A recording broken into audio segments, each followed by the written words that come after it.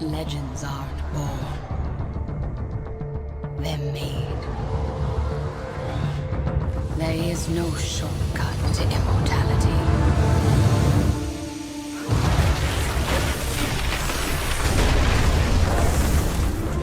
Legends earn their place in history. One fight at a time. Competition is their crucible. Glory, their reward.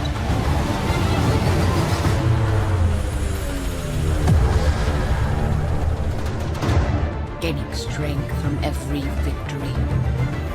Drawing wisdom out of every defeat. No destiny is written, but who will stand up to the test?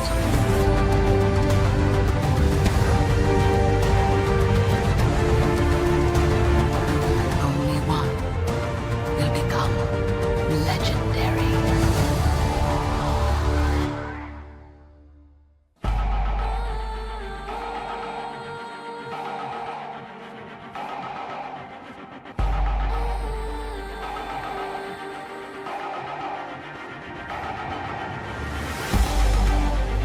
작년에 실패를 이미 맛봤기 때문에 저는 이번에 온 기회가 매우 소중하다고 생각하고 이번에 소중한 기회를 절대 쉽게 놓치지 않을 거예요. 上次世界赛我们是在台湾打的，那次没有打得很好，那希望这次可以在欧洲拿到世界冠军。We can showcase that we are a strong team. The European steamroll that we had was not only a fluke. I want them to see CLG as a team that should be feared. The faithful shall be rewarded.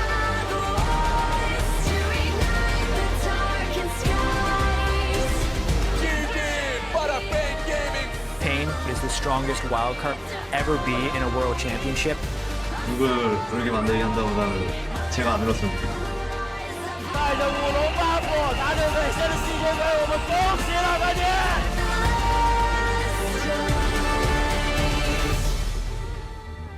Coming from a small country where nobody knew me, to be here right now, it's like a dream come true.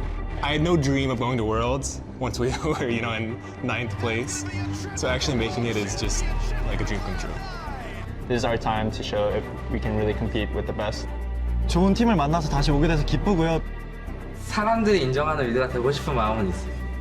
멋있는 동영상 하나 만들었잖아요. 베커랑 할 때. 뭐 이번에는 죽이는 쪽으로 동영상 만들고 싶어요.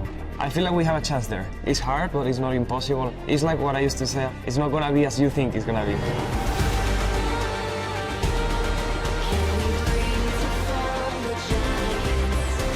所以这次的机会是非常难得，而且也是这次我想要好好表现，让全世界都看到我们。 SKT 아니면 저희가 우승할 것 같아요. 지난번에 MSI 때 저희가 이디즈한테 패배했었는데 그렇기 때문에 더 만나고 싶었던 것도 있는 것 같아요. 이번에는 페이커 선수랑 이지훈 선수만 견제해야 될 게 아니라 오준 선수 견제해야 될 것 같아요.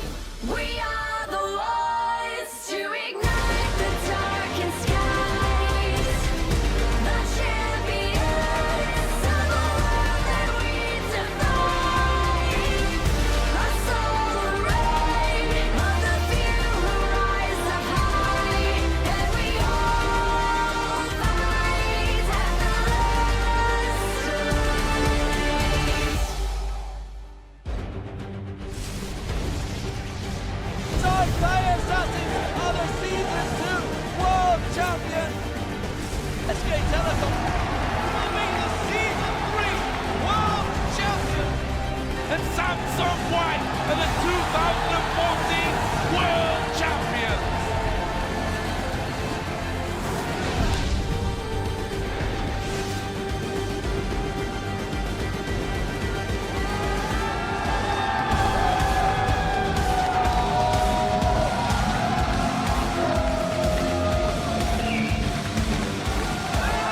Ladies and gentlemen, to opening day of the 2015 League of Legends World Championship. You're getting a look at the packed house from the Dock Pullman in Paris, France, which will play host to our first 2 weeks of action. Now, Fnatic fans lined up outside earlier in the day to see the hometown favorites in action. A lot of energy in that crowd. And of course, we've got some cosplayers joining us to enjoy the day. Project Leona, Pulsefire Ezreal. We've got a Diana in the audience as well as Officer Vi. Here they are, though, Fnatic and their coach Daylor getting ready for the first game of the day, against Invictus Gaming. International wildcard Pain Gaming from Brazil warming up for their match later in the day. And finally, mid-season invitational champions Edward Gaming looking to start strong on the international stage. Now, each team is here to fight for one thing, the Summoners Cup. And of course, since January, teams from all around the world have fought for a chance to compete on the international stage and a shot at glory. Now, the best 16 teams have descended on the City of Lights to continue their quest. Hello, everyone. I'm James Dash Patterson. It's great to have you with us as we kick off this month-long event to crown our world champions. We'll be sending it out to the venue to kick off the opening ceremony in just a few minutes. But first, let's introduce our fully stacked analyst desk. From the North American LCS team Renegades, Alberto Crumbs Rengifo, then Origen shoutcaster, Korean expert, Christopher Monte Cristo Michaels. Sorry, I forgot to let you say hello back. I was just firing through it all. So hello first, well, Crumbs. I'm here to represent, and a 50% chance at least. Got to hold it down. There it is. And Monte Cristo here, of course. Yeah, it's wonderful to be back. Also repping the Renegades. So we got a 50% Renegades desk going. Renegade stack desk here. And finally, from the European LCS's Team Rocket coach, Jacob Yamato-Cannon Mebdi.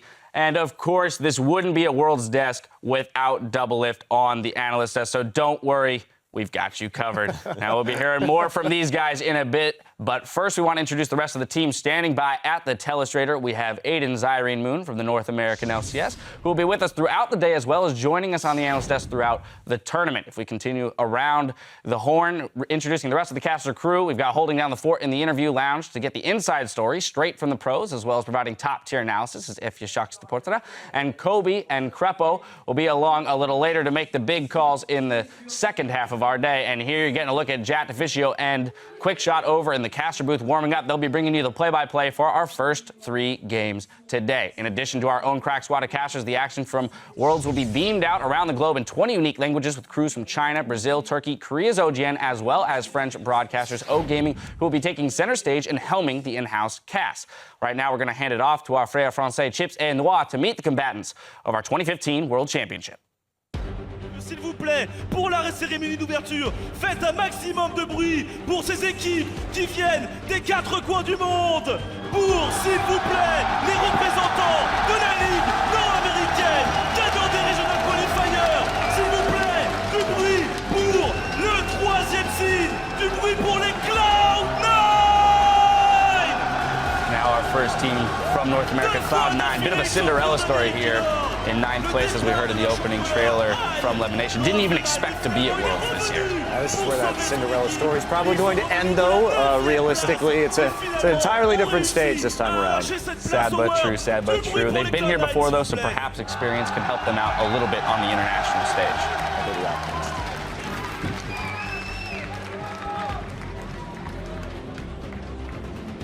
Et maintenant, l'équipe légendaire et la plus populaire d'Amérique du Nord, la seule à avoir disputé les 5 championnats du monde, Team Solomid! All eyes on Bjergsen here in this event, in my opinion. This team has, been consistently criticized as the team that is focused around the mid lane, and this is a stacked tournament when it comes to mid laners. Well, yeah, and I mean, I don't think it's a fault to really focus on your strengths, but they are going to have an otherworldly performance to really crack this extremely difficult group. I'm really excited to see what they bring because of all the teams that have scrimmed against TSM and keep saying these guys are good. Les gagnants du Summer Split, le site 1 de la région nord-américaine, s'il vous plaît, tapez du pied pour les Counter Logic Gaming! Now, I know this team was outspoken after winning at MSG that they wanted to put up the best possible showing here on the international stage. So you know that their minds are focused. They're set on performing well. We'll see if they can execute. Yeah, higher the expectations, harder to fall. It's absolutely true. Hopefully that's not in the back of their minds, though. At least they have xPeke now, so they can really show it all and be glad with their performance, whatever it is, because they know that they didn't play this up. les trois équipes d'Amérique du Nord, s'il vous plaît. Cloud9, TSM, LGD Gaming, qui viennent de l'autre côté de l'Atlantique pour tenter d'arracher la Coupe de l'Invocateur et la victoire finale. Du bruit, s'il vous plaît, encore Paris. There they are, 3 representatives from North America. We'll see if they can do us proud over here in the States. I think CLG will make it to the quarterfinals. I mean, with their group draw, it does seem that they're a pretty big favorite coming into this. There you have it, a little optimism from Monte Cristo on the desk. Just a little realism, you know, that's the difference. Pro League, la LPL, la Chine avec le 3e seed, les quarts de finaliste des Worlds saison 2, Invictus Gaming! Whenever I take a look at the roster of IG, I just have no idea what to expect. That is what I like about them both. Well, what's funny too is in our prep for this entire event, Spawn felt the same way. As a caster of China, never certain what this team is going to pull out, and that could be an advantage here coming into the tournament with a few weeks in the dark here as the patches have changed. Maybe they'll pull something out that no one's seen before. Well, if this team miraculously. Et maintenant, pour leur seconde apparition Worlds, les gagnants du Mid-Season Invitational, Edward Gaming! A lot of eyes on this team as they won the most recent international tournament at MSI, defeating SKT as well, but in a hard-fought 5-game series. And I really am looking at Amazing J. They've taken him and are using him as the starting top laner, at least at the beginning of this tournament. And can he step up in a very top lane stacked event? Et désormais, le seed numéro 1 de la Chine, les champions du Summer Split de la LPL, l'équipe qui a fait tomber Edward Gaming, LGD Gaming! You know, LGD came out of that really fantastic end of the season LPL playoff run. They looked very strong, and especially Imp with just an insane performance going through the bracket stage over in China. So he's going to have to really hard carry here again, but a very dangerous team. I think the important thing about these 3 teams is that throughout the LPL, the competition amongst these 3 is super close. Voilà, LGD Gaming, et on applaudit encore une fois toutes ces équipes représentants de la LPL, s'il vous plaît.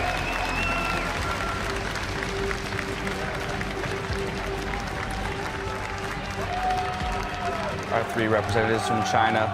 You know, when you look at the top tournament, or teams in the tournament rather, a lot of people have been pointing to this region being the strongest or deepest region of them all coming into the tournament, at least on paper. I would have to agree. Definitely, like overall, I think China is definitely the strongest region. Et maintenant, les représentants des Master Series de League of Legends, les gagnants des finales régionales de la LMS 2015, les Flash Wolves! Flash Wolves, a lot of people, we don't really know what to think about this team right now. We haven't seen LMS in so long that they may have some surprises on these new patches, and it's very difficult to scout these teams just because of the duration of time since their playoffs. I mean, remember, Stake has been in Worlds 3 times already, and the first time as Gamma Bears, was it 3 times? Well, when he was on Gamma Bears, he actually brought out a new pick of the Shyvana top, so this team is good at innovating picks that others haven't seen. Et désormais, pour leur seconde participation consécutive au championnat du monde, AHQ Esports Club! AHQ, a team that had a pretty impressive showing last year at Worlds. As an organization, of course, every time we see AHQ on the international stage, people point to that mid lane. Definitely all the eyes on Wester, especially with the changes in mid lane. The Assassins are heavily favored right now. And Ziv, of course, we have to talk about him because he was the MVP of that season, this last summer season. So he's got a big role to fill in a top lane meta. I was going to say, you talked about the importance of the top lane. You're definitely going to have to look at him as well as Westor. Nous allons passer maintenant aux autres équipes. Il en reste encore tellement. Nous avons tellement de chance d'accueillir tout le monde. S'il vous plaît, pour les équipes de la LMS qui maintenant vont aller se préparer pour leur prochain match de la journée. S'il vous plaît, Paris. What I love about LMS is since they consolidated into their own region right now, it really has helped level up a lot of the teams involved. So they're much more competitive than they were last year, and it's really done, I think, that entire region a world of good. Et les représentants en tant que wildcard venant du circuit de League of Legends brésilien, 2 fois champion du Brésil, s'il vous plaît, les Pan Gaming! There you have it. Probably, arguably the stronger of the 2 wildcard teams in this tournament, fighting for the pride of Brazil here. A team that you do not want to underestimate. Even though Group A is arguably the easiest group out of all of them, you still want to take every game as seriously as possible because being so close, 1 loss to anybody will cost you getting out of groups. Well, it's definitely an argument for this team. The fact that they are in Group A gives them the best opportunity to surprise someone and find their way out of it. Et le deuxième représentant issu des wildcards venant de la Thaïlande pour la première fois participant à ces championnats du monde, les Bangkok Titans. This is the team that might have a bit harder of a time getting through groups as they found themselves going up against the likes of EDG and SKT. I mean, they got dumped in probably the hardest group to actually get out of here, and not only that, but you just look at their play style, they're probably the weakest team in this tournament. So, I mean, it would be an amazing upset, but I don't think it's going to happen.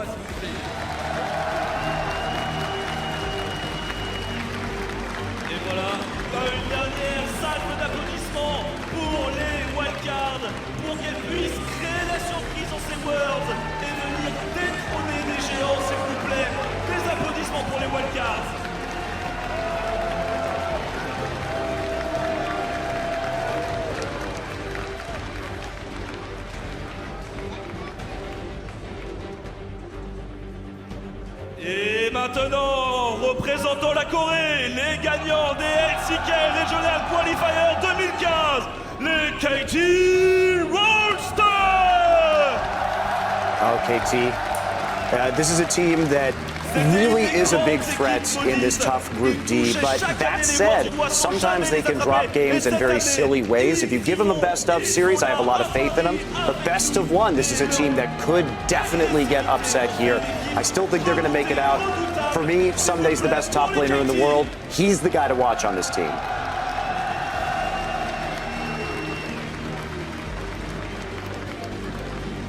Pour leur première fois aux Worlds, le site 2 coréen, les Coup Tigers. I don't think Coup Tigers is not a team you should underestimate. They've been in the past innovators, and this massive patch coming into Worlds is a perfect patch for them, I feel. Yeah, they are definitely going to have tricks up their sleeves. My question is, do they even have to use them in this group before the quarterfinals? Because I think they'll just breeze through Group A.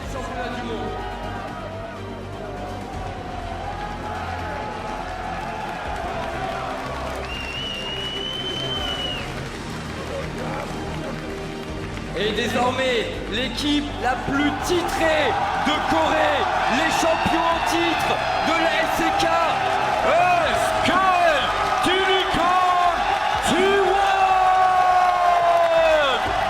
Returning to the stage, your 2013 World Champions, SK Telecom, they have to be out for blood, especially considering their performance at MSI. I'm sure they want to come back and take that title back to Korea. Dash, I can tell you from being around the team, they are mad. I'm cheering for Bengi and Faker, you know, it'd be 2-time world champions if they win this. And everybody mentions Faker, can he win it again? Well, come on, the guy that's helping him out is Bengi this entire time. He's the guy he's the one in the back helping the strings, pulling everything together. I have to add, even though I think China is the strongest region as a whole, I think SKT is the favorite coming into this. I think I agree with that, but there has been some dissension. People taking EDG or LGD, of course. It's going to be a much closer tournament, I think, at the top end this year than it has been in the last 2.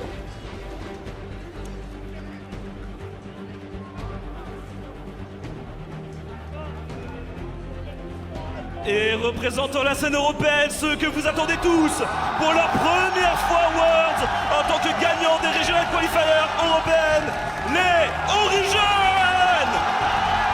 A couple very experienced players on this team, as well as some new ones. Neil's coming in as a rookie into the World Championship here. So a pretty imbalanced team in that regard. I want to see how crazy the fans go for these because all 3 European teams have French players. This is going to be, and we know the French crowds can be very passionate.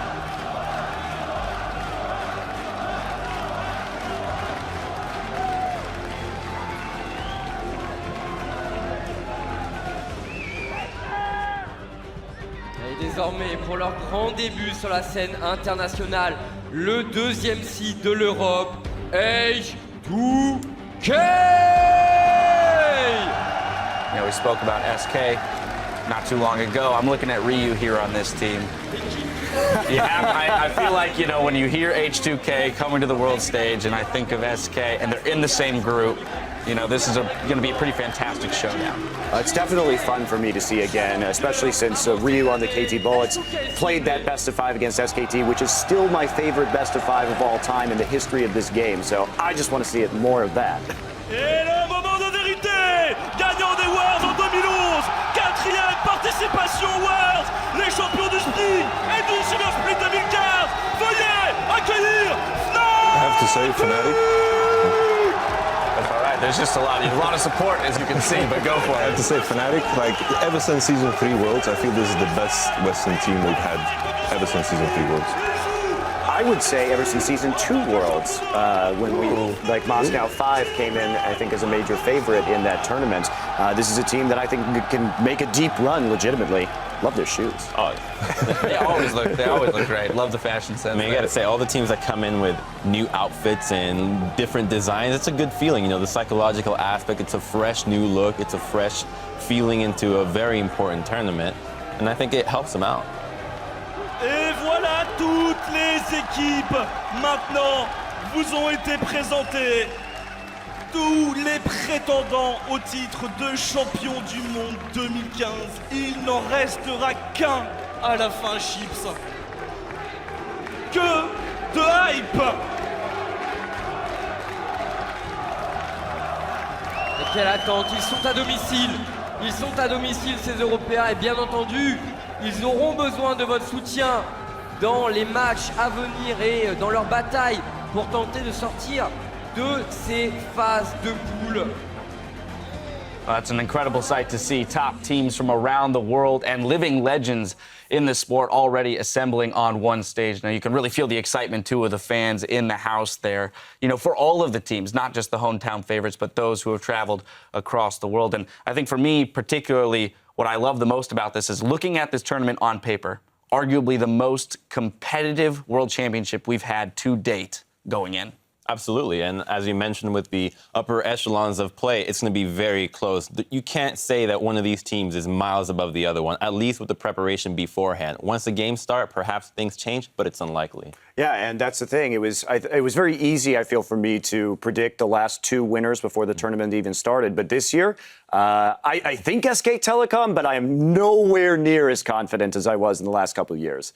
Yeah, I think that's, you know, when we look at this, it's going to make our jobs very fun, right? When we parse through all this information, I know we all did our pick'ems. We'll see how those pan out throughout the tournament. But in general, just, you know, kind of the aura of curiosity that surrounds this tournament and this first day of play, which I think will be so telling on top of the fact that we haven't seen these teams in quite some time. I'm just happy we're guaranteed to have very, very good games no matter what.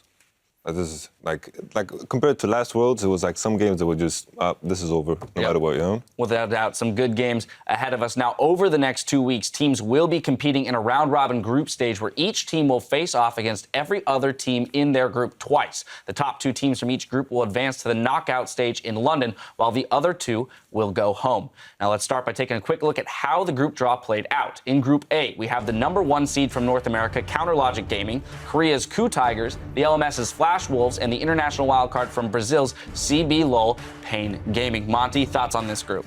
My thoughts on this group should be pretty easy for Coup Tigers to get out. I think CLG can come out of this group too. Of course, I do have some lingering doubts because they didn't get that full boot camp in with xPeke, but even then, the rest of the group relatively weaker, but it's going to be a tight race, I think, for #2, and one loss to Pain or one loss to the Flash Wolves really could just disrupt the entire balance. Well, and Crumbs, you spoke to the possibility that Pain could even find their way out of this group if things fall in the right places. Well, I mean, there's chances of hail in Los Angeles as well, and many things could happen, but yes, there's obviously a possibility for Pain to do well. I'm hoping for it. You know, I want to root for the underdogs, the South American team, I mean. And I want to see that happen, but it is, again, unlikely because of the strength of CLG. Now, moving on to Group B, it's Europe's #1 seed Fnatic, the LPL's Invictus Gaming, the LMS's AHQ Esports Club, and Cloud9 of the North American LCS. Yamato, throwing this one to you. I feel like the two favorites are very obvious, the Fnatic and Invictus Gaming. It's very hard for me to judge who's going to take the first seed, but this group with Cloud9 and AHQ in it, I think we could possibly see some upsets. You don't think AHQ is making a run for the top two? Like, I doubt it. I feel Invictus Gaming and Fnatic are the obvious favorites, but I'm expecting, like, with the fact that there's been such a huge time difference where we haven't seen LMS, I think there's a possibility they can bring up something fresh. Well, especially IG, they're the team that I'm looking at because I feel that I know how strong EDG is and I know how strong LGD is, but IG is a team that has been so inconsistent that it's really hard to get a read on them. Kid and Kitties, they have to replicate their most recent performances if they want to do well, because they typically really haven't been that strong. You know, I think the inconsistency comes from the actual play style that is pretty much stuck within the LPL, that all these teams kind of promote each other to play wild all the time, and I think that's one of the things that leads to it. And I don't think this tournament is really going to bring out that inconsistency out of IG, and they'll probably buckle down a lot better. Let's jump over to Group C, which is going to include Korea's #1 seed, SK Telecom T1, the EU LCS's H2K, China's Edward Gaming, and the international wildcard representing the GPL, the Bangkok Titans. Crumbs? Well, I don't want to be that guy for H2K and Bangkok Titans, but it's really a shame, you know. It's a grim picture. Like, as soon as the groups were drawn, it's like, all right, well, guys, you know, let's make vacation plans in Europe.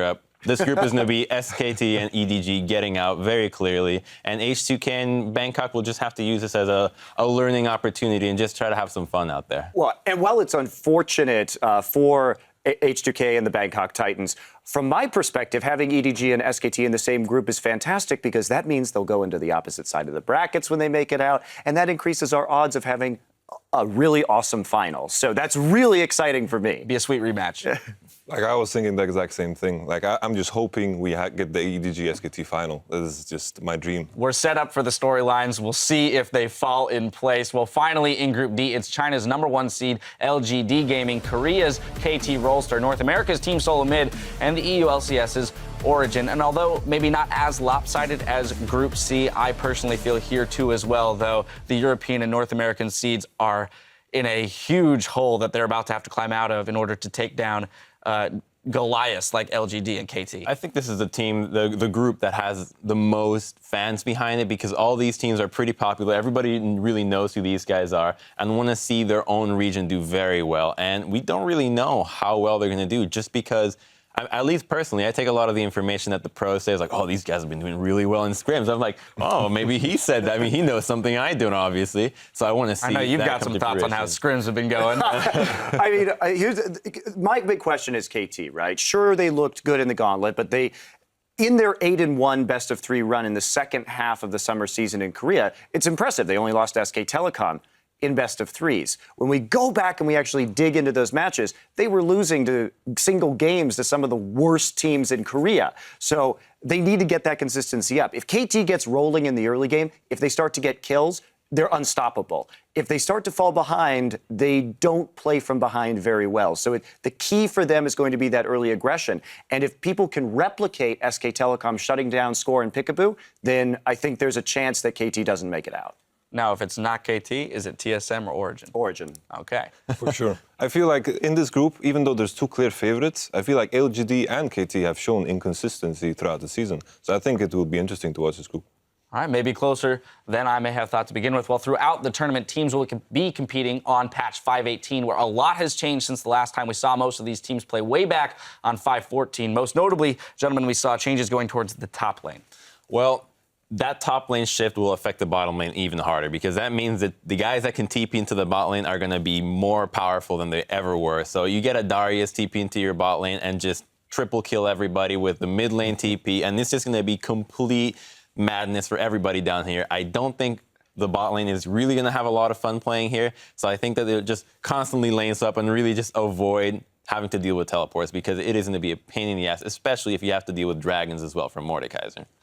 Something else that has gone through a lot of changes is also the mid lane, because throughout the season we've had only Victor and Ozzy going around, but these two champions have been nerfed, and a lot of assassins have been buffed, and I think that's going to have a massive impact on Worlds as well. Well, just the number of mid laners you can run with teleport right now. If you don't lane swap, games are just going to turn into 5v5s very early on in the bottom lane, because there's a whole swath of champions that can run TP out of the mid lane. So I mean, expect some pretty wild skirmishes very early in the game. All of this in mind, when we look at the 16 teams that are going to be here on the world stage, how does all of these changes to the game affect the landscape of League of Legends as we'll see it play out over the next few weeks?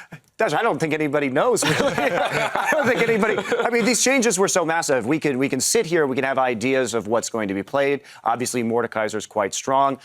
Gangplank and Lulu, because of their nature, being able to be played in both the top and mid lane should be very high priority picks and bans, but I have no clue. I think a cool thing, too, is the itemizations. Like, all the other tournaments, you can kind of expect, okay, this guy's going to build this, now this item follows up. Now you can build pretty much anything you want. We've seen crazy builds even in the earlier patches, and now that 518 has arrived, there's so many new items and different paths and itemizations with crazy champions that we've never seen before. So it's another thing to keep track on, be like, oh, take some notes down, this is what's good. Well, we have no clue. Maybe you at home have a clue. So we're going to look to you in the Twitter sphere. Hit us up at LolEsports and tell us which player and lane will have the biggest impact on 518 and why. Be sure to hashtag Worlds so we can talk over some of your answers on the desk later today. Now, before we head back inside the venue for Game 1, let's check out what we have on the docket with today's schedule. Kicking off the tournament are the hometown favorites, Europe's #1 seed Fnatic versus China's Invictus Gaming. Then Cloud9 will take on AHQ Esports. After that, we'll move over to Group C for a grudge match between the two Zeds, SK Telecom versus H2K, and we'll conclude day 1 in Group A with Brazil's Pain Gaming versus the Coup Tigers. Now let's get your predictions, gentlemen.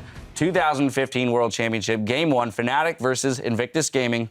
Crumbs, we're starting Fnatic, with you. baby. It's gotta be. These are the guys. I'm hoping these guys can take it somewhere. You know, I'm putting in a little extra love instead of analysis into this. I want them to do well. You know, I want to see a Western team, and the shame that happens is that throughout the entire season, there's always NA versus EU, and then when it happens that the EU team is better, all the people from NA are just like, yeah, we'll cheer for EU now. So you got to get behind those Western teams at Worlds. Monty. You may be surprised, but with equal numbers of Korean players on both of these teams, I actually, I can't just go by my default of who has more Koreans. So it's definitely going to be Fnatic for me as well. I think this team is going to be very, very sharp coming in here. They really buckled down in their boot camp in Korea, I know. And they obviously had a great season in Europe, and they will be a major threat here. I also just think they're more consistent than IG. And I think that Yellowstar and Reckless is a very favorable matchup for Kid and Kitties. For me, it depends on, can Forbidden stay alive in that mid lane? Because that synergy between Kakao and Rookie is extraordinary. So it's not just a math equation this time. There is thought behind it. Next up, Yamato. Well, of course, I'm going to go for Fnatic as well, simply because I like to go for the solid choice. I feel like at this point, IG is like rolling a dice, and but IG doesn't have a 6. That's the problem, you know? All right, well, there you have it. The desk is in unison for Game 1 of the 2015 World Championships. We're going to have to mix things up later in the show, gentlemen, get it more exciting. Well, without further ado, let's send it over to the caster booth to get us into the games. Thank you very much, Dash, and the rest of the analyst desk. My name's Trevor Quickshot Henry. I'm joined by Joshua Jatt Leesman and Mr. Martin DeFicio Linger. That's it. Yeah. We need the title. Guys, we are kicking off the 2015 World Championship with our first match. Fnatic taking on Invictus Gaming shortly. The players on stage getting themselves settled. And we just saw the analyst desk here. 3 guys saying Fnatic was going to win. 18-0 in the summer split here. Only lost 2 games to Origen in the final. Very, very close games overall. And Origen could honestly have won their best out of 5, but Fnatic are here now because they've been so dominant all season long. Yeah, we saw the dominance all season long. We saw the fan reaction when they came out. And honestly, this is the highest expectations that have been on a Western team really since Moscow 5 and CLG EU attended Season 2 World Championship. So there's a lot of pressure on this team and a lot of expectations to fulfill. IG is a hell of a team to have to start against. It is for sure, but people can trust in Fnatic to do proper preparation for a team like IG because the coaching staff behind them, we have Daylor, of course, getting so much praise. We have the manager, Ispa, as well, making sure that players are eating healthy, they're working out, and everything Fnatic as an organization is doing is supporting these players, and they're just making sure that as long as they focus on the game, they should be able to perform at the top level. And that's what you need. That's what the West needed beforehand. We see the same for CLG now with their coach, and they're now the #1 team in North America. Yeah, that support staff is giving them the consistency. Gentlemen, I think it's about time to meet the starting lineup from the European LCS. One of the most hyped top laners. It is, of course, the Hollow Master himself, Huni. Rainover in the jungle, Febiven in the mid lane, Reckless as the AD carry, and the French player for Fnatic and captain, Yellowstar, the support. We saw some glimpses of Daylor there on your screen just behind the players. He is their coach. Their opponents today in Invictus Gaming. They will be on the red side of the Rift. They will be representing the LPL. And they will be starting with Zitai in the top lane, Kakao in the jungle, Rookie in the mid lane. Kid is your AD carry, and then Kitty's their support.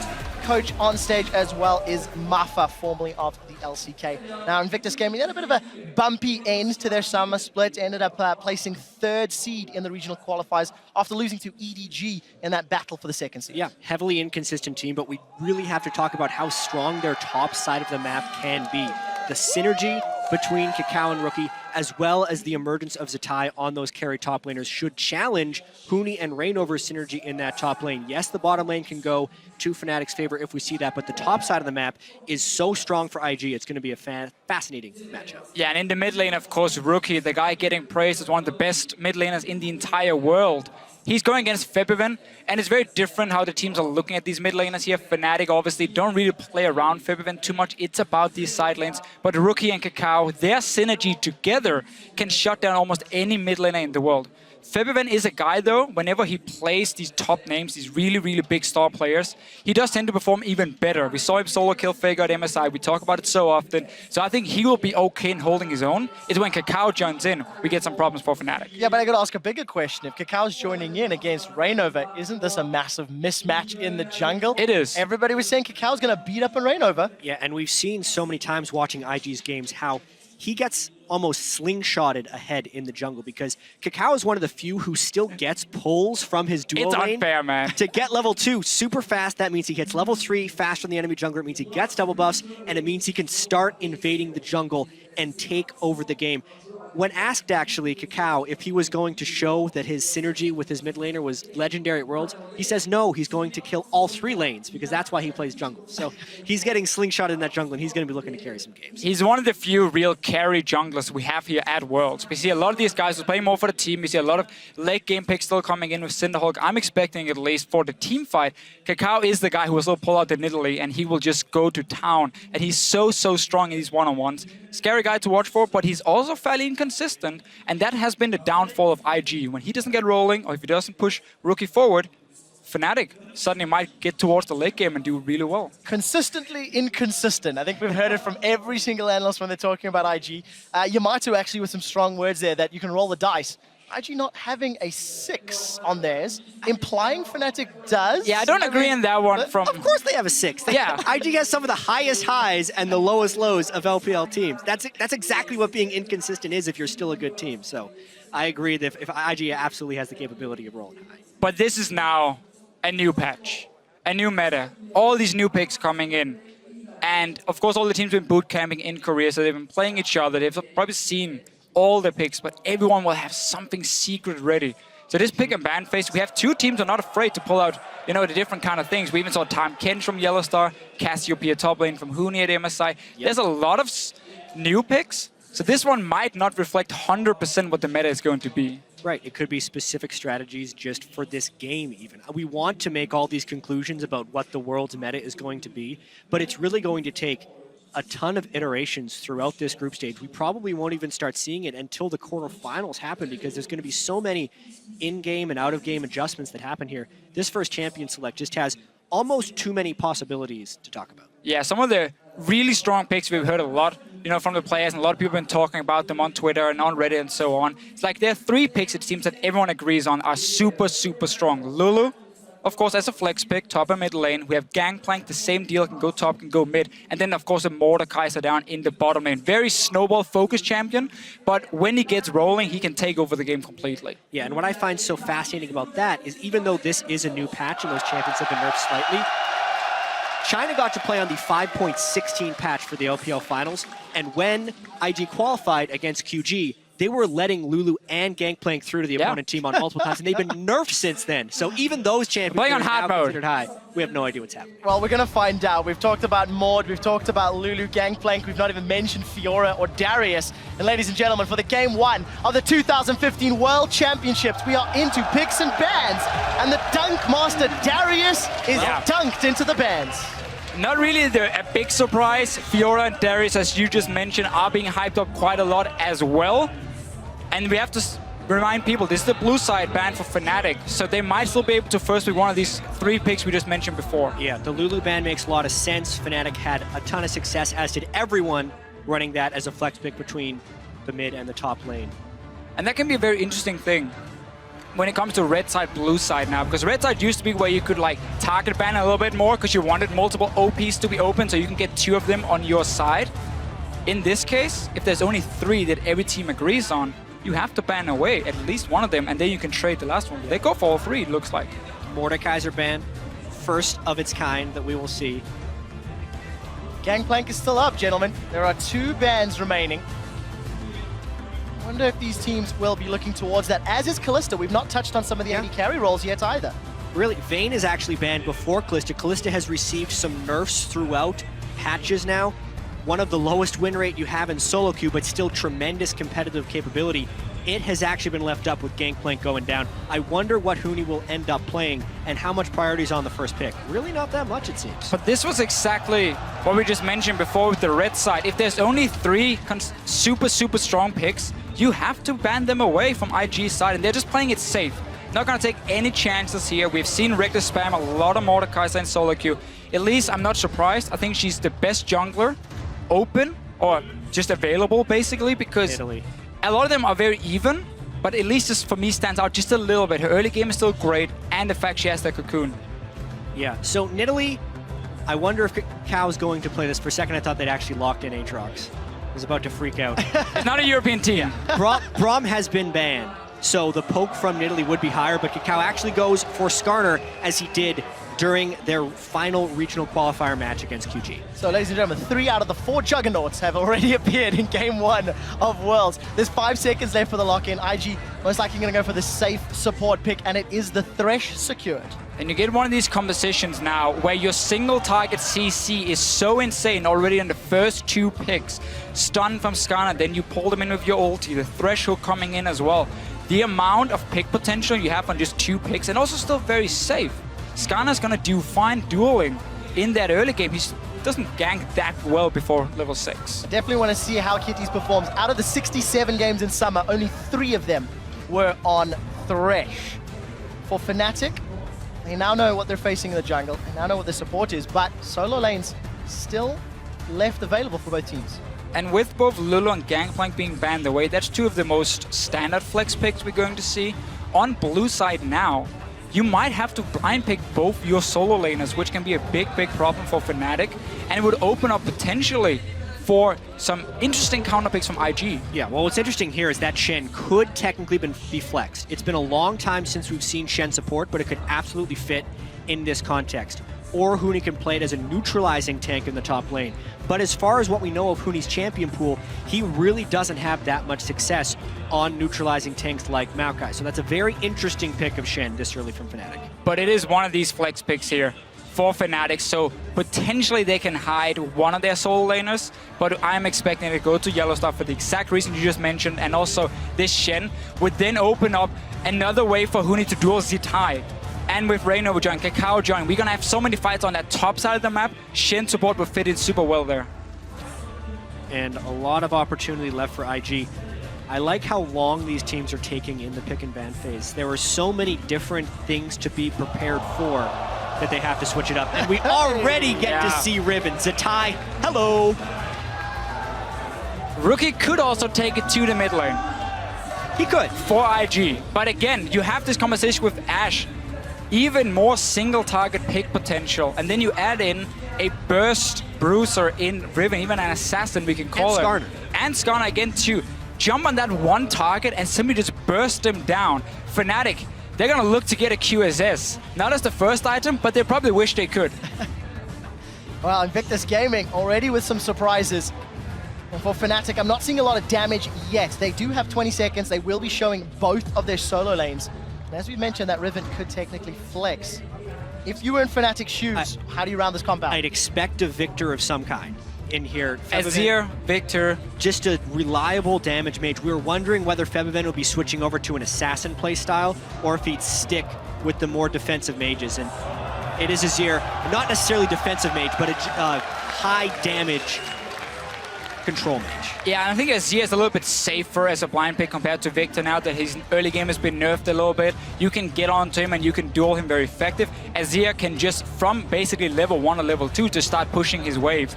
And if he's in a bad matchup, you just push out your lane and you don't look to fight the guy and you farm up to late. So I like that as the blind safe pick for Fnatic, but really being on blue side has been an issue for them because they have to show so many things. Exactly, and with the nerfs to Azir and lower movement speed, as well as the potential rise of Assassins, we were wondering how dangerous it would be to pick Azir early, even though Azir can push up the lane here.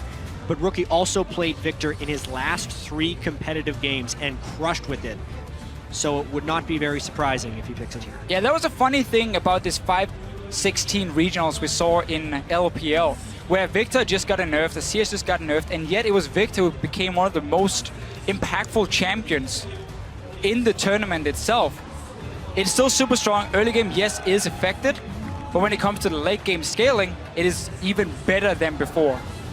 Final champion locked in. There we go, Victor. Once you eventually get to level 18 in outscales, I'm going to be very interested to see how Skarner and Riven will perform.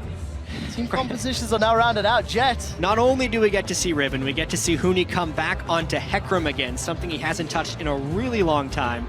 Support Shen. It's really just a throwback competition for Fnatic. It's like we're on the 5-12 patch again with the champions they're playing. I'm just looking at Fnatic here saying, we know you're going to play around that top side of the map with the Riven. We have Shen support, at least strong early game jungler. We have an offensive summoner spell on our top laner. We are ready to take that fight. Whoever wins it might just run away with the game. Both of these teams want to do just that. Two of the most talked about top laners in the World Championships. You can see the coaches on screen, Daylor and Mafa, getting them teams the last little bit of information as we load up onto the Rift. We are, of course, here in Le Dock Pullman in Paris, France. The audience is cheering on their teams, as are everybody watching at home.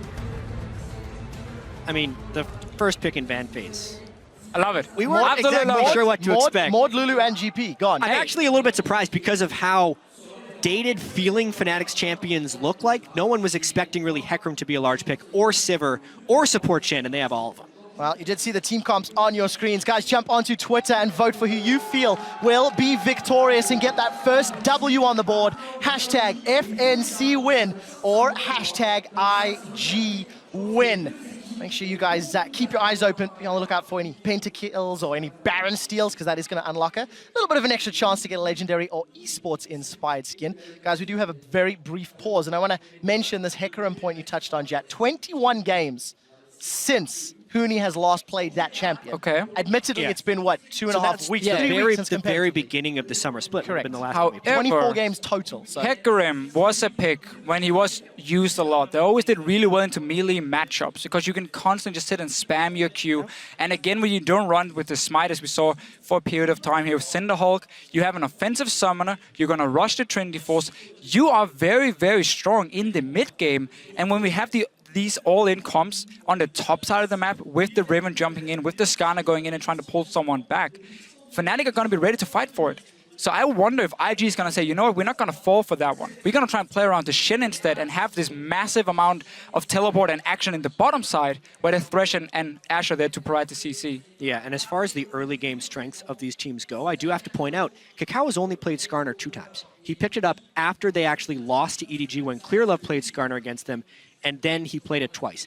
In those games, he completed a Sightstone right after he upgraded the first part of his Hunter's Machete. So incredibly early on in the game, that would be really a Sightstone rush on Skarner, who already needs to farm until 6. So he's actually playing a very weak early game Skarner style that is pretty much all about defensive wards. That actually gives Fnatic a potential window to aggress on the top side, because Kakáo's counter ganks are not that strong to support a Riven who needs a lot of jungle attention. You're 100% going to see Reignover be more active when it comes to ganking in the early game than a pre-level 6 Skarner. Skarner, on the other hand, he often benefits a lot from having lanes that can push, so he can invade into the enemy jungle, contest, of course, a little bit in there. He's dueling pretty well. It's just running to a target pre-level 6 is not very effective. You have to land your E then to connect the stun as well, and that's very difficult for him. So we might see Reignover be very active. We've seen it before, Trevor, in Europe, how Reignover is constantly around Huni in that top lane and try and snowball him, because then eventually Huni would TP to the bottom side, and every single lane is then rolling for Fnatic. It's pretty much Fnatic style. Guys, I do have an update from production. The players are having a little bit of glare on the screens from the stage lights, so while our technicians are tweaking with those settings, we will just keep chatting a little bit more about the matchup. And for Yellowstar to play Shen, it is a champion he's also only played twice, something that Fnatic were in fact punished with when playing against the likes of Origen and H2K, because Fnatic played so much around their top lane, then all of a sudden their opponent Shen would TP up and Huni would go, oh bugger. This time around, they're now trying to channel some of that power themselves, knowing of course that Kakao wants to hold Rookie or Zitai's hand. Yeah, and with Rookie playing Victor, I'm not expecting all the action to be around the middle lane. This is going to be more the farm lane, just try and push each other out, see who can roam first. Often Azir, when he gets the Nashos, he can really push the lane, but then Victor goes back with his E and just instant clears it. Yeah, and only in general, it's a question of what style we're going to see this game. Fnatic actually adopted a somewhat defensive or passive play style in the first 15 to 20 minutes of games over in the European LCS because they were so dominant. They didn't need to take large amounts of risks in the early game, so therefore they started playing more passive. But we'd expect in the month leading up to Worlds, playing against higher and higher caliber teams, that they would have adopted some more aggression. And we're kind of seeing that reflected in their early picks here. The Hecarim and the Elise are two champions that look for very early plays. Yeah, and once again, Fnatic, when it comes to preparation, we know how much work they put into it. So again, they've been watching all these games here from IG, looking at how they play. And I think we can safely say that over 3-4 weeks of boot camping, if Fnatic was still extremely weak in the early game and kept getting punished and losing games for it, they would have changed something. So if they stick to the style we've seen in Europe, it's because they've still been able to play well in late game team fights. The same thing I want to say for IG though, because as a team, while they are so inconsistent and we often talk so much about the early game, Kakao, Zitai, and Rookie, when it comes to late game team fights, I think they are a very strong team. They are in the LPL, fantastic practice, of course, and Kid is a fairly underrated AD carry when it comes to these team fights. I don't think he's ever going to do a whole lot in the laning phase because of Kitties as well, has to kind of hold his hand in the lane. But then in team fights, Kid often plays some of these carries like Vayne and can go crazy. Well, one game wasn't particularly great, but that's, okay, that's fair. So much That's different story. Huni on the Hecarim will be setting his target on Kid. I mean, Ashe, low mobility. If Huni comes in with those TP home guard rushes, that could be a little bit of a problem for him. Assuming Fnatic gets to a good mid-game position. For Fnatic coming up against IG, their team fighting, you've talked about it. How much will this team composition affect their ability to fight? I absolutely love Fnatic's composition in team fights. Right here, you have fantastic engage on the backline, as you mentioned with the Ashe here, low mobility coming in. At the same time, if you look at what IG is running, when you have a Riven, you're never going to look to engage this head on. You want to flank with the Riven at first, so whoever gets that vision control before objectives can be super impactful for both Hecarim and Riven getting into fights. There's also a few different ways IG can initiate. Obviously, the Ashe arrow is that's the main one. Really large part of their initiation, and that allows them to really single out one individual and will basically make it so if the Ashe arrow connects and Kakao goes in, Reckless is required to use his Sivir ultimate just to match the fight, because they'll basically have to run in after whoever is getting pulled in. And I'm actually kind of happy we had the delay here because we did so much prep. We finally got a chance to talk about some of this stuff. We're back in the game. Yes, we are, Jat. Ladies and gentlemen, let's get back onto the Rift for game one of the group stages in the Dock Pullman. The Summoners Cup is etched into the mid lane to remind each and every player what they are competing for and a defensive start across the board. Fabian was the first man in the middle lane. That means he gets the trophy for himself. For now, at least, IG gonna look to take it away from him already. Very defensive start. We see Kid sitting under his tower. This is in case Fnatic invades him on the top side of the map and start deep warding. to spot where they're going, they won't see him when he's hiding here unless they just check all the way over the wall. There are so many different lane swap scenarios, and in all of the LPL games we watched, it felt like the LPL games were the hardest to predict out of all of them. So here, it's Kid alone hiding behind one turret, which would be an indicator that they want to hide Kid up in that lane so that they can't scout where the AD carry is, but it also means that IG doesn't necessarily care if there's a lane swap or not. They're mainly just trying to deny knowledge. And we see right here, none of the teams really invaded in and put down multiple wards, just a ward here on the red buff of IG from Fnatic, trying to see if they can spot Kakao starting on the top side of the map or on the bottom side. And obviously, if you don't see him on this red buff within the next 30, 40 seconds, you know he started on the bottom side, and that's always good information to get. I want to see if IG wants to freeze this top lane, because they are a region, or LPL is a region, where they very often focus on the AD carry experience in these lane swaps. And you can see Kid already up in his top side here, just grouping the minions together and gonna start a freeze for himself. Let's find out how that freeze pays out. Reckless down in the bottom lane. Yellow is going to find something here. Just a little bit late on this invade. This was mainly an invade to check who was starting. He can now ping out Huni that he did a solo start, which actually tells the rest of the team a lot. Nice steal there by Yellowstone. But this is one of these situations where if you do not invade in at level 1 to try and take over a jungle, it's very hard for you to deny anything in the early game. So Huni got his camp, got to back down to the bottom side, and Reckless should be pushing this bottom lane if I know the Fnatic lane swap correct. And that means they're just gonna look to take over the bottom side of the map. But Fnatic at the same time, they didn't invade either. So we saw IG clear away this jungle. Reignover and Huni can only get a grump for themselves. Everything else is cleared. You can see them holding hands in the bottom half of the jungle. Reignover and Huni, that is. Tower is going to be under threat shortly as Reckless continues to shove the wave up. And every time we look middle, Febiven's trying to poke out Rookie. Yeah, this is actually where the lane swap will be made or broken. Kid is freezing in the top lane, whereas the bottom lane for Fnatic is shoving. And Hecarim and Elise are trying to cut off the Thresh and Riven. IG can't do this. This is way too late. They're sending people down. When there's a fast push happening, IG was slow you on this know lane swap. There's gonna be 4 people on the bottom side. They show themselves so late that Fnatic can move in between tier 1 and tier 2 on the bottom side and zone them away, meaning Riven got absolutely nothing, and now they're late to pushing the top tower as well. It can effectively turn into an untradeable turret because the rate at which Fnatic got to push that lane and how they can actually bounce that wave off the turret for Huni to farm means they would be able to rush top before that turret falls. This is very much now IG needing to take advantage of Kid's experience advantage that he will have because they will be down in the global gold race. Yeah, IG won't even be able to touch the top lane tower here. Kid is looking to just maybe shove the wave out and then go back and buy for himself because he has nothing yet. Bot lane tower didn't go down. Bounce mistake properly. Fnatic recall a little bit too early, just got a little bit too eager in getting this lead here. Yeah, that was actually a pretty big mistake there. Huni, if he would have gotten a little bit more damage from one of his allies before they peeled back to the jungle, they could have bounced the previous wave, which would have preempted the Zatai teleport. Now, Fnatic will have to add an extra person to that bottom lane if they want to take the turret. That sliver of health on the turret makes a big difference in the early game.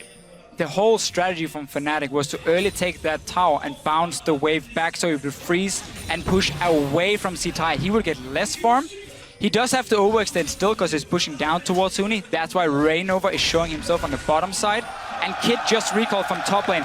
He didn't have enough gold for a pickaxe, so no advantage for Kid yet. Yeah, not only is Reignover showing bottom lane, he's already used a pink ward there to give some more help to Zatai. Down in the bottom lane, Zatai's going in. He's going to use those broken wings, get some damage onto Huni, and Huni's forced to rampage away. Easy victory in the trade for Riven. It's suddenly a problem right here for Fnatic. Because the turret was not killed, Zatai actually got to use some of his advantage. All that time investment that Fnatic put into hitting that turret, IG was using to garner experience for the majority of their team. Hecarim needs to be able to win the melee versus melee duel there, and Zatai could end up getting a lot of farm in this lane. Now, it's not all bad for Fnatic because they got the big wave coming down to Huni. They're even in AD carry experience, or maybe a small advantage for Kid, but not enough to make a difference. You even see Reckless hitting 5, seeing as he has the big wave coming down for Kid. Yeah. So, for now, it is not all bad for Fnatic, but they just lost the chance to get a big advantage. Yeah, and what's interesting here actually is that Reckless has a superior CS score to Kid, despite Kid being left alone in that top lane during all of the early game action. Fnatic actually able to push that in with Sivir, so it is somewhat a trade of lanes. And I quite like Sivir into Ashe, because you can constantly push the wave here, make it fairly difficult for IG then to coordinate a proper gank, and you have the spell shield. So what Ashe would normally do is she's gonna sit fairly passive in the start of the laning phase, hit level 6, arrow someone in the face, and a TP comes in and you have a massive fight already started. Spell shield from Reckless is gonna stop that. Taunt from Yellowstar to dodge out of the arrow makes it very difficult for Kid to set it up. And now he's just gonna get pushed down to his tower over and over. Well, take a look at the trinkets already. Febiven swapped over to that sweeping trinket for fairly early on for the mid lane, and we do see Kakao hovering in this bottom lane.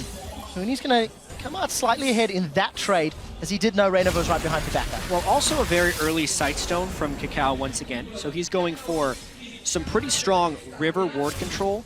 I don't necessarily expect Kakao to get in for some deep wards.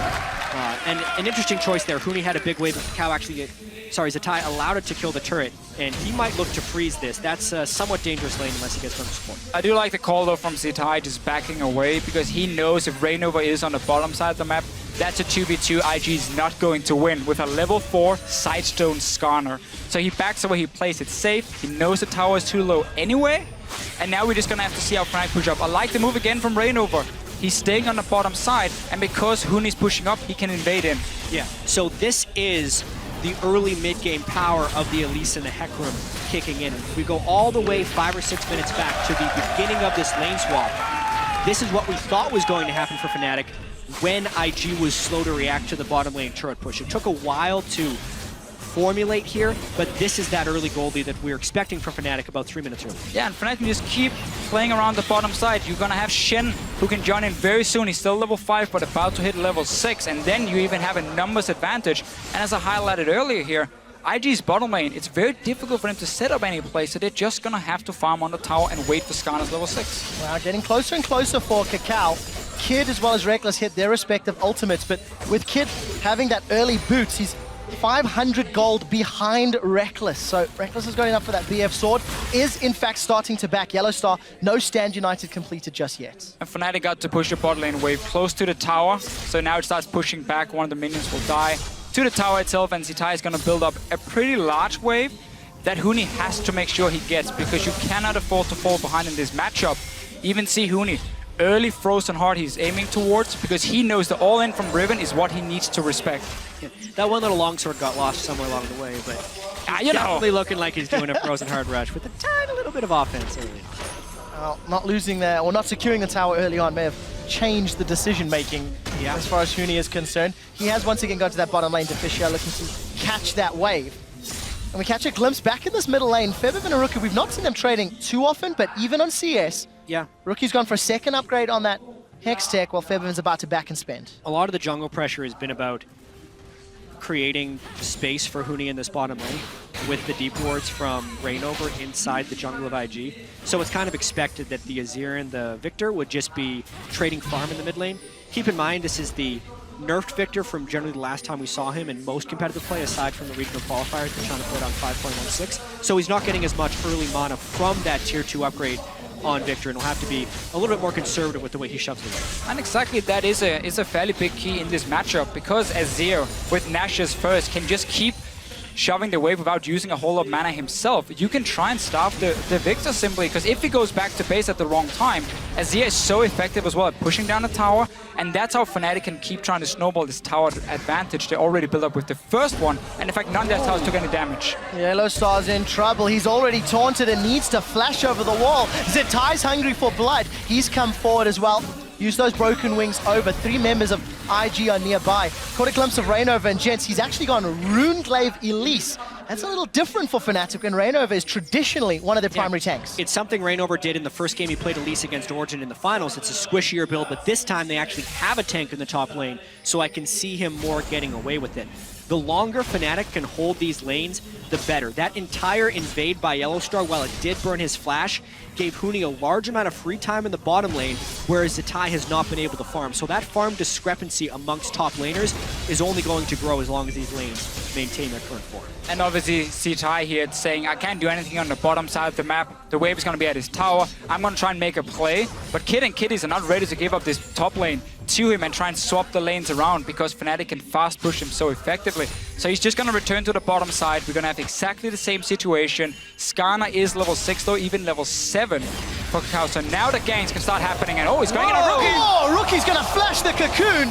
Summon a spell blown at the cost of Reignover's flash. Yeah, even so, Rookie still has cleanse, even if the cocoon would have landed. The shuffle that Fevaben pulled from the mid lane there wasn't quite as clean as he would have liked, but they still do burn one summoner spell. I would like to see Fnatic, though, start using this Shen. Make some plays with Huni. He's fairly strong already. He has some armor if he wants to tower dive. And whenever Riven is stuck on the tower here, you can set up a 3v1. You just need to know where Skarner is on the map. Yeah, and the main thing Fnatic's doing with the Shen ultimate right now is just pushing up the mid lane with the Stand United in their back pocket. They are waiting for Kakao to become relevant. Even though he is level 6, he still hasn't upgraded the Cinderhulk, whereas Reignover's been sitting on his jungle upgrade for quite some time. This entire sector of the map, where because of the positioning of the mid and top laner we expected IG to be strong on, has actually been heavily controlled by Fnatic through champion select, through lane swapping, and through their play. Exactly. And that allows them to get the first dragon, extending the gold lead to 1,600. All of that free time for Huni is just money in the bank. And we did continue to see Fevaben pushing down that mid outer turret. It's been chunked lower and lower every time Rookie backs. And things are not looking to get much better for IG right now because Kid has been forced to go back at some very poor timings for himself. He had got a pickaxe and then a bit of crit the last time. Again, there's no BF sword for him. He's not hitting really a point where he's going to be very strong compared to Reckless, who's building just to fast push waves with early attack speed. Huni's going to continue doing the same. Frozen Heart is completed. They're basically waiting for Kakao to pull the trick on one of the lanes, but it's going to be very difficult for him because he doesn't know where Reignover is on Elise, and he doesn't know if the Shen ulti can just come down instantly and stop this gank from happening. I did see the IG ward near the Grompa Fnatic spotting out Reignover's Elise for the time being. A little bit of information to work with, and look at the bottom lane. Zitai pushing up the tower heavily, but Reignover's focus is on the top half of the map. Yeah, and Zitai's actually taking some pretty heavy risks right now to be pushed up this far because that quadrant of the jungle that Huni has behind him is completely empty as far as IG is concerned. They're looking to make a risky play because IG has kind of lost control of a lot of this. The Vision War is being won by Fnatic, and therefore they're moving down blind, essentially, to where they want to go. Top lane. Preempting the other side! He is on the hunt down the cocoon! Kitties is caught, and he's killed by Reignover! First blood to the Europeans, Fnatic! Fnatic had the pressure on the top side of the map. They push in the tower, and IG once again returned from base to that top side with Kid and Kitties, and there was nothing they could do. Fnatic has the map control, and then you can go for these plays. Not only was it a good play, it was a smart play by Fnatic right there. The play that IG was hoping to set up was essentially the same. They were hoping a 3 or 4 man dive onto the near empty lane, but they didn't have the vision control. Fnatic did. So they made a smart, safe, well-executed play, get first blood, and now a 3,000 gold lead. And it is so key for Fnatic that they managed to make a play on the Shen lane itself. So there's still an ulti ready for Yellowstar, which is stopping the aggression from IG. We see it here. Kitties and Kid return from lane and quickly realize our tower is gone. We're now caught in the middle, and 4 members show up. Nothing they can do once they overextend. Poor call from IG. They get punished. And as I said, Yellowstar still has its ulti ready. Where's Skarner going to go? One unfortunate thing there for Huni is that he did not get a kill nor an assist in that, despite using his teleport. Obviously, Zitai also burned teleport amongst the chaos, and if anything, I expect IG to maybe try and find their fight around the next dragon. A few minutes away. Fnatic has so much vision control. And sight ward for both Reignover and Yellowstar doing a lot of work. Deep vision thanks to their first blood earlier. And Reignover a little bit tankier, got that giant spell completed. We did see a BF sword picked up for Kid, but Fnatic, cool, calm, and collected, slowly, you know, increasing their lead and increasing their advantage. Oh, gentlemen, Yellowstar, he fancies some nice. blood, and he's found Kitties, knocks him into Reckless's hands, and Fevaben will take the second kill. And this is where things just go downhill. As a support, you have no flash, but you're trying to get vision control back on the map, and then you get caught out. You're dead. Your tower now is taking damage. And Fnatic wants more out of this. They're trying to just snowball this game out of control. They knew the flash was down on Kitties, so they got the repeat gank. Because they killed Kitties, they also get pink ward control inside the jungle of IG, and are looking to push down that low mid lane turret. If Fnatic can get the kills, 3 outer turrets to 0, as well as a move on the second dragon, it would be huge. Well, take a look at Huni. He's been caught by the Crystal Arrow. Here comes Kakao. Get over here, he screams. Stand United used to keep Huni alive. Tower is secured in the mid lane as Reckless gets that killing blow. Defensive peel from Fnatic. They're running away. That onslaught of shadows needed to get Huni away. We do see the Sun Disc thrown down for defense, and Febiven will be able to get out. That was close, but they got the tower. Yeah, they got the turret. Huni was trying to make a poke play, and because they'd saved the Stand United and Huni had gone for Frozen Heart for a tankier Hecarim, he was able to escape. So much burned by IG there. The Flash and the Skarner ultimate being burned in that engagement, as well as Ash Arrow, really hurts IG's ability to fight back now. 3 turrets to 0 is not something that is often recovered. I just have to really highlight how valuable this Shen pickup is for Yellowstar as a support against what IG had built. We kept highlighting how much single target CC they had to catch out one guy, and Yellowstar could stop that. And now we see once Kakao gets onto a champion, Yellowstar is there anyway to help, Huni gets out, and more important for Fnatic, all they were waiting for the last 5-6 minutes was just these outer turrets to die. They kept having to push in every single lane. Once the towers went down, now we see them contest all the vision in the jungle, and soon there's no jungle left for Kakao to farm. It's going to belong to Fnatic. So Fnatic stamping authority in game 1 of groups, that 4,000 gold lead thanks to exquisite lane pressure. 30 seconds to Dragon. Chat, you'd mentioned IG may want to fight around it, but they're quite far down if they want to think about it. Yeah, they lost their Summoner Flash on Kakao. Their ultimates will be back around the right time, but they just strictly don't have the vision control. They have lost so much map pressure to how well Fnatic has played these lanes and how timely Fnatic's ganks have been. As soon as IG looks towards this Dragon, Fnatic is hoping to get more picks and a larger snowball. Kakao needs some help.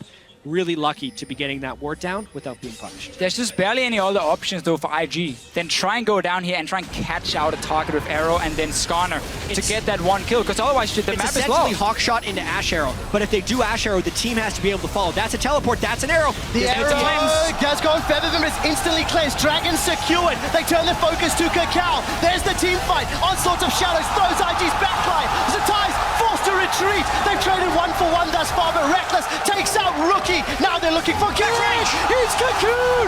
Cocoon is down. Rainover gets another one. It's a 3-for-1 plus Dragon. We talked about it here for IG. They were running out of options. This was never going to be the best one, but they had to do something. We see it right here. You try and catch Febiven. He has a cleanse. Spell shield on the Sivir. It is impossible for Kid to find the right target, and Fnatic, they take another fight. And what's most impressive about Fnatic's 6,000 gold lead here at 19 minutes is the fact that they didn't have to take large risks in order to acquire this. They have just been playing the lane swap game extremely cleanly. They are ganking with vision control, and they are forcing IG into unfavorable, low percentage plays. We were wondering if Fnatic would have to adopt a higher risk play style against these better teams at Worlds. So far, no, they're just playing amazing. And notice here, Febiven with the cleanse, doesn't care about the arrow, and now IG's composition, there's no real front line. Kakao is too squishy. Zitai and Kiddies are trying to be that front line for Rookie and Kid, but they die too fast and have to back out. Specifically, IG built themselves a pick composition that relies on teleport plays. The pick didn't work because they were 5-man brawling into a fight that Fnatic has set up with a zone control mage in Azir. That was almost never going to be a one fight for IG because the setup was not even close to where it needed to be. And we're not even at the point yet where Fnatic can get a QSS. And simply say also Skarner ulti, we don't even care about that on our carries, because right now for Fnatic, they can split up in 1-3-1 setups. You normally don't want to do that against an Ashe because she can just arrow out of vision, catch one guy, and then break this split push. But because again you have the Sivir, you have the Shen ulti, you have Cleanse on Febiven, nothing really hurts them from what Ashe can do to engage. And that is the main engage from IG, other than a flash ulti from Kakao. As we've crested the 20-minute mark, Fnatic are quite infamous for their 20 to 25-minute Baron secures. There's already a pink ward in the pit. And we've talked about the 1-3-1. Another option for Fnatic, play the Baron bait game.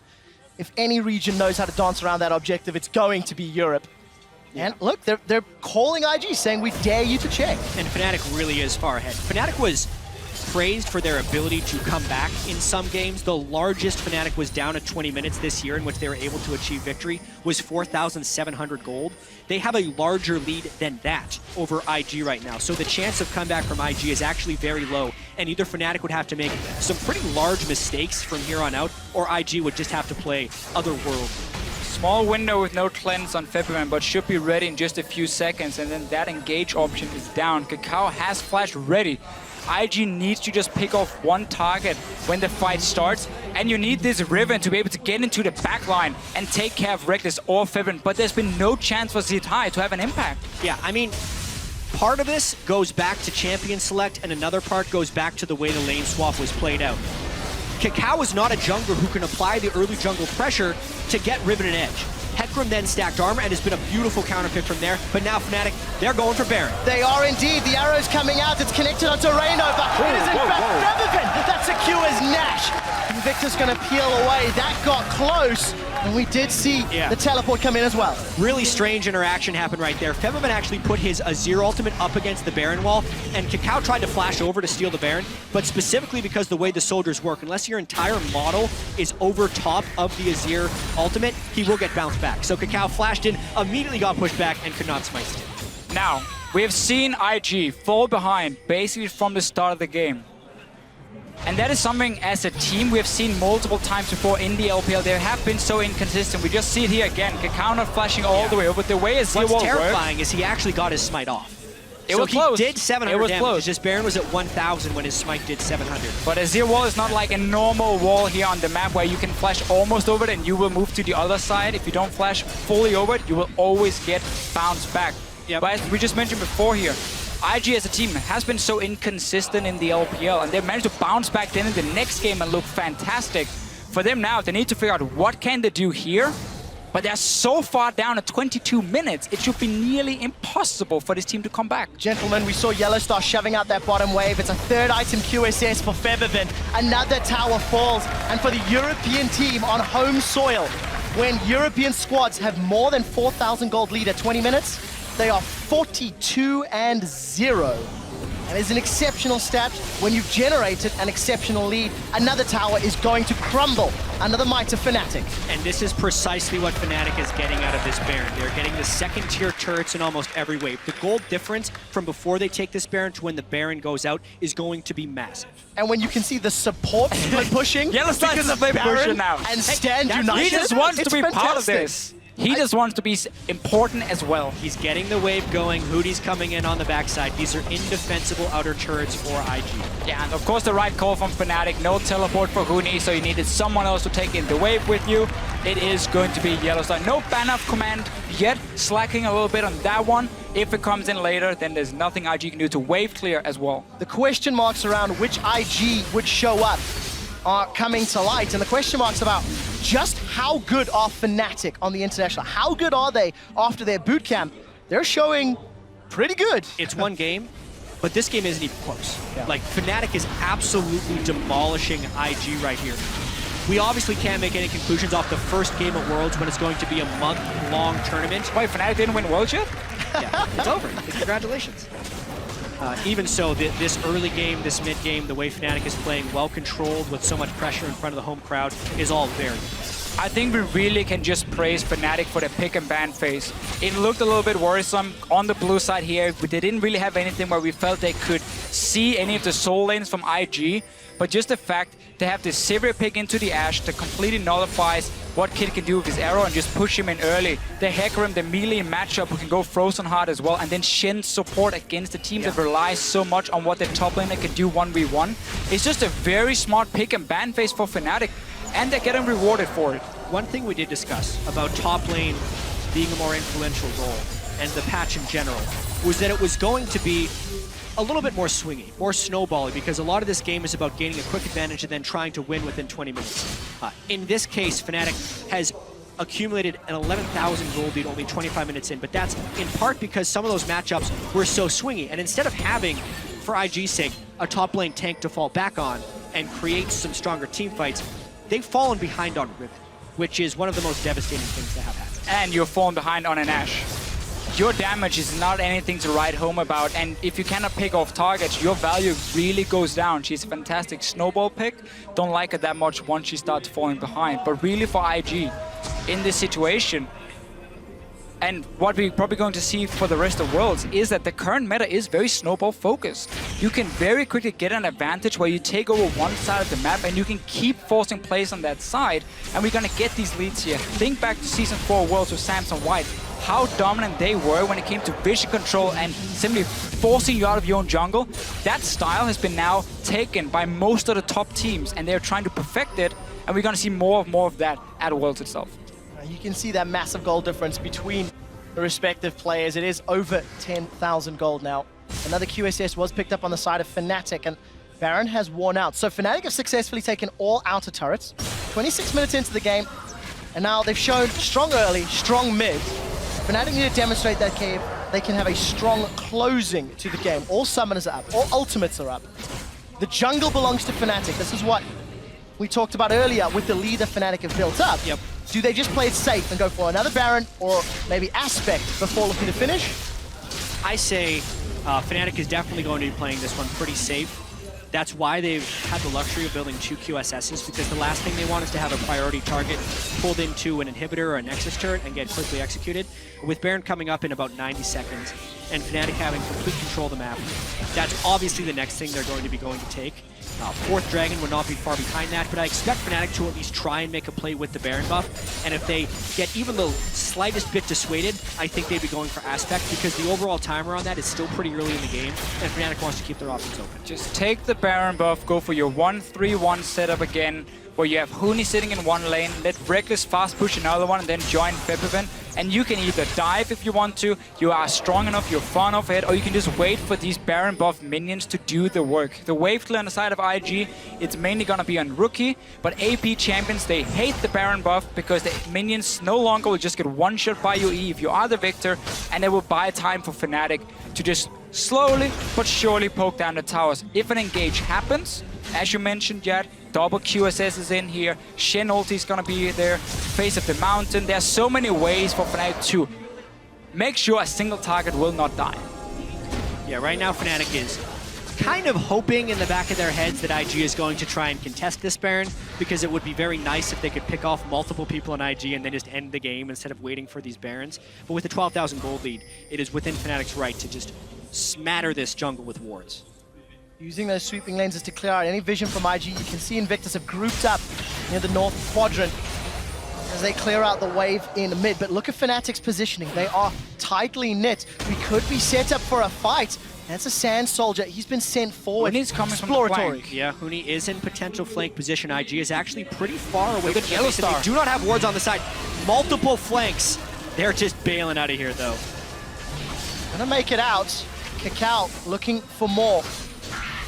Gonna have access to that Spire just yet. Yellow Star and Reignover backs away. Gonna use the dash to dodge the death sentence. Everybody's postured very aggressively. Crystal Spire secured for Kakao Skarner. Where is Huni? Mid lane. Let's see if we can find a flanking opportunity. No home guards from either top lane, so we're not gonna see that insane flank coming in from Huni or Zitai, but both teams, they know this next fight will be the fight deciding the game. If IG can manage to win it, they will be able to stall the game. If Fnatic takes it, they should be able to push and open up the base completely. They're starting the Baron. No reason to risk Kakao flashing in and stealing it. Fibber needs to be on point with his ulti if they want to go for somewhat this. of a dangerous Baron start, but here's the teleport from Huni. He has flank. He's found Zitai. The onslaught slows him down. Reckless has got one. Reignover flashes over the wall. He's looking for kitties. That's a defensive flash. Emperor's Divide will not pin Kakao to the wall. It's a battle on 3 fronts, and it's a battle that Fnatic is winning. That's a triple kill for Reckless. There's 2 more targets in his sight. He's looking for more. Here's the tower dive. Huni is chasing Kid down. A flash away. The ricochet. It's bouncing. It's spinning. Reckless, can he get more? Boomerang's not there. Huni and Reckless are inside the base of IG. Fnatic chase so far, and the minion wave is there. That's an inhibitor down, but they're playing the long game. They get the inhibitor and the one fight. Everything counts for Fnatic. They get the kills. They get a Zhonya's as well from Febiven. Showing off a little bit. Can go back. That's a surrender from IG. They know the game was over. Invictus Gaming surrender, and the hometown heroes strike first blood at the 2015 World Championships. Fnatic had a goal lead since 2 minutes into the game. They had a better lane swap. IG were very greedy with the way they moved Zitai around. He got denied. And this conversation from Fnatic had all the answers versus the pick comp from IG. Yeah, and this is a statement game for Fnatic. They made it to 5 games against SK Telecom and MSI. They went undefeated in the regular season, but then they dropped 2 games to Origen in their finals. And a lot of people are wondering how they would be able to stand up to these expectations. Well, early read on it is very, very well. We started the spring split looking at Europe and saying we just crashed and burned at Season 4 Worlds. We didn't make it out of groups at all. We had a long way to become a competitive region again. Fnatic shows up with Yellowstein, 4 new guys. They look good in the spring split, not fantastic, but good. Win it, go to MSI, 5 games against MSI. We started believing this team had potential. Well, 18-0, 18-0 in the summer split, win the whole thing, and now we suddenly trust in Fnatic. We believe that Fnatic can be a team that can take at least the group. I'm not gonna go further than that. Well, the whole town and crowd here in Europe is definitely rooting for Fnatic. And Jat, I distinctly remember Jat22 on Fnatic mentioning how they, in their victories, they didn't show the greatest of elation. They lost it after seeing the surrender votes. Well, specifically being in front of this crowd as well. To start the World Championship against the other favorite in the group and to beat them so decisively has to be a fantastic sense of accomplishment. The challenge now for Fnatic will be to not let up, because this was the first of their 6 group stage games, which would lead to even more games at Worlds if they continue to succeed. And IG has been here before, where they lose a game and they know how to bounce back again. We keep talking about how they've been inconsistent. They are a fantastic team. This composition didn't really seem to fit them, or at least give them a lot of openings to make plays. With the Skarner from Kakao, he had no impact. I'm sure they will bounce back and they will still be one of the favorites to make it out of groups. And of course, talking about the word bouncing, we're gonna have to keep our eye on the lane swap scenarios. There's so much talk about how each region lane swaps and how you need to adapt to your opponent's lane swaps. It felt like Fnatic just had a much better read from early, despite that little misstep on the first tower. It was a minor misstep even at the end of the day, because they didn't lose the top lane despite Kid freezing it for so long. And then Hootie did get a small amount of jungle pressure from Reignover and could easily take the turret over. So honestly, IG was very slow at keeping up with that lane swap. And the instant they tried to push down, it was just maybe 2 full steps behind where Fnatic was as far as the decision tree that you have to go down in a complex lane swap. Fnatic crushed it. They did, and that's what gives you such a big lead. And when you play champions like Riven, you can never afford to fall behind. You have to snowball from it, and that's basically what IG didn't manage to do. Now, if we step back just a little bit, and we go back to picks and bans, Mord, Lulu, GP. We're going all the way back to bans? Like, I just, Darius, like all of the question marks we had as far as champions are concerned, if they're banned, I'm very interested to see how the rest of these teams play and the rest of the pick ban priority happens. Well, specifically, I think the flaw from IG's team composition here was pairing Riven with a low early pressure jungler. And Fnatic jumped all over top of that. They already had the Elise when the Skarner was locked in, and they're just like, okay, well, out melee versus melee, you one of the swingiest top laners in the game in Hecarim, and they had superior jungle pressure. So that was just a really good outdraft in that specific instance by Fnatic. We saw more standard picks, though, I want to say, compared to what I expected, because Fnatic and IG are teams where they have pulled out some crazy stuff in the past, at least. We've seen a lot of weird picks. We didn't get to see that right here. I mean, this is what I expect to see more of, like these kind of picks in here, especially the bans as well, with the 3-1 you mentioned, Mordekaiser, Lulu, and Gangplank, and Darius coming in from Fnatic. So we didn't get to see the big surprise yet, but there's a lot more games today. Yeah, there really is. There's a lot more games throughout the entire group stage. I want to see just exactly how the rest of them pan out. We will be getting an interview ready for you guys shortly, but I think we actually are in fact ready. So let's head over to Shox, where we can chat to a few members of the victorious Fnatic. Thank you so much, guys, as I am joined here by Huni and Yellowstar after that fantastic victory of Fnatic in the very first game of the group stage over IG. Well, you guys had the fan support at the beginning. You have it even more now. Let's talk about the game a little bit first. Picks and bans, which were quite unexpected maybe coming out of the side of IG. How do you think you handled it? What was the hardest thing to deal with? I think they have a particular style where the bot lane is really passive, and then they usually do plays around the top lane. So we try to shut him down as much as we can, and our coach Taylor is preparing the draft. And then you guys got into the game, did very well early. Huni, you ended up in the lane against Izitai, against Riven as Hecarim. How did that go? Because in the beginning, it looked kind of rough for you. Just goal was for me, just I'm not dying, and then to hold just Riven, because Riven is really a strong lane phase champion. And then actually, Hecarim is into Riven, the champion can hold, and just he doesn't die, and then I'm just farming. That was my job. And I did it. You did it very well, and again, you guys snowballed the game from there. What was the moment that you realized, okay, we got this game, guys, we just don't give it out of our hands, we have it? Yeah, he didn't want to say it, but he said that he was a better Riven, so he was a bit shy, you know? Throwing him under the bus a little bit, but maybe something we get to see further on in the group stage as well. This was only the first game, but it was very, very convincing. And you know how high the expectations are on the shoulders of you two, and as Fnatic coming out of Europe. How does your mindset change now? What do you have to be careful of after such a convincing victory in the first game? As the regular season, we don't want to think about further games. So we just take one by one.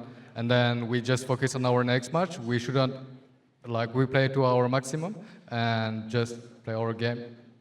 Huni, you've said before you want to show that you is better than Ane, that you're the best top laner in the world. For you, you've said a lot coming into this World Championship. How do you feel about this first game and what you can show in the rest of the tournament? Well, it was just first game, and then it was just group stage game. So, and I did just well, and I didn't carry alone. So. I'm not yet the best top laner in the world, so I will prove.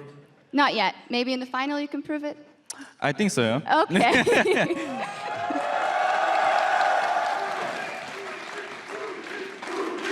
Well, they already think so. Finalement, Yellow Star, gagner ici, c'est très spécial, j'imagine, pour vous. Est-ce que vous voulez dire quelque chose à la fin ici?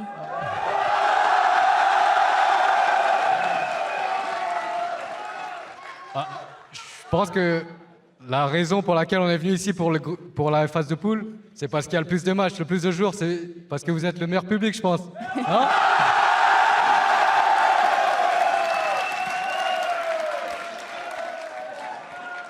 En tout cas, depuis la création de Fnatic, j'ai envie de vous remercier, plus particulièrement au public français, parce que vous étiez beaucoup à y croire, à nous soutenir et m'envoyer beaucoup de messages de soutien. Et j'ai envie de vous dire merci encore une fois. Et c'est grâce à vous. Well, a lot of nice words from Yellow Star for the fans, thanking them and saying that they are one of the best crowds in the world, if not the best, and to thank them for their support to Fnatic throughout the years. Well, thank you guys very much. What a fantastic start to the tournament for Fnatic. And as for us, we're going to go back over to the guys at the desk. Thank you, Shaks. I mean, what an extraordinarily convincing win there for Fnatic right out the gate. Has to make them feel good about at least their chances in this group, securing the first seed above the second and really setting themselves up well for the quarterfinals. I like what Yellow Star was saying about the draft, that they really wanted to shut down the top lane. So by taking the Shen support is another pick that really hinders the aggression from the top lane. So Riven could never really all in that Hecarim pick, and they played a style where they just pushed all three lanes. So the Azir can push Invictus 24/7. Sivir with Shen just pushes nonstop. Same with the Hecarim, and you just have Elise running around doing whatever they want, and you don't even need to spend that much money on warding because you know where the jungler is because you have that Elise just going everywhere. So it's a very methodical, super simple game. Well, in reference to the pick ban, earlier we asked which lanes you guys at home thought would have the biggest impact on 518, and at CustardCream86 tweeted all these changes to the mid lane and mid laners, and the mid laners in general, and we still see Azir and Victor, gentlemen.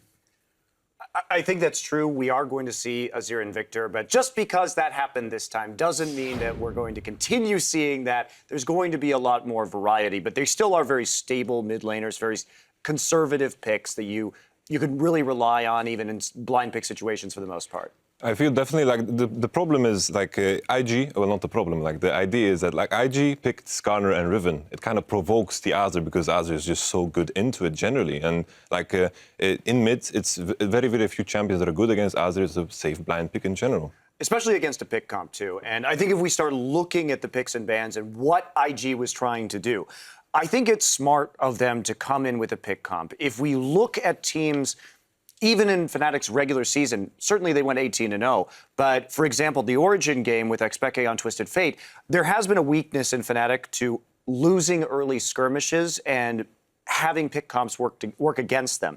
Now, in this particular situation, running an Ashe and running the Skarner for hard single-target engage with the Thresh 2, then you have the Victor and the Riven for burst damage. So the Azir is a great pick because you can deny the initiation or just reset the team fight. So it does work well here. And then that forces the Riven to have some fancy teleport flank angles and other things like this. The problem, though, with IG is that if you run a pick comp like this, you have to get to Dragon first. You need to get the Skarner Crystal down. You need to have priority on that objective and make sure there's no vision so you can set up the engage. Because if you don't get that, you're not going to win that 5v5. I wouldn't even think it's just the Dragon. The laning phase in general was such a problem because I think with picks like that, you have to play so aggressive. You need to be the one that is pushing the enemy into their towers, and then you allow the jungler to do his thing. Kakao was farming the entire time. He got a Sightstone early. That is not the way you want to go about fighting a lot and fighting early. I want to get Yamato in here. What do you pinpoint as the failure for IG? I feel like the biggest problem with IG, I feel in the first rotation, they pick Skarner. Skarner is a champion that has so obvious weaknesses. And as Jad mentioned before, IG likes to play around their top lane. The first pick, Fnatic, like the Elise first pick was very, very good because it almost guarantees them to get the stronger 2v2 matchup. And with that in mind, the Skarner is a farm jungler, very weak against Elise in general, and has very, very obvious weaknesses in the shape of Azir. All right, well, we saw, again, a very convincing win out of Fnatic here. Last thing I want to hit is just the importance of having won this first game, but also in such convincing fashion when we look towards 5 more best-of-1s to close out this group stage. You know, it is important, and I think they played the lane swap situation very well, but at the same time, you can get the momentum off of that win, but if I'm Fnatic, there's not really a lot of takeaway from that game because so much of that was IG absolutely messing up the lane swap and giving them an insane pressure and a very good farm advantage. So it's kind of business as usual for Fnatic. Exactly. I wouldn't get too hyped up about it. Well, it was a quick start for the World Championship here with a win going over to Fnatic. Now we need to step away as Cloud9 and AHQ take to the stage, but don't go anywhere. We'll be back with a look into that matchup when we return. Welcome back, everyone. Now, before we jump into our next match, we want to tell you about something that is new to Worlds this year. Players can directly support their favorite teams by picking up Worlds team icons. With a team icon equipped during the month of Worlds, you can display a special in-game emote for your team. Now, after patch 5.21, the emotes will retire as we clean up the confetti, but the icons will stick around. Now, of course, let's jump into our next Rumble on the Rift between North America's Cloud9 and AHQ Esports. I want to start by looking at AHQ, who were the first team to qualify for Worlds by winning the 2015 LMS Summer Split back in July, going 28-3. So, rather commanding there. Historically, people have pointed to Westor, though, as the player to watch when we get to international play. Is that going to hold true coming into this year? That's the big question, right? I don't think this is... The meta is going to be good for Westor, but at the same time, when he plays these champions like Ahri, like Diana, like Fizz, these are going to be picks that will be popular at the World Championship this year, and he does his thing. He likes to roam very extensively, but he hasn't really been the big star player on this team, and I think Incarnation definitely has a chance to win this lane and do well. I feel definitely like when we speak of Incarnation, like throughout this split and this season in general, he's been playing all these safe picks like Victor and Azir, but he was first and foremost famous for playing those assassins back in Season 4 in solo queue, so I'm expecting this meta to also favor him. Question of whether or not they can adjust to that, to those picks in the mid lane. Crumbs, what about you? What's most important here looking into this matchup? Well, this should be a really explosive game because from the statistics, AHQ has actually a team that gets a lot of good early game leads. So at 10 minutes, they usually have a pretty nice lead. But the interesting thing is, when it reaches to 20 minutes, their lead almost always just balloons out of control. So they are a team that really knows how to snowball a game if they get the lead. Now, the troubling thing for Cloud9 is that in their gauntlet run, they fell behind in 8 out of the 14 games. So if they give a lead to... That's at 10 minutes, correct? Yeah, at 10 minutes. So if they fall behind in that early game, they're very likely to lose a game, especially considering that they lost every first and second game except for the finals, in which this is a best of one. It's a group stage best of one. You don't get a redo to make it out of groups. And in this particular matchup, too, HQ, they like to fight early, right? And there's not going to be any Devour Shyvana stacking shenanigans, because if you try and do that against HQ, they're just going to kick your ass in the early game and your jungler's never going to be relevant. This is where High needs to really step up, right? And there's a mismatch in the top lane too with the Ziv and Balls issue. I think Ziv is an outstanding mid laner. Balls has been having his troubles, and they got to show more in the early game for sure. I feel like what I'm looking at when I think of HQ, they play this gamble. There's almost zero consistency in how they play. They always gamble. And I feel like this type of play style is good against the worst teams. As an LMS, they don't really have any, there's only the top two teams. And against Cloud9, I feel it's perfect because they are a bad team. All right, well, they are a bad team, and that's how it is right now. And you can say, okay, they went through the gauntlet, but at the same time, that was not a challenging gauntlet. I mean, the teams that were in that gauntlet had absolutely fallen apart by that point, and it was basically just Cloud9 picking up the pieces. So with this consideration in mind, with the consideration that they aren't a very strong team coming into Worlds, what do we have to look to? What's that thing, that piece of hope that we can cling to going into this matchup? Where does C9 win it, if not for the Devourer Shyvana jungle? Laning phase. It's got to be the laning phase. I think it's High's shot calling. The shot calling. I feel Sneaky and Incarnation have had good individual performances. Karma Draven. What? Karma Draven win lane. Win lane, win game. And I say C9's a bad team, but I will never discount High's ability to come up with a creative solution to win a game. He is a fantastic shot caller. He's great in that role, and he can turn things around in a late game in a way that very few players can. All right, well, we've seen some impressive shot calling from him in the past on the international stage. I have a feeling I know where this is going to go, but I'm going to go down the line and get your predictions nonetheless. This time around, we're going to start with Yamato. I think Cloud9 will go 0-6 in their group. So you're predicting the entire group to begin today. He's not just doing game one. All his predictions for Cloud9. That'll be filled in the rest of group stages. Now, I'm hoping that in this long break, because High was plugged into Cloud9 and had to change this role very quickly. Now he's had a few weeks to really level up. So I'm hoping that we're going to see something new, and High has really evolved as a jungler. That said, I don't think that's a realistic expectation, so I'm going to take AHQ here too. We've gotten ourselves a little out of order. Crumbs, though, I'm assuming you're going with AHQ as well here.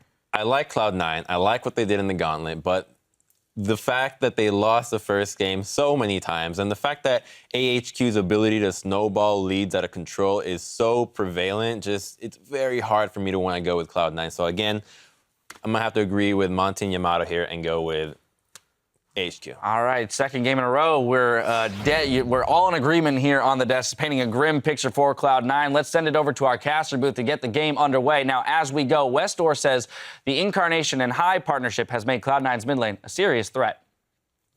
他比较不同，他是刺客也会，然后那个维克特也会。那我觉得他也是很厉害的中路。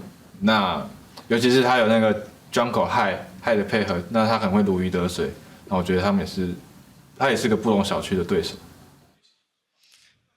Well, we'll find out how much attention AHQ will pay that mid lane. Before we get to the game, let's take a look at the starting lineups for this match. On the blue side, it is, of course, the North American Cloud9, Balls, High, Incarnation, Sneaky, Lemonation, and their coach is Bubadub. And on the red side, we have HQ Esport from the LMS. Ziv is in the top lane.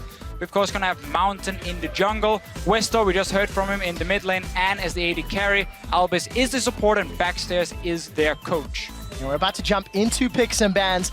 I'm hoping for an Assassin v Assassin matchup, but it's not what Incarnation was playing really at all in summer. Westor, he loves them. Yeah, there's a lot of talk about how many bans Westor draws as a mid laner. He drew the most Fizz bans of anyone else, so was banned in all but 3 of their games. But AHQ actually spent more bans on opposing mid laners than were targeted at Westor. They banned Azir in pretty much every game and Cassiopeia in half of them. So Westor actually has a very small and limiting champion pool, and his team actually bans to protect him in those situations, which makes Incarnation's vast champion pool actually a bit of a concern. It helps when he is then roaming to help out the rest of the team, of course, if you're investing in those bans, which is something we don't see from Incarnation at all. Very true, but this AHQ lineup is no longer about Westor. Ziv was the MVP up in the top lane and has been the main carry for the team as well. Westor roams to help the other lanes and snowball them because they've become bigger carries than himself in the mid lane. But yeah, Cloud9 have a lot to prove. At the same time, there are like 0 expectations for Cloud9 right here. They can go in and just play fairly freely and show what they can do. Well, 3 bans already in. Jens, Mordekaiser's out. Azir once again banned by AHQ. Rek'Sai and Ryze from Cloud9. So C9 targeting some very specific champions with at least another jungle ban, hitting maybe the weaker area of Cloud9's team. Yet another Azir ban. That is no surprise for AHQ. Even with the nerf to Azir, it is somewhat expected. And there are more unknowns on the side of AHQ than any other team at Worlds for pick and ban, because the last competitive patch they played on was 5.13. They ended their season so long ago and qualified as the #1 seed. It will definitely be revealing what they decide to do in this champ select. Both Gangplank and Lulu will be open. And instantly, as I say, Cloud9 locks in the one that was left. That is the 3 picks we keep highlighting: Mordekaiser, Gangplank, and Lulu. Obviously, HQ will still have a chance not to get an Elise, sadly, for Mountain, but he's played a lot of Gragas back in the LMS. He likes these big bruiser here where he can stay alive a little bit and wait for his team then to move from the lanes and join him in these invades. He likes to do, like, Mountain is a jungler. He only goes one way, and that's forward. I've never seen the guy retreat from a fight. He's always first man in, and he stays in there, and he keeps fighting. Traditionally, standing at the end of it as well. AHQ have been incredibly dominant in their region, only dropping 3 games all summer long. You contrast that to Cloud9. It was only 3 series they managed to win all summer long. Maybe it's an overstatement. And in those 3 series, they dropped more games than AHQ did in their entire split. It really feels like a David and Goliath matchup, but we'll need to see what AHQ do. Kalista and Braum, 3 seconds left. It looks like those will be the picks. Yeah, like these 2 very strong picks for HQ. Don't get one of the real big power picks, but Braum, I think for support is definitely up there as a must pick in almost every single game. And of course, Kalista, while she's not perm-ban anymore, she's still a very, very strong laner. And AHQ as a team will constantly force fights around that bottom lane. Ziv will TP down, Mountain will gank it, and Westall will roam. So having a strong lane, at least where you have early kill pressure, is very important for their early fights, because they have to snowball. So Cloud9 need to think about what they're going to lock in. The Braum's also a steal. Ooh. Early lock-in, and it is a Morgana, most likely for Lemon. Couple of interesting things about these Cloud9 picks. The Morgana is what Lemon Nation ended up picking after he shied away from Karma, which he seemed really attached to. It's also an old school counter pick to Braum. I never considered it a counter pick, but it's actually very good against it because you can black shield the stun from the Braum. Additionally, Lee Sin is a champion High has put a lot of games on. It's a champion we expect to see a ton of jungle prevalence throughout Worlds here. 5 attack damage on Warrior, as well as some energy buffs and buffs to the ultimate, which allow to do more damage on targets it passes through, are all big things, and Cloud9 will look to put out some early pressure here. Yeah, much like we saw Fnatic in the last game try and counter what IG normally likes to do with camping that top side of the map. Cloud9 now knows how HQ plays the early game, and they want early aggression with at least a jungle pick. Gangplank can also fight for himself, but Darius was still left open, and Jensen got some very strong picks. Darius and Rengar at the 2015 World Championships. So 2 of the big champions, 2 of the 3 big champions we pointed out as being extremely powerful on this patch have been picked here, Darius and Gangplank. Lulu was, of course, banned. And then out of nowhere, we get this Rengar from Mountain. We're looking at the champions he's played since the summer split. He actually wasn't their jungler until the very end of the spring split. And there are no Rengar games anywhere here. This is awesome. Yeah. And we've got so many questions, not only on the side of AHQ. Balls not played Gangplank. We've got 1 game for High on Lee Sin, and it was a loss. I cannot wait to see how they play in game. 20 seconds left for 2 more picks. Remember, Gangplank is a flex pick. It can go to the mid lane. I might even say it's probably better in the mid lane. You have a free fire lane. But Vega as well, I love this pick. This is like Christmas. So much. So now we know the mid lane. We're assuming that's Incarnation's Vega. That's going to be his Vega. This pick and ban is Christmas. Deficio, I'll give it to you. You have many things to say about Vega. So Vega is coming in now as a champion that has been buffed in quite a few patches to slowly under the surface, been getting buffs in there. The last one he got was very big for him. And in this mid lane, as a pick here, he's not the greatest early laner. He's not going to destroy your pre-level 6. Which could be worrying against Westor. Sure. He's yet to pick. He gets to pick a counter assassin. He has to go for an assassin against it. He has to. But if you do not shut down the Veigar... It wasn't banned. It's been banned in almost every game against AHQ. If you don't shut down the Veigar before he hits level 11, he will take over the game and he will one-shot everyone. And then Westor is going to stand on this Fizz here being like, I want to one-shot one guy, and Incarnation takes out 3 at the same time. So we're going to have to see AHQ use Rengar level 6 combined with Fizz level 6 and destroy Incarnation so he doesn't sit and stack up AP, get his cooldown reduction, and just one-shot targets in the late game. This is going to be such an explosive game. And you know what, Jad? You said to me, imagine if you have Veigar and Gangplank on the same team. The zone control is huge. And his stun coming down, that burst damage is Ladies and gentlemen, on the bus right here, we were talking about champions we thought we'd see, and all of the champions we got excited about are already starting to trickle through. Every champion pick in the first 2 games has been unique. There have been no duplicate champions from this game to the next, as far as picks. I really like this patch. Now the question is, so far, this is still I just like it. This is still very snowbally, as I'm led to believe. If Darius gets ahead, if Rengar gets ahead, if Veigar gets ahead, etc. It's the meta. It's also the teams. Out of control. Like AHQ needs to fly ahead of the opponent to win, and they do it very often. And they've got the tools to do it again. Here's your team compositions, ladies and gentlemen. They need level 6 this time around for AHQ, and then they can go crazy. Let's find out, because we are exceptionally excited. Jump on Twitter once again, hashtag C9win. Do they have more magic in their tank? Or will AHQ, the favorites coming into this game, pick up their first victory here in the group stages? It is Cloud9 taking on AHQ with Veigar in the mid lane. The tiny master of evil. And we also get Westor's Fizz in this game. Yes, Westor wasn't high in the MVP voting over in the LMS, but it's Westor's Fizz. He doesn't get to play this champion. And now he's playing it against Veigar. And you know what? It's Ant's Kalista.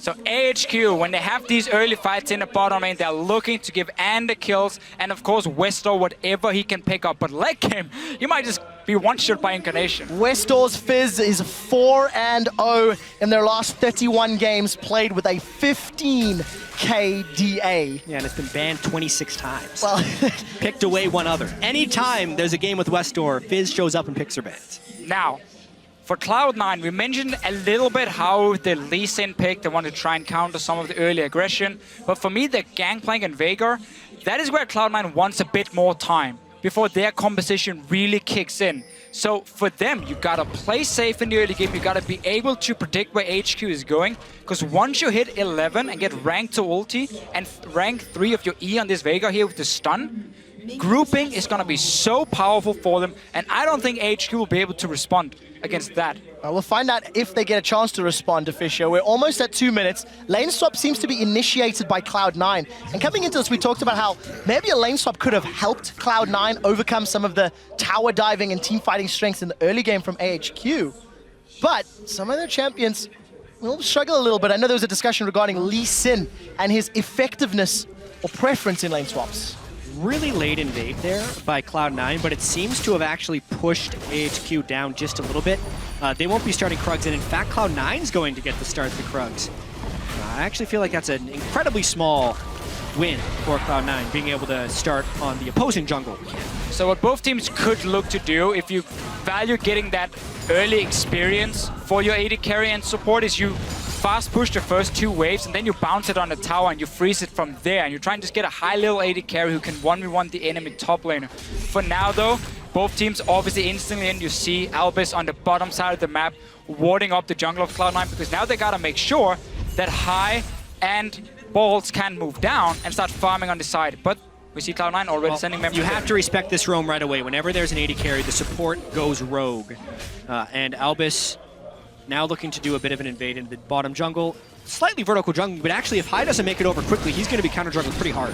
So because Cloud9 up in the top side of the map saw where Rengar and Darius were starting, they knew they were really far away from the bottom side, and that's why they can send Balls in here. But High, as you said, he needs to be down there as well.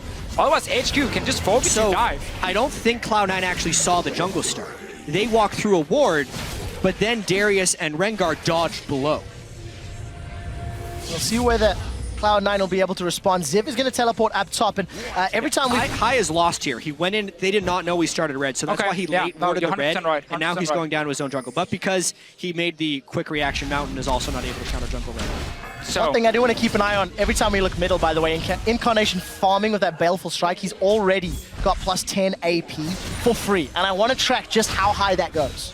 You want to know the funny thing about Veigar is, you don't even need that bonus AP. Just from standard items, you get so much damage because you have a 1-to-0 scaling on your ulti and on your W. So late game, you're just such a monster. It's more about even the stun duration and the cooldown of your stun, blocking such a massive zone and making it very difficult for a Kalista to jump around in a fight. With all the early game action, Balls is the one that's suffering 7 CS in contrast to Ziv's 14. Lemonation did back earlier after doing those cracks to help babysit Balls in this lane. And we've got an interesting 2v2. It's a very different lane swap compared to what we saw in the last game where Fnatic were fast pushing from the start and AHQ tried to freeze one wave and then send down people to defend. Backfired completely because they were so late. Here we see both teams kind of being happy, just trading experience on top and the AD carry. We see up in the top with Darius being in the one-on-one lane. Yeah. High instead looking for a player on the mid lane. We're not expecting Mountain to do anything pre-6, and Westar's going in. He's gone in aggressively, and that might be brave. Event Horizon is flashed as Westar gets past the Christmas bells. Oh, Dock Binding connects on Anne, but there's no follow-up. Exactly, and also they can just put up the Braum Shield anytime a Binding lands so the balls can't shoot through. These are actually really favorable lane matchups for AHQ early in this lane swap. Ziv on Darius should be able to farm up just fine with Doran Shields and 4 health potions.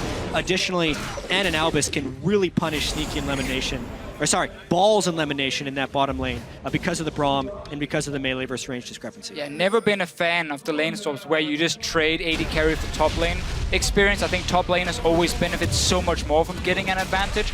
Now in this case, you can see Cloud9 are swapping back. So before it gets completely out of hand, they want to get it back to standard lanes. I like the little play though from high around the mid lane, because you saw the minion wave were pushing slowly down to Incarnation. That meant Westar, he had to overextend to keep farming as a melee champion, and therefore High knew there was a chance he'd get in, and he forces a flash, which can be key now that Westar will be under more pressure, and Incarnation is soon hitting level 6. Now, of course, Incarnation's going to have that freedom, thanks to his opponent not having flash. I want to mention Balls going toe-to-toe with Ziv's Darius. We've touched a lot on the Gangplank and the Veigar, but Darius, a champion we've not seen in the West at all, because he simply became relevant after the patches, after the tournaments had already ended. What are we expecting out of Darius? He is tremendously strong in melee versus melee matchups.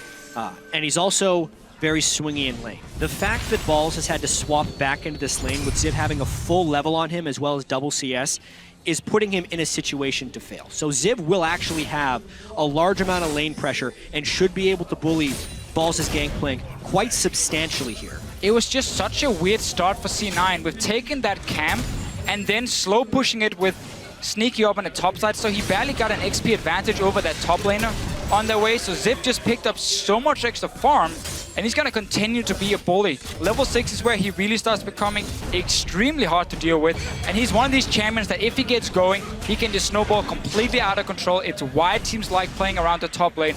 And we had a question regarding Ziv and his champion pool coming into this tournament. He used to be mainly the tank player, being the main engage. He's on Darius, he's on a carry, and so far it's looking good for him.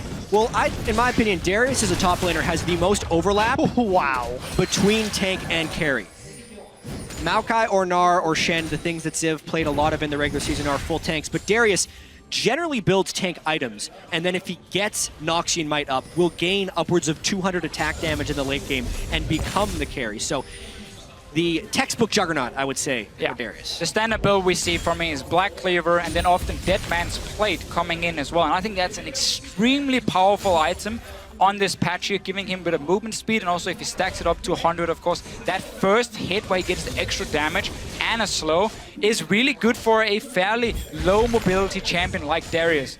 Westar taking a little bit of poke. He doesn't have flash, remember. We'll be able to just dance out of this one. Clearing that pink ward's actually pretty high value considering he didn't have immediate jungle support. So that's actually a nice mini win there for Westar, and his flash is only 2 minutes off from coming back again. You talk about jungle support. Level There we 6 go. Thrill of the hunt. The stun connects. This will be first blood to Westar's Fizz. He does get stunned up high. I'm not sure you want this fight. Gets some damage down. And the assassin has got his hands on the gold. Something we hadn't talked about much this game is the importance of the level 6 Rengar gank, and also the importance of Elise Sin having impact before Rengar can hit that point. Not only did Mountain nail his first Rengar gank, 10 out of 10, getting the kill and the flash from Incarnation, Hai hasn't even hit 6 yet, nor has he pulled off a gank that burned any summoner spell. Surprising that the first gank C9 pulls off was very smart, timing the minion wave, pushing in, forcing a flash. There was no return from Hai. A no flash mid laner managed to take away a pink ward. That should never happen, especially because your jungler has not been paying attention to the side lanes either. So we need to see Hai go in and still use the fact that Westar had no summoner, or for a few more seconds, 1 minute maybe, he can still be punished. So far, HQ has been getting everything in this game. Slowly pulling ahead, over 1,000 gold. Every time we look top, Ziv is shoving balls under his tower. We see Sneaky and Lemon being forced down. They're taking unfavorable trades from Albus and Anne. And, you know, Mountain, he wasn't needed. He was able to just power farm his way up to Thrill of the Hunt. And the problem now for C9 is the fact that if you do not have lanes pushing against the Rengar, it is very difficult to get into the jungle and start warding deep where you can spot him using his ulti. You can't even deep ward in the lanes either to see if he's coming from there. So suddenly Mountain, every time ulti is ready, should have the opportunity to surprise Cloud9. No flash for Incarnation this time around. Westar has ulti. You can just return to the mid lane and do exactly the same thing again. Yeah, I should also note the early gank from Hai did burn the flash, but that's pretty much all he did. Exactly, but we need the follow-up then. Yeah, and he's missed that follow-up. Westar again has flash, and his mid laner is the one sitting without. It's really a lot about Incarnation trying to passively farm here to get his ability power up, and Balls' Gangplank passively farming to get extra gold from his barrels, because outside of that, Cloud9 doesn't have many windows for success here in the early game. And Incarnation, of course, running cooldown reduction per level runes for himself, get the 3.75% for masteries as well. And then he's Athenes and he can start making some plays. But Mountain, we just mentioned it, he's back towards the mid lane. Incarnation is standing very far back though. Yep. Not going to be at risk of getting caught this time. As we've crested 10 minutes, AHQ have that 1,000 gold lead. And a touch on that early game graph, they accelerate as they get closer to 20. Incarnation may be in trouble. He's going to get far enough away. And small misplay from Mountain. And I think actually Incarnation played that really well. It was greedy of Mountain to pop Thrill the Hunt so early, but Incarnation was constantly dashing in and out of where turret range would be if Rengar jumped on him, and Mountain was not willing to engage himself in a full-on turret dive, so nice job there. And a very important thing to highlight with Veigar's stun in this matchup. Let's just see the bot lane first though. Elimination doesn't look to go aggressive, but you can not dash through the stun of Veigar. So when he gets the warning that Mountain is coming, he can just pop down the stun near himself, and Rengar will always get stunned on the way in and should not be able to one-shot him or at least lock him down. So Incarnation, as long as he stays far enough back and gets the warning and not hawk a boost or whatever, so someone can jump in and kill him, he should be okay. Plus 58 ability power on Dark Matter, almost 3 amp tomes already. And outside of a big CS discrepancy in the top lane, it's not looking great for Cloud9. AHQ continue to just play for the long game. Yeah, the one saving grace here for Cloud9 is this bottom lane. Tristana is a pick that mainly caught on in North America, and this is specifically what they do for it. They continually push up, they get the explosive charge on the turrets, and they shove them down as quickly as possible. Even though Sneaky was top lane for the early start of that lane, he still gets the turret. And even though the rest of the game was going towards AHQ, that turret gold is going to come in really handy if they can withstand the rest of these ganks. Well, Mountain wants to get balls. Apprehend connects, as does the Decimate. That's a flash away. The teleport from Incarnation gets cancelled by Chum the Waters. Westar gets away. While all that is going on, Lemon, Sneaky, and Hai take Dragon number 1 after taking Tower number 1. Yeah, Mountain wasted that ulti in the mid lane before, so didn't have it ready for the dive up top, and then C9 using all the globals they had ready High just making Westo use a bit of mana, and now he cannot clear the wave because they're already pushing on it. And Cloud9 is rotating around Sneaky to get the explosive charge on turrets as quickly as possible and trying to punish the low wave clear of the Fizz mid. Cloud9 is still very much in this game, getting the Dragon, avoiding the dive in the top lane, and also getting that bottom turret. It is putting the emphasis on AHQ to start fights, which shouldn't be a problem, but they haven't found the fights yet. One of the main things for Tristana when she became a pick was that she was good in lane against Kalista. You could out-trade the Kalista with the early trades because you had your E doing the physical damage, and then once you get towards these towers here, because Kalista is a fairly slow wave clear and basically very limited before Hurricane with the wave clear, Tristana will always get the 4-5 hits with the bomb exploding. So C9, when you have a Veigar, when you have a Tristana and a Black Shield, that's a very, very strong siege composition for them against absolutely no defensive wave clear on the side of AHQ. So AHQ are looking to open up the map soon and start fighting. They do not want a longer laning phase. They need to start getting these rooms and creating these picks. Otherwise, Cloud9 can just easily group. Incarnation is getting very close to his 11, and then suddenly it becomes very bad for AHQ. Well, AHQ do look to secure their first tower in a moment or two. The next wave is busy conga lining down. Ball's still 35 CS down, but while he's unable to defend top, AHQ are under pressure middle. It looks like Lemon will be aiding Incarnation, and High's just waiting in the wings. So what Sneaky wants to do here is push up the bottom lane to apply pressure and force someone to defend, and then he can just rotate to the mid lane, group up with Incarnation, and take down this mid tower. You can see him already move away and start moving through the jungle, or at least trying to. Then they spot Rengar on a lot of these deep wards, and now he can safely just jump away. Very, very good wards from C9. They know which lanes to play around, bottom side and mid lane, because those are the outer turrets you're aiming for.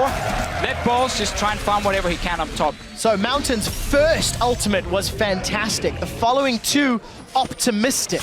Yeah. They've not paid off. Just a quick difference in their item builds as well. Moby Boots, both warrior enchantments.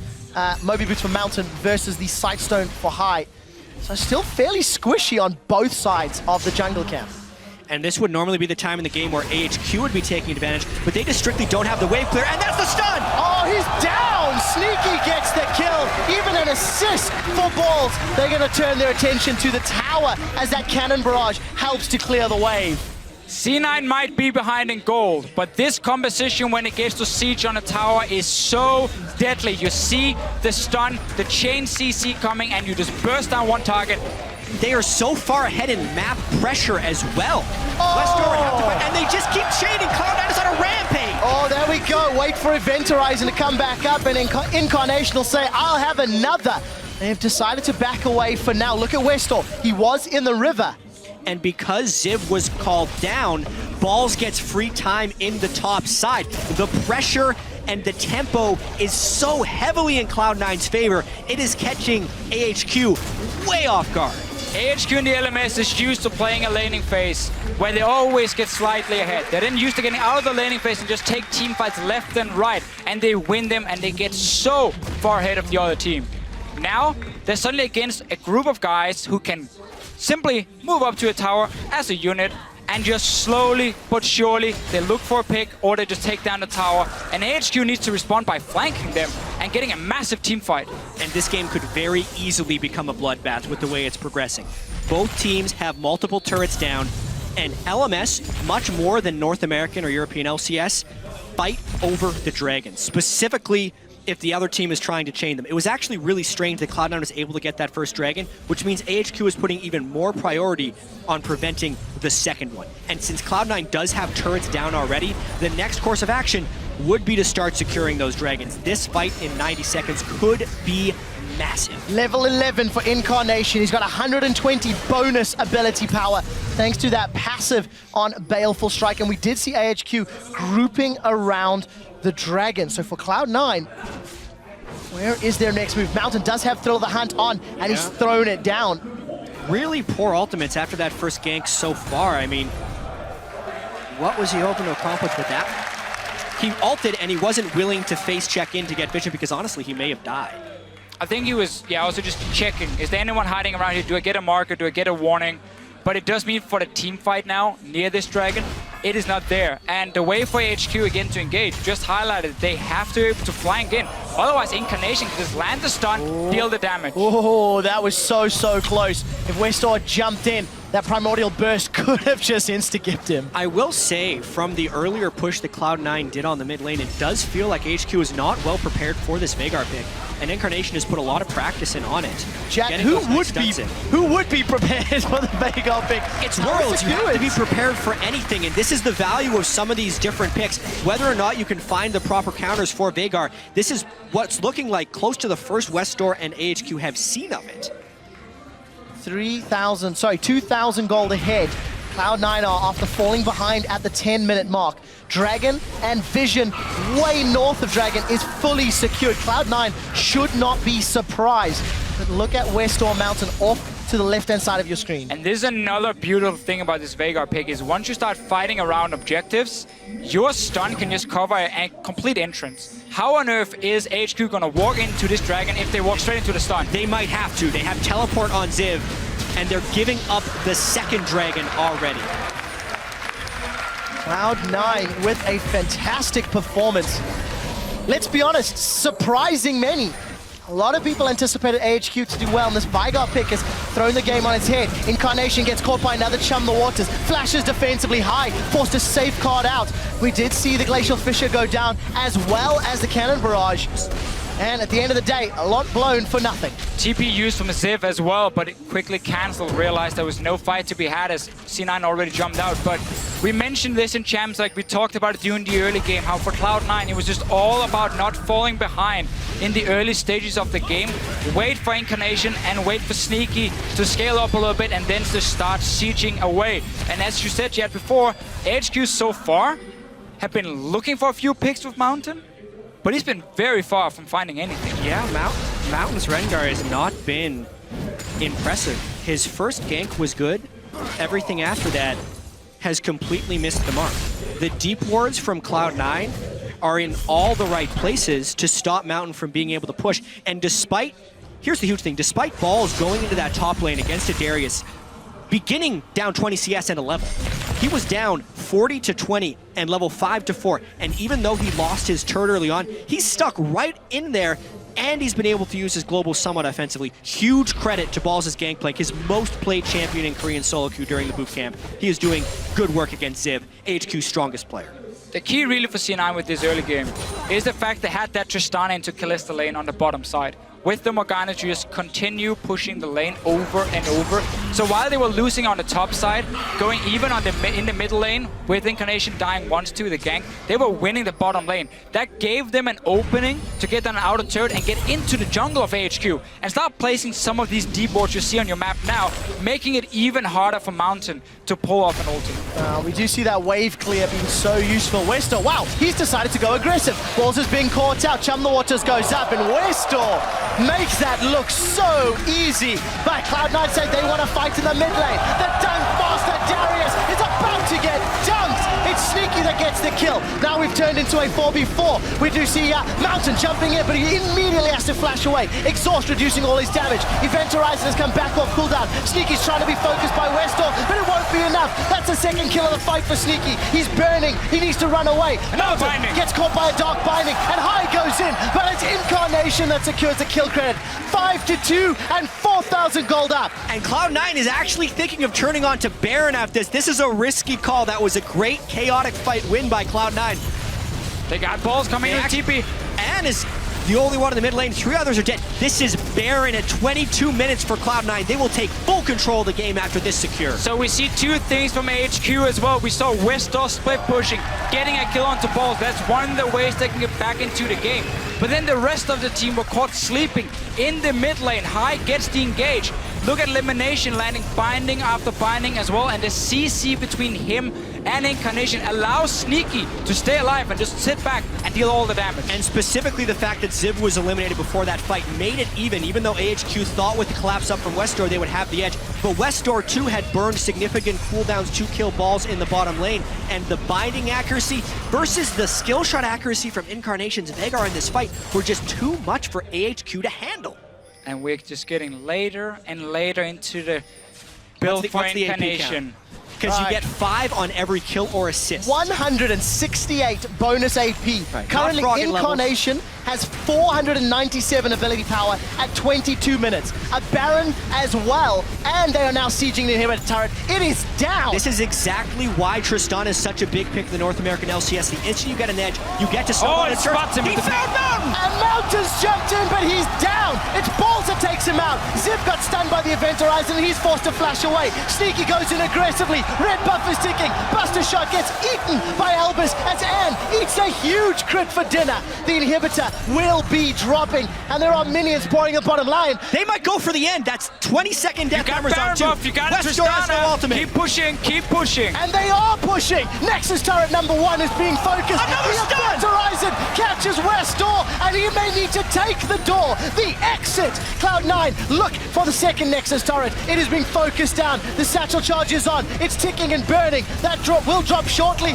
The Event Horizon catches Ann, but he is able to QSS away. Second item QSS. There is no damage. Cloud9 are on the Nexus, and they will take down the #1 team from the LMS. 23 minutes and 58 seconds. One of the fastest games of the year come against AHQ, the #1 team from the LMS, and Cloud9, a team who at one point in the regular season was 9th.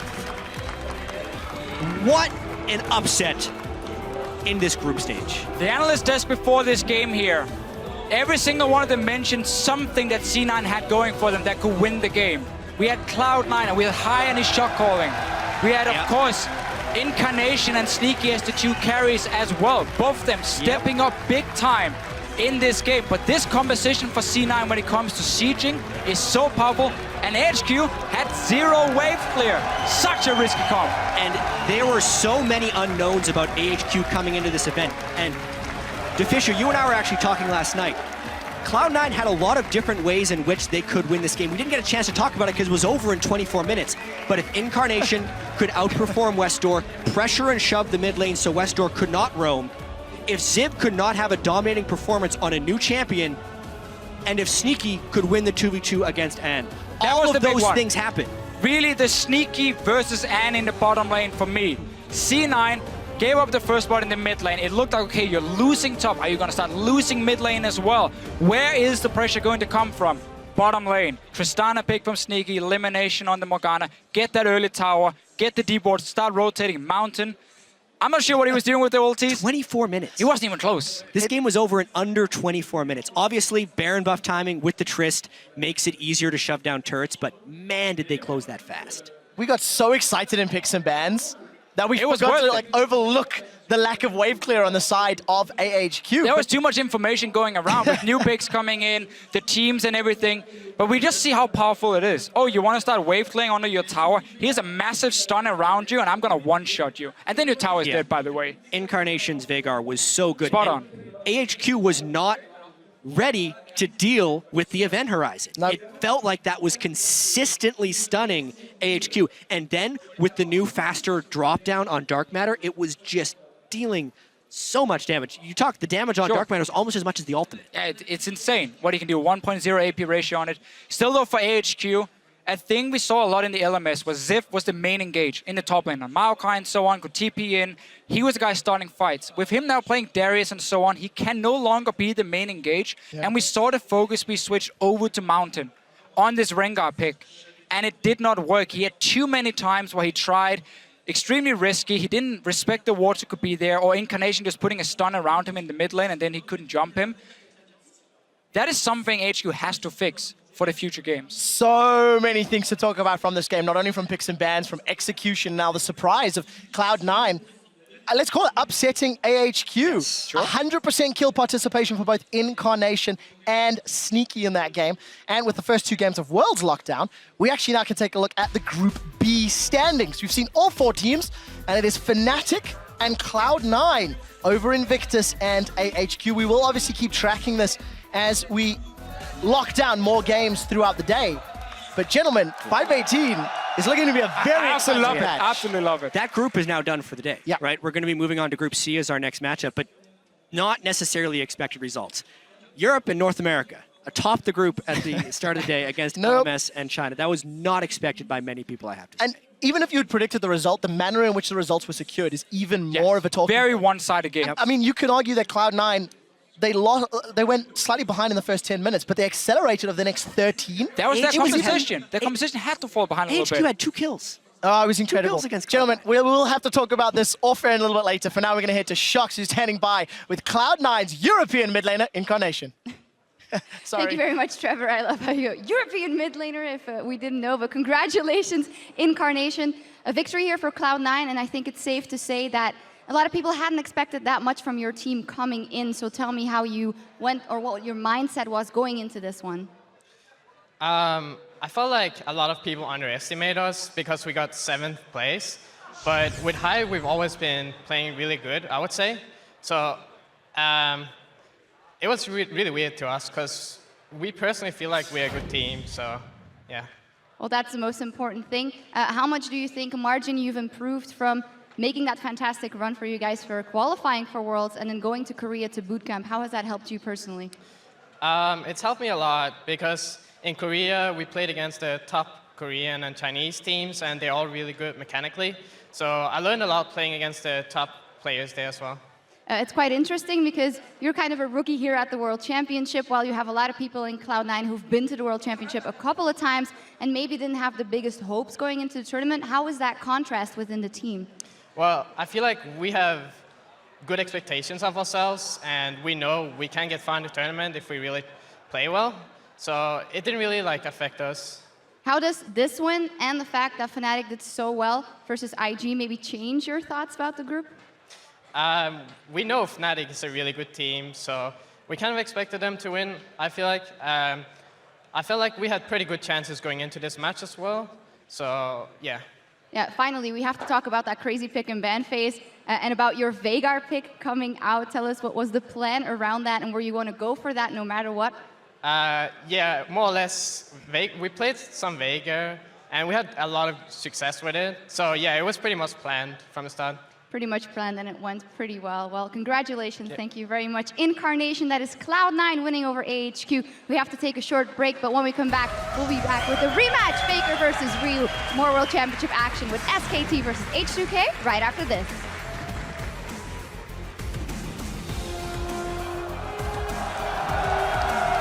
Call for help if you need it. Don't be afraid to play aggressive. It's call fine where if you everyone die. is. Call where everyone is. Make sure you kill everybody. But they just strictly don't have the wave clear, and that's the stun! Oh, he's down! Sneaky gets the kill! I have my KG off, my KG off. Whistle, fist, fast hit, fist, fast hit. No nice, ulti, nice. Cut back. This guy? He's stunned? Yeah, I'm here. F, ulti, 13. I'm pretty low. Cut back. Super low. I can TP 10, I can TP 10. And Mount has jumped in, but he's down! It's Balls that takes him out! Zip got stunned by the Event Horizon, and he's forced to flash away. And they will take down the #1 team from the LMS!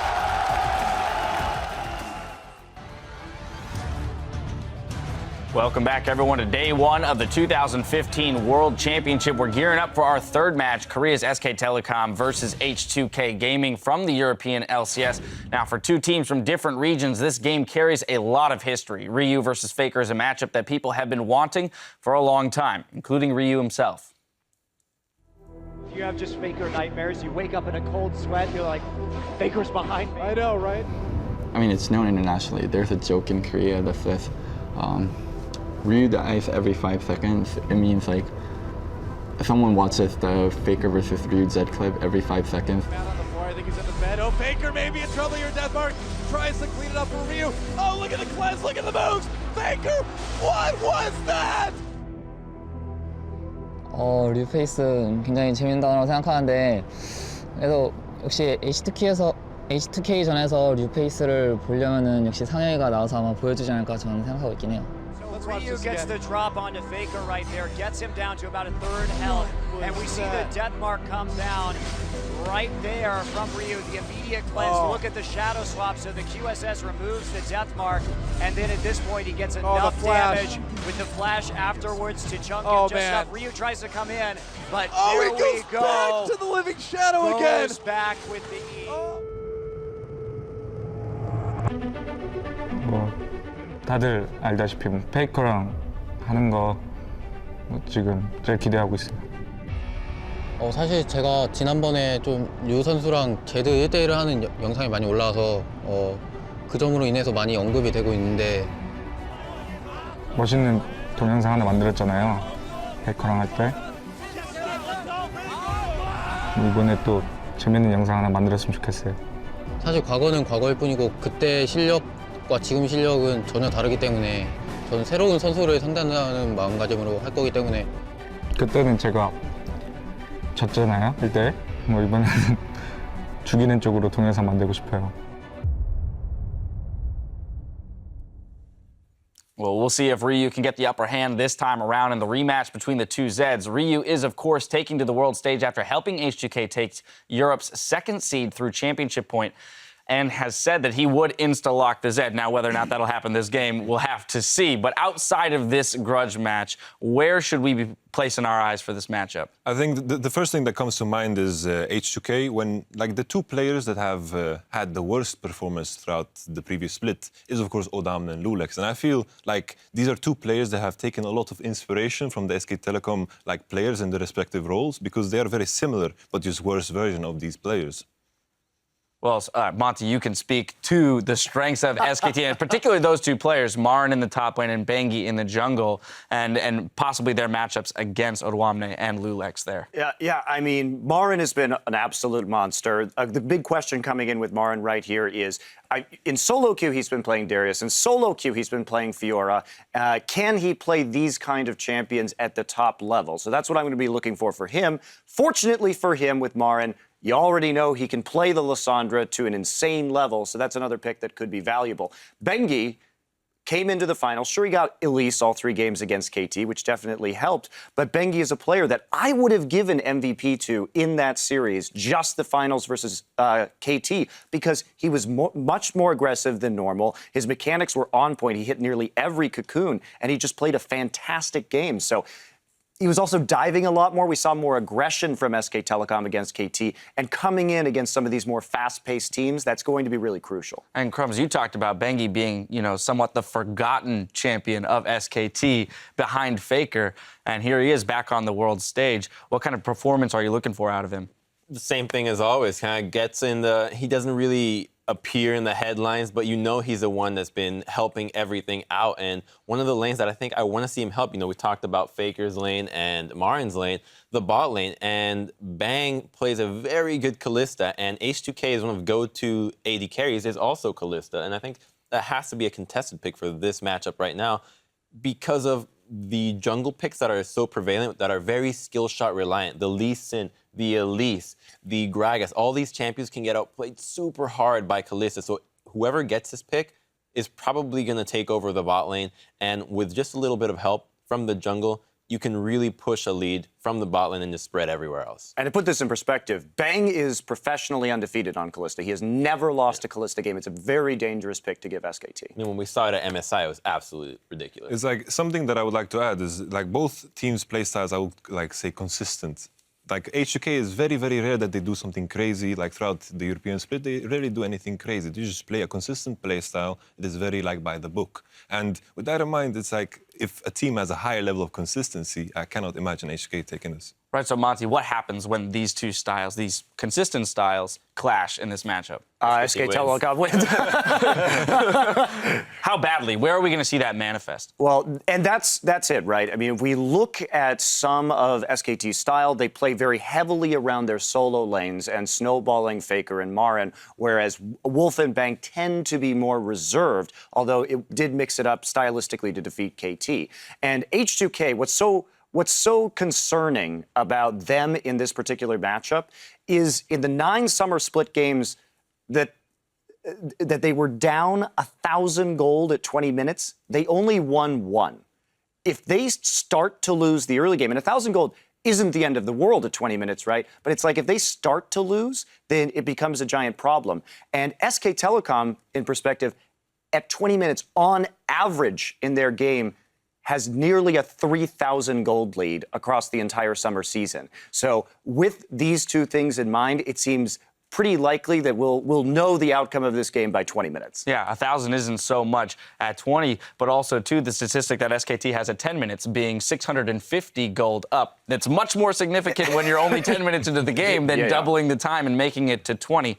And that's right, because they go from 650 at 10 minutes to 2,900 at 29 minutes. They snowball ridiculously during the 10 to 20 minute period in the game. And that's when H2K can really fall on their face, and they can only win one game out of 9 when they're down by 1,000, much less 3,000. All right, so finally, Yamato, we're looking at H2K needing to establish an early lead if they have any chance here. Who are the players specifically, and where around the map are they going to create those advantages? I think definitely, like, it's so hard for me to imagine because I feel like it's just Master versus Padawan in a way. I feel H2K's playstyle is very, very inspired by SKT, and I feel like they're just outmatched in every matchup. But what I would just specifically watch is the bot lane. I think if anything would happen, it's in the bot lane because I think that is where they could get outplayed, SKT then. All right, well, we'll keep our eyes glued to the bot lane. Once again, it's time to pull you guys on who you think are going to win the game. Crumbs, we're starting with you this time around. I could do this one with my eyes closed. SKT, hands down. You could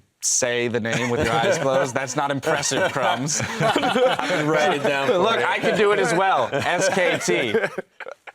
Monty, on to you. I mean, is there even really a question what I'm going to say here? It's obviously going to be SK Telecom. Not only that, I think this game will be over in 25 minutes. All right. Well, hang on, Cloud9 beat AHQ in 24. In 23. Yeah, 23, very impressive. So, yeah. Do I dare to make predictions? Here it is. SKT, of course, yeah. All right, may I remind all three of you gentlemen that you all voted for AHQ last time, and you were all wrong. Just saying. Nothing wrong with being in unison. Didn't think so. I am with you. This one definitely looks a little bit more lopsided. Now let's send it over to our casters for the play-by-play. On the way, though, Easyhoon tells us SKT's secret to substitution success.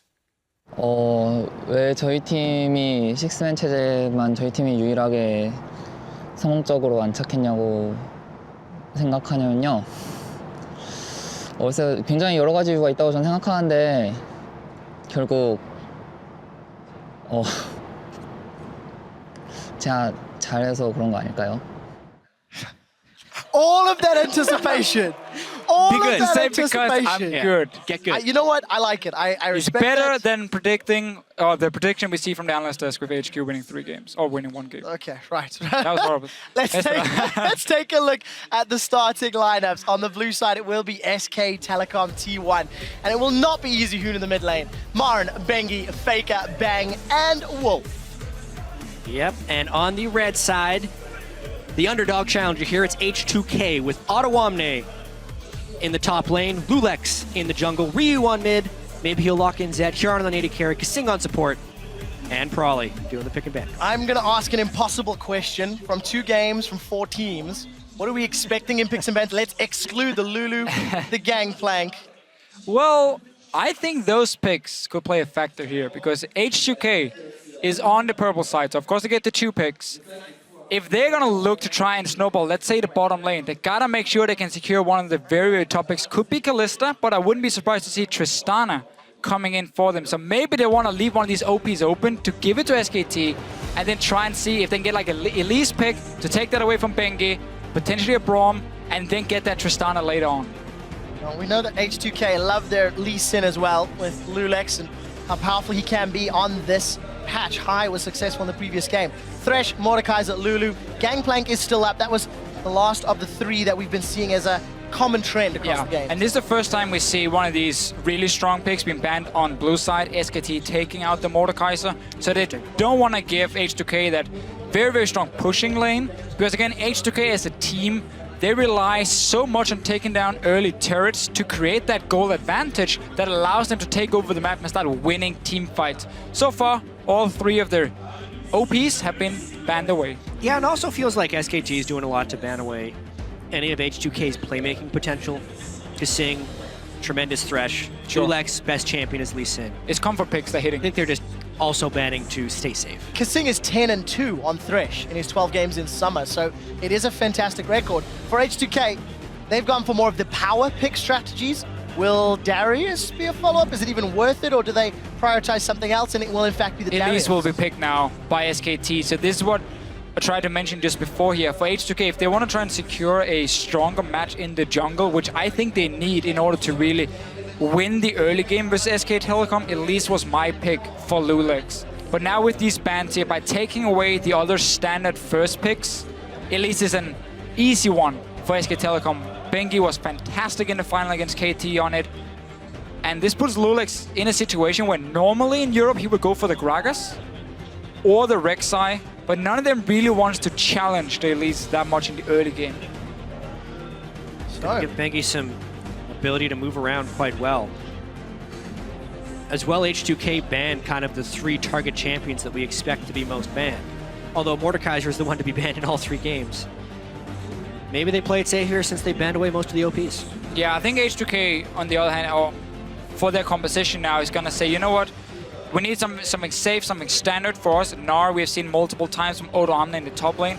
And the reason Odo Omni can pick the Gnar here is he wants a lane where he can push it with a range advantage. Because then what they will do with the Gragas is they're going to have Odo Omni push in his wave 1v1. And then Gragas is just going to move up and you're just going to 2v1 dive. We might even see Shin support for Kaseng to just make that even stronger. And then you can try and shut down the top lane now. You have a ranged matchup, most likely into a melee, if it's going to be like Fiora coming in, which is what he's also trying to prevent with his Gnar. There's just so little damage if they go for that Shen support route, and Odo Omni doesn't manage to get a split push type of damage build. If Bang locks in this Tristana, again, it is another steal away from H2K. They're being pushed to their sort of tier 2, tier 3 picks, despite the fact that Lulex has played a large amount of Gragas. H2K is giving away too much in this one. Tristana, to me, again, was one of the key picks to get that early tower push going. It does also deny a bit of the Kalista pick that could potentially have happened from Yanin. Fiora beats the Gnar in the early stages of this top lane, but then later on, once Gnar has some armor, it becomes a little bit more difficult for Fiora, and Gnar can start pushing her in. And then we can see the dives happening. And Rio, come on, just do it. Just do it. You have a physical top laner, though. I mean, it's not gonna happen. It's not gonna happen. Should just blind pick Zed against Faker to officiate. Just do it. He's gonna last pick his mid laner, unless he wants to blind guess like one of the safe blind picks in mid lane, who has a lot of good matchups. Let's look at what else H2K can do. They need some more damage. They've got a decent enough front line. They have some engage, some disengage. Well, as we mentioned, SKT has done a lot to disrupt the comfort of H2K. I really like the way SKT has composed this draft so far, because they are confident in their ability to play a ton of different champions to a high level. So they are still picking what they feel would be comfortable champions for them, whereas they're pushing H2K onto theoretically less comfortable things. So we get the Braum. We mentioned it for Kaseng. Yeah, it was either the Braum or going to be the Shin support for him. Sivir wants H2K. I mean, this is again a very standard H2K comp, but also very outdated in many ways. This is what we used to see during the summer split, before playoffs even. Sivir taking so many nerfs, still offers that utility for a team and a fast pushing potential, but you cannot take down towers as fast as a Tristana. Faker has played Fiora mid on multiple occasions, so this could actually be a flex pick for SKT. They need some AP damage on SK Telecom, and that's what we're probably going to get. No. Okay. It could be fancy, but they need some AP damage. Azir is the safe blind pick. Rio can take LeBlanc into it though, and try and outplay Azir in the laning phase. He can even go for Ahri if he wants that massive skill matchup. But he cannot fall behind. That's what Nagne tried to do in the finals of LCK. Wasn't that successful? No. Azir has been nerfed since then. Yeah, the audience. Zed would give them a whole bunch of physical damage. We're not expecting it. LeBlanc is actually something that could... Ahri is the most likely. And Ahri is something that Ryu has used several times in the summer split, has dismantled teams single-handedly, especially the closer we got to playoffs and including playoffs. Yeah, I mean, this guy used to be one of the biggest Ahri players in Korea when he was playing there. He continued the trend. Whenever I talk to Prolly about Ryu, he always says, oh, Ahri, yeah, just give him Ahri. He will make big plays. He will try and carry our team. This was the other option. All right. This is one of the reasons like Azir and Victor is not as safe to blind pick anymore, because these assassins are coming in here who can duel them in the early game and try and snowball against them. But H2K is running a composition that really, to me, screams, get that lead in the mid game, or you are going to fall really far behind. And versus Azir and Tristana, your towers are gonna die so quickly, and the late game team fights are gonna be so difficult for you to play. And truthfully, that's really H2K's strongest way to pick up a win here. They are somewhat outmatched in every department, whether it's individual, whether it's strategy, etc., etc. And we've talked about how H2K as a team, and Analysis mentioned it, from 10 to 20 minutes, they're pretty decent. SKT are even better. And SK Telecom's team composition is built around getting a large lead early. With the Fiora top lane and the tremendous turret killing potential of Azir and Trist, they're looking to do a lot of split push and turret destruction through better rotations. It's also a very good way when you expect to have a gold lead of any of the game quickly. So that's what SK Telecom is most likely going to be trying to do. And I really fear for this massive mismatch between the top laners and junglers, with Elise and Fiora being so dominant in the early game. Gnar, he wants to get an armor item under his belt before he really wants to duel it. And Gragas, of course, going Cinderhulk. That is going to be a problem for H2K. Can another LCS team pick up a victory, or will LCK's #1 seed SKT get on the board? That is what the analyst desk predicted. And in 25 minutes, according to Monte Cristo, SKT sure as hell have the tools to make that one happen. We're loading up to game number 3. This is the first from Group C. It's SK Telecom versus H2K.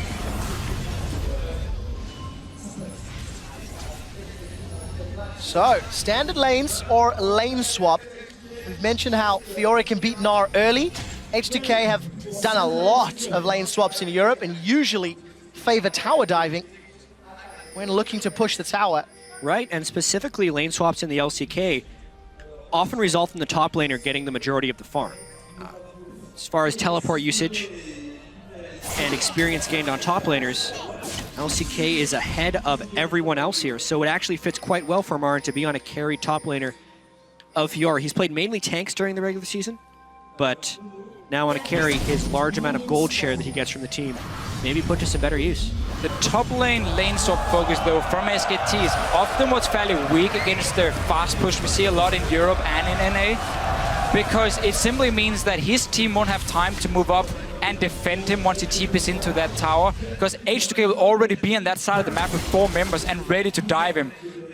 Just forcing him out of the jungle, taking over this side. You see the 3 wards to spot every single entrance. SKT has just responded, getting very good wards into spot where H2K will be starting. And H2K pretty smartly walks out away from that blue buff. They would have potentially been outmanned by SKT, but also because SKT put the deep ward in the red buff, this makes a very well-informed start for SK Telecom. They're going to get pretty much whatever they want now. Yeah, you're going to see Lulix and Odo Amna on the top side. So right now for SKT, either they expect the bottom lane for H2K to have recalled, but they will return very late to the bottom side, so they're expecting them to be up here as well. And now you get the 2v2 lane for them. So Fiora gets her 1v1 in. That's the key thing. It's not about the bottom lane winning. That's going to be basically like a sustain lane against each other. Bottom side of the map, though, Fiora and Elise together is looking to be the ones dominating. And of course, Lulix is the player that was substituted out during the course of the end of the summer split. Bitong Yoka was brought in. And we need to see how much synergy he's been able to build up with H2K. Faker on the receiving end of some bursts from Ryu, but it's Ryu that walks away, having taken more damage. Now, Ryu is starting Flask and 3 potions for himself, so he wants to take early trades, seeing as he can out-sustain Faker, but it also makes him weaker when he takes the trade, and he cannot take return damage if he starts running out of sustain. Then he's just so much weaker than Faker with the Dorn's Ring. You have to at least trade, not just get hit by Azir again and again. But Azir is pretty annoying because he has these soldiers standing so far ahead, and you're trying to last hit and just be a nice guy, and then smack, smack, smack. Very true. Lauren jumps in, lunges forward, and hits one of Odo Amne's critical spots. And this is specifically the result of the early game play by H2K. SKT had great knowledge of where they're being, and Bengi, being the smart jungler that he is, goes right in and denies Lulix. Such a smart play there. This goes all the way back to level 1, where Marin kept walking towards the bush, and H2K was still standing there with the dual lane. Kasing kept hitting him with his Q, so he knew he was on the top side of the map. And it was very easy for SKT to read where the dual lane were going and simply just mirror it, get the 1v1. Bengi's already playing aggressive. We talked about the Gragas with the Cinderhulk. So far, SKT is off to a good start.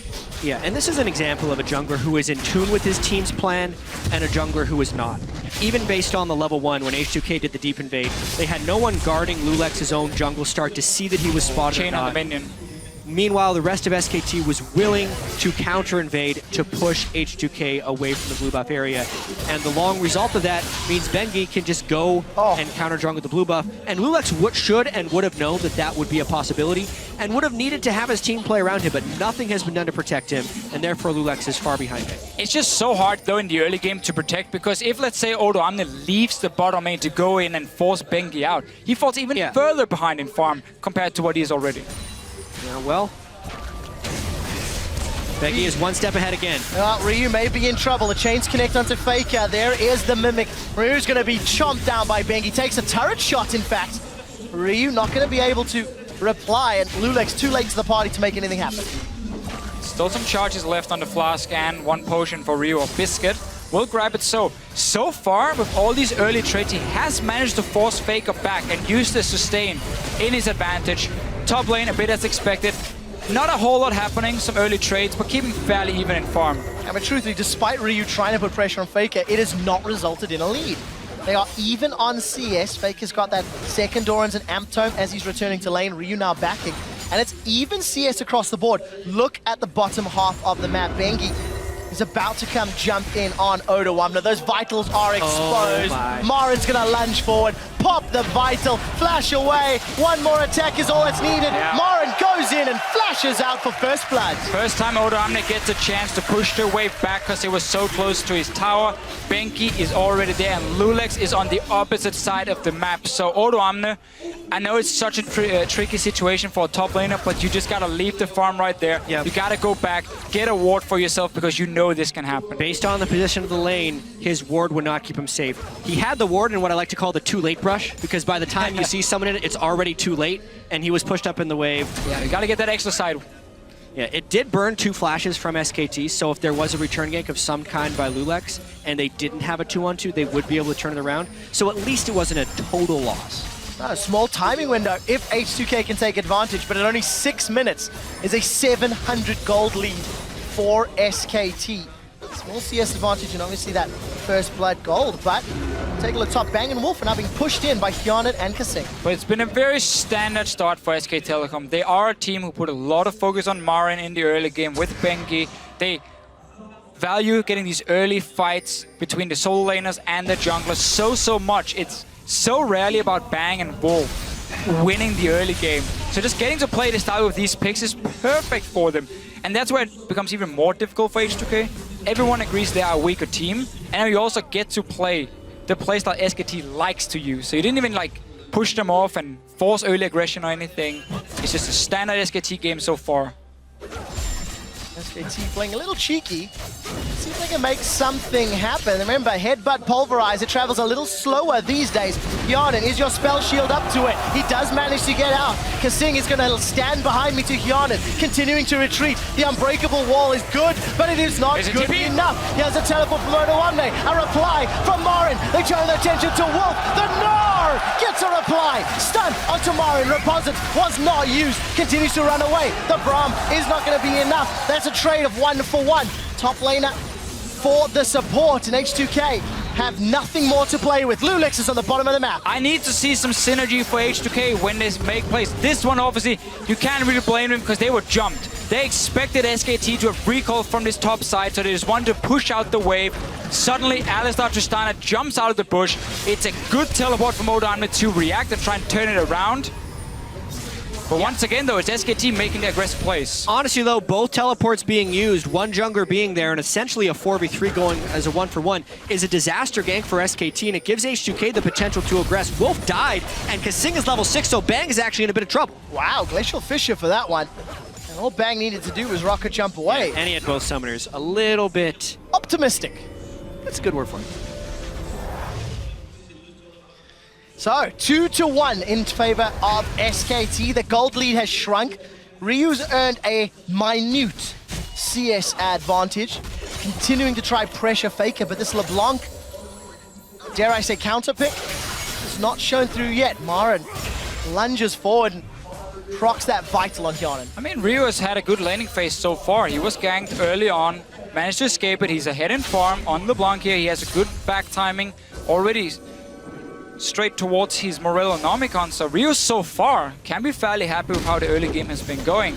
And if it wasn't for SKT setting up that trap, we could potentially have seen Lulix be part of a gank as well, but he's just been a little bit unlucky and then also a little bit bad timing for him where he is on the map when action happens. And I think important to note, Hyanin now has a BF Sword and Avarice Blade versus the Pickaxe and Avarice Blade of Bang's Tristana. So, in theory, more fighting power on Hyanin's side. Well, they're in different lanes, is one thing. Bang, I think smartly for SKT, swap back around the 10-minute mark. Trist, especially if it's going to be in a 2v1, can get a lot of turret pressure, not to mention Dragon advantage. Oh, the root connects. Fake is coming. throwing out the soldiers.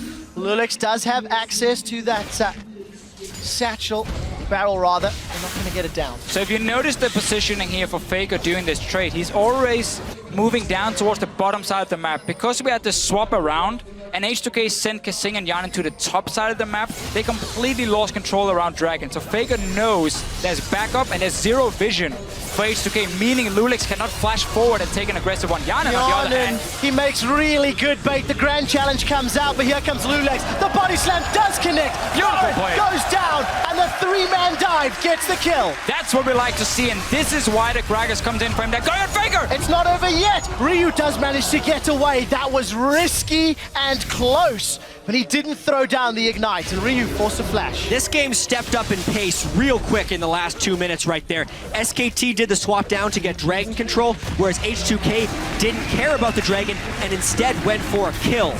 It could have been a dive that SKT planned on Ottawamne. They did not go for it. They instead used their 3 team members to go for the Dragon. And H2K does actually come out of this with a gold lead at 10 minutes. Who would have thunk it? I like this Sivir pick because it means Hyanin can just keep pushing in the wave whenever there's a chance, and then H2K get to play their style with the dives from Lulix. He comes up. Finally, we see some coordination for them. I mean, it's harsh to blame him for what happened before, but this was the right move. And I like it. And it's a very European style that you trade top tower for Dragon. We normally don't care about those flying ones. We just want the gold from the towers instead. And that's how the European teams start snowballing. I do have to say, sorry, quick shot. Much was made about SKT's gold leads at 10 and 20 minutes in the pregame. As far as teams at Worlds, H2K actually averages a 770 gold lead at 10 minutes, which is more than SKT. Obviously, there's a difference because it's about the competition you play against, and H2K was in Europe, whereas SKT was in Korea.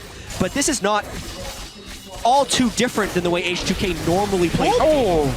Well, that ranged minion saved Hyanin's life from the cocoon, and finish off that point, that 10-minute What you're gold trying to lead. say, Trevor, is it cost him mana, because he would obviously have spell shield that one. With that gold lead, H2K need to do more. Because I feel SKT's headroom with a 700 gold deficit is significantly more impressive in my mind. Absolutely. So let's see what they can do. Ryu continuing to try and make a play, 10 CS advantage. And he's not going to find those ethereal chains this time. Lulix and the rest of H2K have actually been able to get a lot of deep wards into the territory of SKT. Both jungle sides are deep warded, and they're clearing away the defensive wards. Was about to. He's going back for it? Not this time. Almost cleared away the defensive wards of was too high. SKT. So map pressure is actually pretty strong for H2K right now, which could potentially set up a play. And now he's like getting to the point where Ottawamne can just keep pushing that top lane. He's going towards the Black Cleaver first on the Gnar. So as long as he can keep Fiora in place, the rest of H2K can look to make plays. Ryu is constantly jumping Faker over and over, but he needs to be careful now. Bengi's coming as well. Gonna be in trouble. Does get that passive pop, the mirror image, and is forced to peel away. No flash on Ryu, keep that in mind, versus the flash barrier of, sorry, just flash of Faker. Ryu needed Lulix here about 20 seconds ago because this turret is going to take a hurt right here. And even if Lulix comes in, it's now dangerous for him to do so because they need to be able to match Wolf as well. This turret is in a lot of danger. And again, look at Kasing. He's coming up. SKT, Mel, they get caught out. Lulix gets caught by the cocoon. Glacial Fish is out. The body slam flash gets Faker. Empress Divide splits him, but Ryu kills Faker. The chain's onto Wolf. He's forced to flash away defensively. Neither Marin nor Bang move from their lanes, and H2K get one. So SKT were just one step ahead at first, but then H2K, they showed they're not afraid to make the plays. They have the mechanics. Instant engage onto Faker, get the kill, and they return the damage now onto the mid tower. Wolf and Bengi trying their best to defend it. Well, Wolf gets a multi-man knockup, but H2K are unbothered by that tower stance. Actually, a really great cocoon there by Bengi to stop Yarn from auto-attacking that turret. That gives enough time for Marin to come and defend that turret right here and could end up saving SKT from a turret deficit. Yeah, but now H2K are in trouble. Marin has a grand challenge and he's going to throw it down. It goes down onto, I believe, Kasing. Now he's forced to back away. The Winter's Bite comes out and a little bit of sloppy play here from both sides. This Braum pick here can be super important for H2K because whenever SKT try and move forward, let's look at what can engage a team fight if you're SK Telecom. Bengi landing his snare or Wolf jumping in, knocking up targets. It's very easy for Kasing to position himself in the front, block the cocoon coming in from Bengi, or at least tag whoever's moving forward. If Marin comes in, tag him once, proc that stun very quickly. The way you beat Fiora in team fights is by having CC. She's gonna be a fairly squishy target, especially now we come to the mid game. H2K with some good focus fire can take her down very effectively, and a lot of it starts with Kasing. You can only riposte one spell. There is a Glacial Fissure, an Explosive Cast, there are Ethereal Chains. There's a lot of tools for H2K to get rid of Fiora in that fight. My question is, if SKT starts split pushing with her, who does H2K send to deal with that? Because at the moment, I don't see anybody. It's incredibly important that Ottawamne get his farm up. He needs to be able to complete Ninja Tabi, get his Black Cleaver down, and be a dueling threat to Fiora. It's unlikely that he gets to the point where he can actually beat Fiora, but if he can neutralize the Fiora, that's really all that's necessary. I think more so in this game, while SKT will do a lot of split pushing as they always do, it's all about split pushing to unlock objective and most specifically dragon control. This game is all about the dragons for SKT. It's their one lone advantage at this point, the fact that they have the first dragon, and I expect them to group heavily for the second one coming up in a minute. Spotting Bengi on the bottom side. Both teams already moving in. Just a little bit of damage being traded. No TP for Ottawamne at the moment. Not even sure. They might just be ready in time for when the dragon spawns. And that's going to be so key. The difference in team fight between the big tank Gnar later on and the Fiora trying to assassinate a target. Ryu, again though, taking so much damage and he has to back away from the tower. Faker keeps chunking him down, and thanks to Faker's work, tower number 2 falls in favor of SKT. They now regain gold lead, 700 in their favor, and Lulex forced out of his own jungle. Dragon's up in 20 seconds. SKT are getting all of the deep jungle vision they need to make this a safe and secure objective. Yeah, and Ryu has chosen to chug his flask instead of going back to base before this dragon, so he's going to be just above half health if they decide to contest it. Not to mention they don't have the wave positioning, and the slow, methodical pushing of SKT, waiting for a little bit of scaling, which is near Nashor's Tooth on Azir and Ravenous Hydra on Fiora, and they're starting to win almost all of their lanes, which is applying the appropriate amount of pressure to unlock these free dragons. Such a key thing right here was simply just the lack of teleport from Ottawamne. It meant that H2K could never engage in a fight because then Fiora joins in and it's a 5 versus 4 for SKT. So suddenly, all the pressure on the map, it's gone. SKT can invade in with Bengi and the rest of the guys, deep warded, force H2K back, take tower, take dragon. Teleport is such an important summoner spell in these a little bit slower games between two teams who kind of think the same. I call this a slower game, that's been action enough. But basically, if you miss time your teleport even once, you might end up losing multiple objectives just from that one summoner spell being down. So, H2K, they did lose that dragon. They are able to secure themselves a blue buff minion wave, pushing towards that heavily damaged outer turret, but there's no Hyanin, so no real threat for that to go down yet, especially now Faker's return with that Nashor's Tooth and Blasting Wand in his inventory. 300 gold is all that separates these teams, and they seem content to just keep farming all 3 lanes with the respective carries. Yeah, and with that farming, the scaling of the Azir is favored, so I think SKT is generally okay with this, as well as the dragons continually ticking up. They have zone control with the Azir. Obviously, they would like to be able to end this game soon, but with some of the missteps that they had early game, this minimal gold lead requires a slower pace for SKT. They don't want to take risks, and they're going to try and play off their one advantage. Step 1 for SKT is always going to be push up the mid lane first, because then you open up 2 ways to walk into the enemy jungle on both sides of the map. And that means you can so quickly move from the mid lane with Faker, with Wolf, who's sitting with him as the backup, to the side lanes. If someone is there defending a tower, you dive them, Otherwise, you just slowly push down the tower. Marin is doing on the top side. The problem here for H2K, again, they're just not necessarily on the same page. No one yet to defend this top tower. Odoamne is left in the bottom lane. He's now fighting Bang. Bang's gonna jump in, get stunned up by the Gnar. He'll have the support of Wolf in a moment or two, so H2K lose that tower. Well, the problem right here for H2K is that they always have someone who is in a disadvantage. In this case here, it's because Faker can constantly push the mid lane, and then because Marin, of course, is going Hydra on Fiora, so he can clear the waves and sustain so quickly that he can just always keep pushing it. Odoamne needs more time shoving the wave back. So the tempo which you can clear waves is heavily in favor of SKT, so they can always make the first move, because they push the waves first. So H2K is forced to sit back and try and react. And reacting is never or rarely a good thing in League of Legends, especially when you're against things that can fast push down your turrets. 2,000 gold difference just from that passage of play, the last few minutes, and a dragon as well. SK Telecom starting to build up all the items they need. Ryu will just face tank a tower. Eventually. And that will at least even up that gold somewhat, but as it stands, H2K, they've now grouped bottom. Actually, take a look at this. Lulex hanging on the wings, and but the turret's instantly gone, or the minion wave is instantly gone. If SKT does anything well, which is pretty much everything, but the thing that I think they do best is wave manipulation and control. Specifically with this team composition, trying to keep almost every single wave at a point of threat at every stage in the game kneecaps the opponent, and it makes it so they can't make aggressive moves because they're always standing to lose something by even attempting it. It's why this game is staying so low in kills, is because the tempo of the wave clear by SKT is so far ahead that of H2K. If H2K wants to break this cycle, they have to find a giant fight anywhere on the map that can't be disengaged. But then you look at SKT, they have the Azir knockback, the Tristana knockback, and an Alistar, so it's easier said than done. What H2K needs to do right now is they have to put Yanin in the middle lane, because he's the only guy who can match Faker when it comes to pushing in these waves so quickly. And Ryu, you need to enable him to look for picks other than just jumping Faker over and over, because there's early magic resist coming, there's gonna be an Abyssal, he has barrier. He's not the guy you're looking to one-shot right now. You need to find a Tristana, or you need to go to the lane and 2v1 against Marin on this Fiora. So Yanin has to sit in mid lane.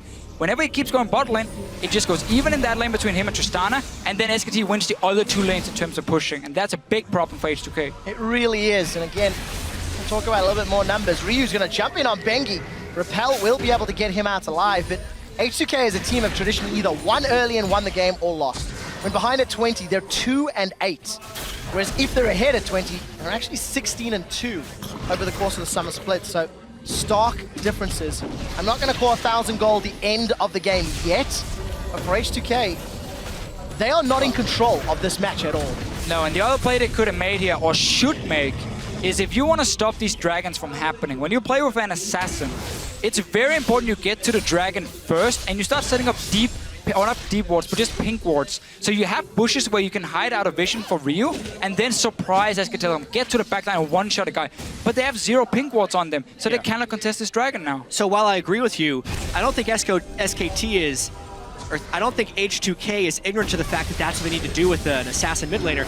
They just can't, because SKT has so much wave pressure and so many deep wards. If they ever try and wait in a brush, they're losing a turret. Well, I would argue right now that H2K have done a good job at least keeping the waves fairly even. They just had an opening to go in towards that dragon and try and secure the area. Obviously, again, it's not as easy as I'm saying here. Now you end up walking into HKT instead. Well, there's the shuffle. Faker's got Empress Divine. Nice. That's a two-man body slam, and Faker's down.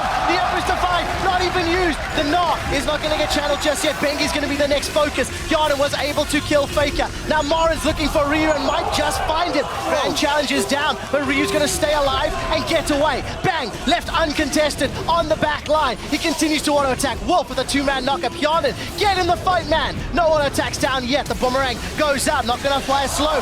Wow, Marin just eviscerates. Beautiful play. That's a double. What an outplay. And SKT demolish H2K. He completely baited SKT, right? H2K, sorry, right there. He jumps in, and when Ryu thinks I can one-shot this guy, he blocks the damage. Holy crap, Marin. Faker gets caught out at the start of that fight. And because H2K had been pushed in for so long, they pile in. And honestly, this was H2K's fight to lose after they killed Faker. At the very beginning of this fight, Juggernaut actually trades a nice amount of damage with Faker, and Lulex times his body slam flash just right and gets the knockback. So Faker, gone. At this point, Marin's teleport completes and he is now in the fight, but it begins kind of a 4v5. He gets a ton of damage down onto Ryu right away, takes him out of the fight. So that's already essentially a kill, because Ryu doesn't do anything for the rest of the fight there. But this is where the fight gets impressive. H2K could back away, take the 2-for-1, and then reset a dragon, but they get greedy, they want more. Marin dashes in for a kill, and then look at that.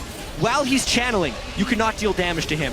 With that fight, they go straight for Baron. This game is not over yet. Wow, 3,000 HP on Baron. H2K drips and drabs. There's no teleport for Odoamne. He's far away. SKT managed to get Baron secured. It may be at Wolf's life cost, though. No, Kasing forced to jump backwards. Unbreakable. Here comes Odoamne. He's in Mega Knot already. And SKT managed to get out with some aggressive posturing.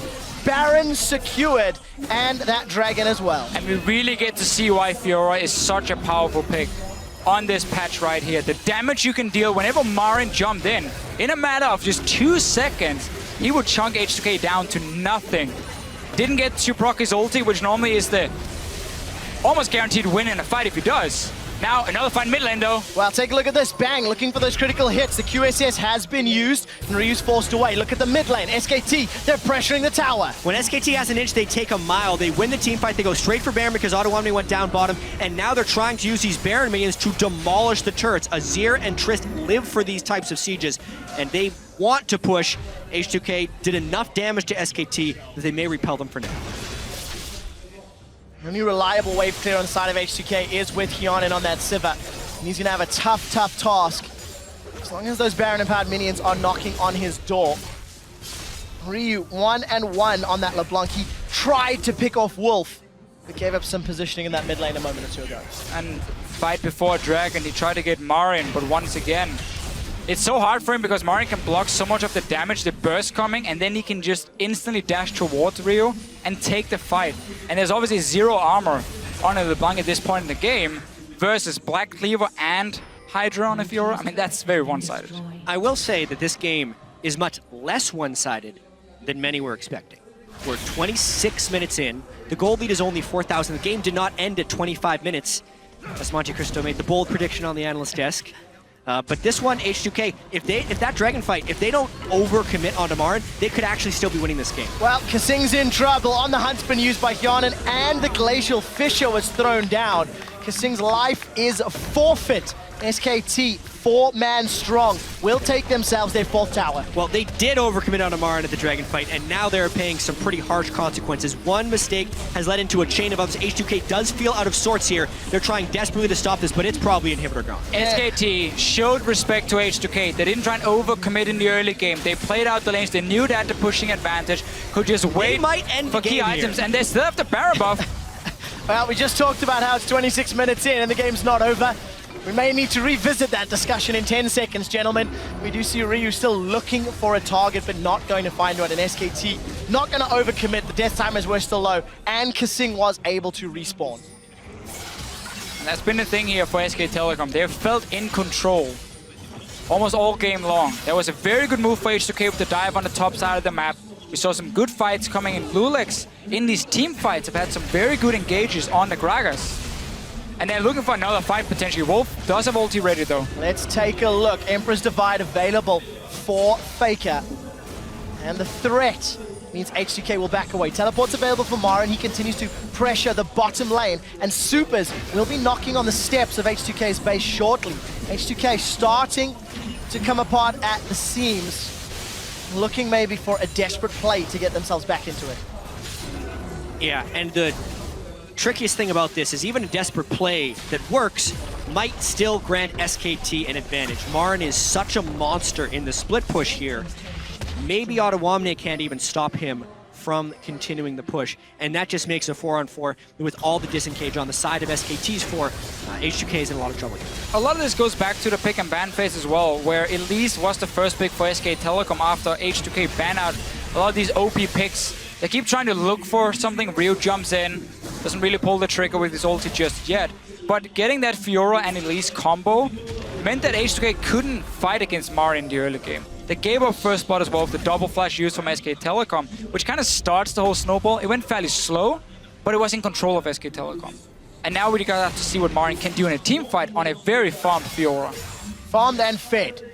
Over 10 CS a minute at this point in time, involved in 7 of his team's 8 kills. Secured 5 of them himself. Marin is a monster. And is able to just pick apart whoever he chooses. Yeah, 4,400 gold difference there. And you can see SKT gained 2,400 gold from the moment right before they had Baron till the expiration of the buff. So adding significantly to their advantage. Yeah, more importantly, open up the base, get inhibitor down. You have 3 dragons to 0, so you have multiple ways you can now play it out if you are SK Telecom. There's barely anything wrong you can do other than start splitting up and allowing Ryu to get maybe a one-shot if Faker randomly walks into him. But as a team, SK Telecom should never make that mistake. H2K looking to see maybe we can sneak a tower in the mid lane. Too late, Not this though. time. H2K are just being outplayed across the map here. SKT continually finding advantages. And while the 4-man SKT pushes down the bottom, again, Marin is on a side lane. He's looking to secure that top lane in a turret. Odoamne is going to go mega. And SKT pay it the proper respect, backing away. His will be quick enough. Glacial Fissure not there. Look at Ryu on the left-hand side of the screen. It's just not going to be enough. And that Sivir ultimate down. Still no response from Marin on the other side of the wave. SKT's going to get some big advantage out of this. Another tower's going to fall shortly. Marin is going to chunk that one away. He's got GA available. We're actually going to cut over. Ultimate thrown onto Odoamne. But Marin's going to back out, and it's just, there's too many balls for H2K to juggle, and they cannot. Wow! By Ryu, he's down. Bang! Sends him packing. Tries to find Yana, not going to be able to. This Satchel, Cask rather, knocks Lulex backwards, and he's going to go down as well. It's done. SKT are destroying H2K's base. Top lane inhibitor is under fire. Bang and Marin are taking it down. The tower fell in the bottom lane. There'll be another inhibitor falling if they even want it. Nexus turret number 1 will be dropping at the 31st minute. Number 2 will follow shortly thereafter. And SKT are on the board 1-0 in the group stages. And quick shot, it was so systematic. 31 minutes is a fast game, but it felt slow. H2K looked to be having a gold advantage, because they did have a gold advantage for a lot of the game, but they never really had control of the match. Every time they went for a play, SKT would have an answer or pressure somewhere. And it's an adequate start for SKT here. The small openings that were for H2K, they didn't take advantage of it. We didn't get to see the pink wards trying to set up Ryu to create some picks. He was stuck in the mid lane against Faker all game long, so they had full control of where the assassin was on the side of H2K. But we have seen 3 games today now where once a team gets a fairly good goal lead, they can close it out very effectively. The teams really know how to use the composition. Cloud9 with the Siege comp to start grouping with Veigar, Tristana, take down towers. SK Telecom here using Fiora to split push and then just put Tristana and Azir together and take down these towers. So far for me as well, I'm seeing Tristana as an AD carry who's having so much value because she's so good at fast pushing down these towers here, because she can handle herself in basically every single lane. And it just becomes a very safe pick in otherwise a meta where there's so many crazy picks. Yeah. North America was on the Tristana pick long before other regions. They were using it for heavy turret pushing. Good job, guys. You're a little early to the party for once. It seems. In the It seems. It's working out very well. SKT... It's a promising trend. Maybe a little slower than what we were expecting, but still executed as flawlessly. There are very few things you can look at in that game and go, well, that was a mistake from SKT. For H2K, I think there's more worrying trends. Lulex, again, not where he needed to be multiple times throughout at least the first 15 to 20 minutes. Yeah, I think it was a very difficult early game for him to play. One of the big fights we did have was, again, the surprise jump from SK Telecom, so obviously you can't really fault him for not being in position. Yeah. But we never got to see the coordination between him and the rest of the team other than that one dive in top lane. Well, we will get to see a little bit more from H2K and SKT as the group stage rolls on. For now, though, we're going to send it over to the analyst desk to break down SKT's first win. Thank you, Quick Shot. I'm coming to you first, Yamato, because you spoke about the consistency and the similarities between these teams, with SKT just being a superior team. Now, we did see the gold lead between these teams to be relatively similar up until the 20-minute and beyond mark, do you feel that this game was pretty much an accurate representation? I think exactly. Like the game panned out as I thought it would be. I think H2K kind of stepped up. I thought they played better than I thought they would, but it kind of showed the similarities, and SKT were just a step ahead in almost anything that happened. I disagree. I thought SKT played a lot worse than I expected. Faker. Oh, that's true, yeah. Faker was so cocky with the engages against Gragas, just getting flash slammed every single time. It was very telegraphed, and it was basically just Marin carrying on Fiora very hard, as well as out-pressuring H2K with the wave control. Well, and that was a part of it, too. I mean, I don't agree with Faker's kind of macro or micro decisions when he was trying to go in, get fancy with the Sand Soldier bending and everything like that, obviously. And I think he was late on using some of his summoner spells at times, so it wasn't looking particularly good for him in team fights. But if we think about how they played around that mid lane and the pressure that Faker was consistently putting down, bottling up this LeBlanc, really preventing Ryu from going anywhere, getting the deep wards in and starting to take over the enemy blue buff, that was a much more positive sign. That said, Marin was pretty late on some of his TPs to some of these fights, and his individual performance once he got there was okay, but he needs to react faster because these skirmishes are going to be the story of the good teams at Worlds, and he's got to be there on time. So a little bit of rust there for SKT, but the Fiora has been mentioned, and it speaks to me that H2K had the opportunity to first rotation Fiora if they so pleased. Didn't, stuck with the Gnar, handed that Fiora, which is a relatively powerful champion. We've just watched it take over a game. What does this say about Ottawamne for future games in this group? I think taking the assessment that I think they were hoping that Fiora was that Marin does not play Fiora. I think that was the idea of it, because Gnar is not completely a bad pick. I think pick and ban wise, I think it was completely fine. Even though, my only surprise is that the first 2 games of the day, Fiora was open and not played.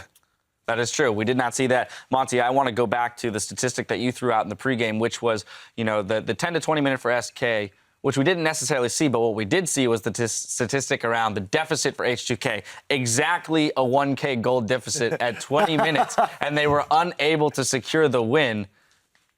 What's going on there?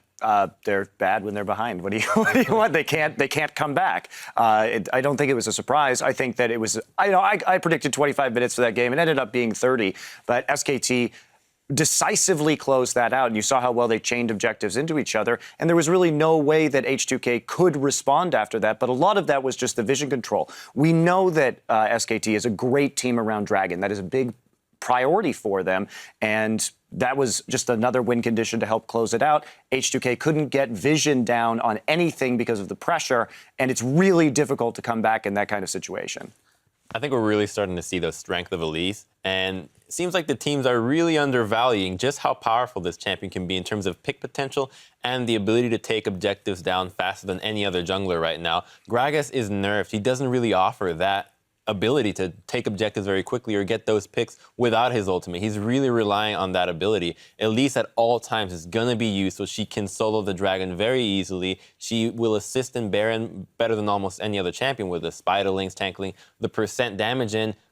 I think it should be banned more. We're seeing these first picks over Fiora, over I don't remember the other ones, but we're seeing it as a first pick. There's a huge priority in this champion, and I don't want to see these teams lose just because they let this champion go through. A lot of priority there. Final thoughts, Yamato? It's when I think of the Elise, I just wanted to elaborate about how I see the Elise. I feel like Elise is a champion that almost guarantees you to have the stronger 2v2 matchup in top lane if you fight, just because Elise is just so much stronger than any other jungler in the game. I think that is the main idea behind Elise. Exactly, and in the mid lane, when we saw Faker chunk out Ryu, since it was so aggressive, Elise can show up to mid at any time and just 2v2 the lane and just take the tower. You're going to get more tower damage, and Gragas cannot do a thing about it. Now, I want to push us ahead to our next matchup. Get your predictions for the EDG and BKT matchup that is going to be coming up.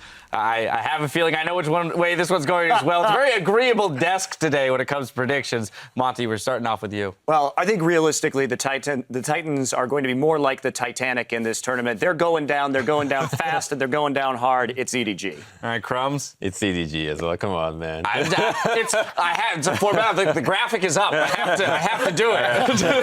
What do you want from me? Yamato, close us out. EDG. EDG as well. Well, no surprises there. We are going to step away while the team set up for our fourth game of the day. As we go, we'll get a closer look at Chips and Noah and the amazing French League community that has been bringing the hype to this year's World's Group Stage. Et c'est parti pour la grande finale.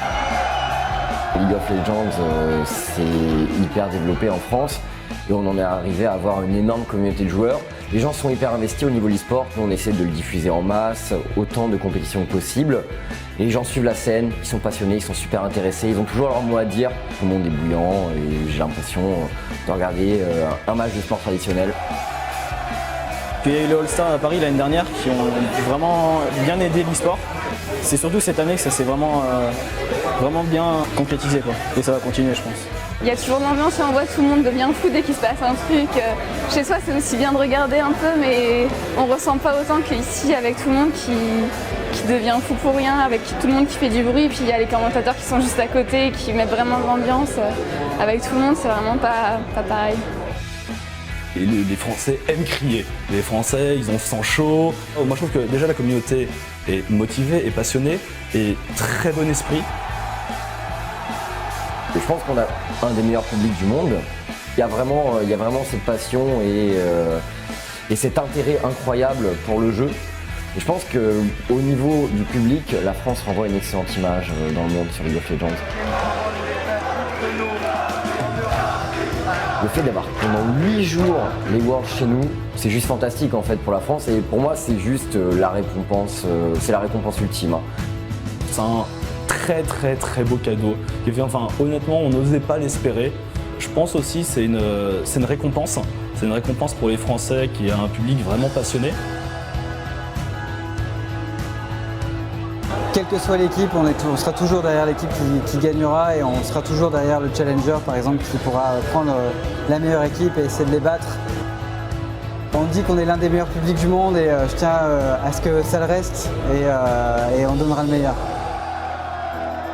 Personnellement, c'est la consécration de 4 ans de commentaires et c'est pour moi une énorme récompense et un honneur de pouvoir entamer, de pouvoir commencer les Worlds. Je ne pouvais pas rêver plus beau cadeau. Pour moi, je considère vraiment que c'est un aboutissement. Alors il faudra du coup que je me trouve d'autres buts éventuellement après, mais là je touche le sommet. Ouais, c'est la concrétisation absolue.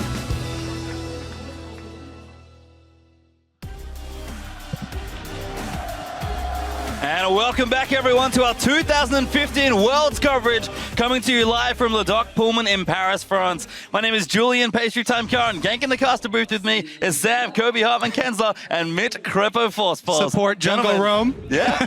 Got that synergy going on. We're going to move on to our fourth match as Edward Gaming is going to take on the Bangkok Titans. First of all, let's take a look at the starters for Edward Gaming, who are out on the blue side. In the top lane, it is Amazing J, the jungler Clearlove, their mid laner Pawn, the AD carry Deft, support Mako, and the coach Xing Chi, better known as Coach Aaron. I mean, if we go back all the way to Spring Split, EDG, they got to MSI because they beat LGD there in the playoffs. They made it to MSI, fantastic performance. Coming into summer, they were hype team, they performed, they did well, but then all the way at the end, they started slumping again. They didn't do well in their playoffs. They dropped matches to IG, LGD, but then in regionals, they came back. They ended up clinching the second seed from the LPL to Worlds, and they really look good, especially with Amazing J in the top. With Amazing J in the top laner, that top half of the map is just so incredibly strong. Probably one of the stronger ones in the entire tournament, and that's just going to be fun to see. And it's rough as well to make such a late change, but clearly trusting in their substitute player there. Yeah, they have both Koro here and Amazing J, different playstyles. Koro obviously brings to the field a more teleport-oriented playstyle, people would say. Obviously, he can play all the champions too. It's not like he's a bad player or anything. But Amazing J, yeah, with those carries coming out in the later patches, the Juggernauts, you know, more aggression coming out of him. Clearlove and him working well together, duo jungling at the start, then ganking for him, just getting him ahead. And then meanwhile in the bot lane, yeah, people just playing passive, farming it up. But once those team fights start, they're so strong. I think a lot of it does have to do also, there were a lot of rumors going around, you know, was Koro sick? He missed out some practice time.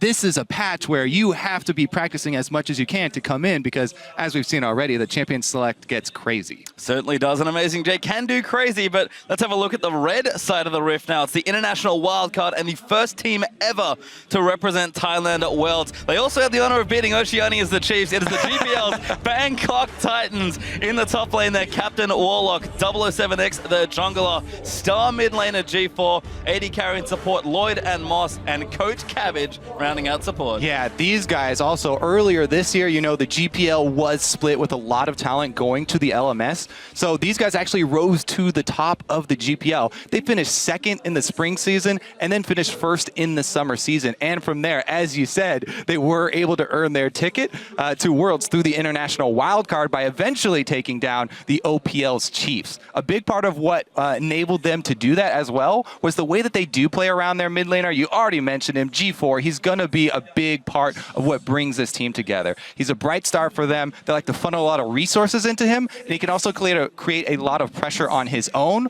by split pushing in the side lanes. You know, the Titans are also very big underdogs here, though, so I do expect them to go for strong laning champions, both in the mid and in the bottom lane, and try and rush some sort of advantage for themselves that way. You know, while Warlock will probably take one of his customary tank champions up in the top lane. I mean, they just want to find out just how big the gap between them and EDG is. G4 touted as one of the best mid laner there in that region, but the problem is he's going up against Pawn, so he's definitely going to be down. Just a matter to see like how much, you know, how long can they hold on. But we've seen EDG also play against some wildcard teams in the past, and a lot of teams, when they face wildcard teams, they have this element of strategy where they're like, let's just lean back. We know we're the better late game team. Well, EDG, they like to do the opposite. Yeah, exactly. They just like to go for the gullet. They rush as soon as they see any sort of weakness, especially if Pawn gets something like TF. We've seen him run over so many teams so quickly, basically using the ultimate on cooldown. You know, one example would be at MSI versus Besiktas.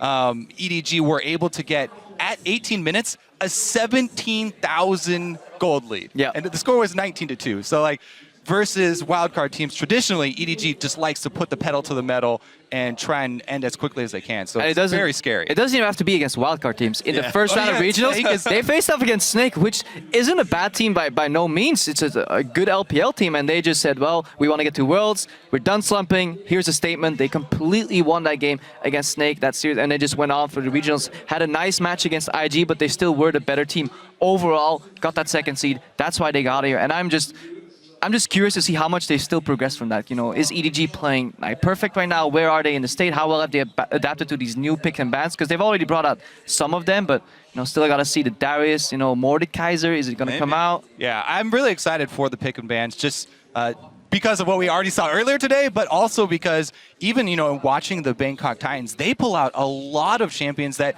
even people previously, when the meta was fairly settled, were not using that much. You know, they have all kinds of things like the Udyr, Mundo was used, Sejuani, all these different champions that they pull out, not only in the top lane, but also in the jungle there. And G4 has said that he's also not afraid of picking counter-pick weird champions in the mid lane, those melees like all AD J4 and stuff like that. So they as well can come out with some surprising choices. You really can, and that's the thing about G4. Zed, Diana, these picks we're starting to see a little bit more of. G4 was doing that before they were back in the metagame. He just loves to play his comfort picks. Even pulled out Yasuo as a surprise pick to take out the Chiefs in the wildcard tournament. So G4's got a lot of tricks up his sleeve. Yeah, maybe not quite as much success with the Varus, but no, unfortunately. I'm just so happy to see the mid lane shift away from just Azir and Victor. And even though that's what we said at the analyst at the start show, guys, Azir and Victor, they're gone. What happens the first match? Azir versus Victor. But overall, we see a lot more champion diversity, playstyle diversity. You can go for assassins, you can go for control mages. You can build so many more team comps right now. It's not set in stone, especially if you enter into normal lanes and the whole game gets just new dynamic. We haven't even seen Mordekaiser yet. It's just so exciting. And the first 2-3 days, I think, from Worlds, we're going to learn a lot of how these teams have been scrimming behind the scenes, in the dark. This is the first time in very long amount of time that these teams have way more information than the public. Usually we track, you know, week to week, LCS, what have they been playing, what is going to come out. I've been prying into as many pros as I possibly can to try and get some insight, but they're being pretty tight-lipped. Yeah. But that makes sense. It's a very big tournament here, as we do have a quick delay, but shouldn't be too much longer before we're into the champion select for this game. And kind of like you both were alluding to, I think these two teams very malleable in how they can pick. Lots of flexible players, good, strong solo laners that can pick almost whatever they want. So as far as, you know, 518, the World's metagame goes, we could certainly see fireworks. Yeah, and EDG, they may not want to reveal too much this game, because obviously their eyes are on SKT, who are the pairing in the group here, and that is definitely what everybody's waiting for. You know, that match, that rematch from back in the day from MSI, if that's going to come out. SK did a little good, but they dropped about a tiny bit, you could say, against HBK. A few times. Meanwhile, you know, on Bangkok Titans side, they don't have much to lose because they're such big underdogs. You know, whatever they are able to accomplish here would be something big. So they don't have to worry about playing really safe. They can go for a risky level 1. They can go all out on some sort of invade to try and earn an advantage that way, and then try and snowball for the early game. So I do expect the beginning of this game to be filled with blood. Yeah, this is what we usually see once these wildcard teams make it to Worlds. They just, they need to snowball, because later in the game, EDG has so much experience when it comes to closing out the games and just even coming back from a small deficit. So you really want to create a large deficit somehow. It's going to be rough, but yeah, every game has to be played in the end. It does, and I like your point about not playing not to lose, because that's honestly how the Bangkok Titans play anyway. Yeah. Very chaotic, very just all over the place, but they always bring it together, like you guys have mentioned, as a team when they need to collapse on that one big moment. I do enjoy watching these teams that that prefer the high tempo style. Yeah. Especially when it's more exciting. Yeah, when we're gonna get matchups like this. No, I prefer the 50-minute laning phase. Well, you know, that nobody does anything except watch people farm. Oh, so you're ready for the Korean quarterfinals then, Kripo?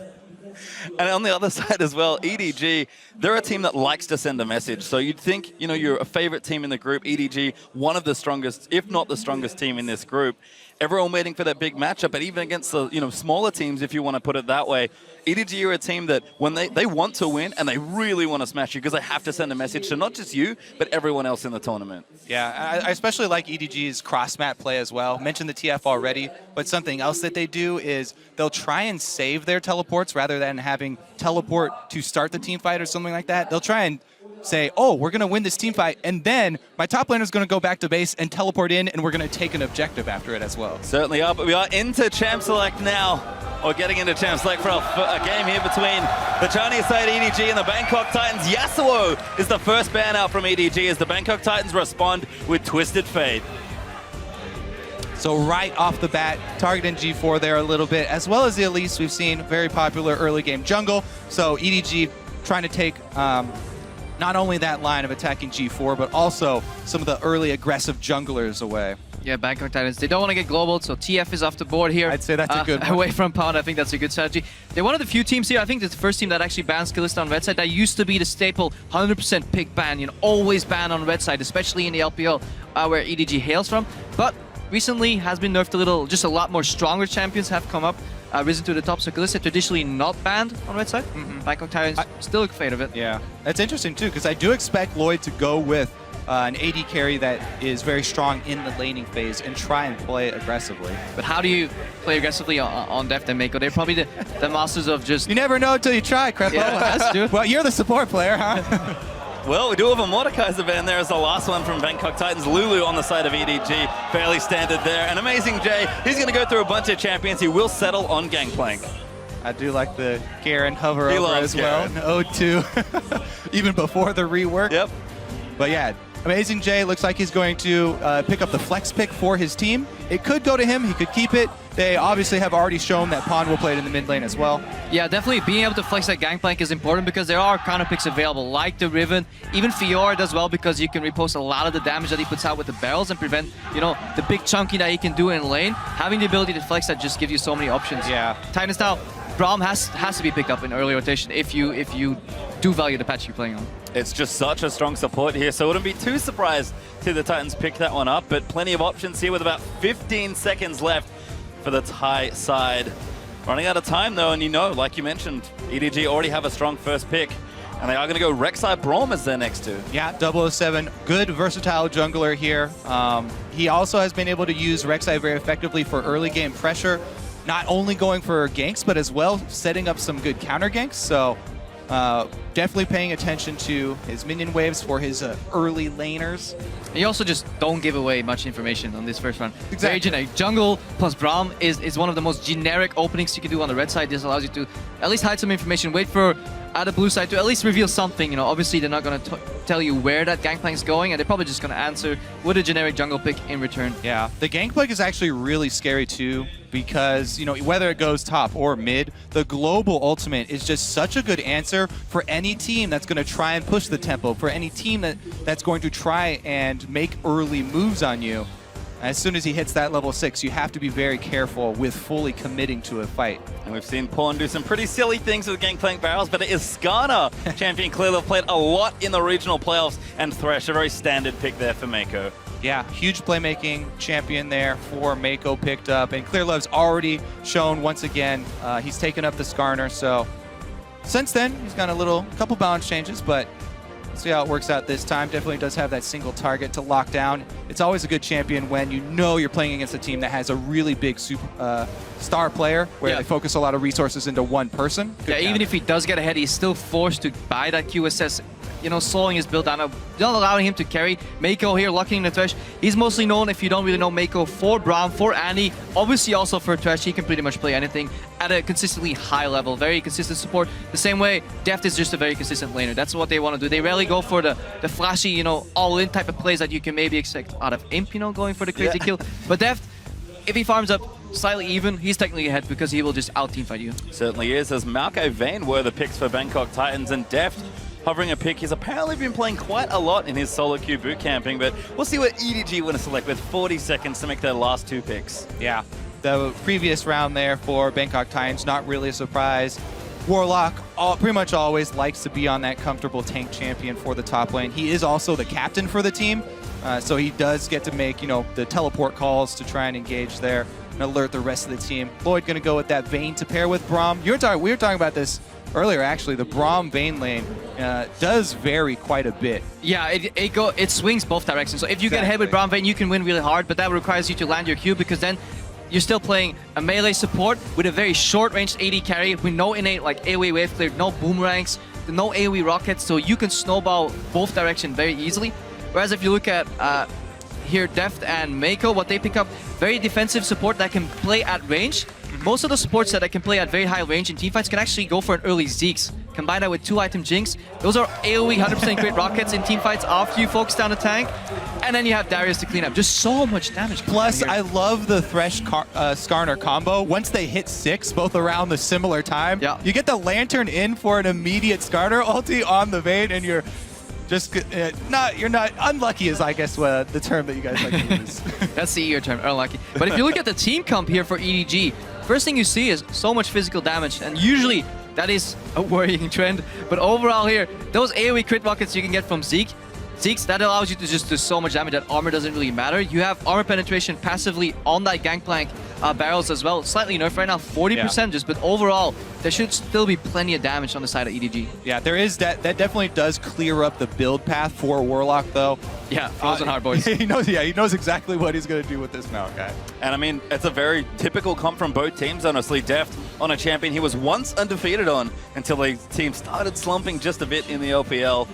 And Zed, of course, the insta-lock coming out for G4 makes a lot of sense. I'm just a little worried here for the Bangkok Titans. Yeah. They can fall behind in damage relatively easy. Like, they can fall behind super quickly. They only have Vayne and Zed as carries in these fights. That's going to require some really good positioning when you're going ahead against the zone from Darius, the zone from a Gangplank, and you have to get to that Jinx somehow. Kill them all with only 2 threats. That's going to be incredibly hard. It is definitely going to be scary for them. But as you said, G4, this is basically his favorite champion, the iconic G4 champion. He's going to be on the Zed.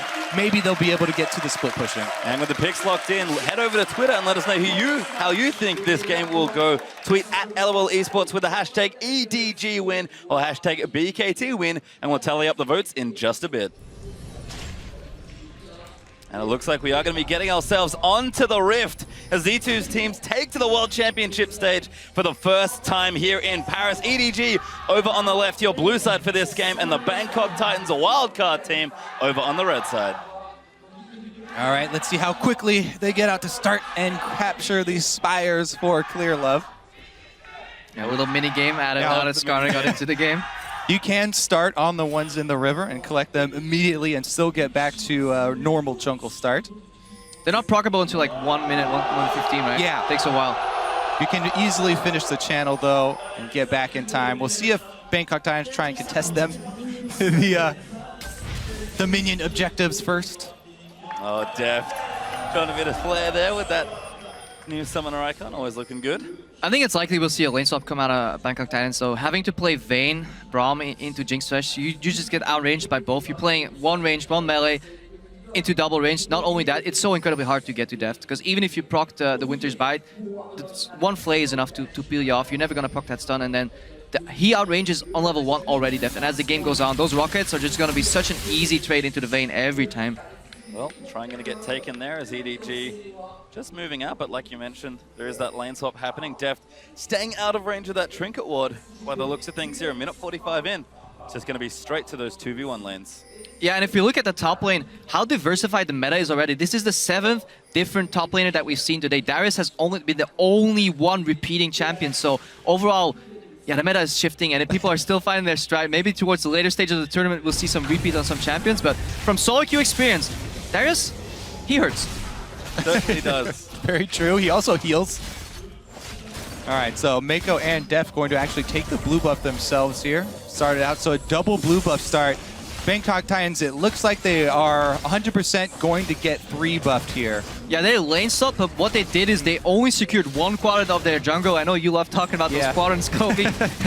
Aggressive invade, just to spot if they're jungling on the right side of the map. EDG starts double jungle on the left side of the map. They're going to get such a big experience lead. And Bangkok Titans, yeah, this is what we see. 4-man gank in the middle lane. Oh, no, he's failing, he flashes! Can't lock it down! Oh, the flash twisted advance. He gets a minion instead there. 25 gold? Well, I don't think he killed the minion either, but Pawn, they did get the flash out of Pawn, but again, this is what we're talking about. They like to pour all their resources into the mid lane, finish off 1 jungle quadrant, and immediately try and go burn. Not everybody can be double doge. That honor is just laid away for a specific amount of people. Just Double doesn't really Doge work. Is a god. Well, you can see Bangkok Titans. Moss going to check that brush with his Winter's Bite. Doesn't quite get it though. Yeah, EDG though punishing Bangkok Titans very heavily for that super safe start where they started actually on their strong side of the jungle. So not going to have much more to farm here. Yeah, and look at Moss right now. He confirms his Darkest Sphere. That entire jungle is empty. So by proxy, you can deduce that EDG's remaining members went to the down right side of the map, then the up right of the map, which means they're about to get a dive here of 4 against 2. And EDG, they're clean enough to execute this. And this ward that Mako just dropped, I love it. That's where you see the top laners coming in to teleport as well. They don't need him because he walked all the way here. 4 versus 2. Here comes the dive play. Back there, Warlock getting low. Mako, he's in trouble. He flashes out, but Death, he's going to get first blood. That's a double kill for the Jinx. This is the tempo that we're talking about for EDG. They do not like to let you have a moment's respite. Yeah, an incredibly clean execution. Mako starts tanking, he gets out before he dies. By that time, Deft has 1 kill, 2 kills. Now his double buff tower's dying. Warlock comes back, he wants some more. Oh my god! They're gonna get locked up. Clear boogie for the stun. Deft wants a 3rd kill. The auto's good. Rocket follows Deft. Gets himself 3 kills in 4 minutes. All right, that was definitely painful to watch. They punish the lane swap. They go for the early dive, successful dive, and a repeat there after the teleport is also blown. They even have teleport advantage. Okay, the one thing for Bangkok Titans is Lloyd has been free farming. Yeah, Lloyd is actually on even CS with Deft, and that is an accomplishment. But Deft, it is 4 minutes, 45 seconds in the game. He has now acquired 2,000 gold sitting in the bank, ready to be spent. So he can basically get a BF sword when Lloyd is still struggling. He is 3-0 already. This is gonna get real ugly real quick. Yeah. We did expect it to be bloody early, so. We did, and that's the EDG power, really. We've seen them dive teams of all different calibers over and over again. SK Telecom sure know the feeling of getting dived by EDG. Yeah, Boots here picked up. In addition to that BF sword, Dev says, okay, I'm done in the bot lane. I'm just going to go top lane, fight Lloyd, because he hasn't really seen too many EDG members overall. Amazing J ahead of Warlock in, not in farm, but 2 levels up, I think, in XP overall. So EDG, completely in control already. And teams should take note. Yes, this is, a massive lead for EDG, and they're huge favorites to win this. However, EDG being able to finish out when they get leads this big is something that you need to pay attention to. Immediate pickup on pink wards here, immediately looking for deep vision. They're trying to cut off any sort of resources from Bangkok Titans. Dev can now aggressively trade with that red buff and those rockets, and immediately, as you said, how do you snowball an advantage? You pair your jungler with your support. You aggressively move and you find the enemy jungler. Once he's out, you can't even gank anymore because you know exactly where he is. And Pawn, even though he got ganked early, he had to blow his flash, he's now completely controlling the pace in the mid lane against G4. So Bangkok Titans, they're crumbling left, right, and center already. And we've just hit 6 there as well, so ultimate going to be available for the next bit of EDG aggression. Mako going to move his way towards the mid, but does go for the recalls. Amazing Jay, happily 1v1 in the bottom side as Deft is mowing through this turret. It's going to be very scary here. Deft can easily get resets in these team fights, even on the front line. No matter how much money Warlock pours into armor, Deft is just so far ahead. It's a really unfortunate feeling as a tank when you're you know you have a clear path, and yet you just can't get enough money off of the map to even take a couple rockets from Jinx. Also, if that lane ever matches up 1v1, Vayne against Jinx gets incredibly hard. The worst part of that matchup is BF plus pickaxe against Cutlass. If you ever find yourself in that situation, you rarely do because the way the game plays out traditionally. But after a 3-0 Jinx start, there's no trading you can do. Jinx completely outrages you. Mako comes in, Lantern. Again, ulti out from Pawn as well. G4, good dodge there, but the exhaust is out from Pawn. Clear up, follows in, looks for the stun. Ulti out from G4 is going to try and save his life, but a Chomper's going to give death. He's kill number 4. And look how quickly they go to the mid turret here. This one will be knocked down pretty much effortlessly. Nobody from Bangkok Titans can come up to rotate and try and defend with Rek'Sai here, so she'll probably be on her own, and that's going to be another outer turret for EDG fairly shortly here. Actually, they're not even trying to pressure it unless they leave Deft there. Clear left with eyes for bottom lane. And they're probably just not used to being this far ahead this early overall. They've done it before. We talked about the Bashik this game. Well, we'll keep track and see if they actually hit that if they mark. can beat that record. But yeah, The overall time trials. time trials. They're playing against EDG's Ghost, you know, in those map races. But overall, EDG, they don't extend these laning phases either. Like, they choose to go move Deft away from that bot lane and then go top for some more pressure on the tower. They don't really play the solo queue game where they keep going 2v2 and try smashing each other just for a kill in them base. So they're really playing the map right now. They went for a tower. Deft, yeah, kind of afraid whether Moss is in there or not, because Mako was roaming before. Now Mako comes back, and that should be a very, very easy 2v2 here. Safety net is back here for EDG. They're up 3,000 gold already, 8.5 minutes in. Now, hard mode is to look at this and try and find the way for Bangkok Titans to try and get back in this. And they do have at least the Brutalizer completed here for G4. He is stuck in mid lane right now. They also, it's going to be very hard for them because they don't have a lot of vision to work with. That was well executed. But, yeah. Mom's getting poked out here. He actually needs to save that shield somehow. That is going to go in. Looks like Slow is going to miss. No ulti out there from Deft. They'll give it up this time, but pressure really on in the bottom lane. The only way he's going to win that trade is if he can save the first hit on his shield for the Jinx ultimate to negate that damage, because otherwise they're never going to win 2v2. But yeah, he gets zoned out immediately. Yeah. G4 putting some pressure on Pawn here, but eats an orange. Yeah, I was going to start talking about G4 roams, but again, Pawn is on Gangplank. He has the ultimate ready, so he can even answer that roam. And just sending the ultimate is actually enough to turn the tides since EDG are so far ahead, so... And since their top lane jungle combination from the Bangkok Titans, here 007X and Warlock are just so low damage, if they fall behind, it actually gets quite scary to gank Darius. He can take you out 2v1, especially with the reset mechanic on that ulti, so ulti coming in. Yep, going back, G4 looking to try and get out of it. Clear of ulti, no Mako follows in with a hook, the damage is down. Ulti's used, but Pawn's gonna get the kill. This may very well be the first perfect game here at Worlds. Fnatic, they were close. They were 1 kill away in their first game today. So if EDG can avoid dropping a tower, maybe that's what they're playing for now. Instead of just playing for the victory, they want a perfect game. Just cancel some recalls there. Need some more AD for that to work. And you see Deft. Canceled recalls are very important at this stage, though. Even a couple seconds here. That's probably going to buy them Dragon. Yeah, again, more tempo, more objectives. But Deft, this is something we see a lot in the LPL.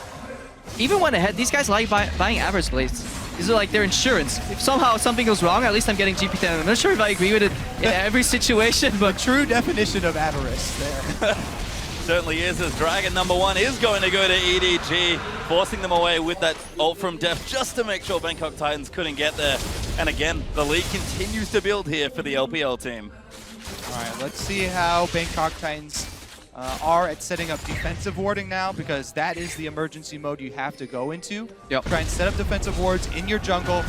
Uh-oh, here goes Mid J, though. He's going to trade on Maokai. He is Maokai, though, so...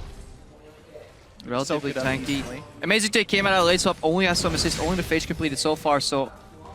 Warlock should be relatively, but look at the position of that wave also. It's pushing backwards. So EDG controlling waves, trying to find out where the enemy jungle is, not making any rash decisions. They don't need any of those fancy outplays. They generally, all their kills have come from outnumbering their opponents, generally reading the map and then making that play.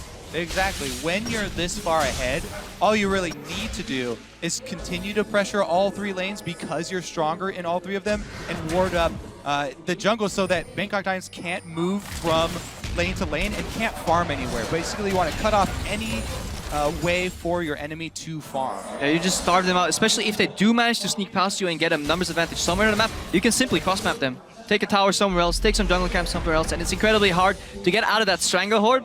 Once it's in that position, once it's being executed, it's almost too late to come back. This is why we saw, early season 3, split push was so popular because teams couldn't deal with it. Just like Lloyd may not be able to deal with this Hook move. is going in. Lloyd actually has to pop his ulti. Moss and 007X will get in. Mako, maybe the target is clear. Love does get stunned by the Braum passive death. He's in there, he's going to pop the ulti in melee range. Pawn, first kill onto Lloyd, but G4's going to come out. 007X is low. He'll die as death. He's going to flash his way out, but can they get that kill? G4 will land the shutdown, but the Dunk's going to give Darius the double. They killed Def, they deny the perfect game. But G4's trapped under. Oh, flash! Gets himself to safety, but EDG are not done. They'll plow straight through mid lane. Yeah, G4 gets that kill, prevents himself from becoming G04, gets at least 1 kill. Perfect game denied. But 8,000 lead on the board already. To match that gold lead that they had in earlier Wildcard Teams matches, they need to get roughly 9,000 gold in the next 5-6 minutes, so it's going to be hard to break that record. The time trial is on, is what Crefo is saying, as EDG will back off. Going to spend some more of that money. You can see their items are massive already. Def close to the Infinity Edge. Side turns completed for both support and jungle as we have a replay. All right, so Mako drops the ward, has sight, lands the hook and play combo. And here comes the entire party. What a good Gangplank ultimate as well, cutting off the retreat there. Yeah, look at Def though, right into the middle of the fight. Because it forces Lloyd forward. Def knows if he gets a reset and some damage, they're going to win this fight regardless. He doesn't have to survive this fight for it to be a big win for EDG. And look at the damage that are still alive. Even if Def falls, we still have a Darius, with the ulti. We have Pawn on the Gangplank that can even win 1v2s later on with those barrels. So there's so much Def coming out. Yeah, at that point, they're just looking for more people to commit to the fight. Yeah.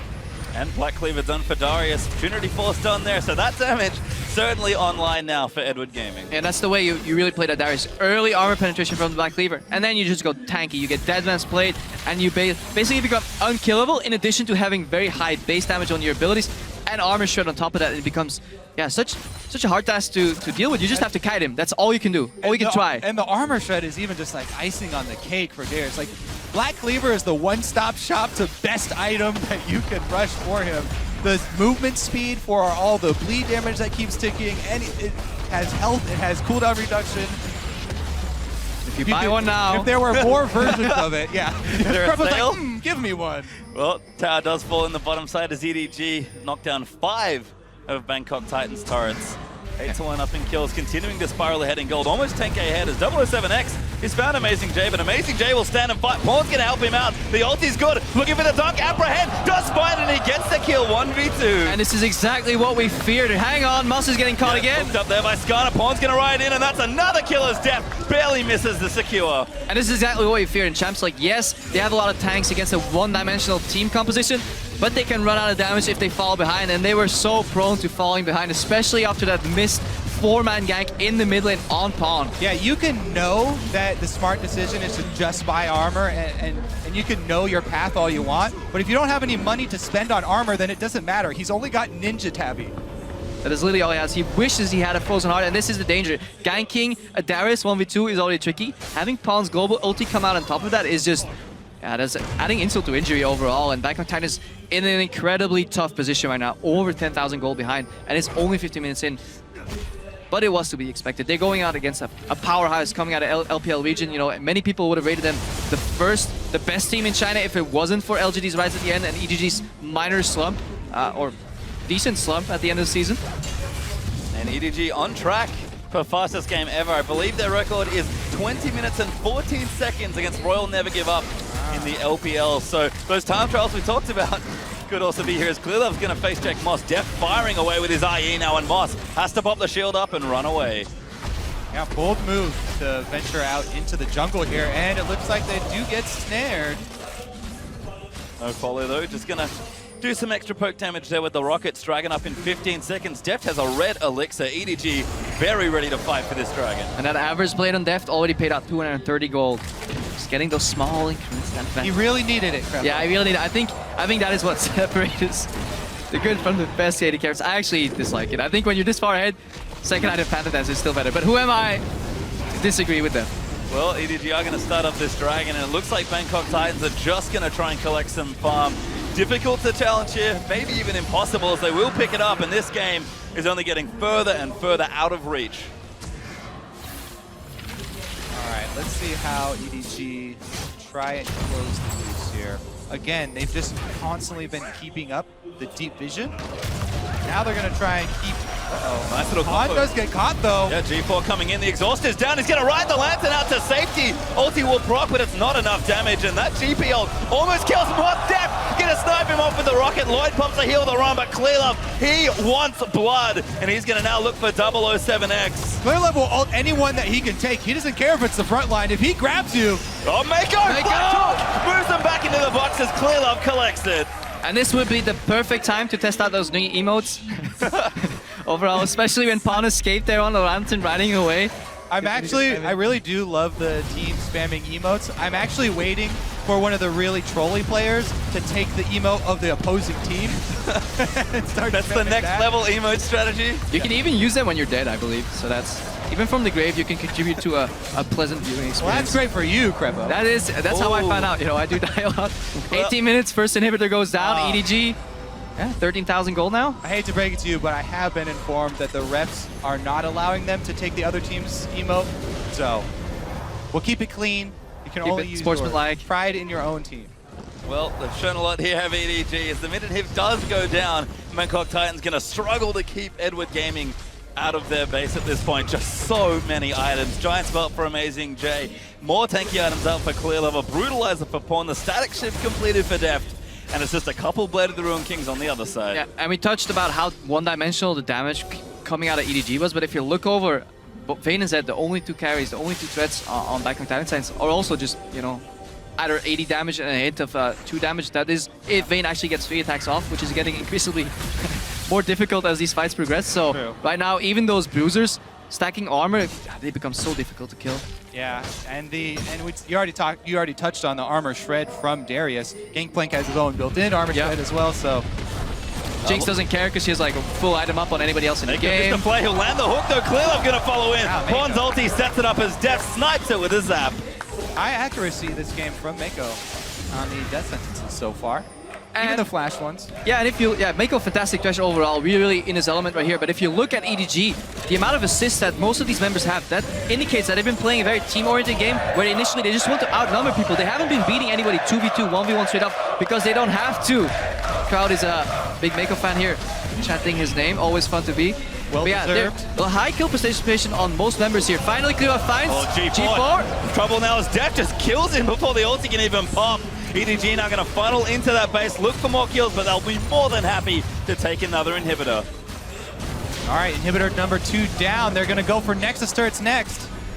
And Deft is just looking to end the game. We talked about it, 20 minutes 14, I believe, so they might be on the clock here to try and race it. Don't know if they can do it, but the Bangkok Titans are going to try and keep it in. The ulti's out. Good block there from Moss. And you can see the pings on Baron. EDG, they do love themselves an early Baron. Yeah, look at those pink wards. 5 pink wards, 1 in each corner.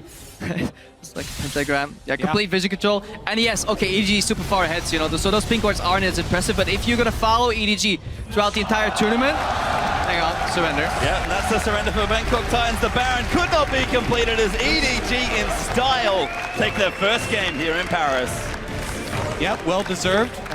Mako with some big plays from the very beginning of the game, actually, outplaying a lot of the lane swap and continuing into the jungle, keeping up the pressure that we were looking for. Yeah, I just love the level 1 strategy here. It almost had no downfall, even if they found, you know, if Mako and Deft found the opposing top lane jungle duo jungling, then it could still be an even game from then onwards. But if it works out the way they did, Bangkok Titans, they wanted the lane swap so badly that they forgot to think about jungle quadrants at all. They just started on one side of the map.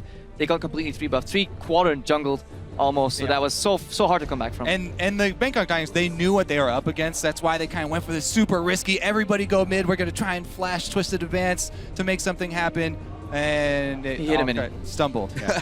Well, the 4-man gank in mid lane's a very common occurrence in the LPL, so Pawn more than prepared as he dodges that, and EDG vault ahead to a very quick win here in Paris. You can see the crowd applauding, cheering for the team as they'll take one of their first battles here of the tournament. And just a smart, calculated approach to the game. Outnumber your opponents, clean dives. That dive, that was textbook. Mako taking the aggro, everybody getting a kill, nobody dying in the process. The first death was only deft after Lloyd was zoned into the fight, and at that point, if he dies, if he gets 2 kills, that fight is 100% guaranteed to EDG. The game is guaranteed. It doesn't matter that you give up your life there. So overall, just clean textbook play, very high kill participation across the board, so working as a team. And if there's one way to describe EDG, I think it has to be efficient. Very clean dives, very strong strategy, just always know where to go and what to do. And to touch on that pink ward point that we were talking about earlier, how the vision spread out, they're actually masters of using Fog of War to their advantage to bait. Sadly enough, it wasn't needed this game. They really need to bait because they had their pick of the litter. Mako could choose any target, hook it in, clear off. It's going to be a long group stage. There'll be more. Yeah, I really hope to see that. If you ever see EDG fall behind, pink ward in the brush, Skarner, flash over ulti, that's something they did against IG. So that is hopefully a play we'll see again from EDG. And I think, again, really just showing same form that they did from regionals. Very similar picks. Clear love back on the Skarner. Amazing J, the new player, if you will, but of course, just on the Darius. Yep. All right. So good lane, good tower dive by them, and they were able to clean it up. Very clean there, but let's check out how Group C stands after one game here for each team. We'll have a check-in with the standings. It is the favorites, as expected, 1-0 up apiece. SK Telecom and EDG hold 1 win here in Group C. And that's what we expected. I mean, everybody coming into the day expected HTK to lose to SKT and obviously the Bangkok Titans to drop a game here against EDG. Interesting game.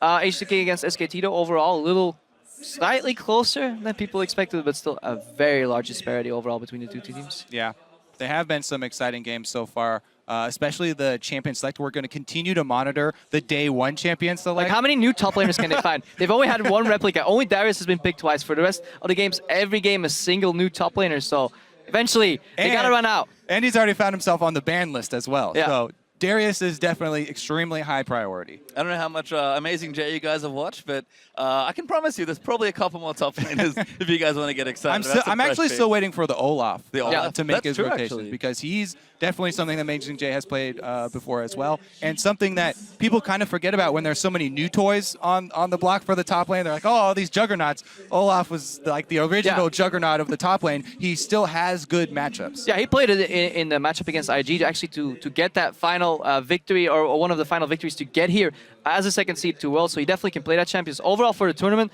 I think we've seen almost all top laners against Olaf. We've even seen Nar, which I don't think is that high on the priority list anymore. But I just want to see more Fiora. We saw it once only, and I think that champion is incredibly strong, especially when you have really, really good repulse mechanics. You can dodge so much damage. You can dodge a lot here, but we do have Shock standing by with EDG's jungler Clearlove to get an insider's perspective on that game. Yes, thank you very much, guys. Indeed joined here by EDG's Clearlove after that victory, and Wensen helping here out with the translation. Congratulations, first off, in your very first game here at World. Thank you. Thank you. Anyway, it was an underdog match for the Bangkok Titans going in, yet you guys were very convincing. Something I would like to talk about is the Skarner pick. We saw it earlier in the day from the side of IG. Didn't work out. How have you played him, and how do you make him work? 你们这次有一个就是非常完美的胜利，然后他注意到了你的 Skarner 用得非常好，想问一下你对 Skarner 这英雄有什么心得？这英雄的话，就是前6级就很法力，如果到6级后2打2、3打3打团都很厉害，所以说这是我选择他的原因。Okay, Skarner is relatively weak pre-level 6, but ever after level 6, no matter in 2v2, in 3v3s. Skarner extremely strong, and that's why he picked it. Okay, it worked out really well, also in synergy with that Darius top lane, and that was on Amazing J. How has it been for the team adjusting to playing with Amazing J, and more precisely, your synergy with him? How has that been going? 你们这次觉得用了 Amazing J instead of Coral， 就是替代了 Coral。你们觉得你和 Amazing J 的配合有没有什么特别的地方？然后你觉得 Amazing J 打得怎么样？就Amazing J 的话，它更适应这个版本。所以说，他这把的话打得挺好的。They think they have the new patch, and Amazing J might be better in this patch, and he played really well this game. So he's happy for that. A fantastic Darius, that is true. Last time I talked to you, Clearlove, was after the mid-season invitational where you guys won over SKT. Then you told me we are going to learn from this and become even better. Do you think you have come good enough to take this World Championship home? 就是他看了你们在 MSI 的表现，然后你们表现得非常好，然后你们战胜了 EDG。但是你当时说过你会变得更强，对这种决赛，你觉得你们这次的准备如何？你们有没有机会拿下这个比赛？就是我们队伍的状态最近还挺好的，然后的话就是经过这么长的时间嘛，然后个人能力都有提升，然后更重要的是我们的心态变好了很多，我觉得这个是让我们变得更强大。I think their team is in a really good shape right now, and their individual skill has been improving since MSI, and they have really, good confidence going into the tournament and win the World Championship. Finally, one big step towards that will be your game Saturday versus SKT. After what happened at MSI, is that not a worry for you? 就是 SKT， 你觉得这次 MSI 战胜他们以后，你们这次还担忧他们吗？SKT 是很强大的对手，但我觉得最后还是会赢他们。You think SKT is really strong opponents, but in the end, they think they can take off SKT and win the World Championship. All right, fantastic. Well, we'll see you on Saturday for that matchup. Thank you so much and congratulations. 谢谢你的 interview. As for us, we have to take a small break, but when we come back, it's going to be North America's #1 seed Counter Logic Gaming going up against the Flash Wolves. The Flash Wolves, rather. We'll be right back. We are going to be getting ourselves onto the Rift as Z2's teams take to the World Championship stage. Here comes the dive play, back there, Warlock getting low, Mako, he's in trouble, he flashes up, but death, he's getting a first blood, that's a double kill! First kill onto low, but G4's going to come out, 007 next is low, he'll die as death, he's going to flash his way out, but can they get that kill? The exhaust is down, he's going to ride the lantern out to safety. Ulti will proc, but it's not enough damage, and that GP ult almost kills Quad Death. EDG in style take their first game here in Paris. Welcome back, everyone. The teams are readying up on stage for our 5th match, Counter Logic Gaming versus the Flash Wolves. Doublelift, of course, deciding to make a reappearance on the desk. I'm sure he has things to say about the matchup that's about to happen. Now, in the fight to advance from Group A, this is a must-win for both teams, so let's run down the Rift and look at the matchup. Starting in the top lane, the fight between Zion Spartan and xPeke, and I think something that's important to note here is the CS discrepancy between the two of them. Zion Spartan, on average, at 10 minutes, 9.8 up against his opposing mid laner, whereas xPeke in the whole almost 6 CS on average. There's like two ways of looking at it. xPeke, you could say maybe he gets starved, but in reality, if you take a look at his games, it just looks like as if he's on a hunger strike. He doesn't take anything that is given to him. And speaking of eating, and in this matchup specifically, I think Zion Spartan is going to eat him alive. Well, speaking of, by the way, Darshan, being a vegetarian, is going to have to switch his traditions and going to have some steak for lunch right now. But on a more serious note, Maple versus Pobelter. Maple is kind of the star of the Flash Wolves. He gets a lot of attention. Pobelter does not. He gets thrown under the bus and any other kind of idioms that you could say as to how little help he gets from his team. There's almost no synergy between him and xPeke, as he's usually just helping the duo lane out. And Pobelter, regardless, puts a lot of damage for his team. He brings so much to the table with what he gets is very impressive. Well, this is really a very interesting matchup because of how many mismatches there are as we go down lane by lane and the very big stylistic differences between these two teams. For me, if you take a look at guys like Karsa versus xPeke, and sure, xPeke he improved in the playoffs, right? But I wouldn't say that xPeke had a good performance. I would say he had a very mediocre performance. But it was an improvement. But Karsa's a star on this team. He does about 5% more damage as opposed to when compared to the rest of his team total than xPeke does. He also is a guy who can play early. He can play Nidalee. He can play Lee Sin. These are champions, whereas xPeke spent the majority of the season sitting on Gragas, and this is going to be dangerous because Pobelter could be a real threat here with the Maple Karsa synergy. Yep, so mismatches across the lanes, but also if we take a look at the teams and their play styles in general, stylistically, it is a mismatch. Looking at the first 15 minutes of the game, if we look at kill location between these two teams, what we'll notice is a huge priority and focus for CLG in the top lane, whereas the Flash Wolves down near the Dragon, mid and bot lane. Well, this really just shows how much CLG likes to group, because this action in the top side is not just like Zion getting kills by himself. This is lane swaps from CLG. This is mass rotations coming into the top lane to try to take towers. CLG's bot lane being so strong, what usually happens, they take the bot lane turret, rotate into the top. The opposing team wants to defend that. They send a lot of people top, and then CLG can respond by having xPeke follow, by having a TP advantage, and just really outnumbering. So that's just a really good indication as to the pace that CLG likes to take of taking one tower and then quickly rotating, which is really the standard play when you take a tower advantage. Now, looking at that jungle matchup, we've spoken to Karsa being a playmaker for the team as well as Maple. But then on the side of CLG, you know, it's usually the side lane focus is either the bot lane or Zion Spartan. Is xPeke going to be able to keep up with Karsa and, you know, keep the pressure out of the mid lane so that his side lanes can do the work they need to do to create an advantage? Well, you have to remember, he also plays Lee Sin. Like, xPeke he's a pretty good Lee Sin. I mean, 2 seasons ago. But, okay, come on. We're reaching back. Yeah, I mean, we're dusting the shelves here and really, like, pulling that out. But he can play Lee Sin. Like, he's not the fanciest of Lee Sins, but back then, you didn't really have to do a lot on the champion. You can just play a solid game and play him as a peeling champion as opposed to a playmaker, which is kind of the way that Karsa likes to play. But I do think that he does have the ability to play these champions in an effective way that can deal with aggressive junglers in a better fashion than the Gragas can. Another thing I want to note here, just as a trend of the first day, the average game time so far today has been 26 minutes and 30 seconds. Incredibly fast games of League of Legends. Granted, there have been some rather lopsided ones between teams that were expected to go that way, which could be skewing the data slightly. But when you're looking at fast game times and then this matchup specifically, does that benefit more? Would you give it to Flash Wolves or CLG in quicker games? I think that if we look at CLG, they're very good at the lane swap. They tend to get a few kills early. We were watching this in the finals against TSM.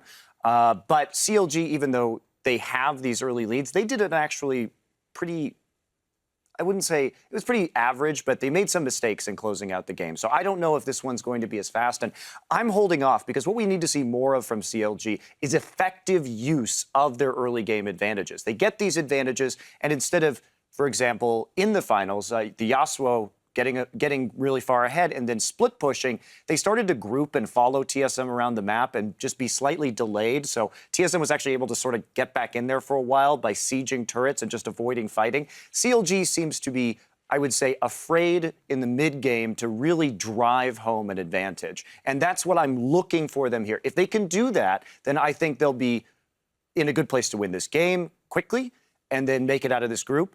If they continue to have these problems, I think this group is much more up in the air.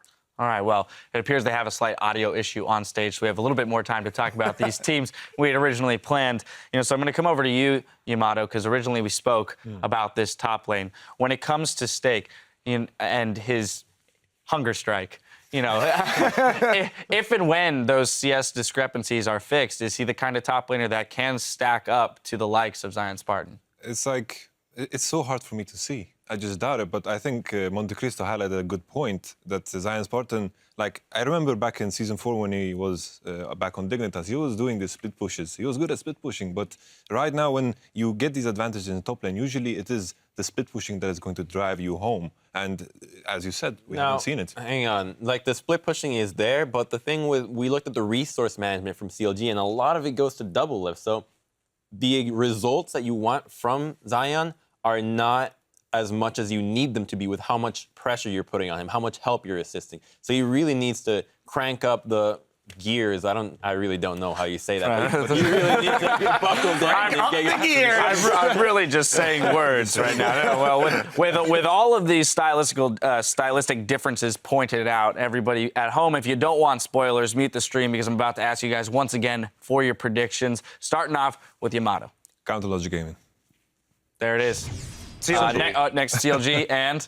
I mean, I'm not even 50% sure of the majority of things that I do. CLG can offer me a 50% chance that they are the best team in the world. That's good enough for me, CLG for this. That actually explains a lot of your jungling. Thank you. There you go. Well, that jungling directly affects your team. Clap. No, hey, we've identified the problem. If anything, we're making progress here.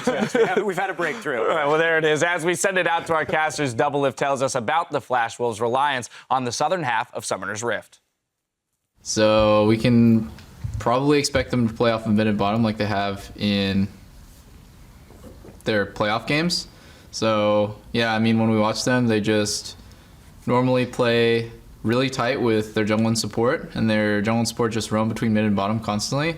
And they just kind of leave Stake to do whatever. Most of the time he's just dead. So yeah, that's kind of what UA Flash Wolves does. And pretty classic Doublelift there. His time off the analyst desk has really deteriorated his analysis, I feel, over time. It wasn't a quality piece. Well, it wasn't too bad here, as we're going to check out the starting lineups, getting ourselves into these games. On the blue side, it is Counterlogic Gaming, the #1 seed from North America. In the top, there is Zion Spartan. In the jungle, xPeke. Their mid, Pobelter, AD carry, Doublelift, and support Aframu. And then on the red side, it's obviously the Flash Wolves. Their top laner, Stake. Perhaps on Hunger side, perhaps not, who knows. Jungle Karsa, mid Maple, AD carry Kramer, he's back in. Yeah, got subbed out a while ago, but then comes back here. And support Sword Art, ready to go into game. Sword Art obviously featured in Rise of Legends as well, had a good story to tell here. They definitely want this victory because this means a lot in the group, probably playing for first place here. Yeah, subbing Kramer back in is actually really big for these guys because NL played a lot for them recently. Yeah. And Kramer, you know, they picked him up. Sword Art specifically picked him out of Challenger Korean solo queue, and they've been working very closely with him to try and iron out all the communication issues and stuff like that. Yeah, just more proficient in terms of mechanics. That's also reflected in his champion pool. His most favorable champion is Vayne. That's what he likes playing here. So that may be needed to keep Doublelift in check. And overall, the tendencies of both these teams, very interesting how they, you know, dragon focus, no dragon focus, top lane, Stake versus Iron Spire. So many stories to tell, but first, let's head into Champ Select. We are into Champ Select indeed, Crepo, as Counterlogic Gaming take to the draft against Flash Wolves. Blue versus red here as bans are going by quickly. Malphite Thresh for CLG as the Flash Wolves take away Mordekaiser.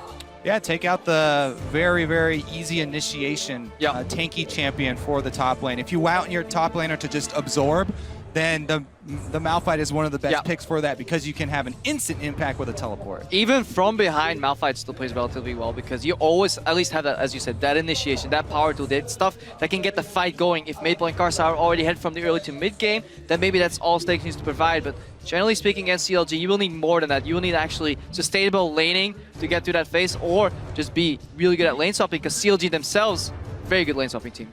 And the standard bans do continue as Gangplank banned away from Flash Wolves. Kalista, that blue side ban now, as Flash Wolves' final ban is Veigar for the first time in the tournament. Fantastic ban in my opinion. I'm a big Veigar fan. Well, the thing with the Veigar ban is they left up Lulu, who throughout the entire boot camp we were talking about, and Lulu's not going to get through any games. Not so fantastic ban here from You changed your tune, eh, Crepo? Yeah, the Lulu, and it's not only is it such a strong pick right now because of the way you can enable other champions, but it's the perfect pick for how they like to play with Pobelter. They talked about it a bit on the analyst desk, how they don't like to give a lot of resources to Pobelter. They give a lot of the 15 to 30 minutes to Doublelift instead. Pobelter on Lulu would be a perfect fit for them. Pobelter gets so little resources, but does a lot with what he gets. He ranks very high in NA in terms of damage. He's ranked 4th there out of all mid laners. But in terms of what he does, in terms of farm share at that stages, he's maybe 14th, including all the sub mid laners coming in. So he barely gets any scraps, but he still performs and does a lot of damage in the fights. Just to hammer home that point and that stat that they mentioned on the analyst desk, talking about giving a lot of stuff to Doublelift, he has the highest share for any single player here at Worlds of minions killed between 15 and 30 minutes. And that's normally the stage of the game where you get to decide, oh, this is an open lane, you get to have these. Oh, stylistic tendencies. Back to Champ Select. Flash Wolves, obviously, they react with Braum and Rex. Again, generic. You have to get Braum first rotation because Aframu is a fantastic Braum player. Even in playoffs, I think CLG was rating it as first pick worthy. Obviously, when Lulu's up, that shifts to second pick worthy because you really need to get that champion. Elise gets picked up too. strongest jungle champion on this patch almost. I'd say strongest dive combo that I've ever seen. Alistar plus Elise, either of them can tank turret. Even if they sort of mess up the dive, they've got a lot of diving potential here on CLG's draft side. And to touch back on that Lulu, how she enables champions very well in this meta game where we have a lot of Juggernauts or just, you know, very strong top laners that can carry fight. She also plays so well into them. Any Hex, slow, Diddlelands can kite them in, like, not allow them to kill them because Wild Growth comes in. Her value was really high coming into this patch. Now with the changes, it's even higher, so very interesting that Flash was left that open. And you mentioned Juggernaut, speeding them up. Darius has one weakness there, not able to get close enough to people to proc his Black Cleaver speed. Now they've got two options here, both the Jinx and the Darius. Pobelter has plenty of work ahead of him. Yeah, they have a wealth of CC on LGD Gaming overall. They have double damage threats here with addition with Lulu, who has decent base damage. And most importantly, they have 2 resets. So Jinx can get sped up. If Darius gets a kill, he gets a reset. So those late game team fights are going to be absolutely brutal. Yeah. Okay, so we got really focused on CLG side because of the Lulu pick. Yeah. But for Flash Wolves side, their big star player is Maple in this mid lane. And he's on a champion on the AP Echo. This is going to be a full AP Echo. Didn't really get hurt as much by the tank Echo nerfs to him. Yep. So he's on a champion that can snowball. The assassin from the mid lane. We'll see if he can pressure Pobelter at all and get to roaming and get to trying to affect the rest of the game. Karsa's going to try and be hand in hand with him on that Rek'Sai and get that duo ahead. And that is, for me, the pivotal matchup here. Not Maple against Pobelter, but Maple and Karsa against Pobelter, because it's not Pobelter and xMiffy. He rarely gets ganks for him. He's very laid back in his approach to farming. Very often drops CS just to stay safely in lane because he has to, because the resources from CLG just go so much towards their side lanes. So that could be very interesting if Karsa can find an opening, kill Pobelter once. That can maybe start snowballing, and then that can flow over into the side lane later on for the Flash Wolves. And we've rounded things out with Nada as well. So again, sort of continuing the trend. Malphite banned away by CLG. Going to take a somewhat low econ top laner just to be effective in the big fights. And I just love Braum Tristana. That is, if you know where the enemy jungler is, which Karsa should be able to find out since he has the more aggressive jungler, you can actually use those gap closers offensively. Tristana can jump in for the slow, Braum can follow up, put up the Unbreakable, and suddenly you can't kill the AD carry that just jumped on top of you. It's incredibly hard to deal with that with a low mobility AD carry like Jinx unless you get that kill for the reset. So, double lift and after. The old leapfrog technique there in the bottom lane. And it's interesting as well, because that was a big champion for double lift, has been that Tristana. So he takes a Jinx here instead. As yeah, it's just kind of curious. There is the analyst desk. I'm calling this game for CLG, but of course, we want to hear your predictions instead. Send that hashtag CLG win or hashtag FW win to @LOL Esports, and we'll check out how the fans are voting. All right, let's waste no time and jump right into the Rift here. CLG versus Flash Wolves. This is also going to be a really big game for this group because CLG and Flash Wolves consider to be fairly close here, battling to try and get one of the top spots. Yep, so a pivotal first game here for both sides. The top seed from NA, CLG, will take to the Rift against the second LMS side here on Flash Wolves, but don't let that seeding placement fool you. This team is very good, and Maple, certainly the player to watch out for there. Yeah, and a team that will definitely be watching these games, obviously the Coup Tigers. They have the most threat coming out against them for potential domination in this group from CLG, and to a second extent from Flash Wolves. So to get to see this match first is very beneficial for them. Who will be playing next, of course, up against Pain, but we have this game to get to first as CLG just moving themselves pretty aggressively through the top left-hand side of the jungle, trying to get those wards down. Yeah, we were looking at the stats earlier for lane swaps. Traditionally, in LMS, we don't really see that many lane swaps, but if you look at the gold values that Flash Wolves generate when they lane swap, they're actually a better lane swapping team. Comparable gains compared to CLG, but I feel like CLG does it in a tougher region because LMS isn't accustomed to lane swaps. Obviously, Flash Wolves, they get away with a lot of sketchy moves sometimes, whereas CLG, they're in a region that plays the Western lane swap, which in our opinion very often is credited as the better style. Whether you agree or not. CLG actually thrives and actually very often comes ahead in that lane swap, so this does end up being 2v1. It could be interesting. Yeah, and here you see CLG waiting in the fog of war, not trying to give away any information until absolutely necessary. There it is, and they're going to see the bottom lane down bottom. So coming in here to try and check those Krugs. Flash Wolves are going to end up 2v2. And now I can see Smithy. Well, they're starting them very late here. Yep, are going to team up though. Stake and Casa actually, of course, double jungling, but we can see Sword Art and Kramer moved in, try to block them away. A little bit of experience there for CLG, but did not complete the camp. Yeah, we just did a head count. We talked about champion diversity in top lane first. This is 9 different mid lane picks in 10 different games, with the only repeat actually being the Azir. So again, so many different champions coming out today. Yeah, definitely unique champion's a big deal. But another big deal here is CLG. Yeah, they got the deep wards down and they got off the aggressive jungle start. Smithy with Zion Spartan were able to take away the red from Flash Wolves in the opening to this game for the lane swap. So CLG already off to a good start. Talked about the experience they have with lane swaps. They got so many advantages through the normal season, through lane swaps, getting not only double lift ahead, but also Zion Spartan CS advantage for the early game. And that's actually really smart what they did. They moved in on the left side of the map where you traditionally see the map divided in half. Okay, we take the left side because we have this triple deep ward combo and we use that vision to secure at least 2 quadrants of the map. Then we do whatever we want. Standard Western lane swaps plays out. But CLG, they based. They faked that lane swap. Then they went back to say, okay, double lift and Aftermoon, you have to move into the dark, but you're smart enough, you're good enough to handle that. In addition to that, you have then that aggressive jungle start that you just pointed out. And suddenly, CLG find themselves ahead in terms of map pressure already before the game's even started. Yeah, it's especially Double Lift and Aphromoo, who are the bottom lane, who are never afraid to go into any 2 versus 2 matchup, regardless of champion advantage or not, catching the Flash Wolves by surprise. Now, we talk about all these stylistic differences that we spent so long researching from these teams and collecting a lot of data on them. One of the biggest differences across regions was actually between these specific teams, Counter Logic Gaming and Flash Wolves, looking at where early game kills occurred within the first 15 minutes. CLG actually had the least of any team as far as kills around the bottom jungle, which is generally just around the dragon area.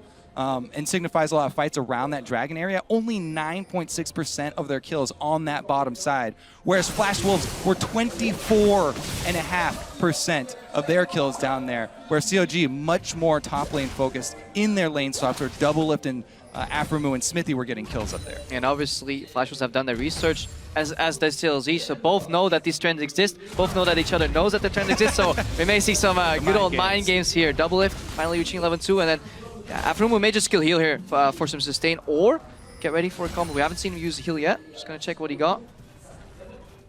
Nope, yeah, he's got plenty of sustain here, with the relic, as well as the option to level up heal. But no summoner or no spells necessary for him to level up yet. So he hasn't skilled anything, so he can still go for WQ combo, or he can skill a heal if he needs to. That's actually very adaptive. Yeah, what he's waiting for right now is for Double Lift to take a bad trade. If Double Lift got hit there, then level up the heal so he can get the most out of his AoE heal both of them. Casa.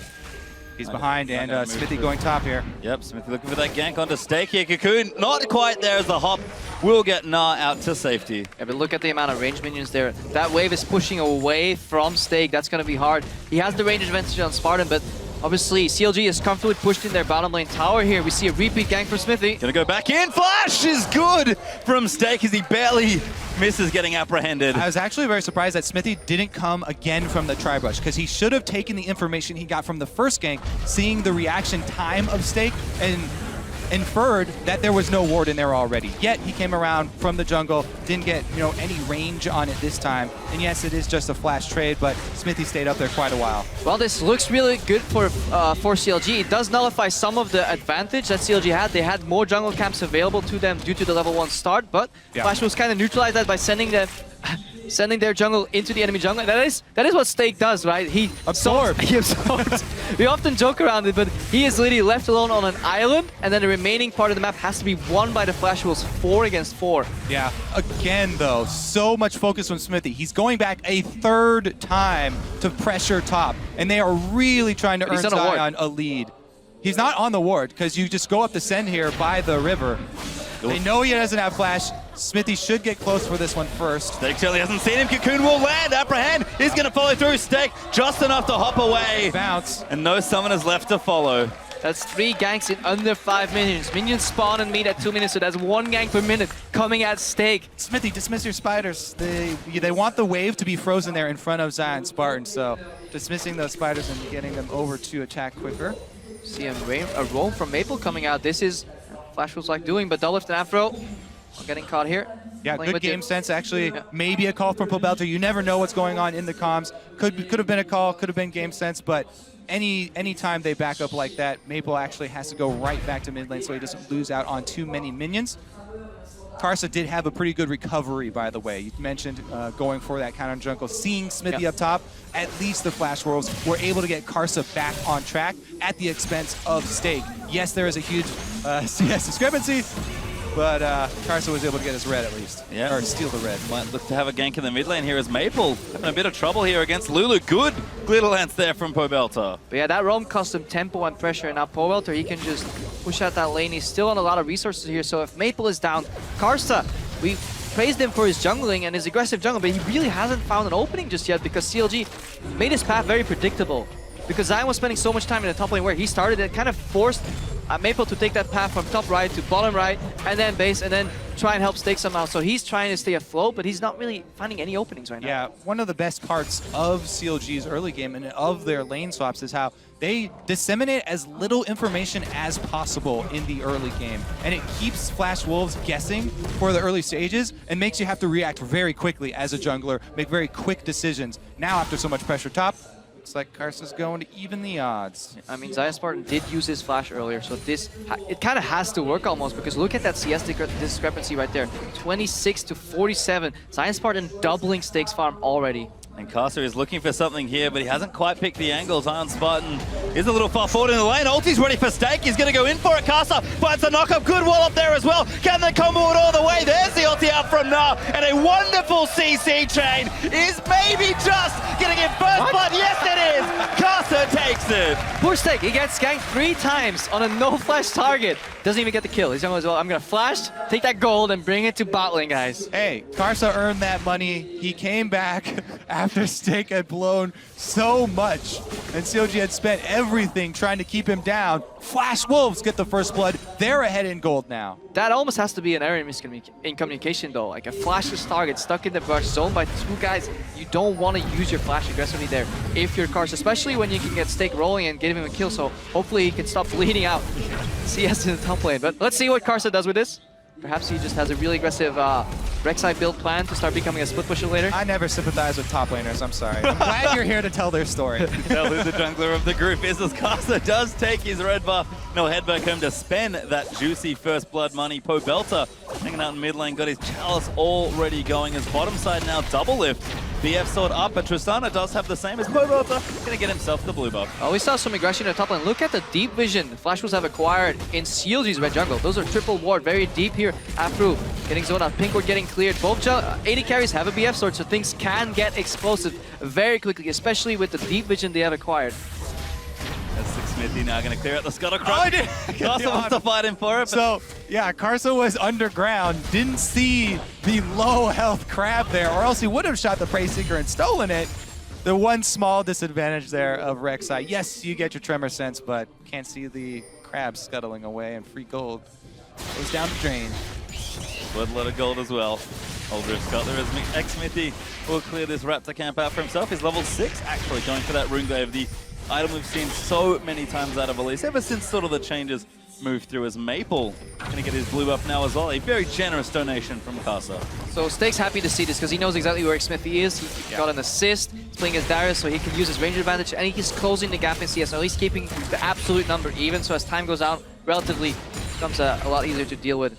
CLG pushed in the bottom too, so Flash Wolves are playing with a lot of information. Yeah, it was actually, that's so smart for Flash Wolves when Smithy's obviously camping up top and Stake is spending that time, you know, trying to evade all of these attacks. Absorbing. Yeah, and he did it well. He was able to evade all of the ganks, but they spent it wisely. Yes, they counter jungle. They were able to take away the red buff. They got deep vision down, which they can now use to take this dragon. They can see any sort of approach from CLG, and Karsa's going to be able to get an objective for his team as well. Yeah, Maple's zoning mid lane away with Fog of War because he hides in that burst, so Pobelter can't face check because Doublelift and Aframu have been continuously pushed in the bot lane. In combination with that deep vision, again, it gives the entire bot lane, bottom jungle, 2 flash rolls in both pressure and vision that manifests in a dragon, which they love doing that. So it doesn't seem they're changing up their playstyle, their trends. They want to go for those early 5 dragons. It's a smart little play there to get the dragon as Maple goes in. xPeke forced to repel up, but Pobelter is here in reserve. The Cocoon will land. Little Lance is good. Damage not going to be followed in. Yeah, you have to be very careful about fully committing to that kill on Echo, obviously because of the ult, and he could burst Smithy down afterwards. So just trying to chuck him out and then retreat. Pobelter able to pull off the evacuation. Done a good job in this lane as well. 10 CS ahead there, and Doublelift also having a good game. 25 CS ahead because the Afro zoning Kramer away. The rocket jump cancelled as Doublelift is going to look for the zap, and the flash will get forced out. Good punish on the roam right there. They see Sword Art leave the lane, immediately go aggressive, and they get a summoner for their troubles. Also hard to land that combo. Alistair's W got slowed down. Many very proficient supports do fail that. Okay, I'm joking. I'm the only one. No, but yeah, good cancel there. Kramer had more time to flash, get out of there, but yeah, decides to use a jump. Very risky. Has to burn his flash. And in general, the pressure starting to mount here for CLG. There's not much of a gold lead here, only 300 or 200 up for CLG, but they're continuing to push their lanes and apply pressure. xPeke's found himself on top of a ward. His sweeper is off cooldown as well, and he has a pink ward in inventory here.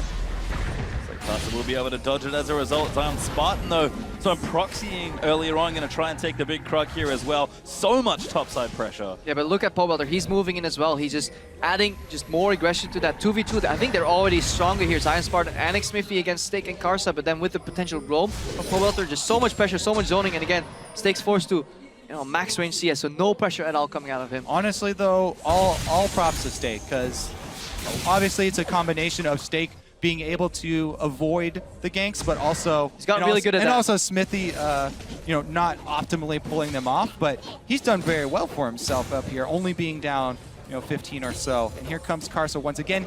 He does have flash, but so does Zion. So I mean, they saw each other in the jungle earlier, so they can obviously deduce. But yeah, Karsa is a very patient jungler. Let's see if he runs into xMiffy. Flash Wolves do cover their grounds. They don't go for any plays that have the risk of getting backfired, of getting roamed upon here. Karsa going for, again, deep vision. They really value that deep vision this game. Yeah, the big difference here between Karsa getting that first blood and Smithy spending so much time trying to gank top is that Karsa got the Sight Stone to work with really early, so he's getting the deep vision, and he's looking for the tower dive. Yeah, they're going in for it as well. Zion Spartan flashes out of the Unburrow, though. Gets out with style. That probably was the reason we saw Karsa flash there. Get that early Sight Stone, get the vision, say, well, I'll find a jungle for you. At the other side of the map, Stake, you hang on there. We always joke around about how Stake always gets ganked, but he did a fantastic job surviving. We have to watch the repercussions after this as well. I mean, Zion's got no flash. They didn't burn flashes to get that out of him either, so very dangerous. Zion intelligently backing off here, and he's going to leave that turret, even though there's a wave up there, and that's not what he would like to do. Yeah, Sorted has roamed a little bit too much, so that bottom lane tower, you can't leave Jinx alone with a tower without any threat there for too long, because she'll get it. And once CLG opens up one tower, they are incredibly proficient at playing the map and start moving these resources around. So Flash will definitely want to avoid that tower from falling, for as long as they can get one return gank on Zion Spartan. Kill him once, then you're okay trading towers, because then you can start speeding up the game, and Stake's fine in the game again. Yeah, I do like this pink ward that they've placed at the their own tri-bush here, because it will stay alive the entire time. Oh! Afromu goes in for the flash combo. All rocket jump was already off though, and Kramer does escape. Yeah, just got the mini stun there, but it wasn't quite enough to get a kill. CLG though will get a tower in bottom lane, so starting to chug ahead a little bit more in gold now, about 1,400 up in this game. CLG take a tower here, and 1 minute 50 seconds to drag. Let's see how Flash Rules are going to approach this next minute. Are they actually going to contest that? They're going to do their signature playstyle where they really want to fight for these dragons, get these kills. They have some good skirmishing available, and obviously they have a really good team fighting support in that Braum. Yeah, plus Stake has actually been able to complete his Black Cleaver already on the Gnar, so he's ready to join the team fight if he can build up his Rage Bar. Yeah, but it is tricky though. Black Cleaver is a very split push oriented build here on that Gnar. Obviously he can't soak much damage, he can melt immediately, he can get kited incredibly easy in this team fight, so we'll need to see a really, really good teleport from him. Other than that, Flash Wolves are probably better off split pushing with him. See, he is doing just that right now. Stake looking to apply some pressure as Zion does walk his way back to the top lane with that Phage. Stake will now go back. It seems like Flash Rules with a minute left They're going to start setting up for Dragon number 2 for them. But CLG trying to play aggressive in the bottom side and protect the area of Sword Art. Going to get the Winter's Bite down, fighting over Pink Wards. They'll all go down. Yeah, Maple showing himself, though, means you can't commit to that fight, and you'll let him get away with it.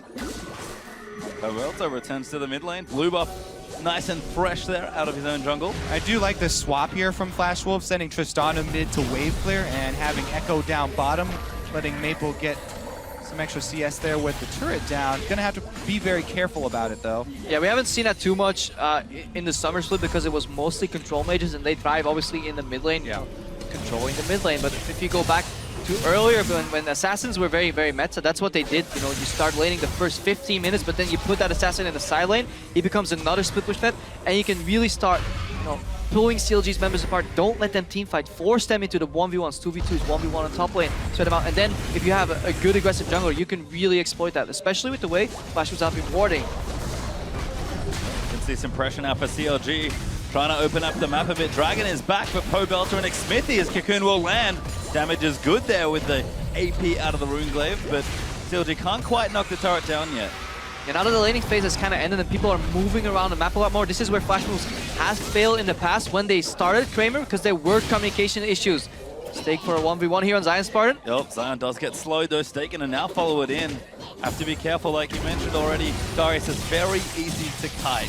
As CLG are going to look around, try and get aggressive. They do really want to open up the map so they can secure that dragon, but the vision battle is the big one here. Yep, this time it's Sword Out who goes in deep, and he's placed an extra ward behind to see anyone coming, gets inside of the queue. Oh, ulti out though from Stake. Zion's going to get stunned up. Glacial Fissure out as well, and it's so much CC as Sword Out collects it. More revenge for Stake here. He's got a team as well. He paid his dues. He soaked all the early ganks, and now everyone's coming up to help gank Zion. We started talking about these stylistic differences. One team very oriented on top lane, getting those kills there, and one team very oriented around that vision control and dragon. But this game completely swapped around for that second dragon there. CLG's lineup is incredibly strong if they get vision control because it's so hard to face check into them, especially when you play like these assassins and skirmishers.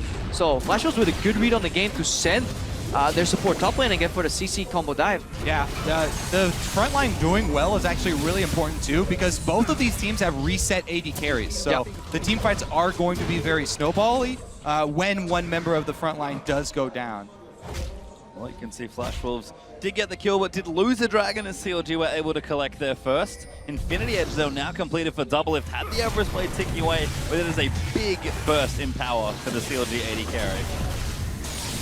Now Flash Wolves going to keep themselves moving down. They're going to group up and try and knock down a turret. It's one apiece so far, but they might be able to take the early turret This lead. is where I really like Braum as well for sieging because you can see there, he blocks so much of the wave clear. Now they're going to go aggressive on Afro, and they actually get his ultimate out. Yeah, they popped it, but they can't follow in. Doublelift does get a slow. Will CLG look for the re-engage? Zion holds onto his port. They'll save it for now. Yeah, that was an incredibly good unbreakable there from Sword Art, just stopping that wave clear here. Stake, don't fail to hop. Oh. He's got to pick the right spot. Does find it as Zion's roaming down, but he's spotted by a ward. Now CLG's turn to group in mid and try and knock down a turret, but the W out there from Maple going to get a bit aggressive onto xPeke. They'll follow it in. Afro move. He's dived straight through there as the repel has been used. xPeke forced to flash out. The chompers are good.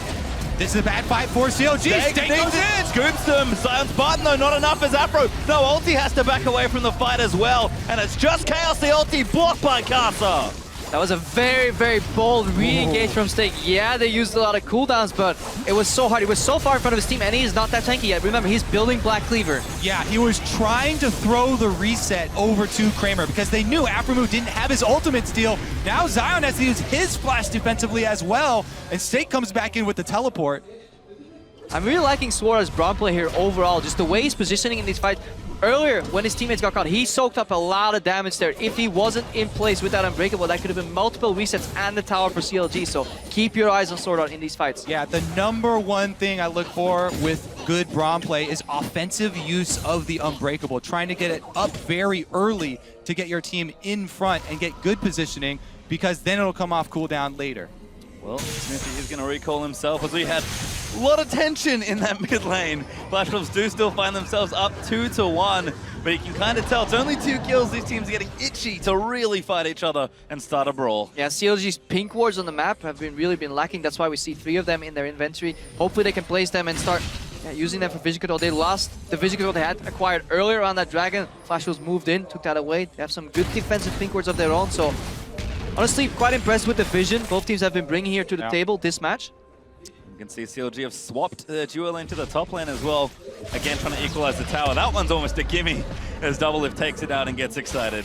And look how Flash Wolves are distributing their resources. Swordheart is backing up Stake. They said, Stake, you're no longer playing on Island. You've done your job. You got us here. Now you can carry. Hey, Kramer helped also. Yeah. I mean, Karsa. Yeah, Karsa. Everybody's helping Stake. Everybody takes turns helping Stake against Zion Spartan. Well, Zion actually slightly down in CS. They've done a great job getting him back into this game. You can see, oh, better goes Kramer. Gonna go straight in for it. Pobelter does have the charge on top, but he's popped his wild growth already. Maybe gonna go for the re-engage, but yeah, CLG collapsing first here. That's a mind game by Kramer. Nobody would dare jumping in there alone without backup there. For Pobelter respects him. I think if Pobelter fought him and the Jinx could come in, Kramer was probably just dead, but obviously you have to respect the potential backup there unless you have perfect vision. Hey, he was able to get the Lulu ultimate out of Pobelter for this fight if there is an engage here. And this long siege causing problems, it seems, for CLG. They're trying to equalize these turrets, but the Flash Wolves are there against Stake. Threatening now with the rage building up. The slow does land off the boomerang. Good repel gets him out. And if you look at the teleports as well, Stake no teleports. Zion Spartan has it. This is why Flash Wolves are grouping. They don't want to get into a situation where Stake 1v1 Spartan, but he gets the flank off. So as long as this teleport's on cooldown, we're going to see more grouping from the Flash Wolves. Yeah, it's a really smart move also to try and get that deep vision in, preempting any sort of Baron here and trying to keep away the blue buff from Pobelter. Good steal as a result there as well for Maple. He does collect it. Dragon up in a minute here. Baron is alive. Both teams with fairly good Baron damage, so is a consideration in the next few minutes. And they're only getting stronger. It's been a fairly close game, honestly. 200 gold ahead, if that. Up for the Flashers of COG are going to finally get the mid lane turret. They keep on knocking, and they're finally able to take this one down. Zion also has been able to shove the wave all the way to the turret. So CLG trying to pressure 2 points at once. They're able to complete their objective. And they not only take the turret, but also destroy a cannon to the minion. Turret. Taking advantage of that teleport advantage. Destroy a lot of things. As well. Overall here, Flash Wolves have to move here to stop Zion Spartan. And then I think this is a phase where CLG is traditionally very strong once those 3 inner turrets fall off because they're really smart when it comes to getting just a couple deep wards and start rotating around the map. We'll have to see how well Flash Wolves have adapted to that. How much practice they had against good rotating teams because they play in, some call it underrated region, some call it just a weaker region, debatable, but CLG have a lot of experience in this exact situation where the early 3 towers falls, and that's where they get a lot of leads overall in the LCS. Yeah, for the LMS, Flash Wolves do have longer than average games as well, so they have also had experience in the longer ones. We'll see if the mid game here tells a different story. No kills so far for CLG in the entire game. So yeah, we see some items completed. We have Face and Amount completed here on After Move. That means he's going to be building Zeke's next. And if he gets that again, we've talked about it before, how strong that item is on Doublelift. We have essentially a Jugger Jinx composition that you're running here with Zeke's combined that Doublelift will be able to solo carry this game if it goes late. Talk 40 minutes, 45 minutes into the game. Dragon gets taken by Flash Wolves on the other side. CLG cannot use those big items to try and force a fight. Strong objective control there from the Flash Wolves to collect their second. And it's been a real battle between these two teams. The gold leaders sprung back and forth in very small increments. And so, like we've sort of been hinting at, feels like we're building up to a very bloody and explosive mid-game. We just see very mirrored item builds. Support's building the same thing, top lane building the same thing. The only thing different here is the mid lane. CLG a little early on that Baron. Yeah, unfortunate ward there. The nooks and crannies of the Baron pit. Right. Gotta sweep that. Gotta place that pink ward slightly more forward. That is very close, but sadly not seen. Doublelift and Afro gonna go back. Doublelift sees some farm, does want to collect it, as he wants to do. Kramer again goes aggressive. Good cocoon though, gonna keep himself safe. But this Tristana, very itchy trigger fingers on that rocket jump. This time you can see the rest of the team though. Yeah. Not as good a bluff then perhaps as Flash Wolves aren't done. They're going to shove down mid here. Yeah, speaking of bluffs though, COG, they're actually continuing to shove up top with Doublelift and Afro, but keeping pressure while just using wave clear of the Lulu in the mid lane. Meanwhile, Zion's looking for his 1 versus 1 now. Obviously, Flashers, they're afraid to really commit to that tier 1 tower. Yeah, they could potentially use Unbreakable to block Pobelter's wave clear, but they have no idea of how many people can be in that river because that's completely pink warded. That one ward sees the Baron pit, but that's all it sees, a Baron. So no vision in the river at all for Flash Wolves. And CLG, they will soon deduce that there is a ward in the pit because you could see it immediately once Flash was reacted. CLG stopped that Baron. They're going at it again though. Ward spots it. Well, it has started, but they haven't seen the ward just yet. They are going to maybe just try and Zerg it down. You can see a pause, actually. Mildly awkward time, but... Well, it gives us more time to talk about the game. Certainly does. And a good Baron call, honestly, from CLG, but that ward may come to bite them. No, under the assumption that there is no ward in pitch, which is incredibly likely for CLG. That is a very unfortunate angle here on that ward. It is a fantastic call because Flash Wolves have to react immediately. And they... Yeah, or else you get it. Yeah, and in their minds, if that area is dark, they're so scared to face check too because CLG could very well just be baiting you into that composition you really don't want to run into. So, good call by CLG. Unfortunate for them, there is a ward in the pit, so Flash was working here with my perfect information. Yeah. All right. Well, let's take a look at the team fight then, because we may be seeing an actual 5v5 fairly soon here, and how it will play out. Maple has completed the key item for Echo there on top of his Morellos. He now has the Zhonya's as well, which makes the AP Echo so much more viable. If you can get your ultimate off 4 damage, with which Zhonya's enables, it's a huge, huge swing in his power. And they're trying to combo the AoEs here from xPeke as well as Maple. With the initiation from xPeke, trying to chain it with Maple's own stun as well as the ultimate, and use that to get Kramer his resets. I just got note from production too. This is actually a pause not made by any of the teams. This is actually our guys checking on the legality of that ward, just checking how that vision works out, just to make sure that there's nothing fishy going on. That's why we're checking that out. So hopefully, once that resolves, we can get back into the game. But so far, a lot more even game, honestly, than I had expected. I had pitched CLG first in this group, and like, perhaps even slightly underrated Flash Wolves because they've really showed up. xPeke. I think underrated xPeke. A lot of people have. It was almost a meme, let's face it. Like xPeke, he's on the top lane, he's gonna feed, food jokes coming out of the analyst desk. He gets 3 ganks against him in the first 3 minutes of actual gameplay. From 2 to 5 minutes, 3 ganks against him. It only takes Karsa to come back once to punish that burn flash on Zion Spartan, and kill goes to xPeke. I do have to say, CLG could have played those games better as well. So it is 2-part. Yeah, xPeke does deserve credit, but also CLG could have played those better. And it's so funny as well, because you look at the game now, you can see the score about 25 minutes into the game, so fairly far through it all. And those two assists are the only 2 kills in this game, so it's all been xPeke, and that's just been a lot of positioning. I mean, it means a lot for this game, because there's a distinct possibility where xPeke, if he doesn't get that assist on that kill, completely alters his build path. If he falls behind and his Black Cleaver is too slow to match the tempo to the game, he very may have well built full tank, giving Zion Spartan so much more split push pressure, and then we could have seen an entirely different game. So couple details, couple slight misplays or plays differently can really shape the early to mid game. Certainly can. As you can see xPeke there on your screen. That absolutely wild hair of his, looking good under his headset.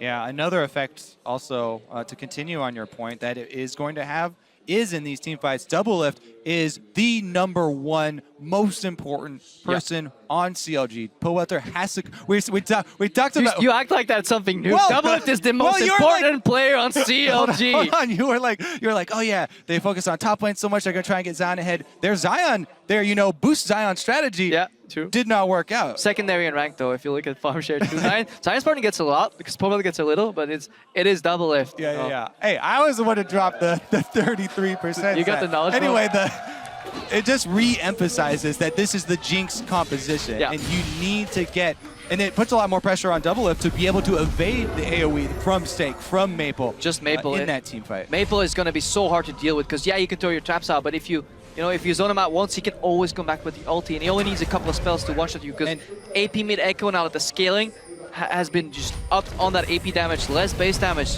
Does a lot of damage. Afro has been a good bodyguard for Doublelift for a very long time, so they'll be looking for him to get some good headbutts in. Flash Wolves learned from CLG's mistake. They placed the pink ward even deeper in the pit. They really want to see everything going on here. But yeah, the Dragon Dance has slowly been replaced by a Baron Dance. Yeah, on edge here in this game. It is, and as we pop back in, it's really been Flash Wolves just coming back and cleaning all the vision out of that Baron area that CLG have put down. So we will have a bit of a reset here as far as warding and positioning goes. Kramer even going to go back and buy himself his next item. Might look for a lifesteal item here. Might just want the Last Whisper as a bit of future-proofing. But so many strong carries, and now tanks as well, actually, on either side. Stake just finished that Randuin's Omen. I actually wonder what Double's going to build here, if he's going to go for the early Last Whisper for damage efficiency, or if he just values his just being able to stay alive in this fight a little more. Bloodthirster is a distinct possibility coming out here. He needs at least some lifesteal here to really even make that health that he gets from Wu even more valuable, because he stays alive, regens up again, and it's becoming increasingly harder to kill him, because if he stays alive, he's really the driving force for CLG in these teamfights. Well, Double If going to answer your question. Crepo, it is the Last Whisper. Actually had a lot of money banked up, so able to take that away. Even Pobelter with an extra needlessly large rod, as these teams have gone from 2 items to 2.5 or more very swiftly. Deadman's Plate also completed for Zion, so both teams still scaling up. Yeah, so Double If has a lot of faith in the face of the Mountain Shield coming out of Aframu, and then just the shields coming out of Pobelter here. Hopefully, his faith is rewarded. Well, if he's the most important member of CLG, I hope his team can protect him. Nice dodge. Double lift out of that Winter's Bite. He's going in. This is full-on Jugger Jinx mode as he's just firing away. All right, let's see how this push for vision does work. CLG right now, what they're trying to do is up their ward line. And Double Lift gets some crits on Sword Art. Oh, doesn't get the snipe though. Zap will get dodged as that Glacial Fissure was burned. Yep, Sword Art's got to be very careful. Everybody's watching for the rocket to come through here. And that is, Double Lift keeps it. That is so big in terms of tempo. Not only does Sword Art has to expend his flash and ultimate, he also has to base. That is one of your main warders, since there's a side zone on Karsa, but he can't really aggressively move in here. So CLG have retaken complete control.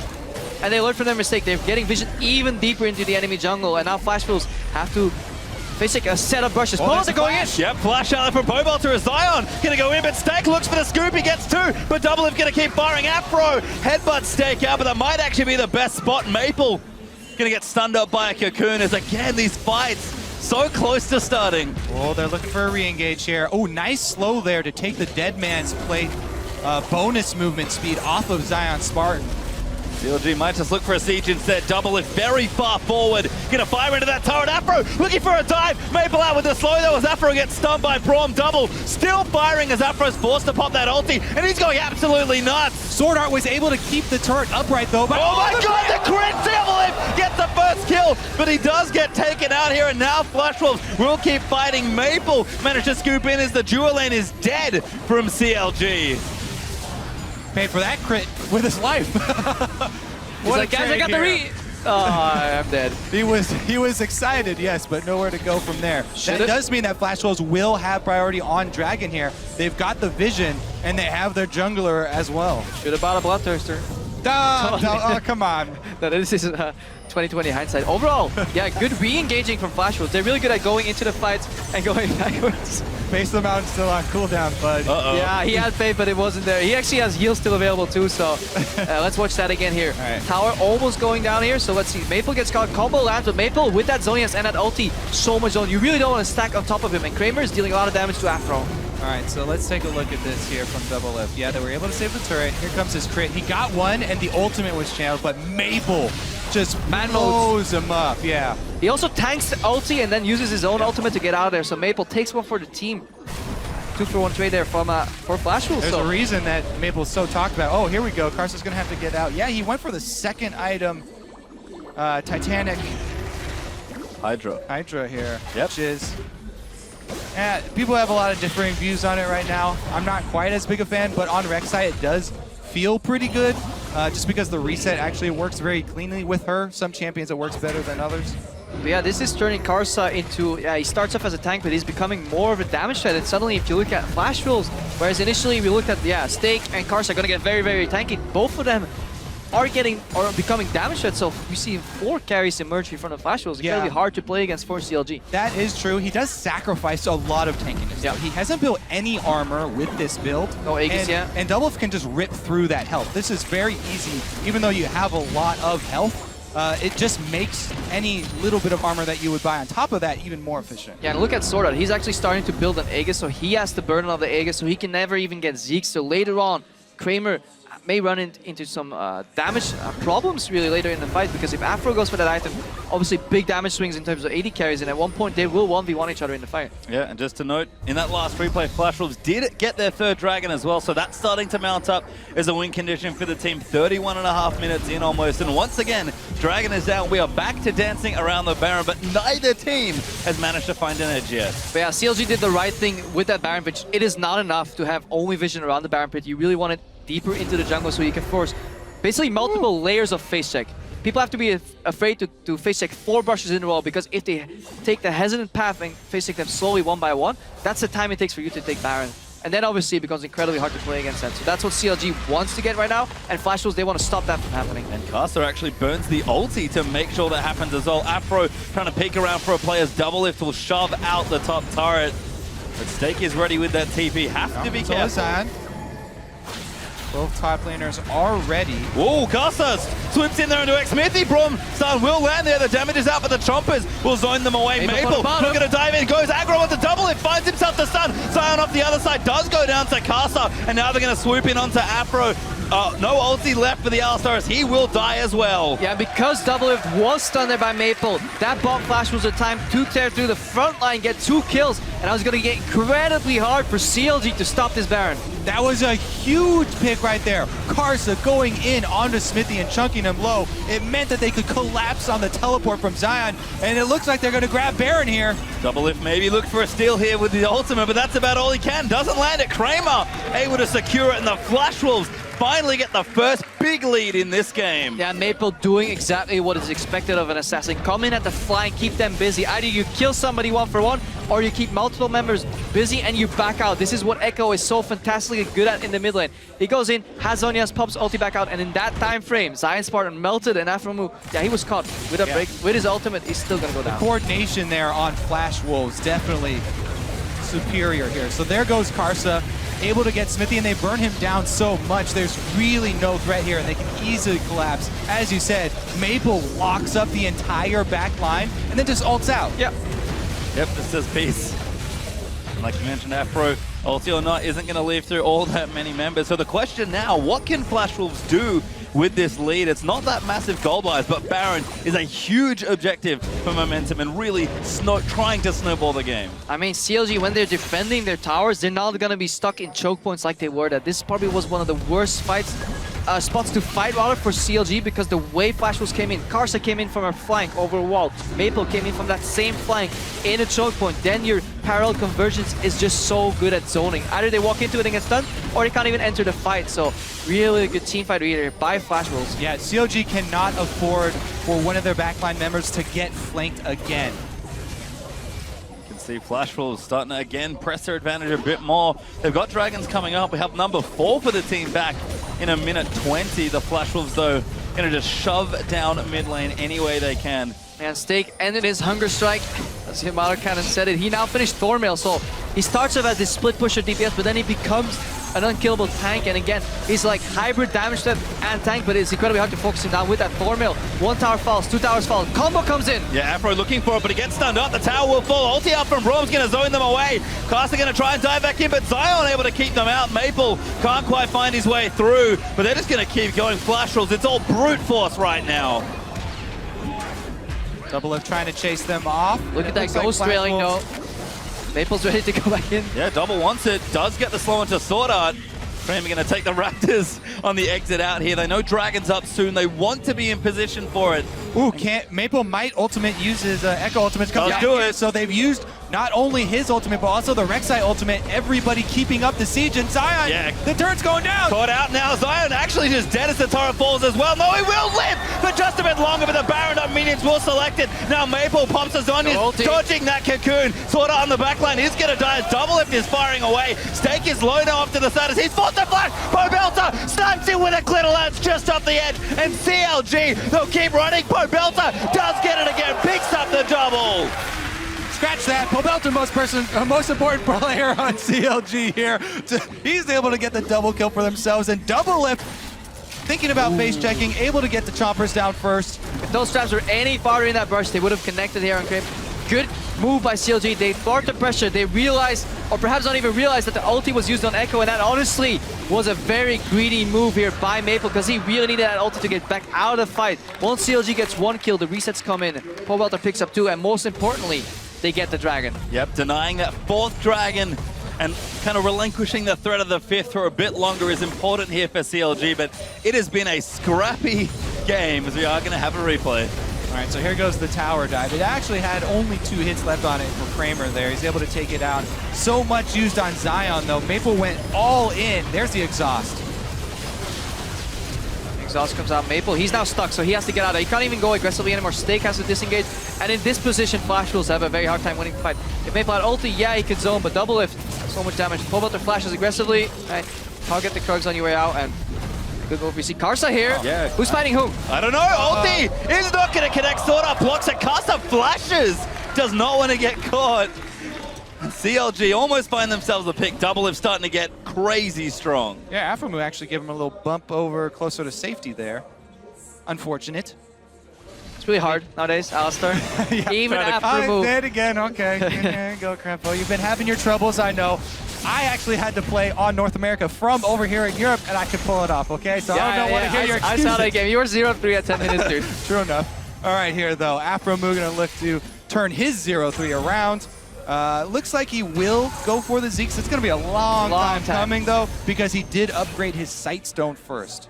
I mean, we're looking at the next Baron spawn to really be the match that lights the explosion. That's going to be the big fight here. Both AD carries approaching 4. Double Lift even has a QSS, so that's big. He can deny one of these crowd control effects. So if parallel convergence comes out, he no longer has to be scared to walk into it. He still has to be scared of the damage coming out of Echo, but at least that zoning tool is less efficient, less effective for the Flash Wolves. Let's see if they change their strategy in the fight around that. And I think we expected maybe a closer game here, and that's what we've gotten here, but a longer game as well. 10 minutes more on average than the games currently at Worlds so far. But you can tell Flash Wolves still trying to push things down. Double had to recall. He's way out of position.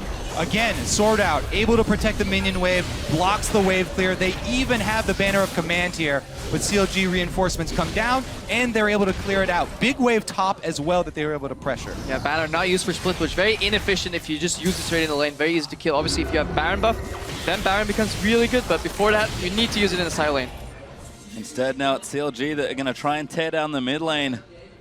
Both teams, again, have really looked for a big 5v5, but no openings really except for that Baron from the Flash Wolves. Yeah, I mean, after that one really good pick there from Flash Wolves on the top side, they got a huge chunk, pretty much all this gold lead, but there's so much standing gold. Oh my god, he's completely dead! Nice combo from CLG, and they'll keep running down. Sword Art getting crit. CLG find the opening they needed. Yeah, we may call them the no Flash Wolves. They're flash on cooldown on 4 of the members. AD carry drop. This mid lane tower is under siege. Baron spawning in mid. This could be the game-winning opening for CLG. Huge play there from Zion. I don't even know how Kramer got in that position, but CLG are going to take it, and they're going to run with it straight up the gut. And it costs you so much when you make mistakes this late into a game. But CLG will finally crack an inhibitor as the mid lane one does fall down. Ooh, that is an expensive mistake here. CLG, they could straight up run for Baron too if they want to. They don't really seem to want to go for 50-50. Oh, good play there. Gets the combo of Maple. Comes his way back in. He wants double. He pops Azonia's stack. He's deep into the back lines there, but he can't get the ulti.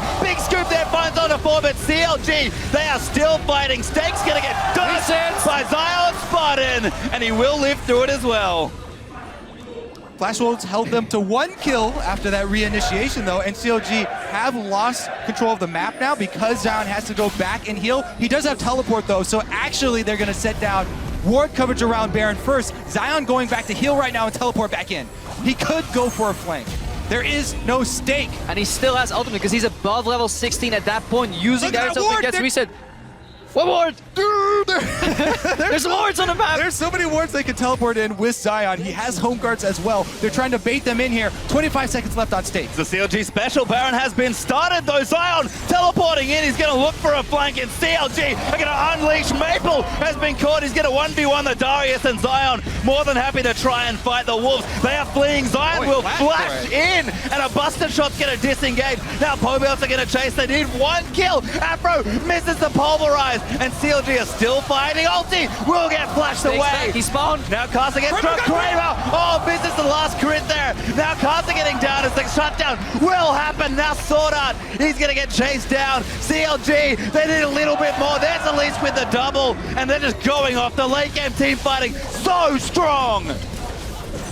What a comeback for CLG there. They're able to bait it, and that's going to turn into at least 2 inhibitors.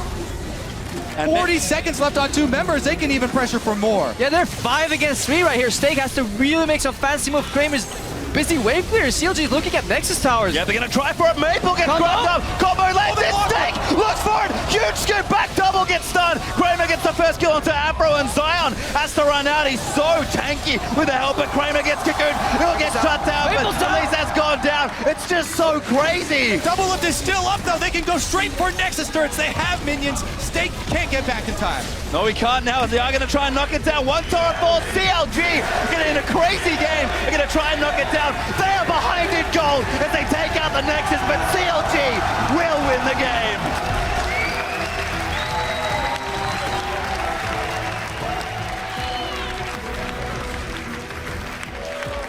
What a comeback right there for CLG. Able to leverage a single pick into pick after pick, controlling the vision, saving that teleport, and coming in for the home guard. On the ward! On the ward right there. Well, I saw it coming. Oh, but yeah, it was a huge comeback, and this was such a close game. This is honestly what we were expecting from this matchup between Flash Wolves and CLG. Neither team disappointed. Stake was able to have a really good comeback from that early stages of the game, and Flash Wolves honestly played really well up until the end stages. Yeah, but in the last 3 minutes or so, Flash Wolves only had 20 seconds with all 5 members alive. CLG managed to find one pick, back off one more pick, kill somebody. Yeah, it wasn't clean. Some combos were missed, but it doesn't matter. Relentless aggression coming out of the CLG there, and eventually Flash Wolves, they re-engaged. They got a little overconfident once they got some damage down, and yeah, once that cocoon from xPeke connected on Kramer, again, really big. They subbed out their AD carry, put in Kramer instead, and he got caught a couple of times over the game. Yeah, we never got to see the replay. I'm not exactly sure. Smithy probably just came up with a he cocooned him. max range. Yeah. Kramer walked into it. Flash Wolves got overconfident once they traded some damage efficiently. CLG committed to killing Maple, but obviously he is AP Echo. Once he ulties that, he came back in full HP, and suddenly Flash Wolves felt like they could win the fight. But then their AD carry walked into a well-placed cocoon by xPeke, and that was really the game turner. What was honestly impressive was the decisive way with which CLG took that small advantage and were able to turn it into so much more for the team. They had to take that opening. Yeah, this game felt incredibly, action-packed, but the end score was only 10 kills on each side. So it doesn't feel to me that this game was only 10 kills, because there were so many re-engages, peeling, combos, saving each other, sword art. Fantastic bomb performance, showing why this is probably the best support pick you can get here. Alistar close second, but obviously much harder to pull off and just less, tools in your kit. Yeah, I mean, there were so many good things for Flash Wolves that they showed. They had flanks from Karsa, from Maple. Stake was able to get some decent engages as well for the team.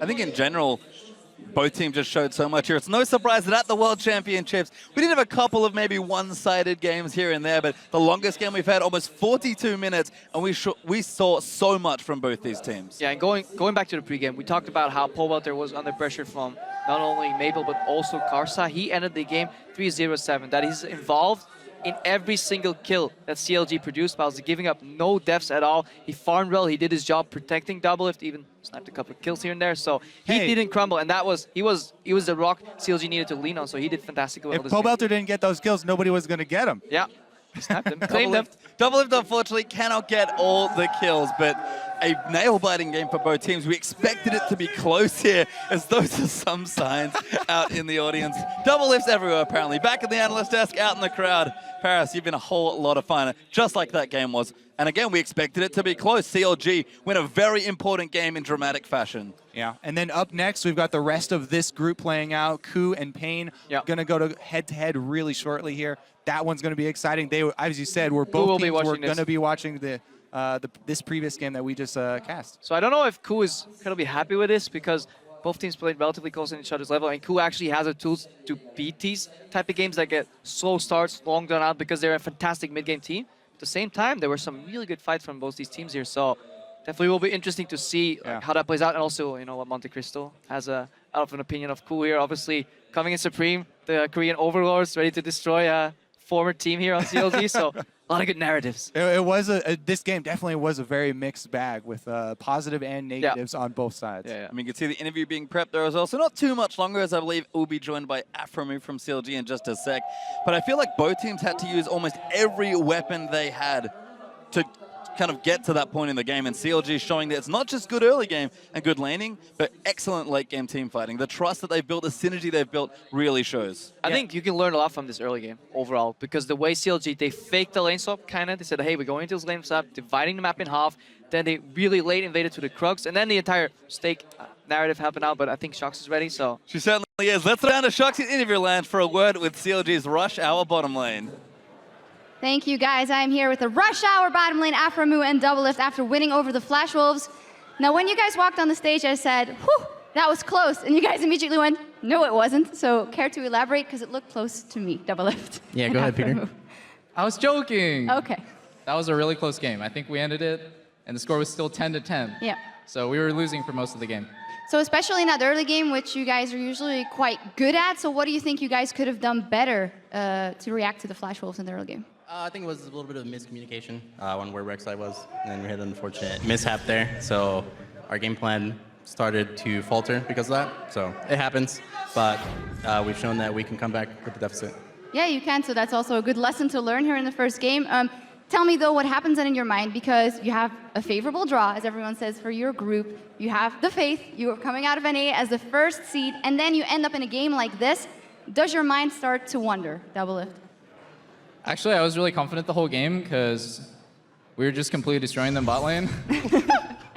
I think at some point I was like 100 CS up, so I knew that even though we were behind as a team, we have a really good team comp. Like Lulu Jinx is just extremely strong mid-late game, and we pulled it through. Do you feel maybe his cardboard cutout would have done better, or was it fine as it was? Oh, no, no, no. I love the real thing.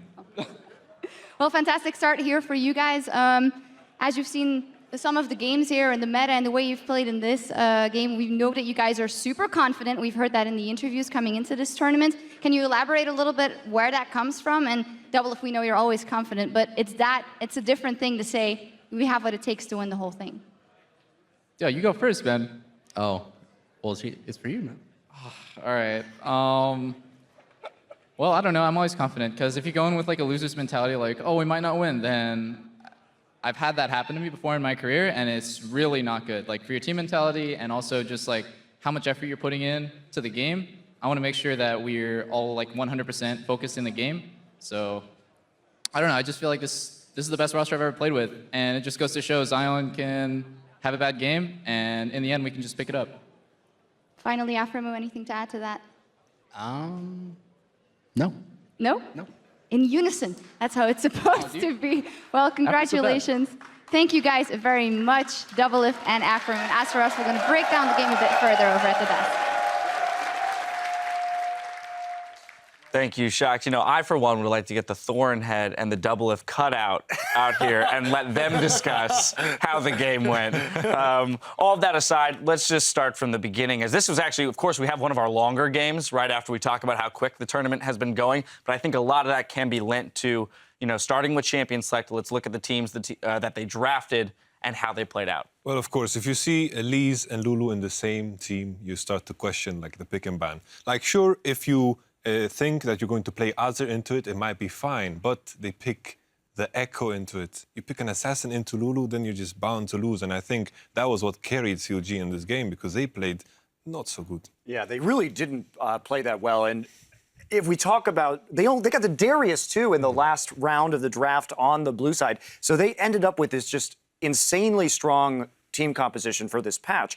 And Flash Wolves, they don't really have a form of primary engage on this team. They have to flash Gnar ult. They have to do something, because as long as CLG just groups at a turret, Lulu whimsies the Jinx, you can get the autos off on the turret, and the siege is virtually unstoppable if you have deep wards. And I think we'll get around to talking about that a little bit more in a minute. So we saw all these incredibly high priority picks fall onto the side of CLG, and yet Crumbs, for a period of time, it seemed relatively even. I'm heartbroken, shattered even. I didn't know you could find games like these when you go dumpster diving. Like, I felt really bad watching this, because for a team that's claiming that they can be the best team in the world, this is far from it. You are not allowed to have games like these if you're actually wanting to get first place.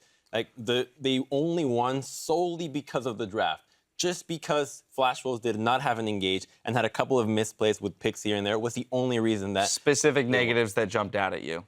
From Flash Wolves, the composition not being able to draft properly, getting picked off in random locations for CLG, not utilizing the strength of the team composition. For example, the sieging, they put a lot of pressure into taking mid lane turret, but then eventually they just like, no, we're not going to do that anymore, even though it was I'll let you working. take over there. I'm about to be unleashed on this one. We can talk about the dragon control, too, from CLG. Now, we know that Flash Wolves is a much more dragon-focused team, but a lot of this was prompted by xSmithy's very awkward recall timings. He sits on a huge amount of gold, and it leaves so they can't fight because he has no items, and then he recalls, and they just took the first dragon. So there were a lot of opportunities that Flash Wolves made use of because xSmithy doesn't really know when he needs to go back and buy, and he sits on just this mountain of money that's doing nothing. Now, if we talk about CLG's early advantages, even though they were having a hard time in that top lane, they just need to group and siege. But to group and siege on the tier 2s, they have to start getting deep wards. CLG's vision control that game was very, very, very poor.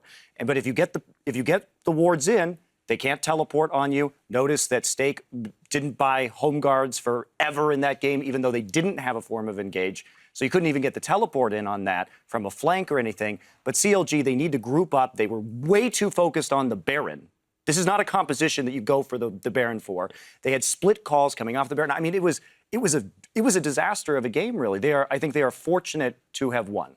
Now, I want to look at takeaways specifically when we look at the rest of the group. As we said, this Group A here is one of the ones that, can really have some surprises in it. You look at these two teams, some were putting CLG ahead of KOO, but, I'm sensing from the desk here that this is not necessarily a team that we're looking can beat out KOO later in the group stages. Like after this game, I'm sure KOO Tigers did a little dance. They were happy after this game. But it's like, if I think about the future of the group, these draft mistakes are simple to fix for UA Flash Wolves. But these like mid-game mistakes that you were talking about, it's so hard to fix within like a week. So I'm worried for CLG. It is a draft mistake, but you can play around it. Like they have many of opportunities. For example, the delayed siege from CLG that eventually got countered by some wonky TP that was like in front of CLG, where they simply walked away without home guards even. So if they actually correct the mistake of using the teleport, but that's what we were talking about xPeke, not being an underwhelming top laner. But I think that we can learn that he is receiving a lot more flack than he should. Yeah, for sure. He played a lot better than we were expecting. Dodged those 3 ganks very well and held his own in the top lane. Final words? Yeah, I have to agree with Yamato. If I'm KOO and I know my strengths as the KOO Tigers, which are, as the casters alluded to, playing a very clean, objective-based mid-game. They know how to run their compositions so well. Their problem is in the laning phase. But we see CLG start to bully the lane, start to accrue CS leads, and then just bumble around the map, which is exactly what we saw in their win against TSM too. So I think this is very concerning for CLG. They haven't fixed it, at least from what we saw today. And they had 3 weeks off. And KOO, this is their strength. Their strength is going to be playing the mid-game well. And I don't really see how CLG is going to outplay them in that phase. Well, we get an opportunity to see their group mates play in our next game of the day. We do have to take a break real quick, but when we come back, Brazil's Pain Gaming will face off against Korea's KOO Tigers. Don't touch that browser. If I got you, baby. Damn, our harmony sucks, guys. That's our team synergy right now, guys. Keep the turret upright, though. But oh my God, the crit Timberlake gets the first kill, but he does get taken out here. No, look up. I got him. I'm gonna chase. I'm slowed, I slowed myself. Careful. All right. Hey, we're pushing. I'm pushing. I got Echo. Okay. Nice. Oh, Gross, good play there. Gets the combo of Maple. Comes his way back in. He wants double. He pumps his Zonia's stack. He's deep into the back lines there, but he can't get the ulti. Has to run out. He's so tanky with the help, but Kramer gets cocooned. He'll get shut down, but Elise has gone down. CLG will win the game.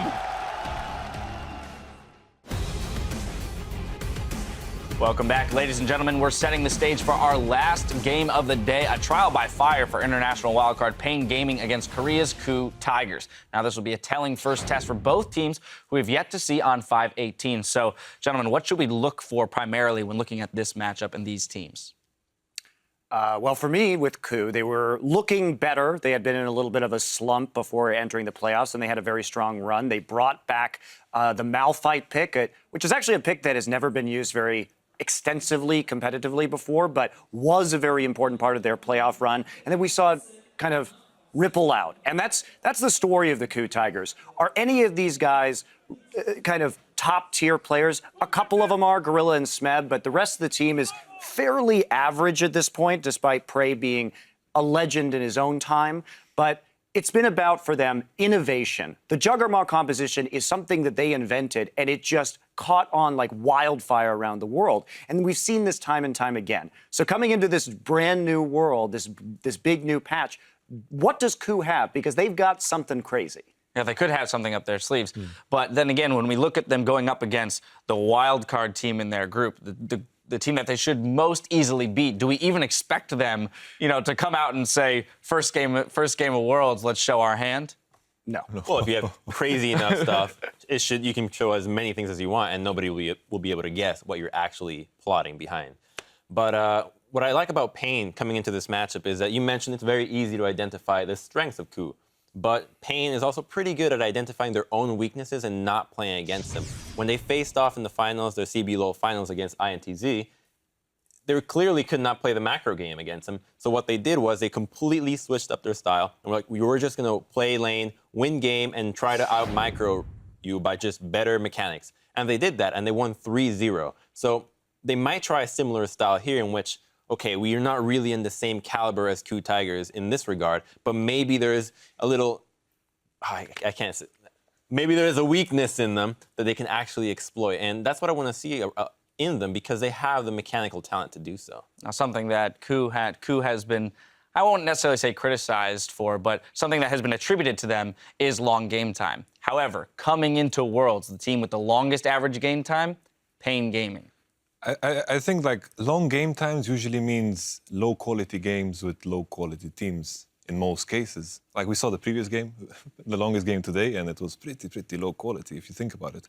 But in this matchup, I think this low quality play that I'm talking about, I don't think it will fly against Coup Tigers, because to me, Coup Tigers is the most underrated Asian team coming into this tournament, because I'm expecting a lot from them. This is a dark horse. Yeah, I am too, and it's all about that macro game. It's about their innovation. And the reality is this group is so weak that they may not even have to show anything until quarterfinals, and then perhaps they can take an upset win. I think they will eventually in this tournament be outplayed, basically. But a semifinal finish, I don't think is unreasonable. All right, well, for the final time today, we're looking for your predictions.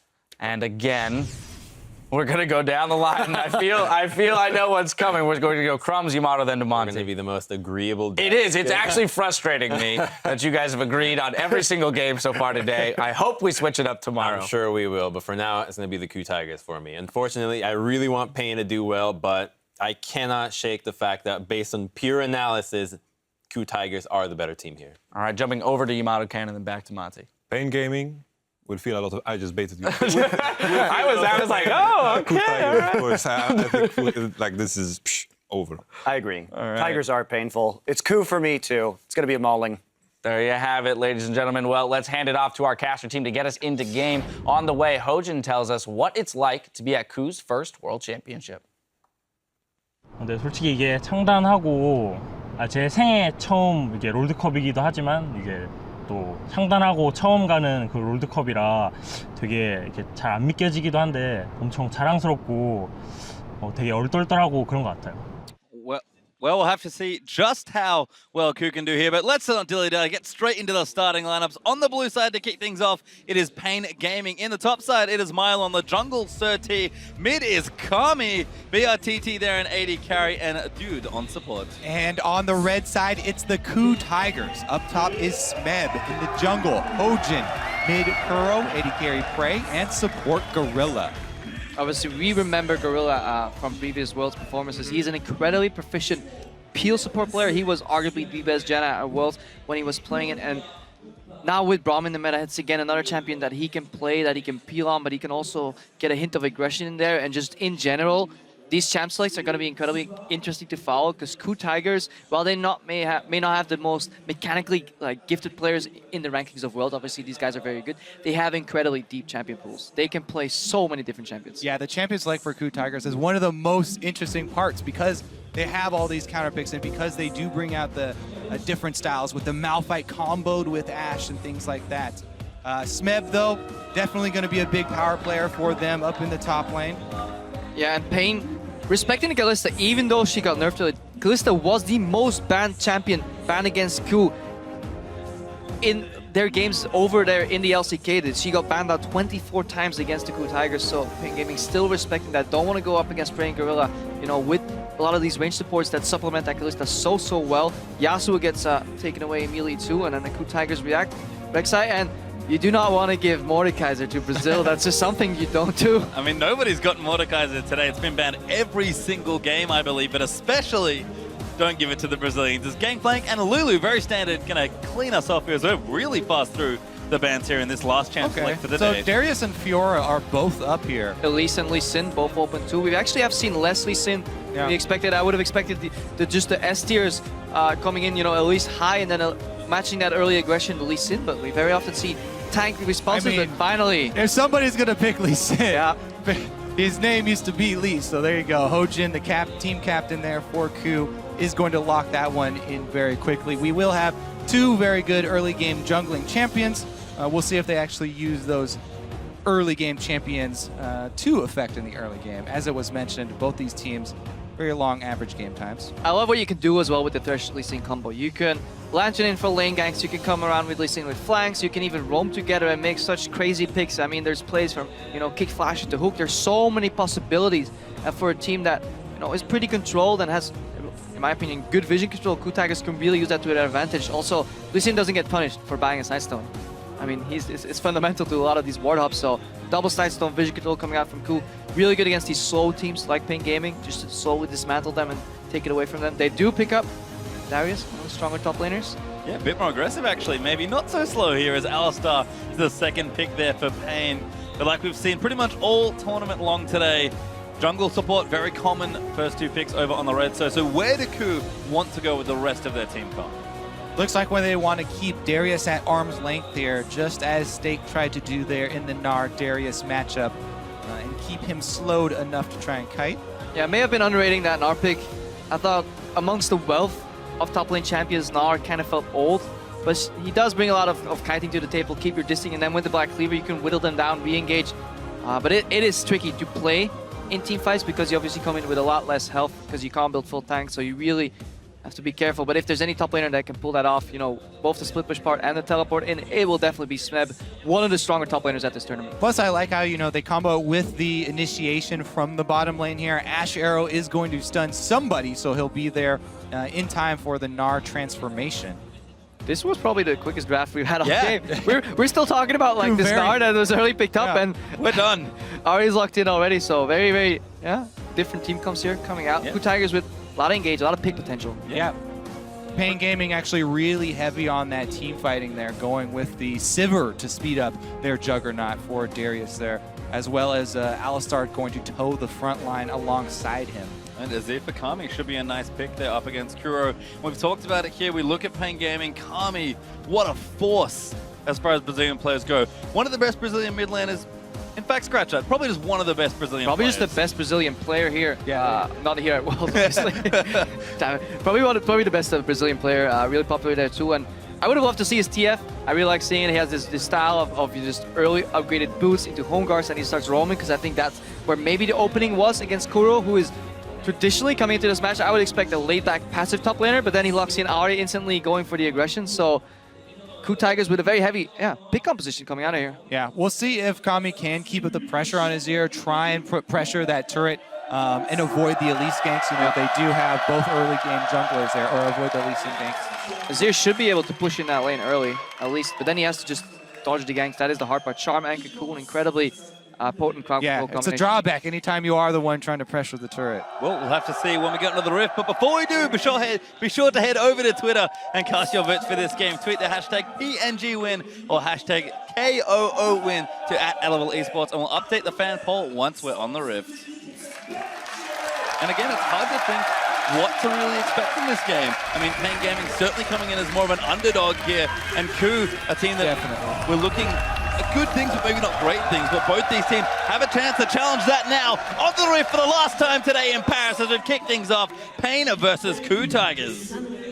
And Pain Gaming, probably the strongest wildcard team we've ever had at Worlds, but still going up against Q Tigers, that is still a very big mismatch, especially since Pain Gaming's biggest weakness, their game length, we talked about it so much. It is 6 minutes and 30 seconds longer than KOO's average game length, and KOO Tigers are just, they ramp up towards that mid to late game. Maybe not with this composition, because it is relatively early to mid oriented with those picks. Yeah, and delving a little bit more into the reasons why they have had these really long games. They've sort of struggled with initiation, both picking the champions and as well executing. Right now, though, we may have some early action as they look to collide.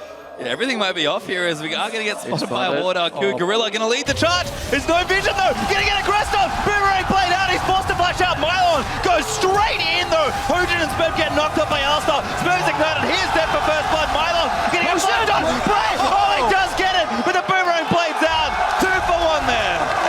No respect for the Brush coming in there, face checking completely. Dude actually held the spell bars incredibly long. He could have cast out a lot earlier. Yeah, very I was surprising. actually very worried for Pain, even though Pain had the extra ward, so they had the vision advantage. Because they weren't all grouped together in that brush with the Alistar, face checking the Alistar is the #1 no-no for the level 1s, and yet he was out on the outside and used his flash to try and get in the middle and separate the KOO Tigers on the invade. Cutting them off is one of the biggest things. To deny auto-attack DPS is the most important thing in level 1s. We have a lane swap here, stealing away the Krugs.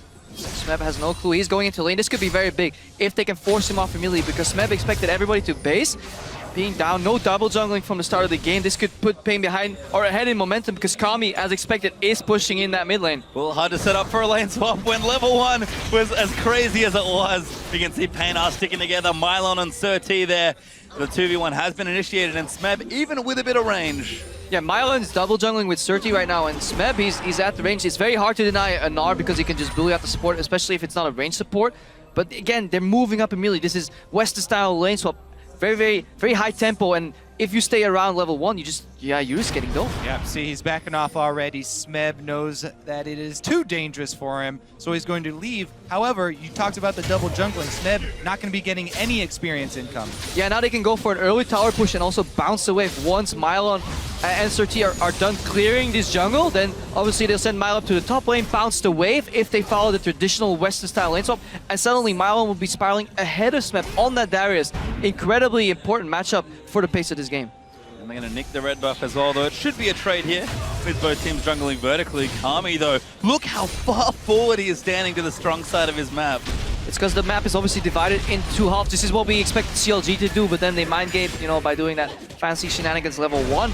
And this is Kami respecting it. Lean to the side where you are strong, avoid the side where you are weak. It sounds very simple, but people have failed that in the past. Yeah, I've seen it many times.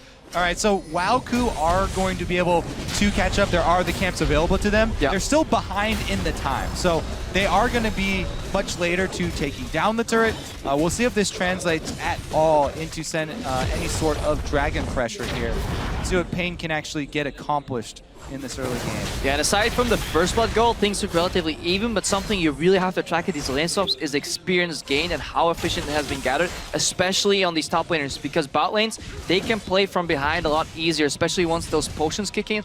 Look at Mylon, he's not going to do what Huni failed to do, he's actually going to try and take that tower, make the wave bounce back, and then obviously BRTT and the U, they're going to move back into bot lane with extra potions. They don't really care, as long as they'll never run into a prey with a BS sword, they don't really care that they're the first ones basing. And again, the tempo is now on Pain Gaming side. Delicious solo gold for both top laners, I believe, as Smeb does take out the bottom side as well. Who are going to move Pain Gaming's duo back to the bottom lane, though. Yeah, especially since they're running Sivir here for BRTT. He might be able to get that wave up to the turret and make it crash and get it bounced the other way, even though KOO were able to get it pushing towards them as they left it. Smeb at the base, so he was very low on resources, wanted to pick up some items, wanted to pick up some sustain to avoid being dove, and he's still not getting any XP, so he only had some experience being grouped with his team. He's level 3 right now. Just gonna head over to my screen, strike that Mylon. All right, even with Sivir, not gonna be able to push it quick enough here. They're actually surprisingly even. Mylon is exactly on the same amount of experience as Smeb, so to see how well BRTT can deny Smeb in the bot lane, and vice versa, how well Prey can deny Mylon in that top lane. Yeah. Calculation there from Origen on the Cuddlecrab, but dude does come down. has been taken, so vision there for Ku over on the river area, but continuing to group together around these turrets and try and push things down. So, BRTT not wasting time. Here's the thing that you look for in this instance. For Pain Gaming, they do have the numbers advantage. What you want to do is drop a deep ward from your jungler, so have your top laner teleport in. And here they come. Kobe. Oh, it's almost like he's good here. We're not going to have a dive. Flash Cocoon is going to land. Smep's going to get absolutely obliterated. BRTT going to clean up that kill as Origen running for his jungle, hoping it is safe. And there might not be any follow-up, but that was well played. And this is an incredibly big mistake from the Ku Tigers. Sending your support to the top lane, it looks mirrored, it looks even, but you can't afford to do that because obviously you're playing as a top laner that can just peace out. He teleports to the bot lane, then again he gets the waves bound to him again, and he spirals ahead from Smeb. Smeb, the top lane carry from Ku Tigers, probably the best individual player on the roster, and he's slowly falling behind. Yeah, I'm pretty disappointed actually in Ku Tigers. They saw him walk over the Scuttle Crab. If you say, oh,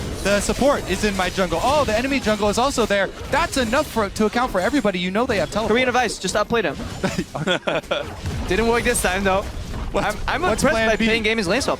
And in all seriousness, one of the issues that's been highlighted for Ku, excellent mid and late game play, especially macro, but the early game has suffered before, and Pain right now are playing with a lot of vigor and a lot of really intelligent play here in the first 7 minutes. Let's see what they can do with the early game here, though, because obviously you don't have the longest average game time coming into the tournament here among all teams. Without a reason. Thing is, though, you know, they're also coming off a 16-0 streak, so... Smeb is still ahead in experience of Mylan, though. We keep praising how it's going ahead and getting out of control. Still level down. Well. And most importantly, Origen, while this is going on, he's actually out-farming Sir T, so he's actually going to get that level 6 early, and if he can find one gank, he can nullify that entire advantage. Smeb right now forcing Mylan's flash. Turbo Gorilla comes in, flash play. Now going to try and line things up here. The Gorilla going to keep chasing. Throws out a lance and Origen is going to walk up away. Great hook there, lands on the mile, and that's going to be a kill for sure as Origen will pick it up. Great move there by Ku Tigers, and the response from Pain, they don't have a response. They're farming their own jungle right now. They get a couple of deep wards on the side of the map that they already own. So really good move there by Ku to not only get their kill, but also have everybody hop over the dragon wall and take the dragon as well. They are going to get it here. Pain on the top side, but looks things all back in their base. Oh, BRTT look at that wave. Still pushing, but Smeb says thank you very much. Maybe. Yeah, they have to nail this dive. If they don't get this dive, this is pretty deciding. Pretty greedy here from Ku. There's Dragon Smith, great flash out of the headbutt. Hops out there, does the do-si-do and gets out easy. Green advice, Scrapbo, just outplay it. Stop playing, dude. Soak that experience. Even if you die right now, you soak half of it. You've done your job. Oh, this is sad for Pain Gaming. They had the momentum, they had all the right plays, and then they do exactly what they should. They send their top laner alone with no backup from a tower. Their jungle wasn't even close. Their support wasn't even close. And he drops. And not just their top laner, Darius, whose big weakness is that he has no dashes. He doesn't even have the option of trying to get the speed boost yet, so. And really good synergy there from the Ku Tigers, though, because what you said earlier about the lack of initiation, Gnar hops in, forces Flash Gorilla, with Moby Boots, waits long enough to get a flash play range. Lantern comes in, Origen joins the party, and suddenly, you know, Darius dies, and Mylon, now he's the one trailing behind. Certainly is here as Smeb still picking up the CS lead, but a giant spell because he thinks he's a pretty big target here. Well, also, he may be hungry for more kills, you know, try and make a frozen mallet and look to punish Mylon even more in a long lane. Gnar with Black Cleaver is one thing, but with the frozen mallet, then you're really looking for kills. I mean, they said that Juggernauts are strong, but all you gotta do is just kite him, and if there's any item that allows you to do that, it is the mallet. Go straight for the kneecaps with that hammer. Just take him out as Kami still pushing, doing well in this mid lane actually with a CS lead up against Kuro, using that early Azir power with that stinger to really shove in Ahri.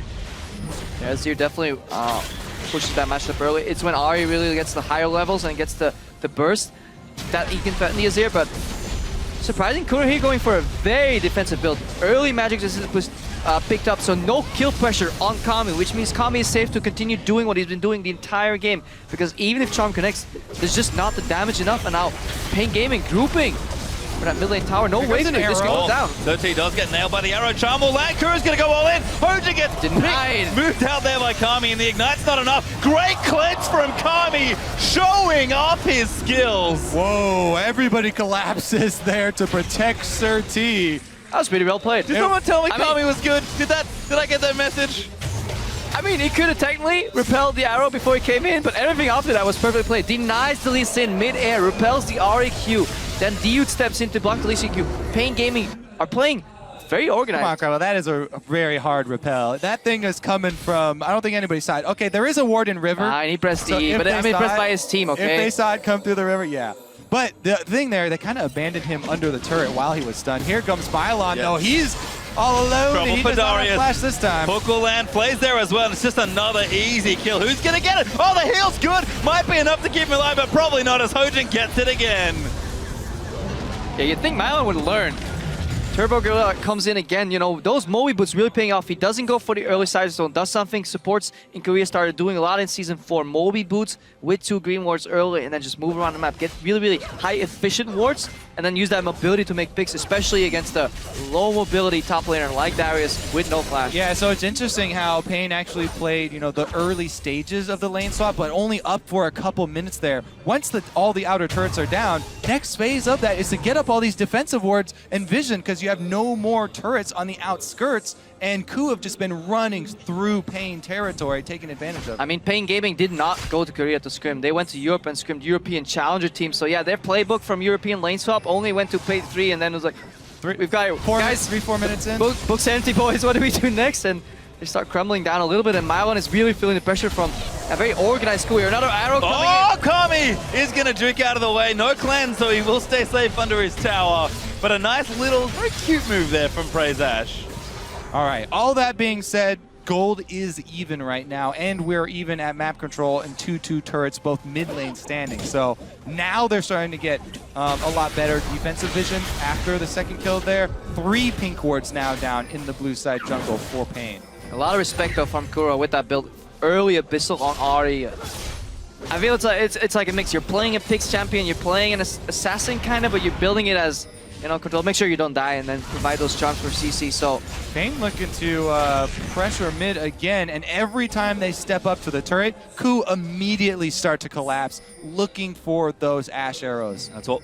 But it's not really costing them too much. BRTT is still even farm with Prey, so even though Prey is going up to suck up that side farm, he's taking a lot, which usually means that your mid lane is falling behind. Because of that early lead that Kami had over Kuro in terms of CS, he is still bang on even. So overall, an even early to mid game. We'll have to see if that, you know, mid to late game macro can really start kicking in for Ku. It's been a couple minutes until we really get to that stage of the game, and Dragon is coming back 55 seconds as well. Ku, they've already gotten the first one, so can they continue the good thing they've set up here in the early game?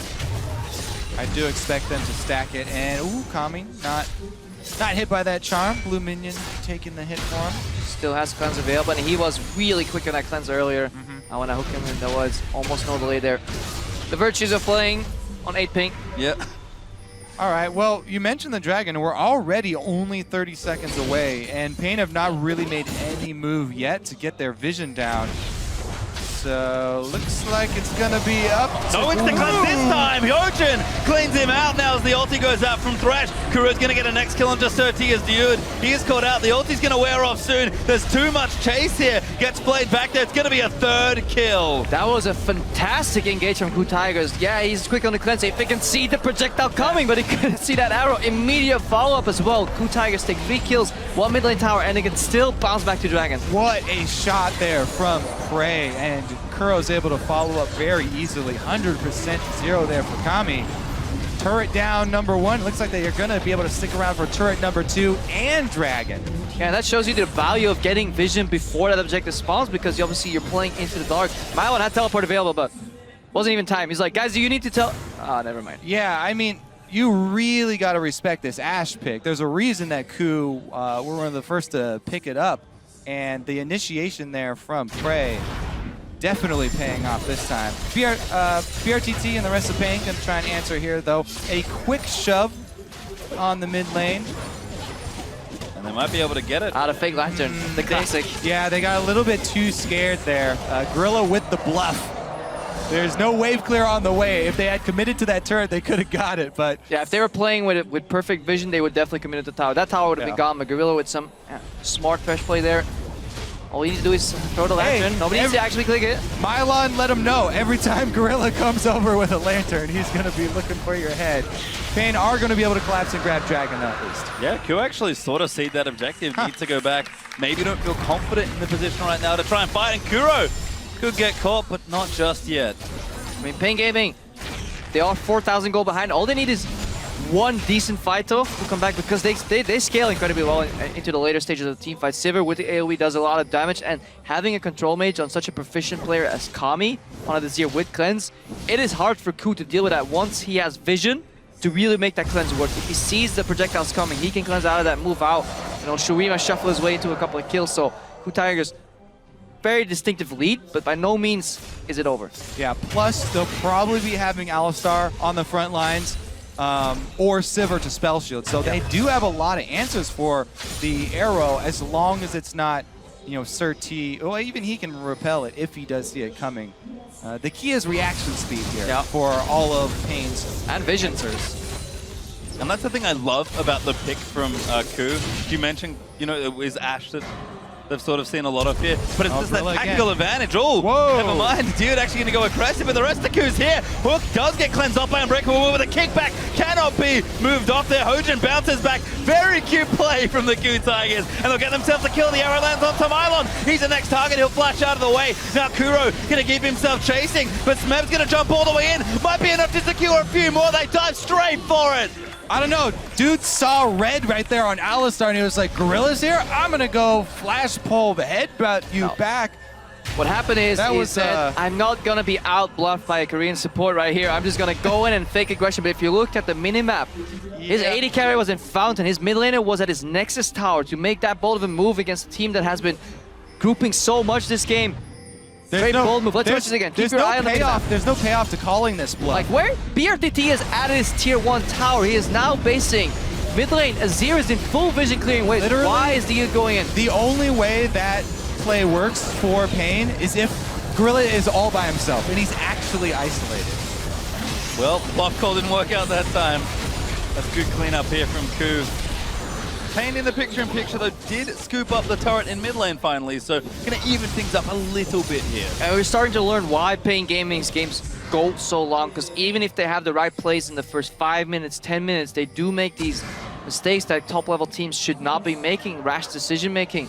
They play with a lot of passion as well. If you watch them, you know, at events, there's so much, you know, shouting and camaraderie coming out of BRTT, but sometimes it's better to prevail and have a cool head coming into the game, especially against such a methodical team like Ku Tigers.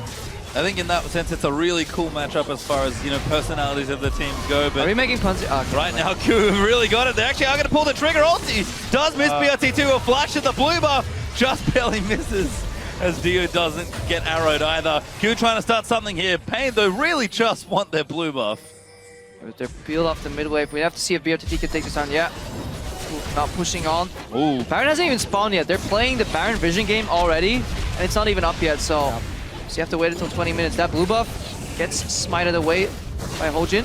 Yep, does get it. Smeb actually chasing here. Does have that frozen mallet, like you mentioned. Hook will be just a little wide as Surti jukes himself out of the way. Kura going in, out of the BRTT, but Mylon's going to pick him up. BRTT will tie there to pray as he flashes over, and Ku, no Baron just yet, but they do get themselves a kill. Full commitment on that one as well. 80 carry flash going in there. Yeah, this game has been played on like one lane at a time here for the last 5 minutes. No split pushing going on, no double lane push, just single jungle control, fight over bush, one wave, and that plays into the hand of the Ku Tigers. So much CC, especially when they're ahead. If this game was even, maybe you can make a case for the amount of damage and control coming out, but Pain Gaming consistently on the back foot. They've never really engaged the fight themselves first because they're constantly getting engaged on by Ku Tigers. Has not wasted a second of the cooldown on his enchanted crystal arrow here for Ashe. Constantly looking for the engages. And Gorilla as well on the front line with the roams. Play after play being set up. And these early game items, they don't scale that well. You know, an Abyssal Scepter doesn't scale that well later on, but if you can combine that with an early Morellonomicon just to keep using that, the benefits that you get of that item very early in the game, and obviously you can just snowball yourself ahead and make use of it, especially if you look at Prey right now too. already finished Static Shiv, I-Edge combo, 2 items in 20 minutes already. Abyssal is an incredibly gold efficient item. The only thing when it doesn't scale is when you run out of slots. Yeah. Because it is also a fairly cheap item. So once you get to the point where you have to sell it, then he'll start worrying about it. Combined with Sword Shoes as well, he's going to be reducing nearly all of the magic resistance that the squishier members of Pain Gaming are picking up here. So yeah, there doesn't look to be an Aegis in sight here for Pain. And as a result, it's been accurate reports, honestly, here about the KOO Tigers. Strong mid-game, maybe a few missteps here and there in the early game. Pain were able to take it in the first 5 minutes or so, but almost 21 minutes in, Baron alive, Dragon up in 30, and the KOO have set up for objectives. Prey, he's looking for a Fisher. He might have got BRTT, but instead he'll just push out the wave. And look at the vision control. Baron area completely dark, so all KOO need to do is add 2 more wards to that already existing initial ward line, and then Pain Gaming, they don't have Hawkshot on their team. They have to face like multiple brushes or risk the threat of going against early 22, 23 minute Baron from KOO Tigers, which seals the game. Yeah, you can see during that Fog of War toggle right there how scary it is to be on Pain right now and know that you're playing against a team with the Moby, Boots, Thresh, and an Ashe. But they're going to try and defend So red aggressive. Here. Oh my god, the hook Really? lands 13. He's going to get charmed up there. They'll take him out almost instantly. And now Milam could be in a bit of trouble. He does spin around. Gorilla will get dunked as Kami collects the kill. Smeb, though, hops over to the Krugs. He's looking for the wraparound. Ulti! Runs all the way over as Ari does get the double. Make it a triple. Might even be more. Looking for the Quadra Kuro. No, not going to get it onto BRTT. As long as that Lee Sin Q was, he actually died to the red buff burn that Kuro had anyway, so Origen didn't even get to connect. Couldn't make it in time for the damage. Just in case there was an additional potion out, anything. He traveled all that way for no payoff. And Akuro, unfortunately, will miss his potential Penta as KOO pick up another nice fight. Prey is going to shove out this lane. Look to threaten another turret. Dragon back up also. KOO already have it. Yeah, if the goal was even, that could have been a good fight because there was a good Emperor's Divide there from Kami. But Pain Gaming just too far behind, just initial damage. And you look, zero hesitation on KOO Tigers too. One CC lands, the next one connects. 13 didn't even have time to repel at all there. Gorilla's waiting for it the whole time here. He was just sitting in the brush behind red, waiting for Serti to walk up. Easy hook for him to land, and they get the initiative. There's the Emperor's Divide that you're talking about, and Milan was able to get the execute, but it's really Kuro. Goes right back in for that. Kami also failed his cleanse. He expected the Charm to be there sooner, cleanse early, and then got hit by the Charm. That really turned the tides of that fight. Kuro almost picked up the quarter kill there, now spiraling out of control. KOO's vision is still, actually no, has been swept out for the majority. Pain Gaming did buy themselves some time by getting some wards of that Baron, but they shouldn't last all that long. Yeah, even getting wards on the Baron right now, it's still so risky for them to try and walk through their own jungle up towards the Baron. As you can see, things getting a little tricky here for Pain Gaming. We've got 2 items on Kami in the mid lane, but KOO have got 2 pretty much everywhere, and no one on Pain really has the second item completed. 6,000 gold ahead for the team. They'll sweep out the crab to get vision around that Baron. Yeah, Prey picking up early Alacrity boots as well. Wants to stay, be able to kite and just peel backwards in fights, get in a prime sniper position to land one extra arrow. His arrows have been fantastic this game. Usually when I see Ashe played, I'm left with a very wanting feeling. I'm not really get satisfied in my Ashe needs overall because it really isn't that great, but his arrows have been fantastic. Yet another one. Now Nice finally spell shield. Gets a little cocky. It's like, I can snipe Tiver. And look at BRTT flashing that flare. Prey's been spamming it, I believe, in game. So nice to see them give a little back. But KOO, very standard stuff for them. Going to set up here almost 25 minutes into the game, 24 in fact, and it's just dance around Baron. Dragon's not up, so hey, Pain, come to us if you feel like fighting. Otherwise, they're just going to take the Baron and close out the mid-games as cleanly as KOO has done so many times in the LCK. There he goes, Sivril gets popped. Oh, Gorilla does get cocooned up there. Damage on the side. Origen kicks BRTT back in, and he's going to go down as Prey. Now on a killing spree, dude. Getting chased down. Smeb's going to get that kill. No kills just yet as Gorilla is low. Kuro will keep chasing. Good shuffle out there from Kami. Gets up from under the charmer. Origen chasing. Hook does land. Origen taking the Sun Turret, but he will not die. And it looks to be an AC. The last kill will go to Smeb. I was actually very confused with Dude not popping his Alistar ultimate. You lose that on so much zone control in a team fight. This is basically what Alistar brings to the mid game. A whole part of its huge zoning is popping the ulti. Yeah, if he just pressed R at any given point during that fight, he could have just stayed alive, soaked him damage. This could have easily been a 1-for-0 trade here on the side of Tigers, and Pain Gaming could have escaped with at least 1 or 2 members if the Youth pressed ulti. So very, very peculiar. Not sure what exactly happened there. In the end, doesn't really matter all that much. Tigers pick up the Baron there now. 11k ahead. 5 dragons has been thwarted, 2, so there's no really that win condition anymore because the game is spiraling too quickly out of control for Pain Gaming. Very, very tall task right now. All right, let's take another look here, because Surti actually got the flash Juggernaut. Right now? He was right chained. Now? Yeah. Anytime? Right now? At this point, though, they're already on the run, right? And Ku's already got the re-engage. Skuro has another charge left, so... Now look at Gorilla, how low he goes in that fight. He was the one being initially aggressive, but he lands another hook at the end. Almost gets taken out there by Kami, but he's been playing very, very well. 0-1-14, no mishaps, no accidental kills ending up in his lap. Noah will be disappointed. He will. The Bloodthirst not strong with Gorilla today, but a wonderfully executed team fight from Tigers and the Baron buff leads them with almost all the advantages they should need to close this game out. We've heard about how efficient they are in the mid game, how quickly they clean you off the rift. Yeah, an odd Kuro call right here to go for split pushing and then looking for a solo kill inside the red area. Pain do have a little bit of defensive warding there, so they saw him, but whatever. He's got Baron buff. He can pull off a split push. I mean, I like the attempt from Pain, gonna pop the Sivir ult and try and force the 4v5. Arrow hits on the dude, nice cleanse off. Find the ulti button. That's really big. It lessens the Pain Gaming's teamfight strength, and they're about to get 1-3-1. There is no counterplay for them because they're locked in. It's really hard to move out of that. Smeb is in top, Kuro in the bottom. Perfect vision, Hawk shot, so many options here for the Tigers. So Kuro is a little bit wary right now. He's not staying at the turret because he has no vision for himself. Yeah. He doesn't actually have any wards he can play, so he's waiting to see the rest of the team. Didn't want to take any chances. Another siege gonna get set up. We talked about the 1-2-1 before. It's a bit more like a 4-1 now, but Kuro with that Luden's Echo just continually applying pressure does really shove mini waves out fast with this build with all those purple items. And Pain just have to sit and hope something happens good for them. Yeah, and obviously, Tigers here, they just want to close as efficiently as they can. Don't want to make any mistakes like getting caught here by Kami, for example. Tried to make the play, but he didn't quite get it. The flashes are burned. Gorilla getting low. Rylage is good for a few slows here. So Kami actually forced the double summoners out of Prey with that move. It was a really good flash there from Prey to stay alive, but Kami traded flash there to try and get the initiation. And he knows he has to make plays here. Kami is the big player on this team. We expected him to really deliver, and he has in this game, but it's just a little too tough. Not sure why the Tigers stopped split pushing. They had Pain Gaming in a perfect lock in a 1-3-1, but they decided to make it a group around that top lane tower. Kuro could have easily pushed about one member away and then maybe moved on. So Ku felt safer in numbers. That is the way they got ahead in the early to mid game though. So with that stack CC, but if you look at Kuro's build, he's really built for that 1v1 right now because that Abyssal is still paying off, the Sword Shield is still paying off, Ludens, that initial proc just doesn't add some extra damage, so a lot of mobility overall. So if you find Kuro alone in the brush, probably not the best thing for you. No, not a good time here, but I like that you mentioned builds, and interesting builds, because Smeb, we talked about the Tigers being innovators with strategies.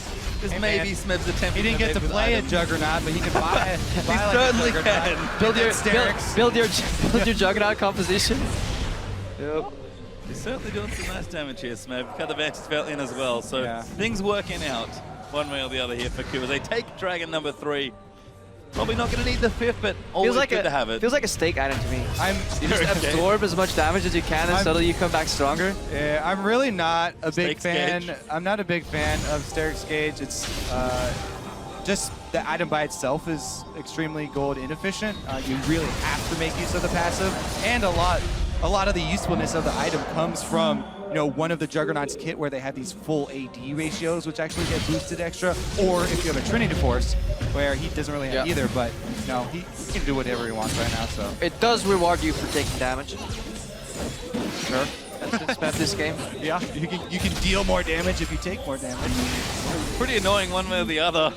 Milan not having a nice time there 1v1 as they're going to shove in 4-1 once again here. Baron buff has dropped. No major objectives on the map just now, but Curve an absolutely insane gold lead at under 30 minutes. And again, just looking to close things up. They've done this time and time again. They're such a practiced team. And when they get ahead, better believe they stay ahead. Yeah, they do stay ahead because they play with the necessary caution. No overstepping of their boundaries here with respect. So if they don't get too many towers or any inhibitor, they don't really care because the map is completely under their control. Pain Gaming don't even remember what the river looks like. They haven't been even outside of their base in the last 5 to 10 minutes, it feels. So Gorilla forcing the cleanse there, slowly but surely whittling away. Now we see an engage. Oh, Smeb! That one through a spell shield, tried to go in onto BRTT, but Origen gonna dive in. Kuj is going absolutely nuts as Kura is gonna get that first kill. Gorilla is low there. Kami trying to ditch out the deep, but it's carnage here in the base as Pain Gaming are just too far behind. The ace will be completed, and that may just be game. Slow and steady, and immediately explosion. KooTiger's ace for 1 in return. Gorilla drops his second death of the game, and a look at the closeout. They are going to finish things off here. It is business as usual for the KooTigers as they play their first game here in Paris. Early game was a whole lot of fun, but Koo showing where they are such a strong team that must be feared in this World Championship. The vision control game of Koo, the playmaking there from Gorilla, the accuracy of the arrows from Prey, even though some of them were spell shielded or cleansed, he's still, I don't think he whiffed a single one. Yeah, I mean, look at the lineup. If you have to play Ashe into it, at least that can repel Kami on a Zero that can shuffle or cleanse. You have Spell Shield and you have Alistar. That seems like Ashe's nightmare, but still he found multiple openings. Even though the early game with that level 1 first blood was relatively easy, or even rather, the speed at which KooTigers propelled forward. They ended the game 20,000 gold ahead, 61k against 41k. That is a massive gold lead, and you would not expect that if you watched the first 15 minutes of this game. So, very impressive performance. And an efficient game as well. 31 minutes for the KooTigers, cleaning up as many times as they have in the LCK. They've been such a consistent team. Unfortunately for them, not too many first place, unless you count the regular season standings, but they've been just such a strong team ever since they were created. The level of consistency they show is reflected in their play, and for an opening game here, I'm very impressed. Yeah, and even though KooTigers were the big favorites in this game, they still, have pressure on their shoulders because of the showing that they had at the last international tournament, at IEM. They do not want to make any sort of missteps, even in games where they're the favorites here. So being able to finish out cleanly like that and playmaking is definitely something that they are looking to accomplish. Yeah, and a win is expected here by the Tigers, but in a convincing fashion that may draw potential bans in the next series, against CLG and the Flash Wolves. Those are the games these guys are preparing for the most, so may not have even showed any of their fancy tricks that they have, because they have incredibly deep champion pools. I mean, Smeb and Core, those are players you will never be able to ban out. They will always have a trick up their sleeves, whether it's cheeky Malphite or whatever. So we'll definitely have to see what they do against the likes of CLG and Flash Wolves. Things keeping standard at least for today. And that's, I think, the last thing we heard from the analyst desk is that, Monty sort of predicted they don't have to play anything crazy, and they didn't. They still finished the game in the same very efficient, very clean manner they always have. Yeah, I mean, they've played all those champions before, so no big surprises. Not yet. I'm sure it's coming. If Amazing J is going to be hovering Garen, I'm sure the KooTigers have something really fun cooked up. Yeah, I mean, the one story that does come to mind is often in the LCK, Gorilla likes to hover Soraka. We haven't seen her here yet, and they always joke about, oh yeah, he loves the champion, but he's never picked it. I think Soraka from like a stat carry on is incredibly efficient. The amount of health you can, transfer so efficiently. It just happens that a lot of Soraka players like getting caught, and once she drops, it becomes hard. Hey, I'd love to see some Gorilla, positioning play on Soraka. Sure, he brought Janna this year. Okay. Well, Snooze Fest. We'll see about Soraka later, gentlemen, but let's send it back over to the analyst desk to wrap up day 1 of the 2015 World Championship. Thank you, gentlemen. And I want to touch on what Krepo was hitting pretty soon after the game ended there. The first 15 minutes of this game was really close. And I want to point towards the solid macro play of Pain Gaming, because we had some questions about, coming from the international wildcard regions up into this international play, especially playing against a team like the KooTigers, and they put up some really solid play there in the early stages of the match. Yeah, they played out the situation after level 1 very well, and some people were down on Pain coming into this. They didn't show the best play in the CB LOL finals, even though they won 3-0. But when they came around and came into that international wildcard match, it really looked like they had leveled up their macro game in a very short amount of time. So I guess I had a little bit more faith in them. I liked their use of double teleport in those matches. So this is something that I think is a good trend for a team like Pain Gaming, even though they couldn't close this one out. I have to add, like, I expected like very little from Pain Gaming, and with this game in mind, I think the early game was very good, as you mentioned, and I think like for COG and Flash Fools, I would be like those games are going to be a lot closer than I expected. So it's going to be an interesting group. I'm going to return to that point in a little bit to look at the group as a whole, but hammering home, this game here, it was relatively close until a certain point. We started to see Ku make some moves to really separate the game. Monty, who was the standout player here that was the catalyst for that from Ku? Well, it's always the same player in the early game if we're talking about starting to pick up the snowball for the Ku Tigers, and that's going to be Gorilla, because in the laning phase, they always make plays around Gorilla. He moves very efficiently on the map, and we can take a look at some of this just very, very good Thresh play we're seeing right here, and he is the catalyst that causes this reaction to occur in the Ku Tigers, which then results in a very strong mid and late game. Yeah, just a lot of presence around the map, really, and presence of mind. When they did start in the hole, about 500-600 gold right off that level 1 to really make the plays around the map necessary. And this just play here. A gorgeous arrow and then setting it up, and they chained the hook into the charm so well. Ku's team fighting is a major strength of theirs. And, really, this is just a classic Ku Tigers game. There's a problem in the early game. Maybe they fall behind a little bit. Then Gorilla starts getting free on the map, starting to make plays. They pick up a few kills, and then it just chains into great team fighting, fantastic vision control, and then fantastic objective control, and then they win decisively from there. All right, Crumbs, I want to come to you to kind of re-hit the Pain Gaming point, because as we established, they did have some solid macro play, but if you had to point a weakness, where did that fall apart for them? A lot of times when teams are trying to learn how to perfect their macro play, they will overcommit resources to make sure that the play happens. So an example was the TP play in the early game, where they went to dive the Lee Sin and the Gnar. They were only able to get 1 kill, but they wasted the teleport, and a lot of mistakes like that are usually the trend for teams that are learning, and that happened, but it's a good sign that they're really understanding what they need to do, but they just need to refine it a little bit better. But one thing that we talked about the Ku Tigers that's pretty cool is that they played a very similar style to what KT plays, in which the jungle and the support roam a lot together. The kill participation between Origen and Gorilla were 100% for the large majority of the game, and that's something that we really see from KT. So I think tomorrow we'll see very similar trends also throughout the tournament of KT style and Ku Tigers just kind of mixing each other, because it's very likely that they were common scrim partners throughout the entirety of the preparation of the tournament.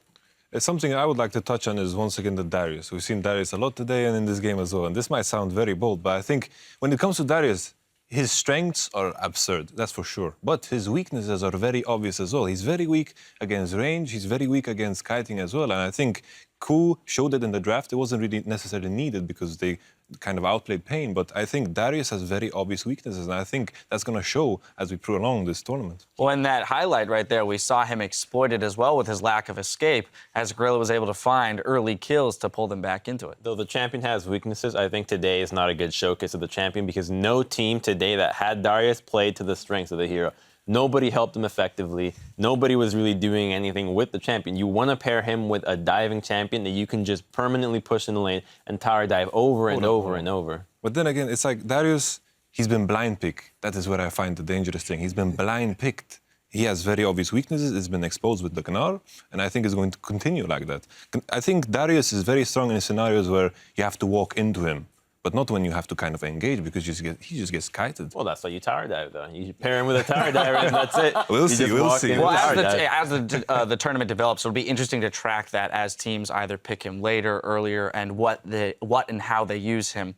Now, what I do want to return to is your point about, CLG and Flash Wolves and how they might stack up. Now that we've seen the 4 teams in this group play, particularly when we take a look at Pain Gaming and we say, well, if they play as they did in the early game there, against, CLG and Flash Wolves, who weren't able to do as much in their early game, that could definitely swing those games. I think that's true. We do have to remember that level 1 did occur, right? So there was a little bit of an outlier right there, because Ku made some errors. Pain did a good job of capitalizing on them and getting a little bit of an early advantage. So I want to see Pain when they don't win a level 1 like that, right? Because that's going to tell us a lot. All right, well, we'll have to track that as well. Let's track to the standings, though, to check how the standings and the teams are arranged. In Group A, CLG and the Coup Tigers are 1-0, with the Flash Wolves and Pain Gaming still looking for their first win. Then in Group B, Fnatic and Cloud9 are on top 1-0 over Invictus Gaming and AHQ. And in Group C, Edward Gaming and SK Telecom stand tall 1-0 over H2K and the Bangkok Titans. Now we'll be back tomorrow with another 6 games as the teams continue their march towards the Summoners Cup. It starts with KT Rolster against Team Solo Mid. Then China's #1 seed LGD will face off against Europe's Origen. After that, the Bangkok Titans will challenge the Season 3 world champions SK Telecom. All that will hit your streams tomorrow at 7 a.m. Pacific time, 4 p.m. Central European Summertime. Now that we've gotten a look at some of the teams today, though, guys, what are you excited about tomorrow, matchup-wise, team-wise? Group D, absolutely. The group that we haven't seen yet, the one that has a lot more fan hype around it.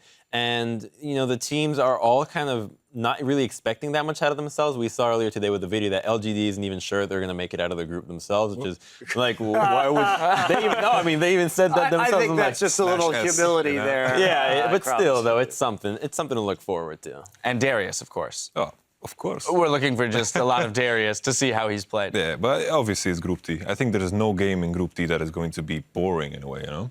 I don't know. That first one's going to be pretty boring. We're going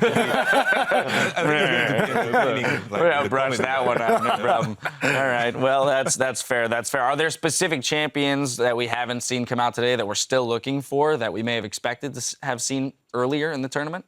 More is Fiora, I mean. Fiora, we saw just how ridiculous it was in the hands of Marin. I mean, he practically one-shot out LeBlanc 100-0. The only reason he wasn't able to was because of the passive. That is a lot of damage that teams should be taking advantage of because Lulu has seen some play.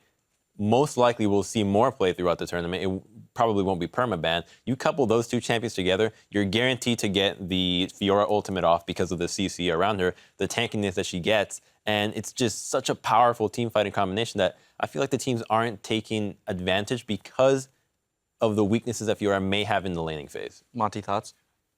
We've seen the Yasuo bans. I want to see the Yasuo picks coming in because we've got some great Yasuo players both in top lane and in mid lane in this particular tournament. It's going to show up at some point, and that's what I'm looking forward to.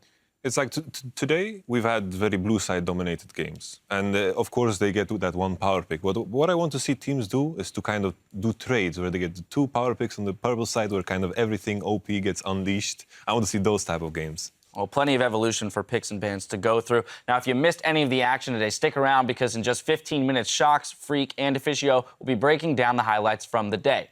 Now, for myself, the casters, and the entire live broadcast crew, thank you for watching, and we'll see you tomorrow.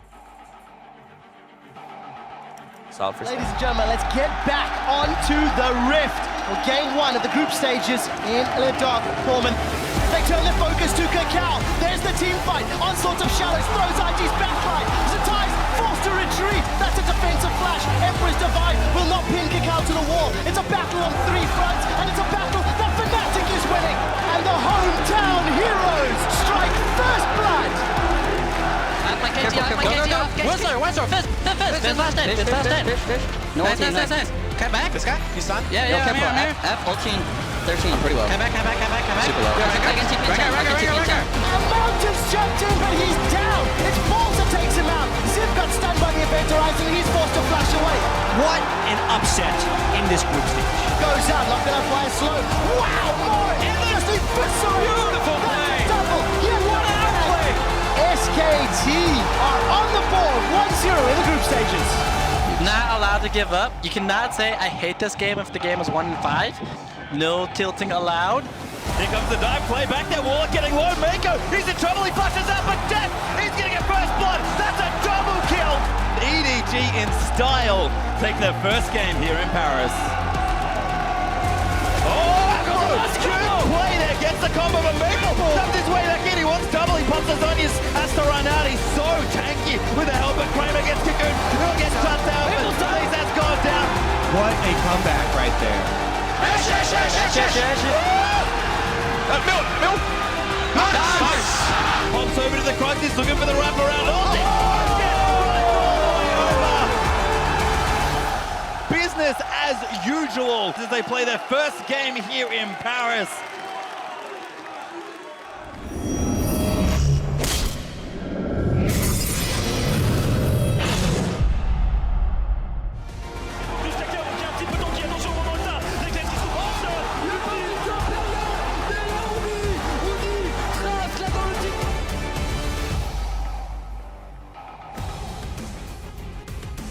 It's a beautiful night here in Paris, France, where today the 2015 League of Legends World Championship kicked off as the 16 best teams from around the globe converged on the City of Lights. Well, it's been fantastic first day, and we're here to talk about it a little more. I'm Eva Schogsdepoorter, joined here by Freak and the Fisho. A good day, and in terms of LCS teams winning, you guys are up front, though. Yeah, NALCS 2-0, EULCS 1-1. I mean, NA greater than EU, could completely confirmed, statistically significant, everything to Can we now never bring it up again? I mean, we only beat IG. I say we. Fnatic beat IG. We didn't do anything. You beat a number 3 seed. We beat a number 2 seed. I mean, it just...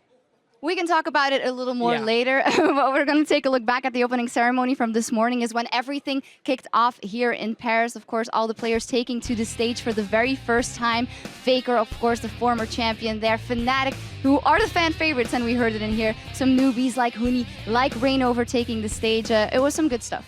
Yeah, honestly, it was cool to see, like, the different players that got cheered. Like, obviously, Soaz got some cheers. You even heard some from Diud as well, but, like, Faker comes out, and there's, like, a Faker chant from the French crowd here. It's really cool to see sort of the individual stars get celebrated. I think overall, though, the French crowd, when it comes to just seeing good plays in-game, it doesn't matter who's doing it. They go crazy. Bangkok Titans, when they were so far down against EDG, they were still cheering for them, and that's what you want. Yeah, definitely. And we did see some good plays, and it started off with Fnatic versus IG straight off the bat. What a matchup there in Group B. All the analysts on the analyst desk called it for Fnatic. We obviously had a gut feeling, but it was incredibly convincing, which is something I hadn't expected. Yeah, a little bit more one-sided than expected, but IG is a team that's very much night and day. You know, very high highs, very low lows, where Fnatic has been more consistent in their performance. But overall in this game, pick and ban phase, I felt like Fnatic, especially with the last 2 picks like Hecarim and Azir coming in, really managed to counterpick the composition we saw from IG. And then also, IG looked so lost in the lane swap, from where they were sending Kid and Kitties, you know, where Zitai was running it, and Fnatic was just one step ahead, and that allowed them to take full control of the map early on. Yeah, and from that lead as well, they just kept the lanes pressured up. A lot of little things like the AD carry recall timings, BF sword versus pickaxe, and Kid had to do it because he was already behind, and things like this. Fnatic were winning basically every single lane, and from there, they got to pick which lanes they dived, where they went to. You got a Sivir to lead them in, and all of this just worked to Fnatic's favor. And I think this game is just so important for Fnatic now.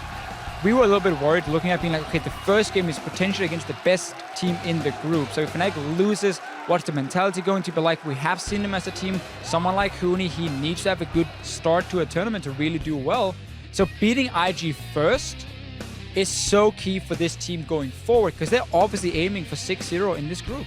Yeah, they are. And a couple of question marks we had about Fnatic maybe coming in was their early game and possibly Rainover in the jungle. He did fantastic on Elise, and I think they did right by prioritizing that pick for him. Well, that was the interesting thing is you have Cacao, who's, you know, kind of putting the name as like, a lot of people consider him the best jungler in the world, and he played a farm till 6, do nothing champion. And when every single lane is winning for Fnatic, that's not a good style. This Skarner was invisible. All you saw of him was his Spires getting captured by Fnatic, and Rainover was in the right place at the right time, got Huni the turret kill.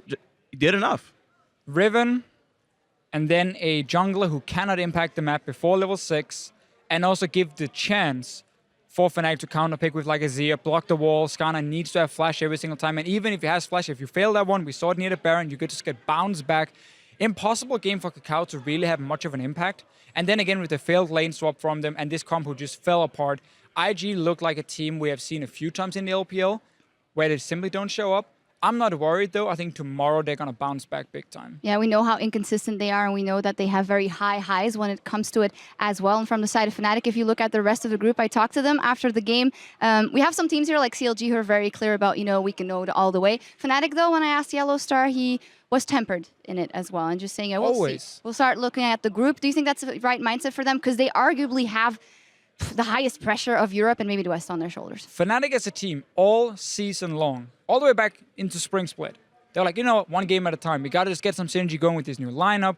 It worked for them. They got to MSI. Even after beating SKT, it wasn't, oh, great, man, we are awesome. It was like, okay, we have a lot of things to work on. We can become a great team. Now they win the first game in the groups, and they're still saying, next game, you know, one game at a time. That's the right mentality. There's no reason to go out and say you're going to win Worlds. I mean, show it. then okay, you can talk about it. And I'm actually really glad they dropped 2 games to Origen in the finals there in the European LCS, just to prove real quick before World starts, look, you guys are mortal. You nearly lost that series when you hadn't lost to them all year long, essentially. So that was a good gut check for them. And again, as you specifically asked, 1 game at a time, I think that is the right way to go about it. That's all you can ever do anyway. And it seems like they got good heads in their shoulders. Yeah, the only cockiness came out of Huni where he was like, I was actually a better Riven, but maybe we'll see that later. Another guy who shined in that matchup was, of course, Febiven, of course, as well. And Pyrotechnics caught up with him a little earlier to talk about that game versus IG.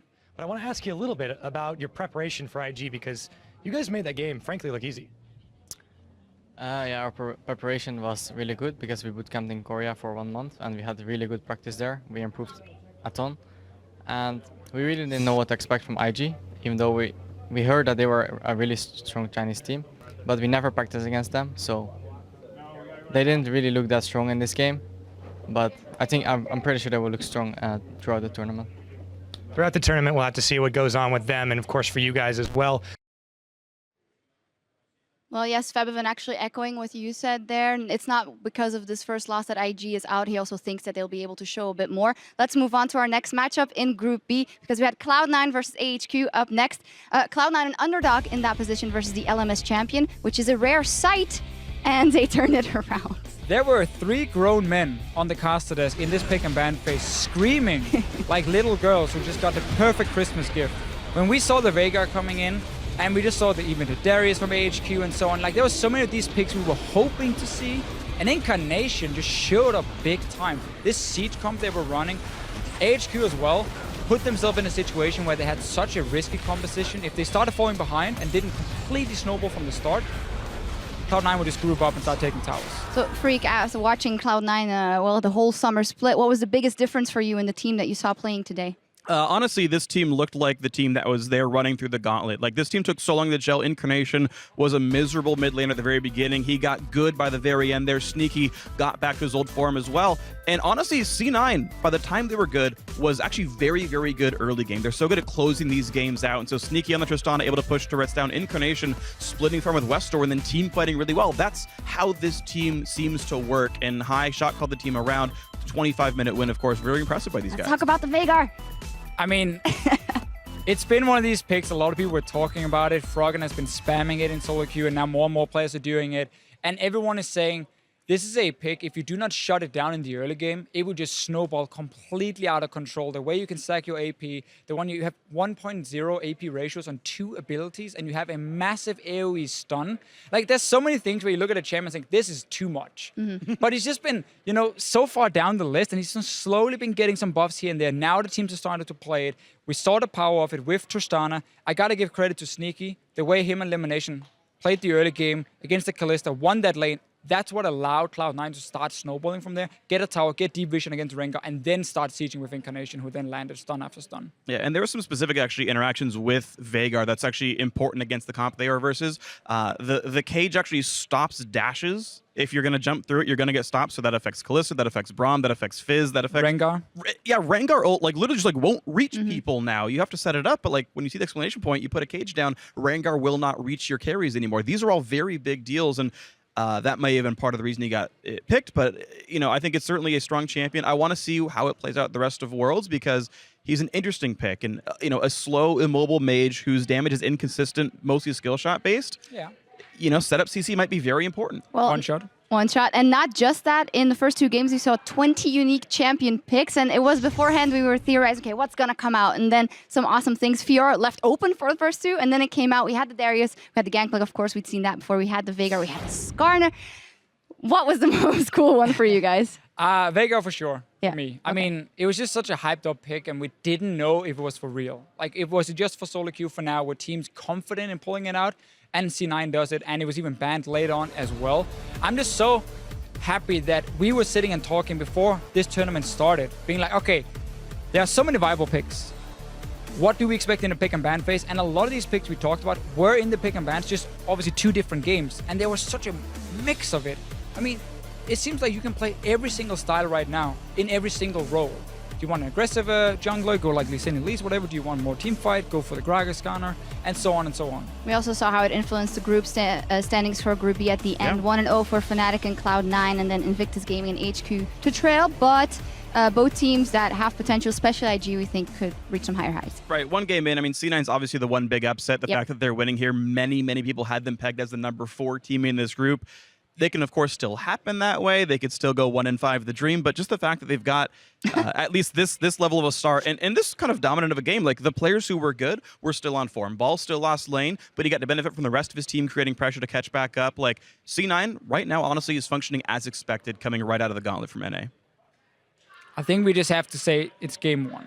Yeah, of course. So, hey, it's day 1. We got to see some cool things. We're going to see teams now go back and adjust. If there was something they didn't like in the pick and ban phase, if they made a big mistake in the early game, they're going to try and fix it. Maybe not for tomorrow, but then at least the further we get into the group stage, every single window really counts. When there's 4 teams, you only face each other twice, and it's just about getting out of groups at the moment. Yeah, and Fnatic and C9 was that 2 huge victories for them. Let's look at Group C. Let's touch on that, because there it was pretty much business as expected. SKT trumping H2K and EDG over BKT. I want to touch on SKT versus H2K though.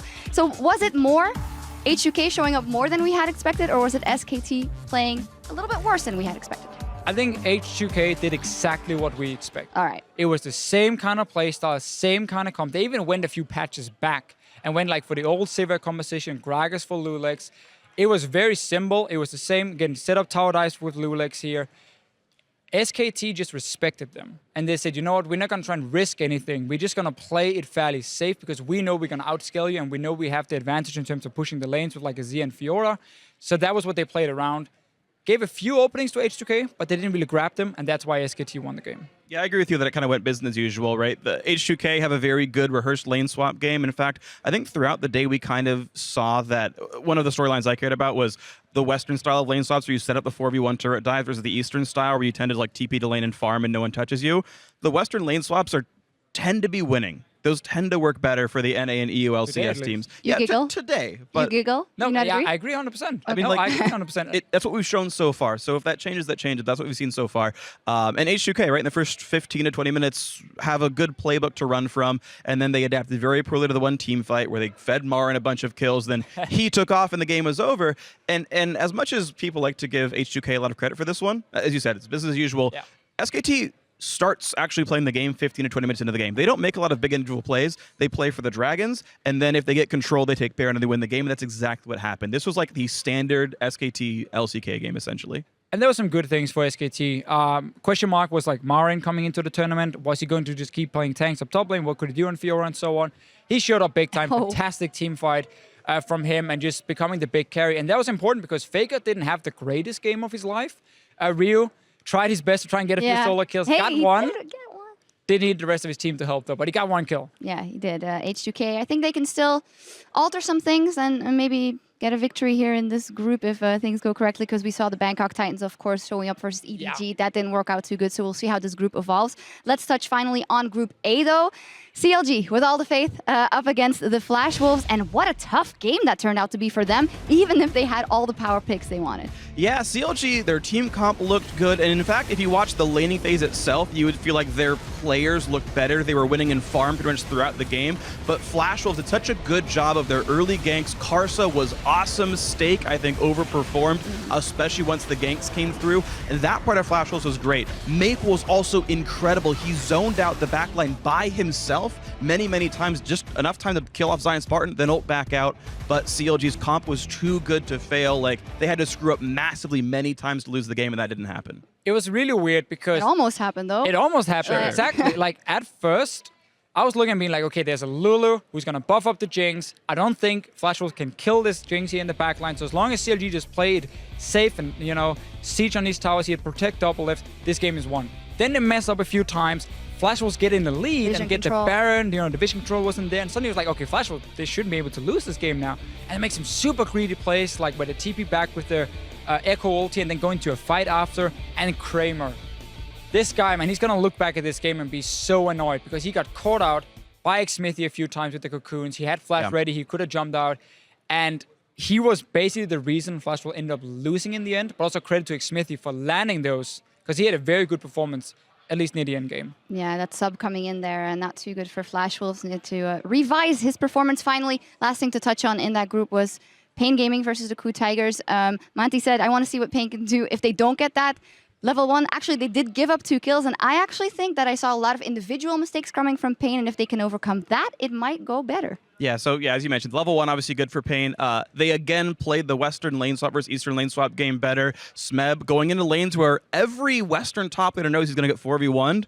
Lo and behold, gets 4v1, dies a whole bunch, gives up turrets. Like this is died more. Well, sure, probably should have. Pain was like a little bit slow to a couple of these dives. There was one they chased the Lee Sin through the jungle instead of just pushing the damn turret down. So like you were seeing those misplays, and also.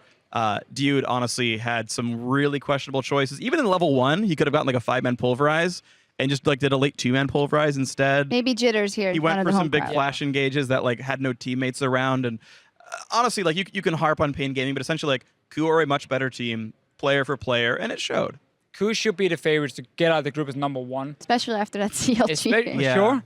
And that's also why for Pain Gaming, the fact they played out the early game fairly well with the lane swap, looked like they knew exactly what was going to happen, at least the first few steps. And then sometimes they were like, again, as you said, overchase, maybe make the wrong decision. It does seem to me that if Flash Wolves or CLG has a bad game against Pain Gaming, they can lose, for sure. And then suddenly you have this group here where multiple teams can take games from each other. I still do think, though, Pain Gaming, they're going to look for the win. I'm not sure they're going to get it. Well, to summarize what you began with, we have seen a lot today, but it was only day 1 and everything continues tomorrow. Let's take a look at that schedule to see what we have there. We're going to dive into Group D. Of course, we haven't seen any of those teams play yet. I'm going to start off with KT Rolster versus TSM. LGD will face off against Origen, and the Bangkok Titans will challenge SK Telecom. That'll be quite a rough game for them as well. It hits your streams tomorrow at 4 p.m. Central European Summer Time, 7 a.m. Pacific. That is actually the same as it was today, so nothing changes for tomorrow. And that's all from us here. Thank you guys very much for joining me to wrap up the day. We're going to sign off here from Worlds tonight, and we'll see you tomorrow. Au revoir. Au revoir. Ladies and gentlemen, let's get back onto the Rift for game 1 of the group stages in Dock Pullman. They turn their focus to Kakao. There's the team fight. Onslaught of Shadows throws IG's backline. Zatai's forced to retreat. That's a defensive flash. Emperor's Divide will not pin Kakao to the wall. It's a battle on 3 fronts, and it's a battle that Fnatic is winning. And the hometown heroes strike first blood. Whistle, fist, fast hit. No ulti, nice. Cut back. This guy? He's stunned? Yeah, come here. F, ulti, 13. Pretty low. Cut back. Super low. Mountains jumped in, but he's down. It's Balls that takes him out. Ziv got stunned by the event horizon, and he's forced to flash away. What an upset in this group stage. Goes out, not gonna fly slow. Wow, more endlessly beautiful play. Double. Yet what an outplay. SKT are on the board, 1-0 in the group stages. Not allowed to give up. You cannot say, I hate this game if the game is 1-5. No tilting allowed. Here comes the dive play, back there, Warlock getting low, Mako, he's in trouble, he flushes out, but Death, he's getting a first blood, that's a double kill! EDG in style take their first game here in Paris. Oh, good play there, gets the combo of Mako, dumped his way back in, he wants double, he pops his onions, has to run out, he's so tanky with a helmet, Kramer gets Cocoon, he'll get shut down, but Days has gone down. What a comeback right there. Mill! Nice! Pops over to the crux, he's looking for the wraparound. Business as usual as they play their first game here in Paris.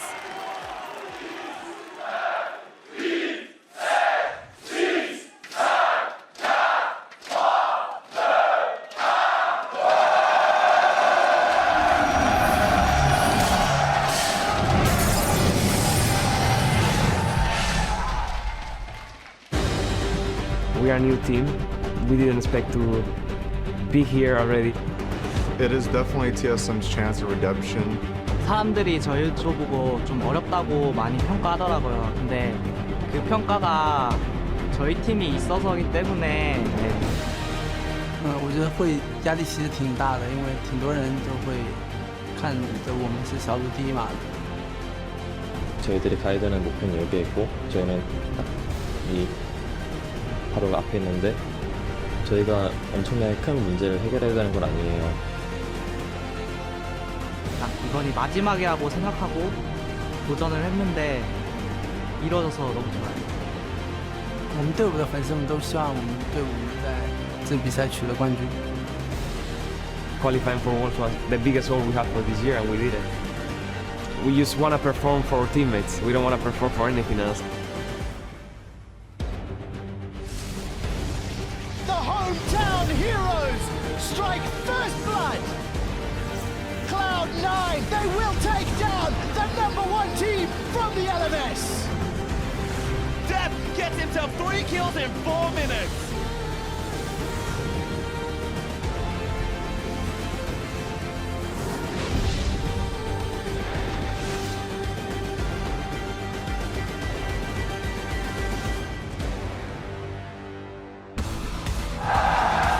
Ladies and gentlemen, welcome back to Dock Pullman in Paris, France, where after just 1 day of competition, the 2015 League of Legends World Championships are in full swing. And as you can see, the fans are just as excited today as they were yesterday for another 6 full games of action. And just moments ago, Darius and TSM were readying up for the first game of the day. They'll be facing off against KT Rolster, who are also getting into gear at the last possible moment. Origen will follow them on stage, and there, of course, you see Aranea and xPeke going over last-minute strats. Here we see Koma and Marin. They'll be showing up a little bit later in the day, so just relaxing as of right now. Everyone's eyes are on the big prize, the Summoners Cup. And we've got another action-packed set of games coming your way today. Hello, everyone. I'm James Dash Patterson, joined on the analyst desk by Aiden Zyrene Moon today. Welcome. Thank you. Hopefully my contributions are more than just a sexy turn at the telestrator today. I'll try my best. I like to hear that. I like to hear that. We're shooting high today. Christopher Monte Cristo Michaels, good to have you back. It's great to be back, and I'm just really excited about finally seeing those Group D games today for the first time. Very much so. And, of course, Jacob Yamato Cannon Mebdi looking sharp, my friend. Battle cruiser operation, huh? There it is. Well, our 16 teams from around the globe continue to fight for position today as the world's group stage unfolds. Yesterday's opening day left us with a lot to talk about, with some strong showings across the field of teams. First up, we had Fnatic with a decisive win over the LPL's Invictus Gaming. Like, I would say it was very decisive, but IG had such a poor performance. I think I wouldn't give Fnatic too much. Even though they looked strong, I wouldn't say they were super dominant. But they did look prepared for their opponent. If we look at how they played the map, they were targeting the weak members, Kid and Kitties, constantly catching Kitties Thresh out. And that's a great way to defeat IG, because we know that that is their weakest part of the map. But we also talk about the inconsistencies of IG, where if Kakao is just going to farm all game, he did 888 damage on Skarner in that entire game, which is the lowest out of any jungler in summer in the world of 658 games. I think it's also very fair to say that not relevant. It's like, I think it's very fair to say that IG's draft was very, very poor coming into this. I think that Skarner had no place blind picking it, because Azir completely destroyed that. Paired with the Riven. Which is, well, not a record you want to hold there as Kakao, but, to Monty's point about Fnatic, being prepared for the team that they're facing is, and getting that first win is all important here, especially as we're through the group stages with only 6 games determining whether or not you make it out. Next up, though, we had C9 upsetting AHQ to start 1-0. Well, I think Yamato and I have to eat some crow on this one, obviously, for our predictions. Otherwise, I was going to force it down your throats. But this game in particular, C9, when we talked about how they could win, it was through the shot calling. They seemed to understand how to play their composition, and they sieged very well. That said, I'm still not convinced about C9, because Mountain decided that this would be a great time to play his first Rengar game from the entire summer season up until this point, and he was terrible. I mean, there's no nice way to put this. That was some abysmal Rengar play. They had to win their solo lanes in order to win that game. Otherwise, their lack of wave clear was going to be supremely punished. So that happened. It was a very quick win for C9, but I need to see more from C9 before I am truly convinced. I feel like they helped everybody else out in the group, too, against AHQ. Ban Rek'Sai, ban Elise, pick a Lee Sin, and you might force him to pick that Rengar again. He does still have Gragas up his sleeve, but they also looked extremely confused by Veigar. They didn't seem to know what Event Horizon did. Yeah. I have to add that I was positively impressed.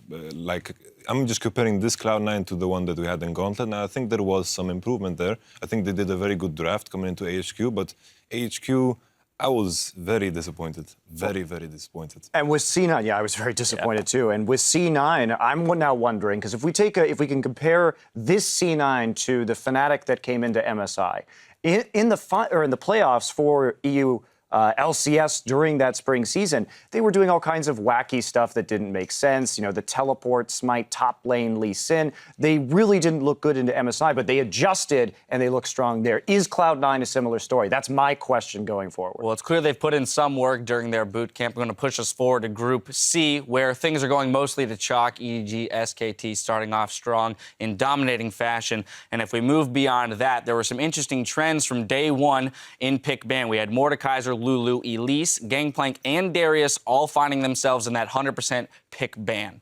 Yeah, I think that these are champions that are going to continue to be up there. But the one that I think should be up there as well is Fiora. I feel she's extremely powerful, but she kind of got through pick and bans and nobody went after her as much. I know base stats have been reduced, but she's still a huge powerhouse. We saw Marin take it and absolutely destroy a game in the mid game with some skirmishes. I think she's incredibly powerful. Yeah, I, for one, will represent Crumb's opinion, who's not on the desk, and he feels very similarly that Fiora is being underrepresented so far at Worlds. I have to say, what I'm looking forward to is, like, in the playoffs, I think teams will potentially make these very hard trades coming in from the purple side, where, like, we will see all these OP champions come through simply because of the purple side. You get 2 picks. I'm excited for that because I don't think anyone has the courage to do it in the group stage because it's very scary in best-of-1 scenarios to just get dominated by, for example, a Fiora. All right, well, with each team in Groups A, B, and C having played once, here's how they stack up. In Group A, North America's CounterLogic Gaming and Korea's Coup Tigers are 1-0 over Flash Wolves and Pain Gaming. Fnatic and Cloud9 are on top in Group B over the LPL's Invictus Gaming and AHQ from the LMS. And in Group C, SK Telecom and Edward Gaming bested Europe's H2K and international wildcard Bangkok Titans. Of course, with 42 games left to play in the group stage, there's still much to be decided and anything can happen. Now, the competition continues in just a few minutes between Korea's 3rd seed, KT Rolster, and the North American LCS team, TSM, in today's first clash for dominance in Group D. Then the LPL's LGD will face Europe's Origen, and later today, the LMS's Flash Wolves will take on Korea's Coup Tigers. Yeah, I'm really looking forward to that first matchup here, KT versus TSM. TSM people are saying, oh, they've boot camped a lot. What do they have now? But KT is a crazy team. I honestly think they're the 2nd best team in Korea, even though they came out as the 3rd seed. You've spoken to some of the inconsistencies of KT, though, Monty. Yeah, one thing that we have to remember about KT is, yes, they did have an 8-1 streak in best-of-3s to close out the season after they put Peekaboo on their starting roster. But over that 8-1 period where they only lost to SK Telecom, they also dropped games in best-of-3s to the 3 lowest-ranking teams in Korea. So I'm sort of the opinion that anything can happen with this team in a best-of-1 scenario, and if they don't get ahead early, they often don't get ahead at all. I'm just trying to picture Someday versus Darius. And man, that's a little too graphic. I was going to say, you won't have to picture it for much longer. We're almost into game. Group B, of course, has the day off, so we'll see them on the Rift tomorrow. And throughout today's games, we'll be fielding your questions about the World's group stage, so hit us up with the hashtag AskTheDesk, and we'll see what you want to know a little bit later today. Now, before we kick it to the casters for Game 1, let's see how you guys are calling it. Irene, I got to start with you, KT Rolster or TSM? I got to go with KT on this one. You know, as much as I want to see Darius versus Someday, I think it's pretty much just going to be Someday the entire time because Darius is just going to be in the base dead. This is a really interesting matchup for me because we probably have the biggest mismatch in favor of TSM in that mid lane, Nagne versus Bjergsen, but Peekaboo will gank mid lane as support at level 1, and so they put a lot of emphasis on getting Nagne ahead. TSM has to have a plan to shut down Peekaboo and score. SKT showed how to do it. Can they execute? I don't think so. I think it's KT, but I do believe that there is an upset potential here. All right, finally, Yamato. I don't think anyone but delusional TSM fans would pick TSM in this matchup. Strong words, my friend. You had strong words about C9 yesterday, saying they were going to go 0-6 in groups off of the first day. You sure you want to be starting the day off with bold statements like that, my friend? It's like maybe I'm doing North America a favor. Maybe I'm jinxing it all over the place. There it is. All right, that's how we will take it. All right, well, the stage is set, and we're about to step inside the arena for Game 1. As we go, TSM's story has changed from a team that has dominated the North American region to a group that's looking to prove they are still a force to be reckoned with.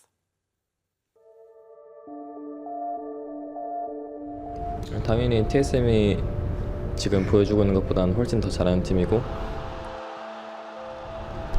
아게임 이후로 저희들이 되게 스포트라이트로 되게 많이 받고 되게 많은 주목을 받았는데 그 이후로 저희들이 되게 소극적으로 플레이하기 시작한 것 같아요. 소극적으로 플레이하고 어떻게든 빨리 이기고 더 멋있게 이기는 게 아니라 어떻게든 그냥 지지 않는 방법으로 그런 방법으로 플레이 스타일이 변해갔고 In League of Legends, you have to constantly be putting in your best effort all the time.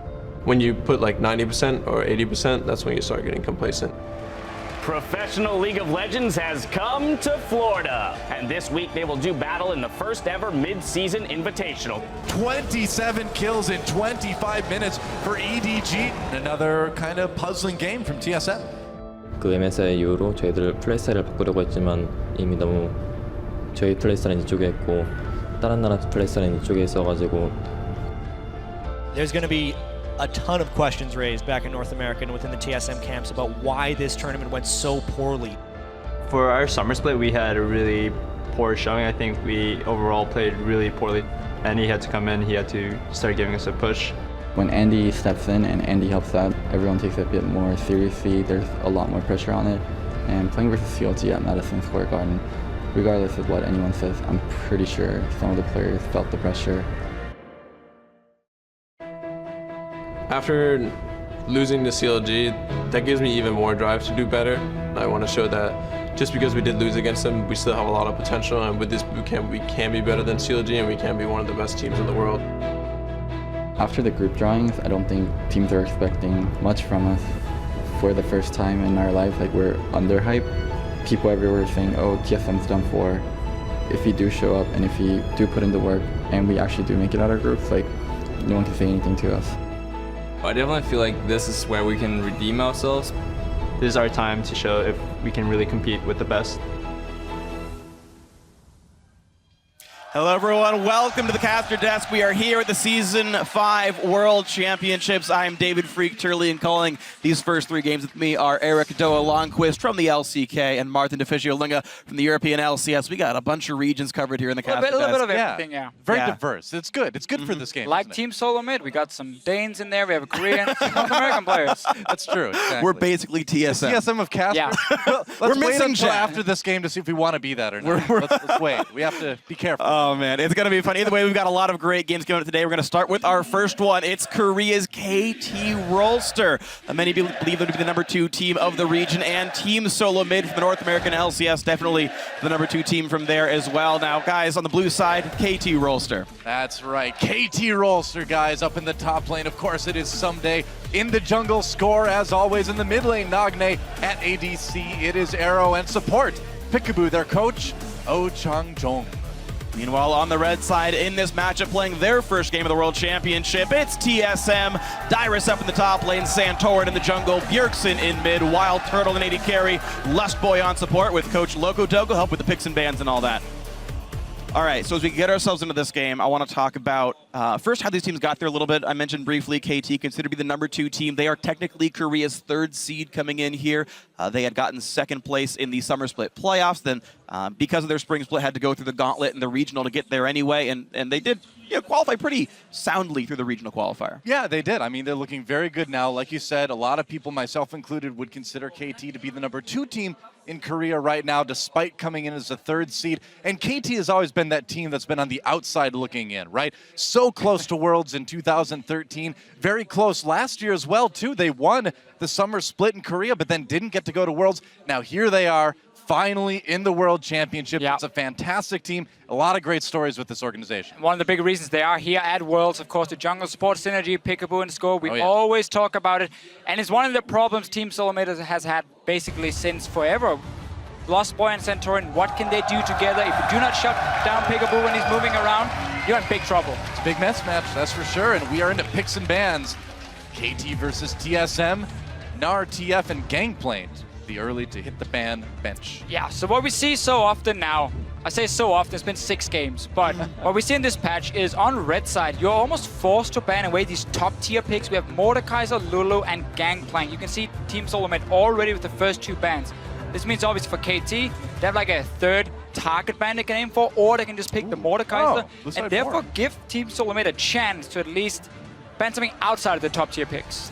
Well, Darius being one of the champions that's still left up, of those 100% pick and bans, we see 3 of them banned away. Yeah, Elise is that 5th one. So they're going to leave both of those 100%ers up. Braum also, alongside Thresh, are next on support. So TSM get number 2 and 3 in the sort of pick ban tier list. Okay, so I like this from Team Solomid. They're basically saying, we see what you're doing with this Mordekaiser. You want us to ban Darius and you get first pick Elise. Instead, they want to trade it.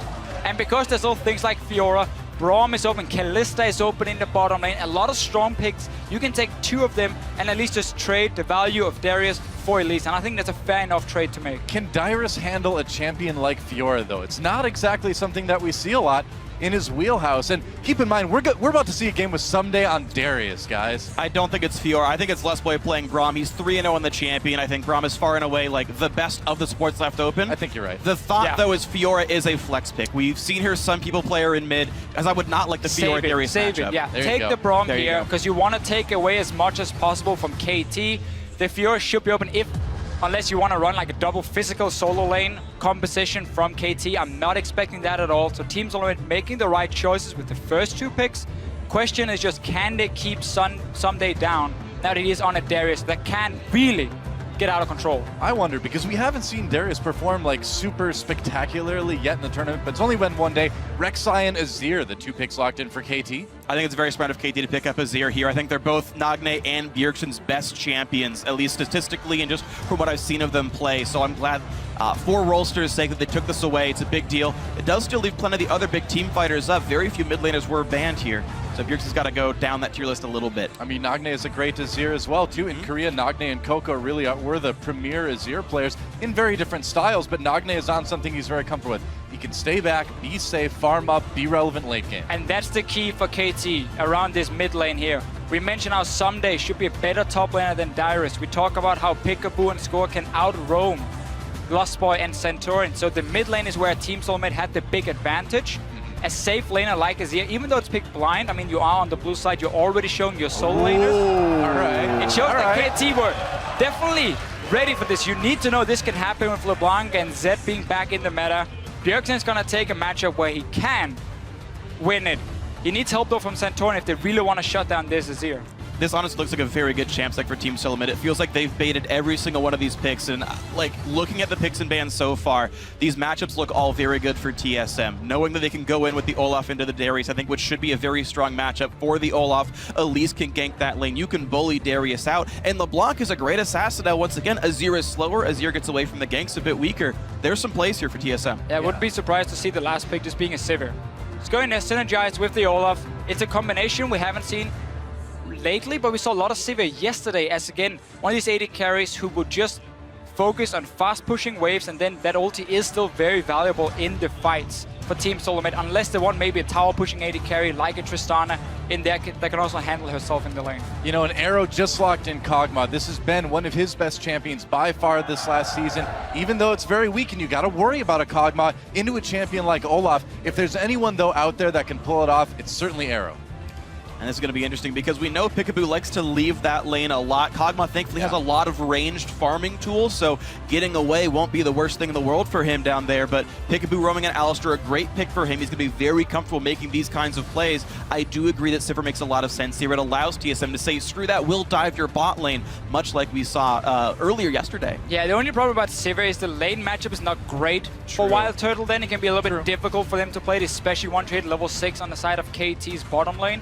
But all again, you're building it more for the team comp. You have an Olaf who can get onto a low mobility AD carry, help him get there. Because if he's only running Ghost and nothing else, it's very difficult. We don't see as much Righteous Glory anymore. It's been nerfed. Again, Talisman is then getting out a little bit. But it seems like Team Solomid are really looking for a lot of skill matchups here. They're not afraid to dance with KT. I guess so. That is a bold pick for Wild Turtle. You know, ADC has been pretty criticized about his positioning, his mechanics throughout a couple seasons now. Yeah. Bringing in that vein, it's going to be interesting. I only played it exactly once this split, and he did win on the champion, so TSM feeling comfortable on this one. And it feels like whenever we get to these big tournaments, there are players that really do well on this stage and players that really play up to their big sort of expectations here. Wild Turtle had one of his very best games on his very first game on TSM when it was like, look, you can replace KX here if you show up. We'll see if he gets that kind of performance here today. I want to see Team Solo Mid, though, punish up in this top lane. Olaf is a very strong early laner, and you have Elise for that early game gank as well. Do not play around Bjergsen in the first few levels. There's a cleanse on the Azir. Try and shut down the Darius. He's not going to run anywhere once you get onto him, and maybe try and snowball your side lane for once. And like I said, I think that matchup is very good. Just the mechanics of the matchup itself, right? Olaf is going to run at you. He's got slows, and you can even pop the ult to get away from a lot of things. The fact that Darius is so weak to chain CC and so weak to all the hard crowd control that can come through here, I do think Elise plus Olaf can be very strong. Darius has been putting in a ton of practice over the last couple of weeks, so maybe we'll see him play up to Sunday's level. It's a tall task, but I think that is what's up here for Darius. You know, we see a very comfortable composition for KT as well, too. They've got a safe ADC for Arrow, and they can play for the late game like they prefer. We'll see if that's going to happen now, guys. As we load into the game, let us know who you think's got the edge in this one. Tweet at LOL Esports with the hashtag TSM win or hashtag KTR win. We will see who you guys think's going to come out as we start off day 2. KT Rolster versus Team Solo Mid. Both of these regions are so far undefeated in the World Championship, and either Korea or North America will end this game 3-0 across 3 teams. TSM, the major underdogs. It's a high-stake match for both of these regions. And how about this, man? Korea 3-0 early on in groups at Worlds. Maybe not a big shock, but NA is stepping up. I mean, it's been LMS team so far. This would be the biggest win yet. I love this like team flare spam stuff, by the way. This is awesome. Good Tigers had the best one yesterday. Oh, After they did. Aces, all 5 running to Baron. Looked beautiful. Yeah, definitely. Early on, though, Team Solo Mid might look to have a lane swap here with Wild Turtle and Lost Boy, send them towards the top lane, have the Vayne sit in her own lane, get a few levels under her belt. We've seen a lot of teams try and lane swap on the Darius pick. Again, it's very hard for him to sit and farm on his own. He doesn't really have a whole lot of ways to get in safely. He just has to like spin that axe and hope he can last hit a minion or 2, and people simply try and delay his build. Yeah, I mean, we haven't seen someday on this championette. Obviously, when the patch came out where these Juggernauts got buffed, that was after Korea had already finished their League of Legends before Worlds. So it's going to be interesting. We're going to see how he can perform, but he's kind of the ultimate carry top laner in Korea right now, so I'm not too worried. Right now, we saw Darius show himself in the top lane where there is a ward, so he was pinged by KT. I'm not sure if TSM were aware of the ward being there, because he then snuck out around it, so maybe trying to bait it a little bit, some mind games early on from Team Solo Mid. There's a couple things that can happen here, especially if top laners like to start a camp early on. I've seen people will undercut the wave like Peekaboo's doing right here, and it really messes with the freezing capabilities. This will guarantee a freeze for KT, by the way. They've already piled the minions up. So already an interesting level 1 that I haven't seen before, actually, the support pulling the wave like this. Arrow and Peekaboo will have a very easy time getting this Gromp, though. But obviously the map is completely divided. It also means KT can just start and take away everything on the top side jungle for themselves and not show anyone in the lane before minions were coming down anyhow. But the same for both teams. Darius was showing himself on the top side. They do take a camp though for Wild Turtle and Lost Boy, so they will have to push this wave. But that's where Olaf comes in very handy. Because let him take a bit of damage in the jungle, make sure that passive really kicks in, and then get him onto these towers here, and he can take them down so fast. And 10-15 seconds matter quite a lot if you want to fast push in terms of how quickly you can turn back down to the bottom side and how much CS you can deny from the enemy top laner. And they even made sure Darius took some damage. The bonus attack speed will help him clear that even faster, and we contrast that to the freeze that was initially started by KT. Here's the completely standard North American LCS turret push. Every team does this. Yeah, they are going for a very fast turret, and it doesn't look like there's anything really that KT can do to stop this right now. Maybe a bit more pressure on the bot lane. Yeah, but by contrast, they didn't pull a top laner or jungler over, so even though all these waves are getting denied, essentially the equivalent of a freeze, TSM gets so much more turret damage down. Yeah, this is KT not reacting properly, in my opinion, when they see this fast push, because the problem now for them, they're not freezing. The only other play they can really make, unless they send members down to try and smack down the tower, is bounce it back from the wave and just let it freeze down. Just accept that you lost the tower, but at least you get a frozen lane for your AD carry, because TSM is already killing the tower. They can send down a guy to this bottom side. KT is just very delayed. They do, however, get a little bit more farm between top lane and jungle, but we saw Santorin just sit in the jungle himself and solo farm all the time. Well, the real question is, once KT starts trying to get into the enemy jungle, you know, what's TSM going to do to stop it? I mean, they need to keep Peekaboo and Score out of their jungle. Well, having Elise is a big part of that for Team Solo Mid. That's why they were happy enough taking a trade saying, you will get Darius for someday, we will get Elise for the early game for Santorin. So if you want to fight 2v2, we're ready to take it. They will not be able to get this tower. KT kept pushing the waves in, but there were only 2 members. Well, TSM's picking different lanes. They're not sending the Vayne and the Braum down there. Wild Turtle's heading to the top side, which means Darius and maybe some help will be holding that turret. Well, Darius now in the bottom lane. He will be able to pick up quite some farm. He will get solo experience, and even if he loses the tower, it's not the end of the world for Team Soulmate because he's getting solo farm, while top lane, 2 versus 1 and no backup for Someday will be very difficult for him to pick up farm. So this is basically TSM saying we can guarantee experience on Darius at least because he has a tower for safety. Someday does not. So he has to either have jungle help all the time or he has to just back away. Well, I mean, this is one of the ways that you keep scoring a Peekaboo out of your jungle. You give them something else to worry about. Specifically, you give Score something else to worry about. He's got to kind of babysit Someday right now, and that's making it go a little bit TSM's way so far. And he's already unwilling to babysit him. You saw the Darius recall back. Wild Turtle is solo freezing the top lane. He gets that standard Vayne freeze that AD carries love while still getting the turret gold as well. Someday has to roam and try to make plays. We have to see a 4-man dive on the bottom side for KT. That should happen right now, at least 4 Darius away. They're doing it. They look for Darius. Team Soulmate is reading it really well here, saying, okay, we've just seen Score move. We see Darius in the mid lane moving down as well. So we know exactly what's going on. So the best for KT now is just take that bottom tower and make sure that the Olaf does not get more farm and experience. Yeah, looks like that's what they'll do right now. Someday Score lurking in the tri-brush. Darius obviously no scores around. They get the turret, so that ties things up gold-wise and turret-wise at least. But where do we go for a Darius has to be careful about where he went. He just took a bunch of damage, but Bjergsen in the mid lane with his team coming in, flash forced away from Nagne. Manages to make it out. That Cocoon coming in just at the end, but it wasn't quite enough. So 2 side lanes now are both pushing towards Team Soulmate. Up top, we have seen Wild Turtle freeze for quite a while now. And then this wave here with Darius going down, Darius might just try and shove it out, but they're going to go for it. He's getting a bit greedy. Little bit of trouble here, maybe. No level 6. He's got no ultimate. Gets knocked up. He's in a lot of trouble. And that will be first blood going to Someday. And that is exactly who you do not want to get the first kill if you're TSM. Yeah, they did so much to try and shut down Someday in the start. Gave a frozen wave to Wild Turtle. Deny him CS. KT reacted properly. They went all the way down to the bottom side, and Darius should just have stayed back. Because you knew there were so members, exactly. Yeah. You knew there were so many guys on the bottom side, and he gets punished. It's a bit surprising. Bjergsen doing what he can in the mid lane.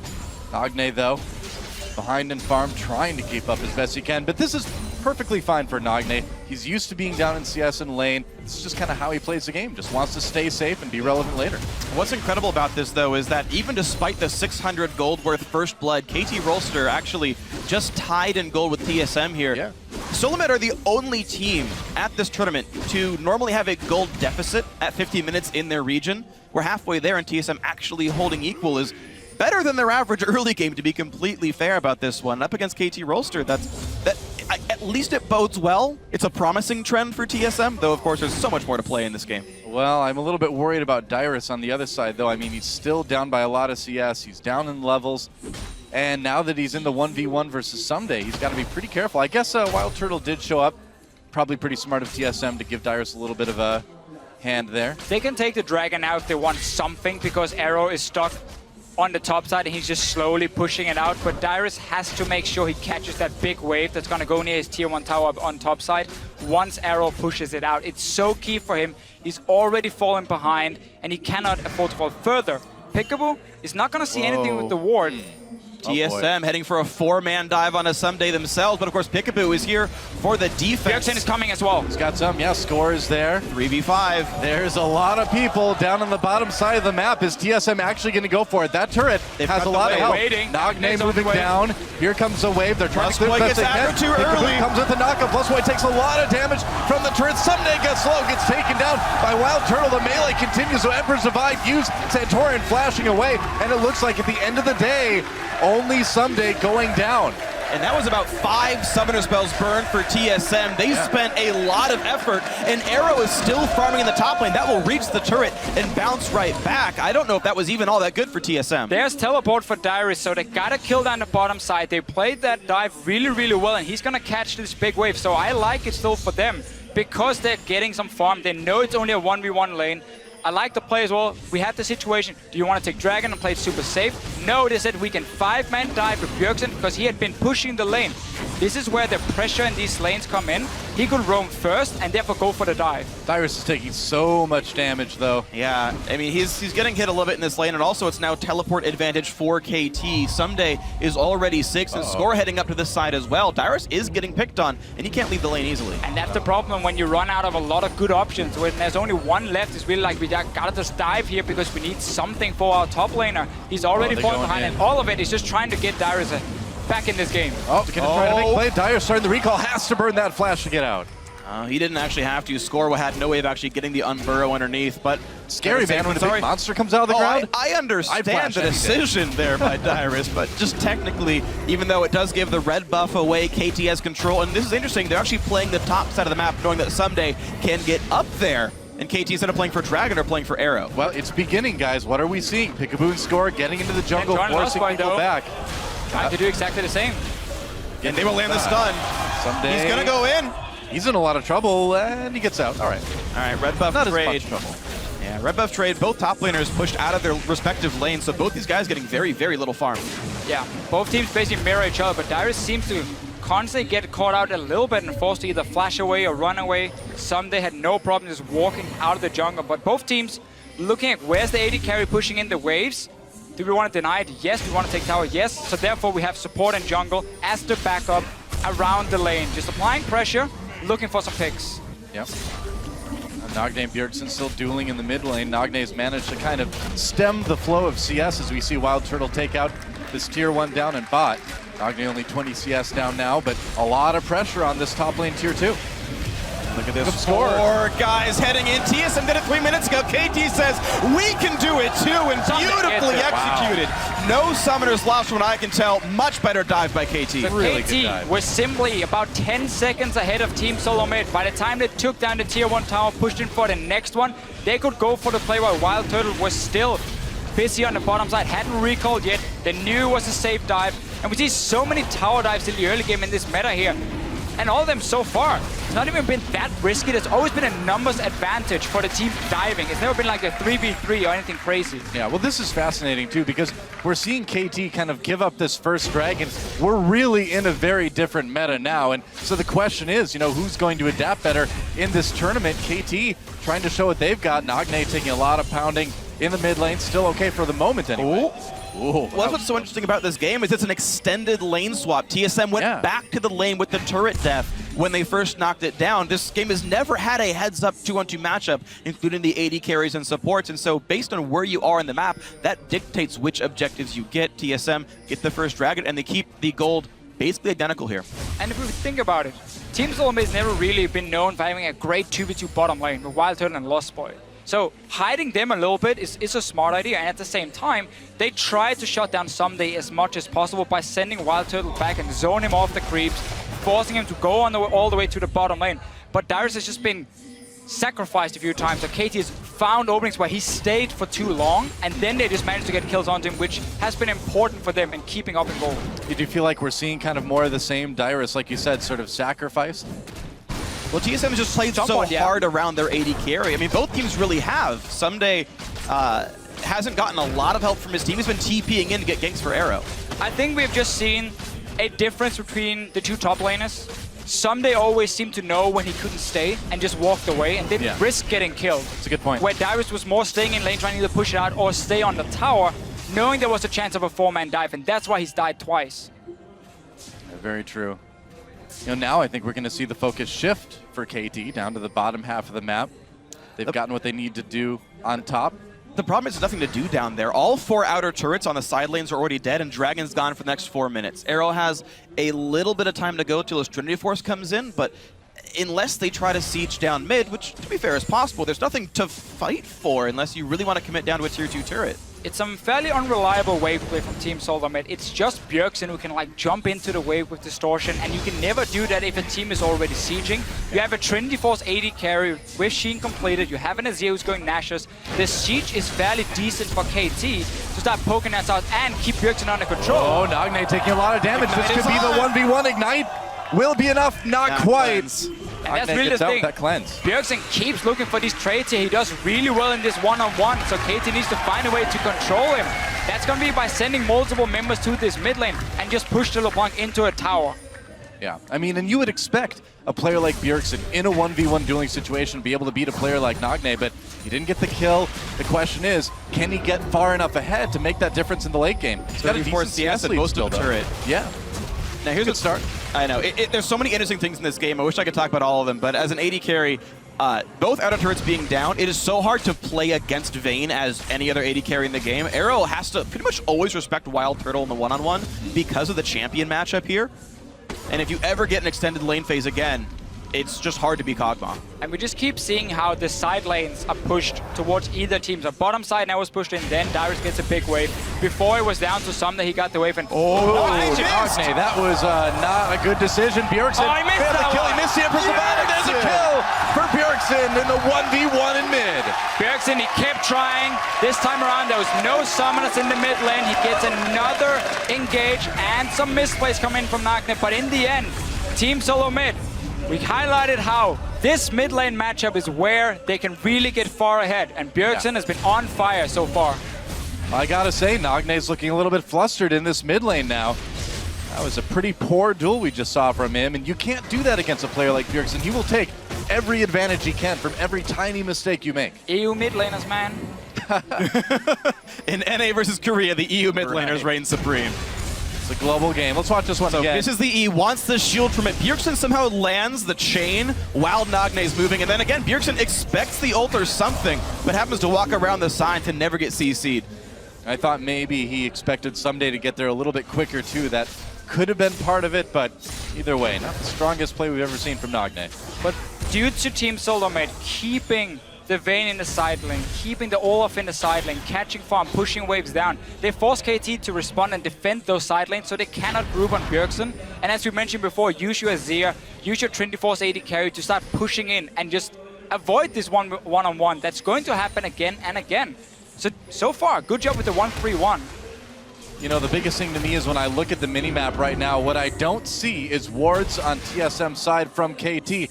And when you don't see that, it's usually meaning a KT loss is coming in. So, yeah, if you're a KT fan, you got to start to get a little bit worried about the situation now. I mean, meanwhile, look at the vision. We're 50 seconds from Dragon. You can see 4 wards in this southern jungle. Score will clear 1. He's got a defensive pink, but there's 3 more that KT have yet to deal with here.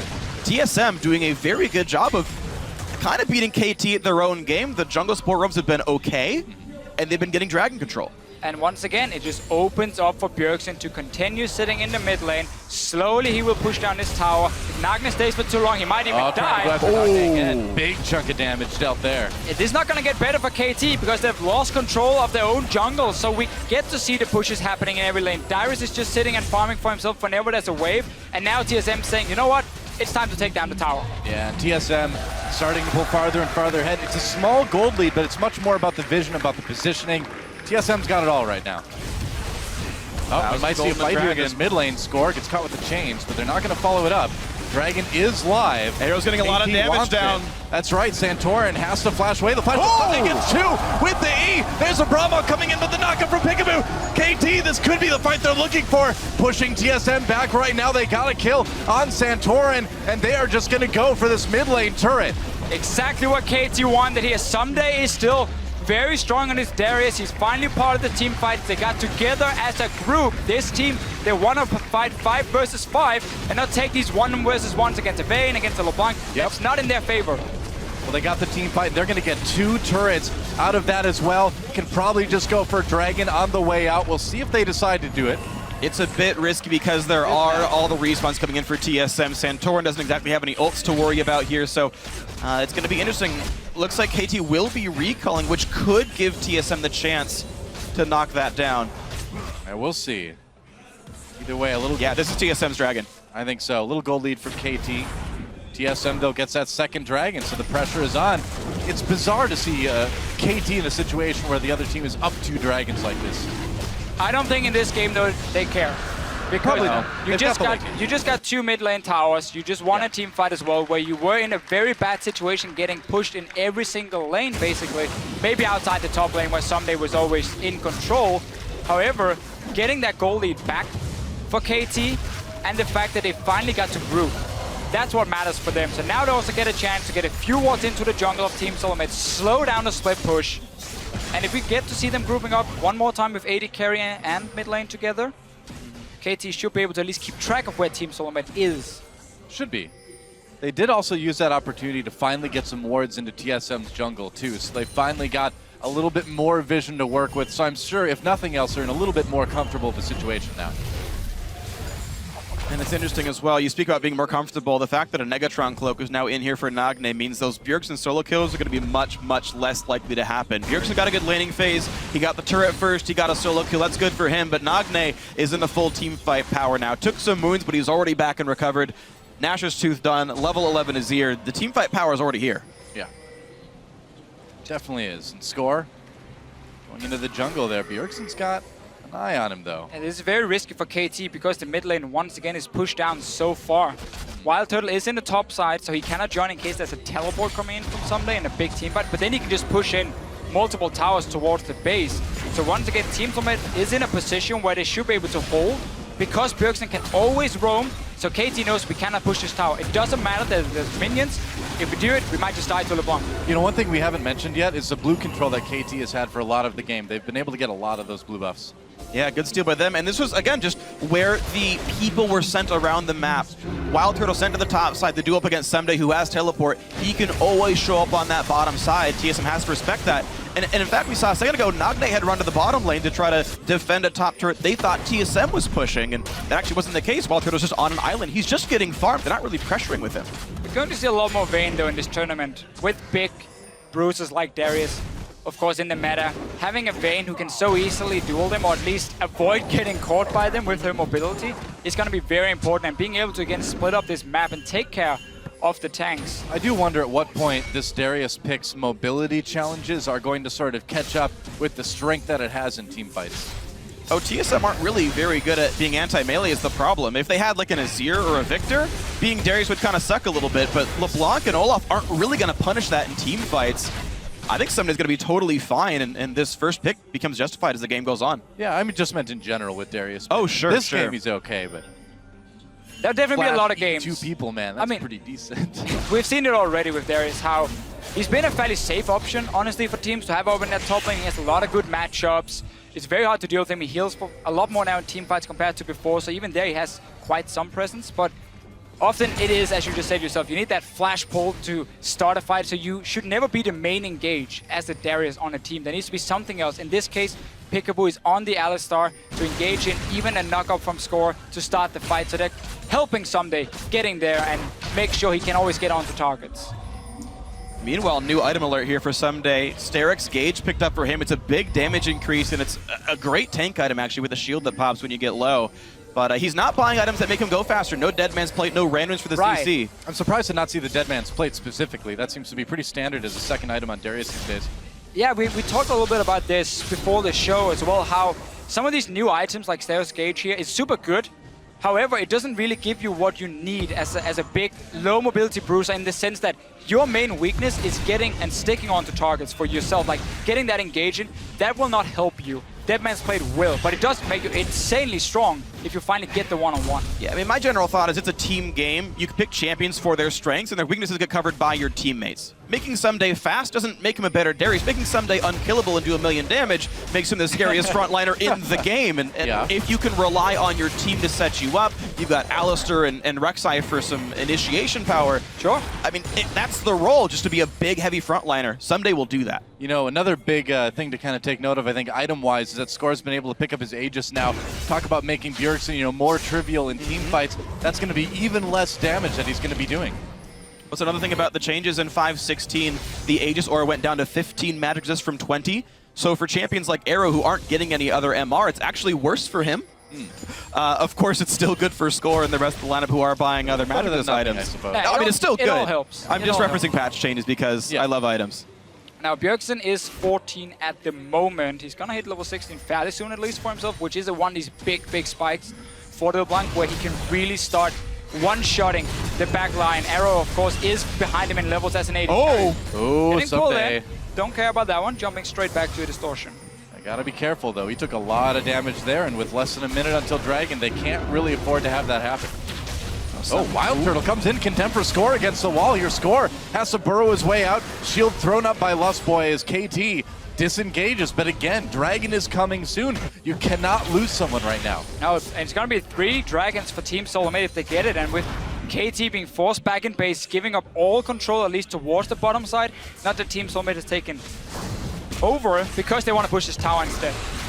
All right, going to get a lot done. Siege on the tier 2. Arrow can do a lot of damage to Lustboy if he wants to, and he may. There's a chilling smite score, comes from the side. Lustboy taken down. There's another kill for Someday. Lustboy just simply out of position. Yeah, very strange. The rest of his team just walked back up the mid lane, but he stayed a little bit too long, and it's in the end. Score just ultis in behind him. Very important kill for KT. Very awkward, and it may give them their first Dragon in the game, too. Well, that's the thing is TSM, the rest of them had postured around Baron, daring KT to even try that. This is normal, like typical TSM. After 20 minutes, will dare you to take Dragon because they'll kill Baron instead. Lustboy didn't get the memo, went to the other side toward Dragon, and because of that pick, there is no threat, and a clean pickup for KT. Yep. One of the problems we can highlight for Team Solomate in this game is that some of their members have been caught out when they shouldn't have, and that has given openings for KT to get ahead in goal here, to now get a second dragon, or get a first dragon instead of a third dragon for Team Solomate, which could have been a very key thing. As we know, KT as well, once they are behind, don't always know exactly what to do on the map, and often rely on getting towards these 4 or 5 dragons and then look to close it out. And well, that train has begun for KT Rolster. Started with a dip, 2 dragons down, but now they're back up on the lift, getting 1 dragon for themselves. I mean, at the end of the day, when it comes to the super late game, when it comes to 30 minutes plus, who do you really trust to make the better late game moves, better late game decision making? TSM is good in NA, but KT is just so strong overall. They have one of the longest average game times in Korea right now. If anybody knows late game, it's definitely this team.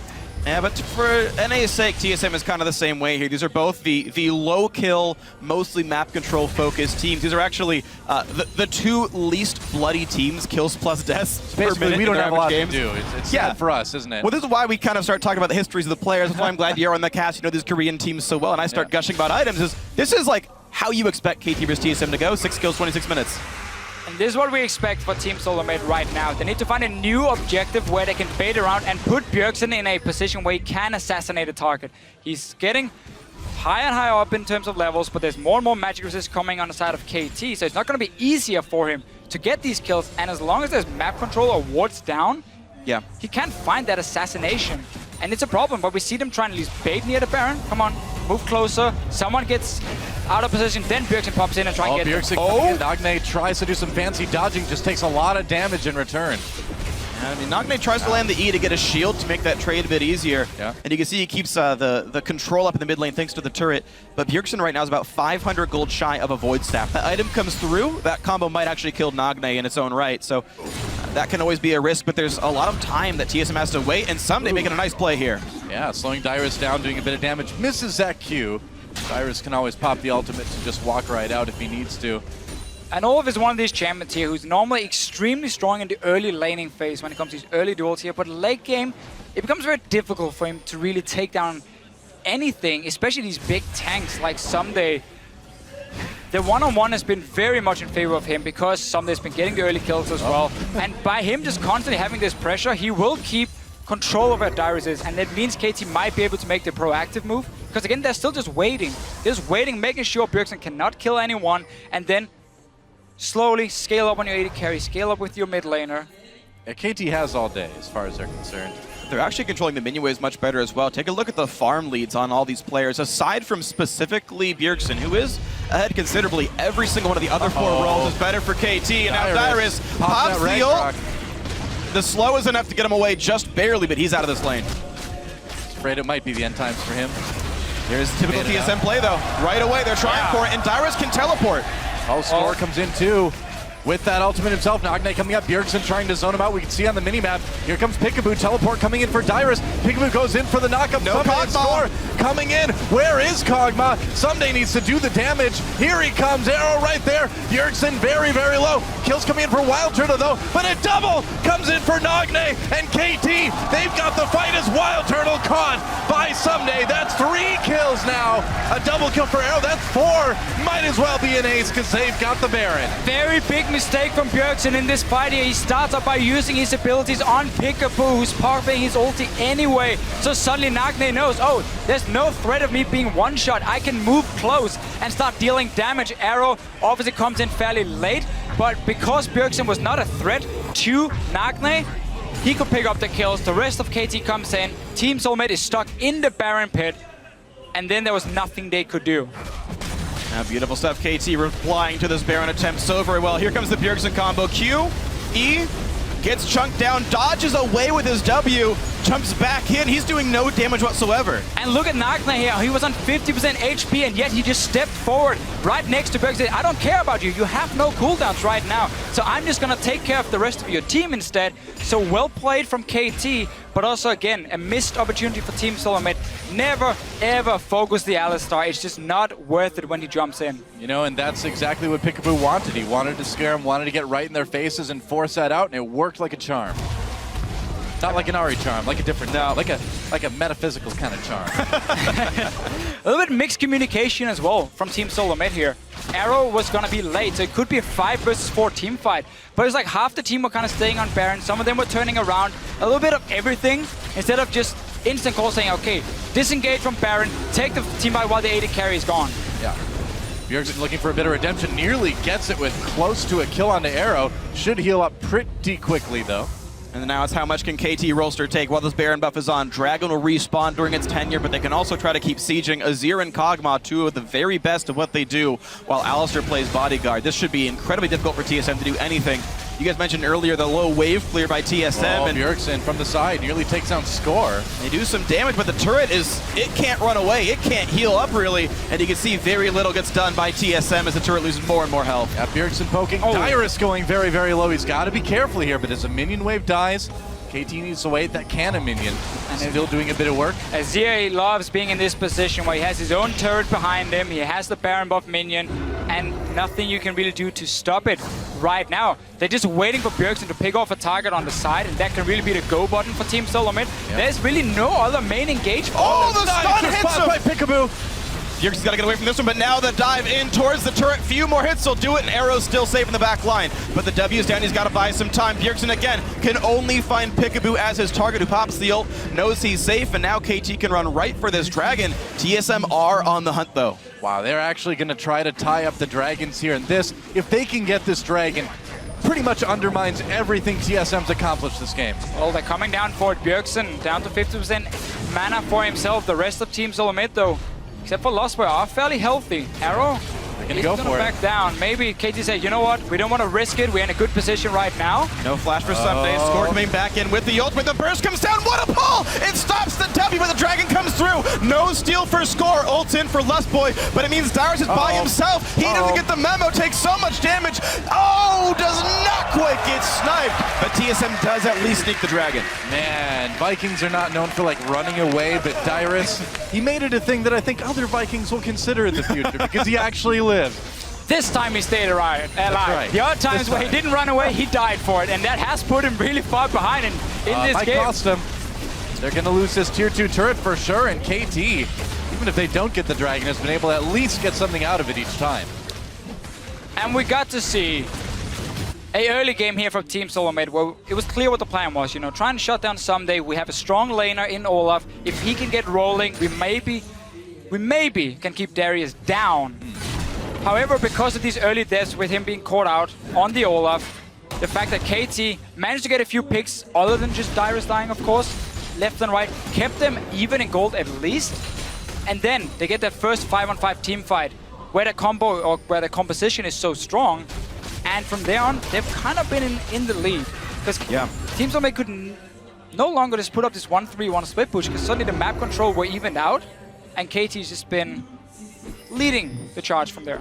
And it looked like a lot of bad decisions in a row from TSM. There's Lustboy getting caught, taking the wrong exit from the mid lane after a kind of lackluster siege. Then the Baron attempt where they could have forced a 5v4, came around the wrong side. They're going to go after score here. It's some poke, it's not that important, but TSM again trying to make the exact same play. Can we set up Baron? If they put wards down now, they will last until that respawns. It's kind of the only play left. KT Rolster up so much gold right now. I feel like I've seen this before. Peekaboo comes into the flash, headbutt pulverized Darius right away, pops out almost to get away. Lustboy taken down, another kill for Arrow. Darius just immediately had to flee along with Wild Turtle. TSM was not ready, and now Wild Turtle caught on his own, another kill for Nagne. Disaster for TSM. There's so little they can do now. They're just trying to make some aggressive plays, maybe surprise KT, but it's not gonna happen. KT are in full control. Bjergsen once again looking to see if he can flank and get one kill. Yeah, it doesn't much matter what TSM do here. Peekaboo has been so incredibly good this game. 90% kill participation, practically a perfect score, taking almost all the damage and yet finding picks all the same. The Moby Boots Alistair just not being stopped at all. Again, trying to stop Bjergsen mid-combo, and KT in control of everything. Now, what a great story for Peekaboo throughout this year, too, was the support for SK Telecom, sidelined with wrist issues, quit the team, said, I want to play, join KT, and it was a big part of getting this squad to Worlds, and he is performing at Worlds now. Awesome story for this guy over the course of the year. Every single kill in the early game was him, and of course his trustworthy jungler right next to him. Yep. Walking down and finding Darius out of position, getting the kills. And that jungle support synergy is just so key in this meta here, because it's what sets up all these tower dives. It's what sets up the vision on the map. I will say, Santorin and Lostboy, though, were making plays as well at the same time. They just weren't able to find the same openings because Someday knew when to back away. And just to kind of underscore how much Peekaboo has done for this team, the only best of match KT has lost has only been to SK Telecom T1. They have lost to no other teams in a best of series. Since that roster addition, he's been so much miracle sort of work for this team. Even though that was a 3-0 loss to SK Telecom in the LCK Summer Finals, you still see this KT team come in and look so good. But on the other side, TSM, not looking bad at all. It's relatively small things, isn't it, that they need to go back and look at with this game. If they can fix them, they can be much, much more competitive going forward. That's the thing with this World Championship. I feel like these teams are actually fair. Oh, dear Lord, that damage. Whoa, that was a lot of damage from Arrow. So these teams are all fairly close in skill level, a few outliers notwithstanding. It's one or two very catastrophic mistakes that pull the game out of contention anymore. Lustboy getting caught, TSM making the bad Baron call, game blown wide open, and KT no longer having any issues. When you're talking about the world's best, it doesn't take much to separate the wins and the losses. Arrow just chasing away TSM. They've got that ward. Score maybe trying to come in from the flank here. Bjergsen catches him, but he's just not doing a ton of damage now. They catch Someday. They get Peekaboo. Oh, could be back. KT coming in, though. Arrow manages to get the kill. Arrow, this Kog'Maw is untouched, and he is raining down chaos on TSM. There is no threat on him whatsoever. This team has done so well to create chaos in the beginning. KT engaged the fight. TSM can't go back in. Arrow can do all the damage he wants. The front line is doing all the work. Yeah, pretty much, man. Bjergsen trying to make plays. Got a big chunk out of Someday, but that's not going to save this inhibitor. It's not going to save the turret either, in reverse order, I guess. KT still pushing ahead for that win. Bjergsen just desperate to make plays, and TSM needs him to, but they need more than Bjergsen. Yeah, KT now, full control. They have been for the last 10-15 minutes. Really just a strong performance to show how you can get back into the game. Because they were suddenly being put in situations in the early game, maybe they didn't expect them, where Team Stormlight had that strategy, and instead we saw KT say, you know what, easy boys. What do we do now? Okay, where do we punish them? Who's out of position? And that's how they kept it even until we got the grouping. So smart game for KT. Yeah, very, I would say, other than a few lost dragons early on, a very typical KT game. You know, it's playing it safe, methodical throughout, waiting for that late game strength, using the vision they gain to make those plays. Yeah, beautiful stuff. So KT Is it taking rush care of time? business. It might just be for Team There's Stormlight. two in base. They kind of... TSM had the opportunity to force really hard and make something happen there. Right now, Kog'Maw you was have in to rush base. it. Kog'Maw was in base and Azir was far. That was actually a window TSM could have used. It's too late now Still, you got to do just to take the fight and force KT to move They down haven't near even the killed all the river. wards. They're standing on one. The sweeper missed it. TSM have nothing to do here. Two all inhibs are going dead. wrong. The mini waves are already pushing and nothing TSM could do. Yeah, side wave control has been good for KT as well. TSM looking for an opportunity. Wild Turtle gets caught though. Pushed back. The Pulverize actually did not knock him up, I guess. Peekaboo doesn't like the patch notes right now. The slowed headbutt. Dude, it was that was a close call. If they had caught Wild Turtle there, that would have been basically game. They're just gonna stop the recalls because super minions are already in the base. They're gonna be a fight though. And there's the dive on in. Summoner gets the Sterix shield pop, but here comes the rest of the fight. Peekaboo on the side. Ult already popped. TSM cutting away, but that's okay for KT Rolster. The minions can win the game for them. And the big exchange from Score. In comes Nagne. And it's gonna be a bloodbath there. Here comes the Chaos Dug. Here comes everything. What can TSM do aside from run and cry and lick their wounds? Santorin gonna be the last one to go down as Darius is already somewhere else on the map. I don't even know where Darius is. I know he's back to base. He's like, sorry guys, there's some minions in the base. I'm kind of worried about him. Good luck, bye. They would have won the game though for KT, so Darius will, for now, delay. But come on, we're talking 10 seconds, and then KT's gonna push in. They won this game. They played it well. They got back. They got to late game, and they showed what they could do. Death timers are too long. I mean, yeah, KT showing what they can do, and what they do is play a very, very solid mid and late game. Stayed safe early on, and second inhibitor goes down, and there goes the Nexus. KT will take down TSM Korea 3-0 and a 2-1. Big congratulations there to KT Rolster. They only gave up 3 deaths the entire time. All those pretty much in the early game. Closing this game out was pretty much textbook by these guys. Good job, KT. I saw a very early game focus, composition, and strategy for Team Solomate here. They're long in the mid lane to apply pressure. Olaf up in the top lane. Vayne, once she gets to play, can always be a split pushing threat as well. But just the individual mistakes really hurt Team Solomate here. It made KT always have a way back into the game. Yeah. They found that way. And honestly, Team Solomate is going to look at this game and be very disappointed at some of these early mistakes they made, because they are fairly easy for them to fix. I mean, we saw some hope for TSM too. We did see Bjergsen, I feel, pretty comfortably outplaying Nagne in the mid lane. Exactly. It was fairly small things. You know, Blushboy cannot get caught. Basically, it's if people cannot get caught, TSM will have much better results in this tournament. Yeah. I like the early game strategy from them. Pick and Manface made sense with the way they were playing. It was just executing it perfectly. Wasn't there for Team Solomate. That's right, and as KT Rolster takes a bow, we will see another win by a very, very strong team here. And this is exactly how they wanted to start this tournament. KT Rolster, again, finally at the World Championships, getting a big win over TSM right off the bat. And it's still a sub 40-minute win, so even though it did look fairly close for, to be fair, actually one of our longer games at Worlds, actually, with how snowbally they've been. It's, KT doing exactly what KT does.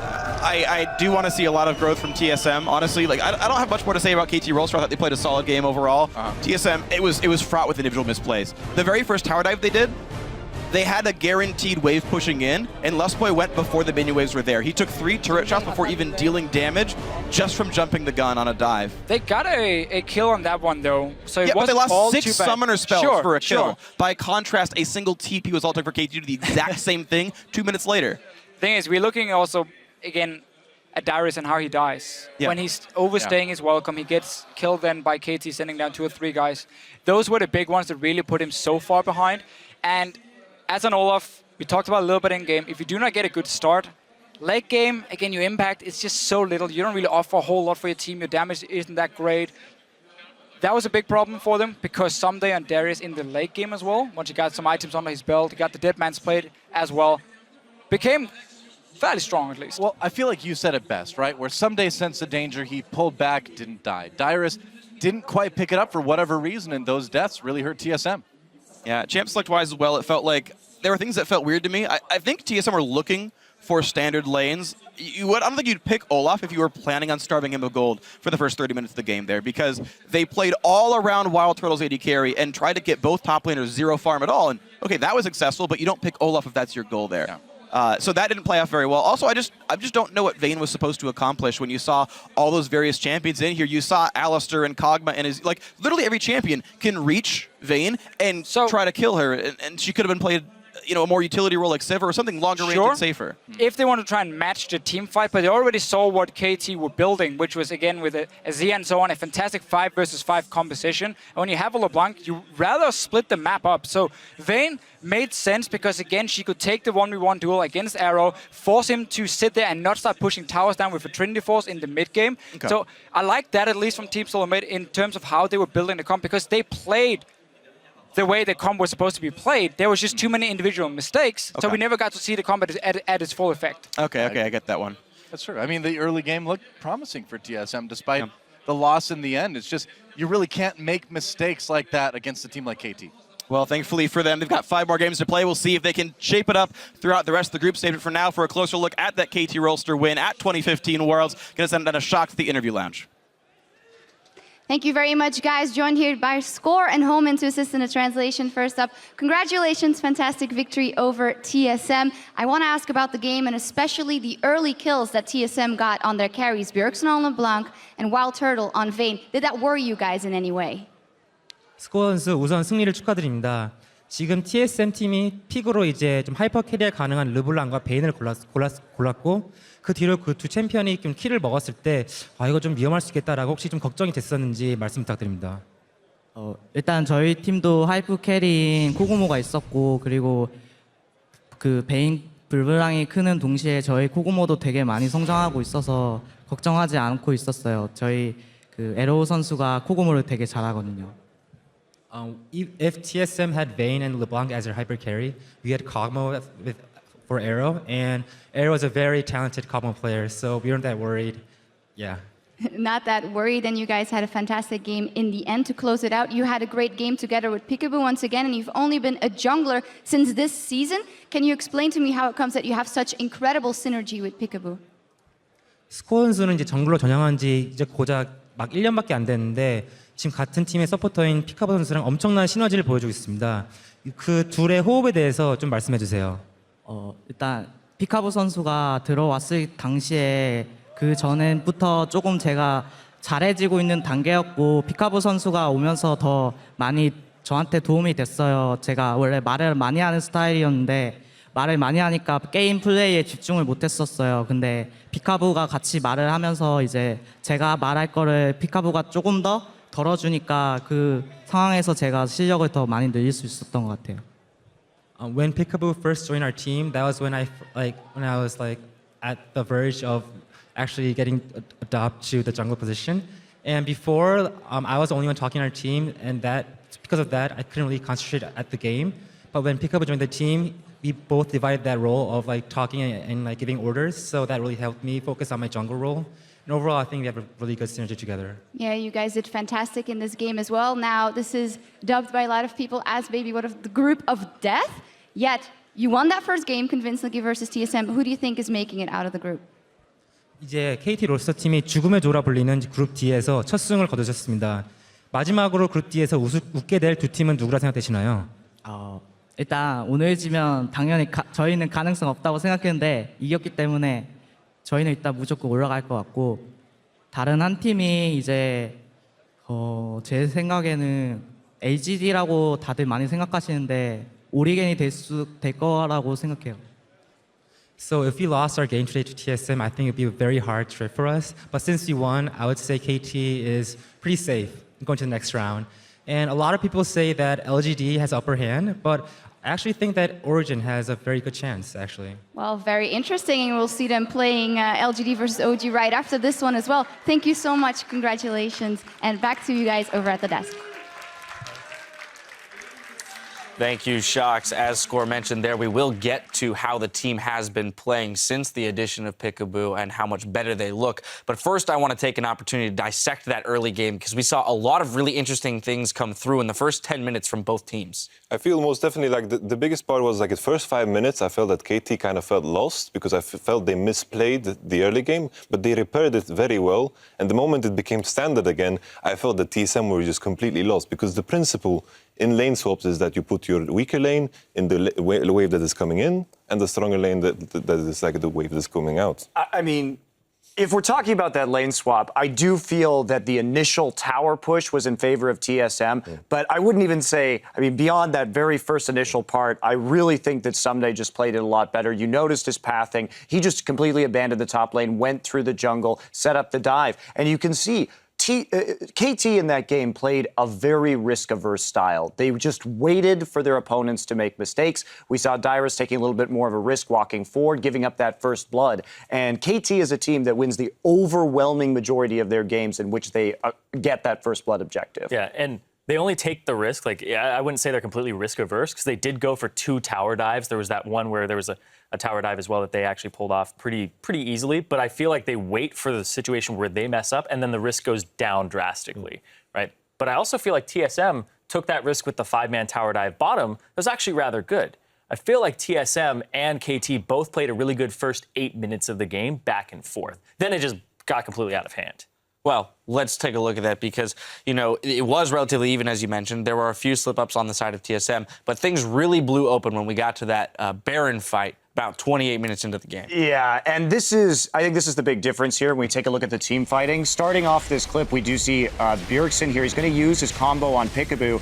Q, but he's already in his ult, misses E, and then W to the side. So the biggest carry right now in TSM, the most fed member, basically has no damage. Meanwhile, Darius TP'd into this fight without having his ultimate up because he used it to escape a gank in the bottom lane. And TSM thought they could do this, but KT responded. They had the Rec side just to ult into that Baron fight. They had the TP up. So it was kind of an ill-advised fight. And then on top of their disadvantage from cooldown timers from that Olaf ultimate, they also had the disadvantage of not using the carry spells properly. And there was a big difference.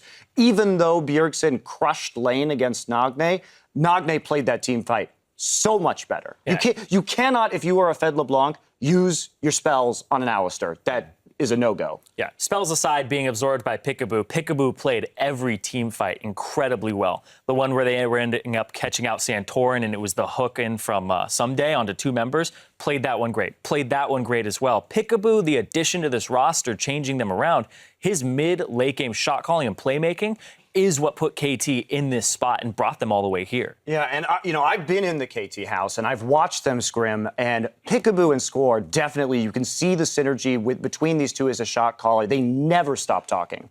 I want to jump in here. TSM had rather low expectations. People had rather low expectations of TSM coming into this tournament.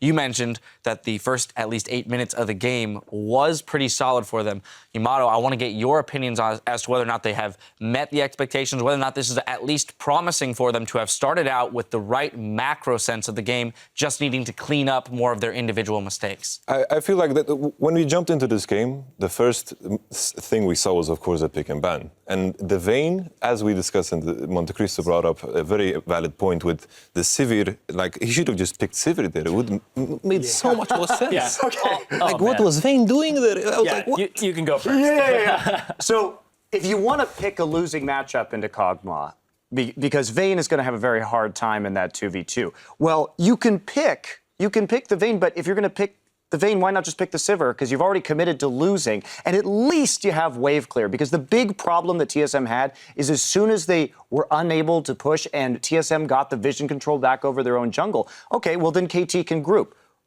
Who is going to stop the Azir Kog'Maw combo? You can't really get onto them. There's no wave clear. Sivir would have provided that. Sivir also would have provided a way for Olaf to get into that backline. Not that Darius ever used his Ragnarok to actually do anything besides run away, but at least that's an option. All right, well, that's going to do it for Game 1. We need to take a quick break, but when we return, it's another Group D clash between China's #1 LGD Gaming and xPeke's Origen. Worlds 2015 continues right after this.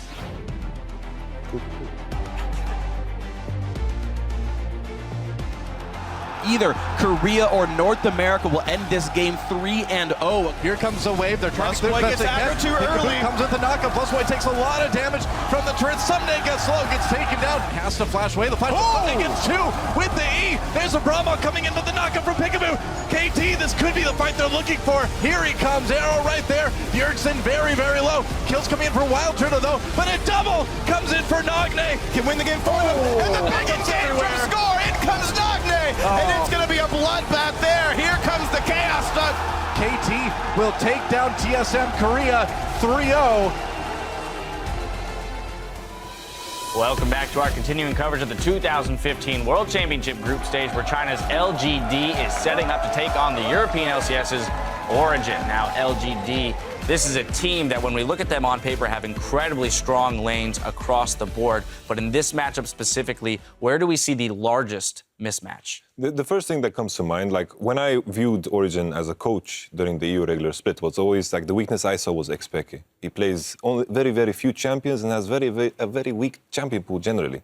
Yeah, and this summer split was not kind to him as well. And xPeke is up against Godv here, who plays assassins against his control mages. So I feel like Godv has that large edge over him. But if we look at the history of international play for European mid laners, they've never come to a tournament and been just shut out by Eastern mid laners ever. They always seem to show up. So if the plot armor comes in for xPeke, that's going to give him that edge here Maybe today. It's about time. It always seems to come in, though, and that's the thing, is European mid laners always perform on the international stage. I mean, I do remember Fnatic's performance against, SK Telecom in the All-Stars competition in 2014, where Fnatic bombed out very quickly. But for pretty much every other time, you're right. And in fact, xPeke has had some of his biggest highlights. One of my favorite moments from Worlds last year was his duel against Dade. That Talon versus Zed was absolutely incredible. All right, but then if we move outside of the mid lane, we pop up to the top lane. We have Acorn versus Soaz. Thoughts on that one, Monty? Well, I've loved watching Soaz in the ULCS, and I think on an individual level, we can talk about Soaz and say that his Gangplank is obviously exceptional, and he's a smart and very large champion pool player. That said, Acorn is a team player. He always has been. Acorn, when he was on Samsung Blue, helped to really innovate the lane swap meta that we see today. That was one of the biggest contributions of Samsung Blue and why they were so dominant in 2014. And he continues to be that kind of team player. His teleport game is absolutely on point. Soaz puts up great stats, but in the mid game, he can tend to wander off and die. Rarely happens with Acorn. Well, he's definitely at home here in France. I have to go to the bot lane here because I think a lot of people, myself included, are very curious about watching Niels, a rookie, first Worlds tournament, going up against Imp, reigning world champion here in the bot lane, Yamato. It's like, obviously, it's favored in Imp's. Like, it's super obvious that Imp is the favorite AD in this. But, like, when I think of Niels, like, I know him as a person. I've had the opportunity to play with him as well back in Season 3, but it doesn't really faze him that he's a rookie or not. I don't think that matters at all. He has that kind of I don't give a damn attitude, and I like that about him. Well, you definitely have to step on stage with that kind of attitude when you are going up against the reigning world champ and a guy who's been very vocal about making sure he wants to see his opponents cry at some point. I love Imp is just the villain of League of Legends. It's fabulous. I absolutely adore him. And he owns that role fabulously. He always does. Yeah, Imp is definitely, in my opinion, probably the second strongest player here at Worlds. And he's going up against this rookie. So Niels has his work cut out for him. But I want to look at a little bit of a closer matchup here, which is TBQ versus Amazing. I think this is the closest matchup here. But TBQ, he gets a lot of flack for being the weakest member on his roster. But look at his roster.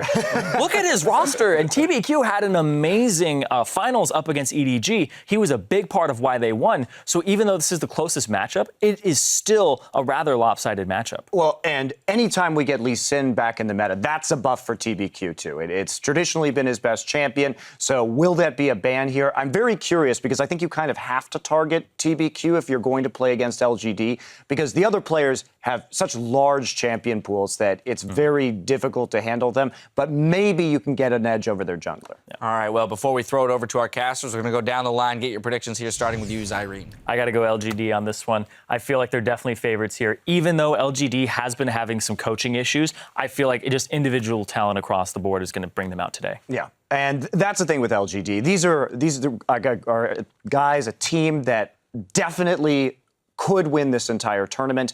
I think Origen and LGD will be a bloodbath in the early game, but I think LGD will come out on top just through better control of the map later on. And finally? Like, I feel the teams are very similar, but LGD is just a better version of what Origen is. They kind of rely on that raw talent to carry them through games, and I feel like LGD obviously has the better talent in this matchup. All right, well, there you have it. A very Uniform desk once again, day 2. Though I can't argue. I'm not gonna sit here and say it's actually Origen. So that's all I've got for you. Right. Now, yeah, exactly. As we head over to the casters for a look at the lineups, xPeke says Origen doesn't have the pressure that some of the older and more established teams face. We are a new team. We have a lot of experience and everything, but at the same time, it's really good that we don't put that pressure on ourselves, because that's the worst you can do. Normally, teams don't really mind much of pressure from outside. Like, it's yourself in the end. Well, his first game's going to be up against one of the favorites at Worlds all the same, though, as xPeke is going to be taking on LGD here. But guys, we get ourselves into the game. Let's check out the starting lineups. We're going to start with the LGD Gaming here. Up in the top lane, they've got Acorn. In the jungle is TBQ. In the mid lane, Godv, an amazing, amazing mid laner. Imp on AD carry, believed to be the best in the world. And PYL, the support, the player that so many come to play with. PYL, an incredibly famous support over in China, an emotional leader for that team. And of course, on the side for Europe, we have Origen. Swords up in the top lane, we have Amazing in the jungle, xPeke in the mid lane. He's gonna have quite a tough day. Nils as the AD carry. Mithy as the support, and the new head coach, Hermit, former analyst for the team. He kind of looks like the mighty Thor, doesn't he? I'm sure he has something prepared. He's a very smart guy. I think what he's done for this team, especially leading into playoffs when he started, being on side with Origen in Europe, the pick and ban phase really improved for them going into the playoffs with, of course, Fnatic in the end not managed to beat them, but they took them to 5 games. That was a big deal for Origen. LGD, though, is a whole new monster. Oh, yeah, man. I mean, they are so strong right now in China. A lot of people pegging them as possibly a contesting team to China's EDG, which all year we really didn't see. It was kind of EDG on top, and now at the very end, here comes LGD providing this big threat as well. And the funny thing is, LGD was always a sleeper, is the weird thing. Before all the Koreans came over, they were the next team in line to go to Worlds last year behind Starhorn, Royal Club, ONG, and Edward Gaming. Now here, they got second place in the spring split, and that went to 5 games, by the way. They were nearly the team that went to MSI and faced all those teams. LGD then crushed the summer split playoffs. This is the team that's always been right on the cusp. Here they are now. They're first showing up at Worlds. Of course, their roster, definitely an incredible talent pool on it. Yeah, I think it's the most stacked roster we have here at Worlds. Really, if you look at it, Imp, a lot of people will say he's the best AD carry in the world. I think we can agree on it. Godv in the mid lane. Obviously, you won't put him above Faker, but he's very, very, very close to him, together with Rookie as well. Acorn is one of these guys who always do well, even though you don't call him the big superstar up there. The team player, and he also does a lot of the pick and ban talk with the team. Very smart guy. Obviously, PYL, my favorite support in the world, probably. But TBQ, you can argue, how good of a jungler is he? He's doing what's needed. And that's the key thing for him. The big player that jumps out for me on LGD is actually Godv, and that's because in the Korean scene, where I cast, you don't often hear about the Korean players talking about a player from another region that they really need to learn how to play from and be like him. But Godv, especially that Diana, has been an inspiration for Korean mid laners, and I know a lot of these guys look up to him. Yeah, Godv is absolutely incredible, and actually speaking of him real quick, we do have to delay the game briefly. We had a mouse issue for him. They're actually going to swap his computer out, so... I blame you completely, though, for Yeah, this is all on me. I sabotaged the computer. I wanted so badly for the Europeans to win that I sabotaged the red side computers. I think it was that Bjergsen played so well, because TSM is the best team in the world, that the computer overheated from his APM, and so that computer's now, on the fritz. That mouse right You really want us to be like TSM free. Yeah, that's all you're aiming for. It's like you see these mouse warranties, it's like good for 64 million clicks, and Bjergsen's like, I need 3 for this game. Sorry. Anyway, though, with these two teams, Origen, what can Origen bring to the table? Mithy and Amazing. The jungle support synergy we often talk about is top-notch for Origen. It's what they really rely on in the early game to kind of get Source rolling, to get Nils rolling as well. Both the side lanes are big, big carries. It's xPeke in the mid lane, who's more the passive guy. They don't play around him at all. All he has to do in this game, I say all he has to do, is stay even with Godv and then look for Origen to play around side lanes. So the thing is, Peke is never going to go equal to Godv. Not even talking about the skill sets here, but Godv has the highest gold share of any player in the LPL. Even though there's this great AD carry on his team with Imp, Godv gets so much resources. It's because he's getting kills, he's getting a lot of farm, he's doing so much, but he is the richest member on any team ever. So this is a guy who's going to get a ton of resources. Peke is used to being left alone, and the thing is, there's not that many hyper-aggressive mid lanes. Think about the big mid laners that he has to contend with over in Europe. xPeke, Febivin, also gets no gank. So the difference in style that Peke suddenly has to deal with here could be very jarring. A very, very different style, but for LGD as well, while they have all these insane players on the lineup, it's not just like we see LGD always just stomp the early game and just like snowball completely out of control. Often, you know, it can go a little bit back and forth, but they are a very smart team. And when they get to the mid to late game, they always get praised so much for how they control the side lanes with the minions, how they always manage to have these big waves pushing before they go for any objectives. So even if they make a mistake and lose a fight, the other team can't really get anything from it because they have to then push the minions all the way back towards LGD, and then there's time for them to respawn. And that's always been a big problem for other teams in the LPL. Origen like to play on all three lanes as well with these side lanes pushing, but then they always group together and team fight. So they got to be able to match what LGD is doing. And the thing is, you talked about the waves getting pushed out, so that if you lose a team fight, things don't go poorly. We actually saw that at play just last game, TSM, when they lost their very first team fight, 2 turrets went down to the mid lane. So there was certainly, you can see the evidence there today of what that wave pushing can mean for your team, because you get to keep that buffer up there. Now, guys, our delay is going to be a little bit longer, so as we work out the issues on the stage, I'm going to send it over to the guys in the analyst desk to talk about this match a little bit more. Thank you, Freak. I have to say, I love just this side right here, this shot here, the French crowd, you know, showing their support for Soaz and the rest of the team. Yeah, yes, exactly. That's fabulous. But I do want to continue the conversation they were having, which was about LGD's side wave control. Yeah, I think they actually have the best side wave control out of any team in this tournament at the moment. The way that they manipulate the waves before they end up going for a team fight or an objective, the preparation that they put into it, just like Deficio was saying, if they lose the fight, they still have waves pushing and you can't capitalize as much as you would like to. So that's a huge strength of LGD, despite the fact that I did bring up coaching things before where they've been back and forth with coaches. They've been trying to figure that situation out. But that has always held true, that part of their macro play has shown through. Yeah, and a lot of that's been credited to PYL's shot calling also. So you're playing an important role within this LGD team. But they put together a team that really does know how to do that, because that was always one of Samsung Blue's strengths as well. So, you know, bringing in a guy like Acorn, who is one of the side laners, is a massive boon. Like, I wouldn't go as far as saying they are the best in the tournament. Who would you say? Sideways. I would say SKT is the best, simply because of their consistent play style. I think LGD at their best could compete with SKT and EDG, but I feel the inconsistency is the problem for me when I think of LGD. All right, well, since you pinpoint, or you're claiming there's some inconsistency there, I want to delve into, since we spent so much time in the pre-gaming, setting up this Cinderella story for Origen. How is Origen going to find a win in this matchup? Plot armor. This is not helpful, Simon. We have a few minutes as they swap out the remainder of the PC. So let's dive into this. What LGD likes to do sometimes is lane swap to hide TBQ in the early mid game to make sure that he doesn't get picked on. If they're able to actually call the lane swap, match them 2-on-2, but it's still Imp and PYL, right? These are still guys that Niels and Mythy have to go up against and try to break through. But that's how you do it, is you get their jungler off of his groove. So when you say target TBQ, are you talking specifically counter jungling? Is this ganking heavily and forcing him to show into lanes? How are they specifically picking on him? So you make it so that TBQ, he is, of course, the weakest player of the roster. We've already gone over that. But what you do is you push him onto champions, not like Lee Sin, but you also make it so that you counter gank him, you put wards in his jungle, it's easy to keep track of him, and you make sure that you're able to pick on him and just put pressure on him so he's not applying pressure on the map, because that allows your laners to thrive, that allows you to continue to push up. I feel like just overall, you do standard counter jungling things against him, and then you see the weaknesses of TBQ.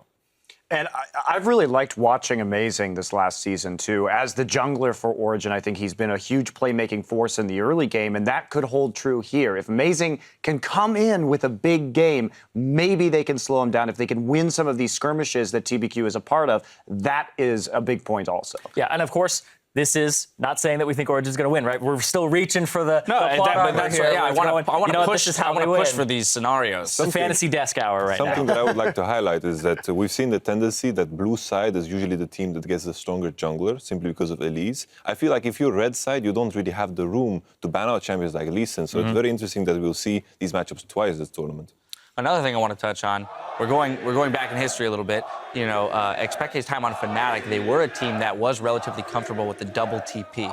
We have talked about the possibility of double TP playing a role in this tournament. Haven't seen too many examples of it yet, but is that a way that they can open this game against LGD? I don't think so. I think LGD is very, very good at using double TP. Godvy's the player that sort of brought Diana into the current meta. It really rippled out from his usage around the world to see this TP Diana play. And frankly, I haven't been that impressed by xPeke's use of global abilities. So I would say that double TP is something that you want to avoid if you're trying to be Origen and win this match, because LGD will just pile into that bottom lane and kill your duo. I still feel like you take the TP, though, on the mid lane. I feel like you just take it because it's going to help you get back to lane. It's going to cover some of your weaknesses. Then you can follow them down to the bot lane. If you don't take it in champion I want to defer to Yamato on this one. Zareen, my friend, when you pick TP, people need to understand what you give up. That extra summoner loses so much pressure in very, very, like, a lot of matchups that are going to come into Worlds. That's why we haven't seen that much You lose teleport. a lot of pressure. Are you implying that he's going to kill him? Hold up. I want to hear the rest of this first. Something that we saw xPeke running TP against Ryu, against his Orianna. He went TP Ari, and he got completely demolished in a way that he got pushed into the tower where he was not allowed to use TP a single time until 30 minutes into the game, when they completely just won the game at that point. So that is very important to keep in mind. So now it's been a better spell. Like Ignite, then he has pressure in lane because you lose so much kill pressure. Cleanse has also been very important in this tournament so far. I don't think he'd ever would have had an opportunity to actually use Ignite and kill him. It's not about killing. I don't want to get too in the weeds here. Now we're starting to jump down a rabbit hole. You know, again, let's we're gonna return to the notion that this is a game that has yet to be played out, right? And so as of now, again, here you see the Godv signs in the crowd, LGD fans out there, as well as the Origen fans, the European LCS fans. So there's definite fan representation on both sides. But when we talk about a game that hasn't been played out yet, and especially when we look at something where we set it up to be such a lopsided match, the thing that I find most intriguing is looking for the holes that the underrated team can poke into the more skilled team. Also too, I'm curious as to what you guys are most looking forward to figuring out with these teams, as we haven't seen them yet for a month. If anything, it's like I kind of hope that Origen will take the approach that they will just do everything it takes to make sure they have stronger matchups. If they have stronger matchups, I can feel the responsibility for them to win the early game and transition that into something. Because usually if Origen loses the early game, it kind of just falls apart in most cases, that Origen plays. Yeah, I agree. I think that Origen has improved a lot in terms of their macro play, which I think was a big weakness of theirs earlier in the season. And they came back and they demonstrated that they could hold the map a little better, especially in the finals of the summer season. But I'm still not confident that in a late game scenario, all things being equal, they could go toe-to-toe with LGD. Yeah.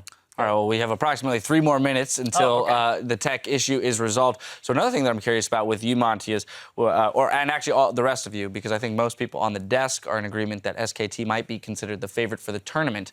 And we talk about LGD being able to compete but not win. What could they do in this match to show you that they have improved to the level of competing on fair ground with SKT? Nothing.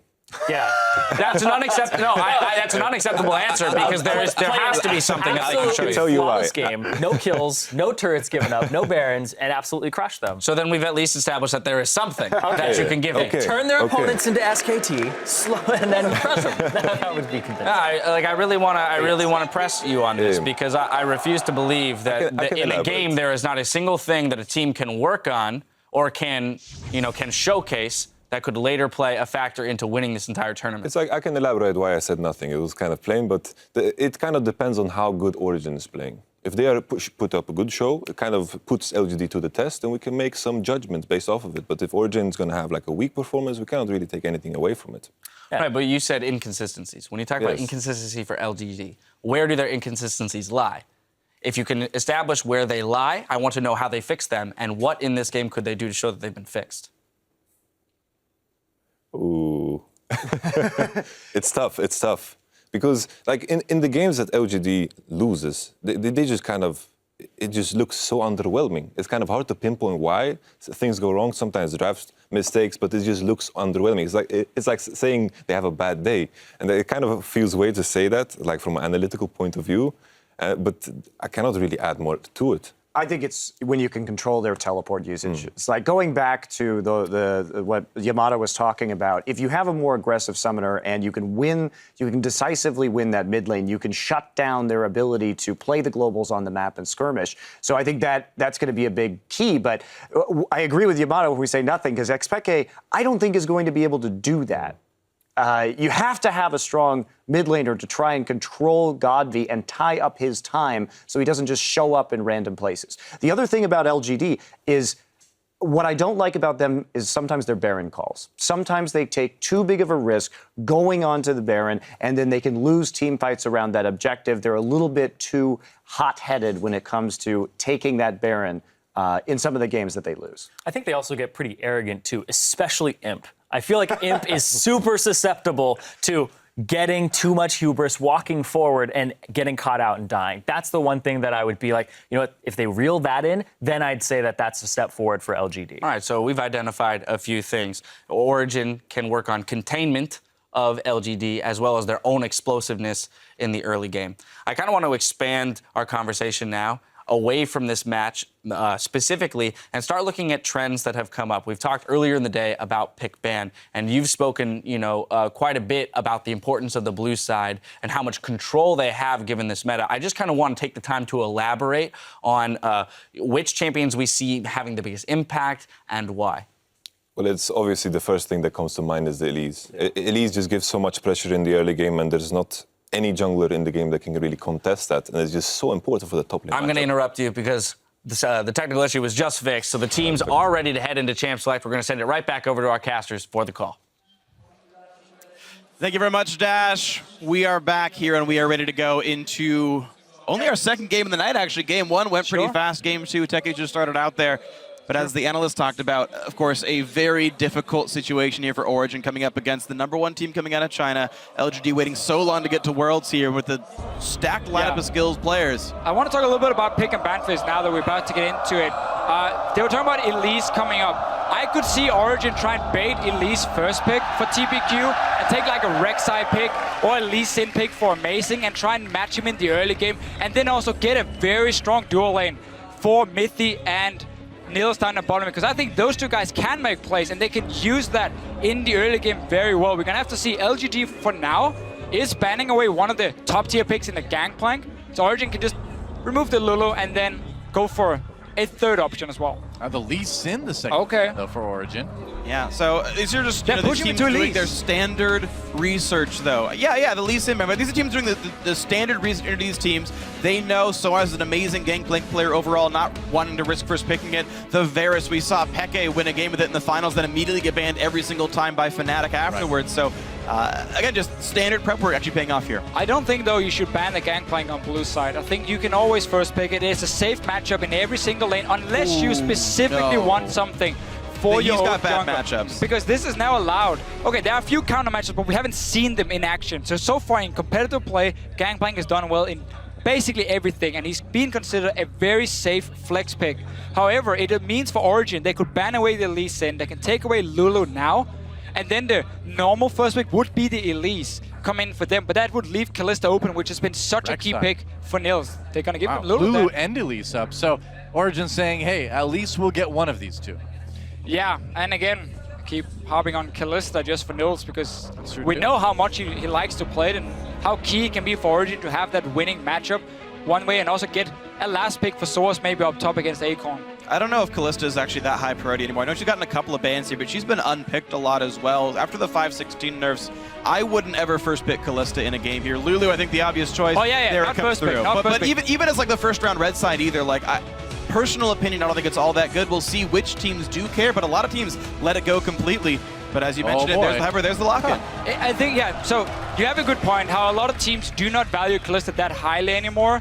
Origen is one of those teams though, whenever Kalista was open, Nils would just go for it. And in Europe in general, whenever it was open, teams would very often quick it super early. Now, of course, been a few nerfs here and there. That's the thing, is we haven't seen it since 5.14, so even with those nerfs, he's still really happy to grab it early. Yeah, talk very highly of it at least. You can still even do the combo with Thresh for Mithy, one of his main picks, unless he wants a Braum. So LGD either has to pick the Thresh away if they want to avoid the 2v2 lane.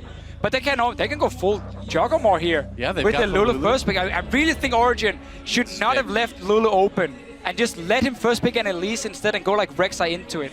And they got the Braum as well. I mean, of course, you have to be afraid of Imp's Kog'Maw, or Imp's Kalista as well. Of course, he's very good at the champion all the same, but yeah, if we're just looking at tallying up power picks, LGD looks so strong with their first 3. I mean, Gragas is still available too. They could pair that along, you know, with the... Origen needs a Thresh so they can dominate the 2v2 lane. I can go Alistar as well, and you have that insane dive combo of like Fate's Call, Alistar, and of course an Elise who can take care of basically everyone on the turret. But they need to win the laning phase here to make sure that Imp doesn't just farm up to be a late game monster. Kennen would work as well in the support role. You just need something that can bully, and then you aim for that 2v2 lane if you are Origen. Kennen Kalista, man, this is a matchup we don't see all that often, but when it comes out, it's certainly a delight here. Mostly known for his laning phase there. And we're going to take a little bit more time. All right, safe mid laner comes in, and it's going to be Annie support after all. Yeah, so Origen is basically adapting to the Juggernaut being built and saying, you know what, we wanted to run like Kennen and just try and go completely crazy in lane. Annie also works okay, not as strong as the Kennen, but she offers the hard engage you of course need, otherwise you're never going to reach that back line. I like the pick here for Peke as well in the mid, just as a safe pick. Mentioned very quickly how getting Source a counter pick could be very key in this matchup, so you can have a winning bottom lane and then a winning top lane for Origen, and therefore try and get that early lead. So safe mid lane pick for him. He's most likely expecting it to be into the Lulu, which is a good matchup for Orianna as well. He can't even expect that. Acorn's second most played champion was Lulu this split, so even though we see PYL hovering a couple of top laners, you saw that click on Syndra briefly as well. LGD gets to decide who's going to actually face Orianna. Will it be Lulu or anything else we want to do? The Hecarim actually the very most played by the champion, or by Acorn up there. And for TBQ as well, looks like they might lock in that Vi actually. A lot of popular junglers banned up or taken. The Vi would certainly be good at getting in on the Kalista. They're going to lock that in with Malphite. So it was Juggernaut. Now it's kind of like a weird hybrid of like a little bit of protection with some really hard engage. It's a bunch of hard engage with Kog'Maw in the backlines. It looks exactly like how KT Rolster won their last game. Alistar goes in, starts all the fights, and you can't possibly get to the AD carry in the backline because everyone's already stunned and dying. So LGD with a very aggressive composition. I mean, this fits their play style, picking on people all the time. Vi and Malphite can start fights whenever they want. Knockups for days on that team. And that's what Lulu, again, offers your team, because suddenly you can make your AD carry so insanely fast that he can also play super aggressive in the front line with this hard engage. Vladimir is a counter matchup into the Malphite up in the top lane. Another option could be Fiora, who does well in the early game at least, but that would really require Origen to start snowballing from there. Vladimir gives the more late game scaling with the Orianna. A lot of AP coming in, the only Kalista is providing the physical damage. I actually like the idea of having composition that can absorb the engage and then sustain through the rest of it. They've got some shields from this Orianna in the mid lane. They've got the Vladimir to tank things up. I do think this quick style switch there for Origen to have a more absorbing backline may work out, but it does leave the Annie kind of by herself. Yeah, LGD is going to be very happy to lane swap in this game here. Get the Vladimir in a lane swap where traditionally in the early levels he doesn't do a whole lot. It can be fairly difficult for him to farm. And then also avoid this Kalista lane that can be such a pain to play against, because it's very clear what Origen has been doing here. They want winning matchups on the side lanes. We talked about it earlier. Peke sits and farm in the mid lane. He won't do anything else, and then you win the rest of the map Origen. So they had the last pick for Soas, early pick at Kalista. LGD should look just to lane swap in this one here and try and at least avoid Origen just getting these fantastic lanes from level 1. Yeah, I mean, every single one of those matchups just feels so good to lane swap against there. So LGD definitely looking for mismatched lanes, and we'll see how the level 1s play out and how the lane swaps play out. Curiously, as much as you say matchup-wise and you know, in an agnostic game, a lane swap would be better for LGD, every single time we keep seeing the Western teams are still playing the lane swap games better. I mean, every single time they're getting the first turret, they're getting more farm, and they're getting the setup afterwards to go well. It's the late game decision making that's getting these Eastern teams to do better. That's one thing I'm going to watch for in this one. Either way, guys, you at home, let us know what's going on. As we hit the Rift, tweet at LOL Esports. Tell us who you think is going to win this one. Hashtag LGD win, hashtag OG win. We'll check back in during the game, but let us know who's going to be the last team to start 1-0 as we finish up our Group D games for the day, and then we start going into the repeats after this one. But starting your group stage off right is the way to do it. Getting ourselves into our second game of the day. Yeah, it is time, guys. This is what a lot of people have been waiting for. LGD taking on Origen, and it is just about time to move on to Summoner's Rift. In fact, it is time. And we will see if the European powerhouse, the second place team out of EU, can take on an extremely strong Chinese team. A team that a lot of people think of as a counterpoint to EDG. Let's see if they can handle it. Here we go. Yeah, we talked about how KT, despite being the 3rd seed from Korea, were the 2nd best team. It's the same for Origen. They had to go through the regionals. Didn't have enough points, obviously, which is what H2K qualified on as the 2nd seed. But Origen is regarded as the 2nd best team in Europe, and they have to show it here. They have some good lane matchups. They've got the Mecha Malphite skin, too, for LG. It's a big cause of concern for Origen, in my opinion. The Mecha Malphite. What about that terrible early skin we had for him, where he's just green and nothing else? Yeah, no Shamrock nose. Malphite is great. No nose. I mean, that's his mouth is like his face in the middle of his chest, basically. He's not really supposed to be that humanoid. Maybe he's got other scent organs, you know? I mean, obviously, no offense to whoever made that skin. It is a classic. Absolutely, man. Sure. If you ever play in Ireland, it's the only one you're allowed to play. Really? Yeah. I didn't know that. Yep. Wow. It's actually locked. You're not allowed to use True Champion facts Select. from Freak. Yep. From Freak here. That's how it works. Irish summoners, you can tweet and let us know it's true. Completely true. Indisputable facts for Freak. Facts with Freak. So, prove me wrong right now. Where's the video series coming? One thing we see in this game here, we don't want to hear those. Some early vision down, obviously from Origen on the side, and also notice the one ward they put here on their own red buff. It's very important because they're expecting LGD to start up there. At least they want to see if they do, and therefore they're going to spot 2 members moving in. So they get some extra information, and we'll steal away a camp on the bottom side. So it is the expected lane swap. But also some interesting choices. You're seeing Imp being left alone on the top lane. He's going to essentially build a freeze by himself as LGD goes for a late invade. Meanwhile, similar for Soaz, he's hiding up the top side and wants to actually scrounge up a little bit of golden experience, and he'll be able to do so. That ward you mentioned does in fact spot the LGD invade. Origen is aware of that push, and actually no, Imp is going to fast push it. And this makes it difficult for Soaz because he can get dived. So what Imp does very, very often is he will fast push the first wave. And I don't mean like just wait to last it. I mean literally start hitting the minions instantly.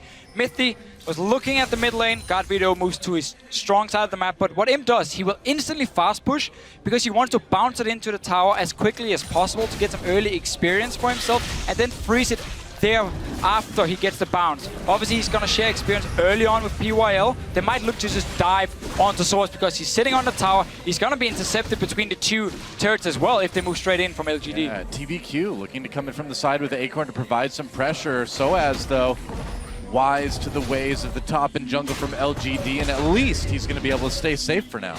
Now he's still trying to mess with TBQ and Acorn a little bit, gets slowed, still wants to try to steal the big one. Takes a careful, man. Soaz takes a lot of damage to the face. Oh, has to burn that flash. He could have just stayed out. Yeah, that's such a Soaz move. I just want to see what happens if I step a little bit closer. Gotta get the Krug, man. Yeah, maybe I can steal it away, but it's such a risky play. No flash for him. LGD get to push their wave in. It resets, and Soaz has not been double jungling because he was sitting in the top lane. I'm not sure if he was expecting a freeze to happen from the start, and therefore he could try and absorb some experience. I think he was. Because right now, he's just really far behind. He's calling for Mythy to come help him. And that's the only reason you do this, if you expect the rest of LGD to start somewhere else on the map, and for Imp to freeze, that didn't happen, and so Soaz's bluff got called. He's going to walk into this top lane alongside Mythy, and thankfully for him, TBQ isn't exactly close by, so maybe they can keep this lane afloat. But they don't know that. Right now, LGD is keeping Acorn and TBQ out of vision. They're just hiding in their own jungle. You have no clue. You can see how concerned Origen was moving. They had to wait for Amazing to come as well to be 3 guys. And now they suddenly moved through, because in case they were waiting in the bush where the pink ward is from Origen now, they would just have jumped on Soaz, jumped on Mythy, forced them off again, and then Soaz would have been sitting on 0 CS by now. So what LGD likes to do is always, again, play in the shadows. sit out of vision. You don't know where we are. We could be farming, or we could be sitting here. Do you roll the dice and just move in? Might cost you the game. Apparently. Well, sometimes, yeah. This time he didn't. The second time around. He at least has a little bit less shadows to deal with. You just got trinket wards from both Mithy and Amazing, the tri-brush and the front by the Raptors there, so he knows no dive is coming. Now he sees the Vi here, but Mithy able to be defensive. And I want to see now just Akon get down to this bottom side as quickly as possible. The reason he doesn't teleport down is because he doesn't know where Amazing is before now.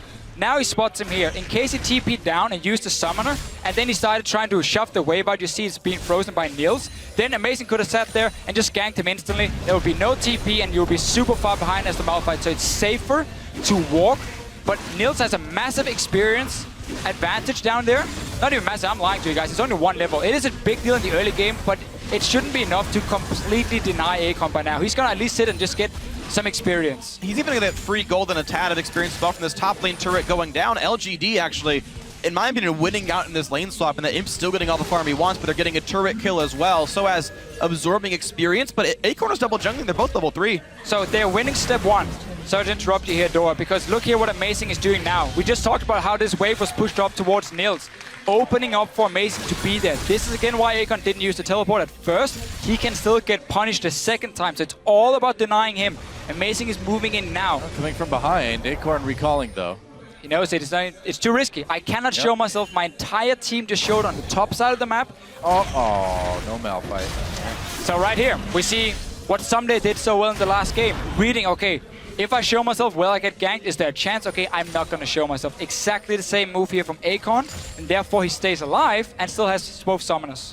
Absolutely great play by him. You can see exactly what it means to be so on top of your game. It's not flashy to have 0 deaths, but that was an incredibly intelligent play to make sure he got away in time. The recall before release would show. Yeah, you have to. I mean, we saw, it's very similar to last game, really, where we see top laners really, really pressured, and we saw such differences between Someday and Darius in terms of who played safe and who died. And now, as we saw, LGD won the first phase of the lane swap by taking down that tower. Problem is, as soon as the tower died, Source picked up a lot of farm for himself, and now the second thing starts in this swap.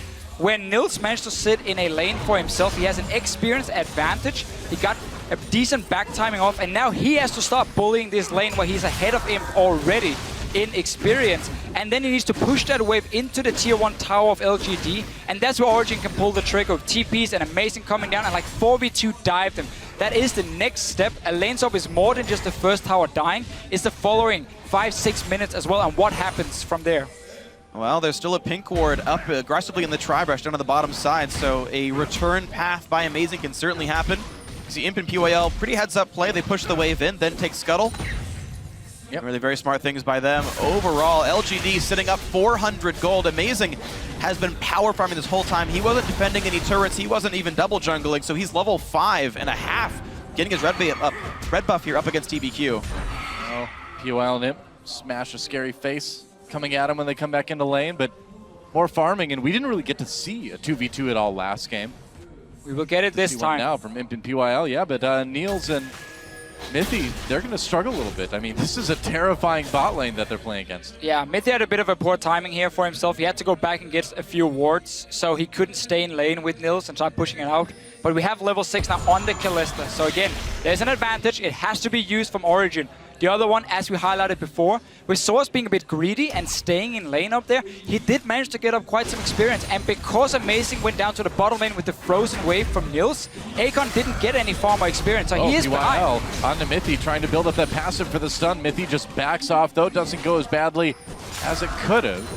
You got to wonder what's going to happen a little bit later in the game with Kalista throwing Annie into the fight. Do you do that? Or do you just let Annie engage by herself and then pull her out? Pull out. Yeah, you let her flash in. It's way too telegraphed otherwise.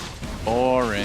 Hey, man. Throw her right in there, You can still be bloodthirsty by going into the flash tippers, okay? Think about the range. Throw her in, 5-man tippers, and then you take her and you throw her into the 5-man tippers as well. Is that what you want to see? Yeah, absolutely. Double CC. That's how you do it. Time to show it, Mithy.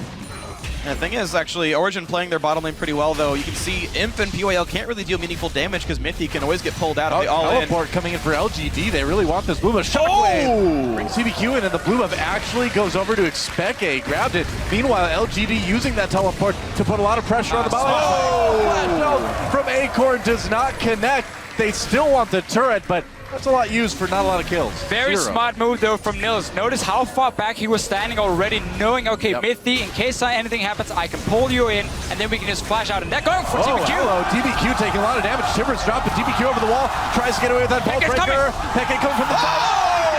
With the command attack, that's first blood for xPeke.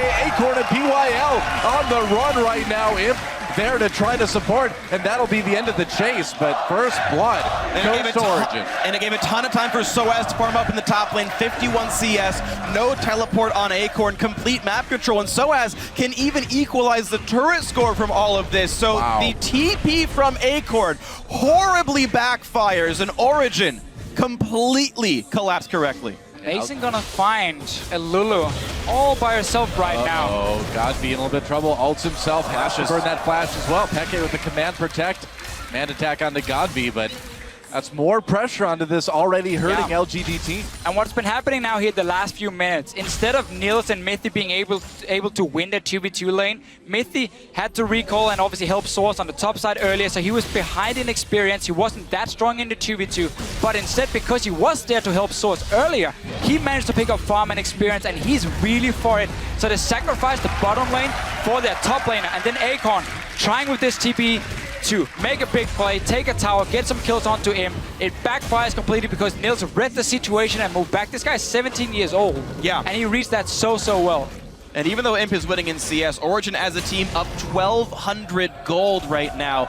And xPeke, a player that was pointed as the most obvious mismatch in skill here, is actually winning his lane and has first blood against Gad. I love Orianna into Lulu. Yeah, that's good for him, but he's still doing it.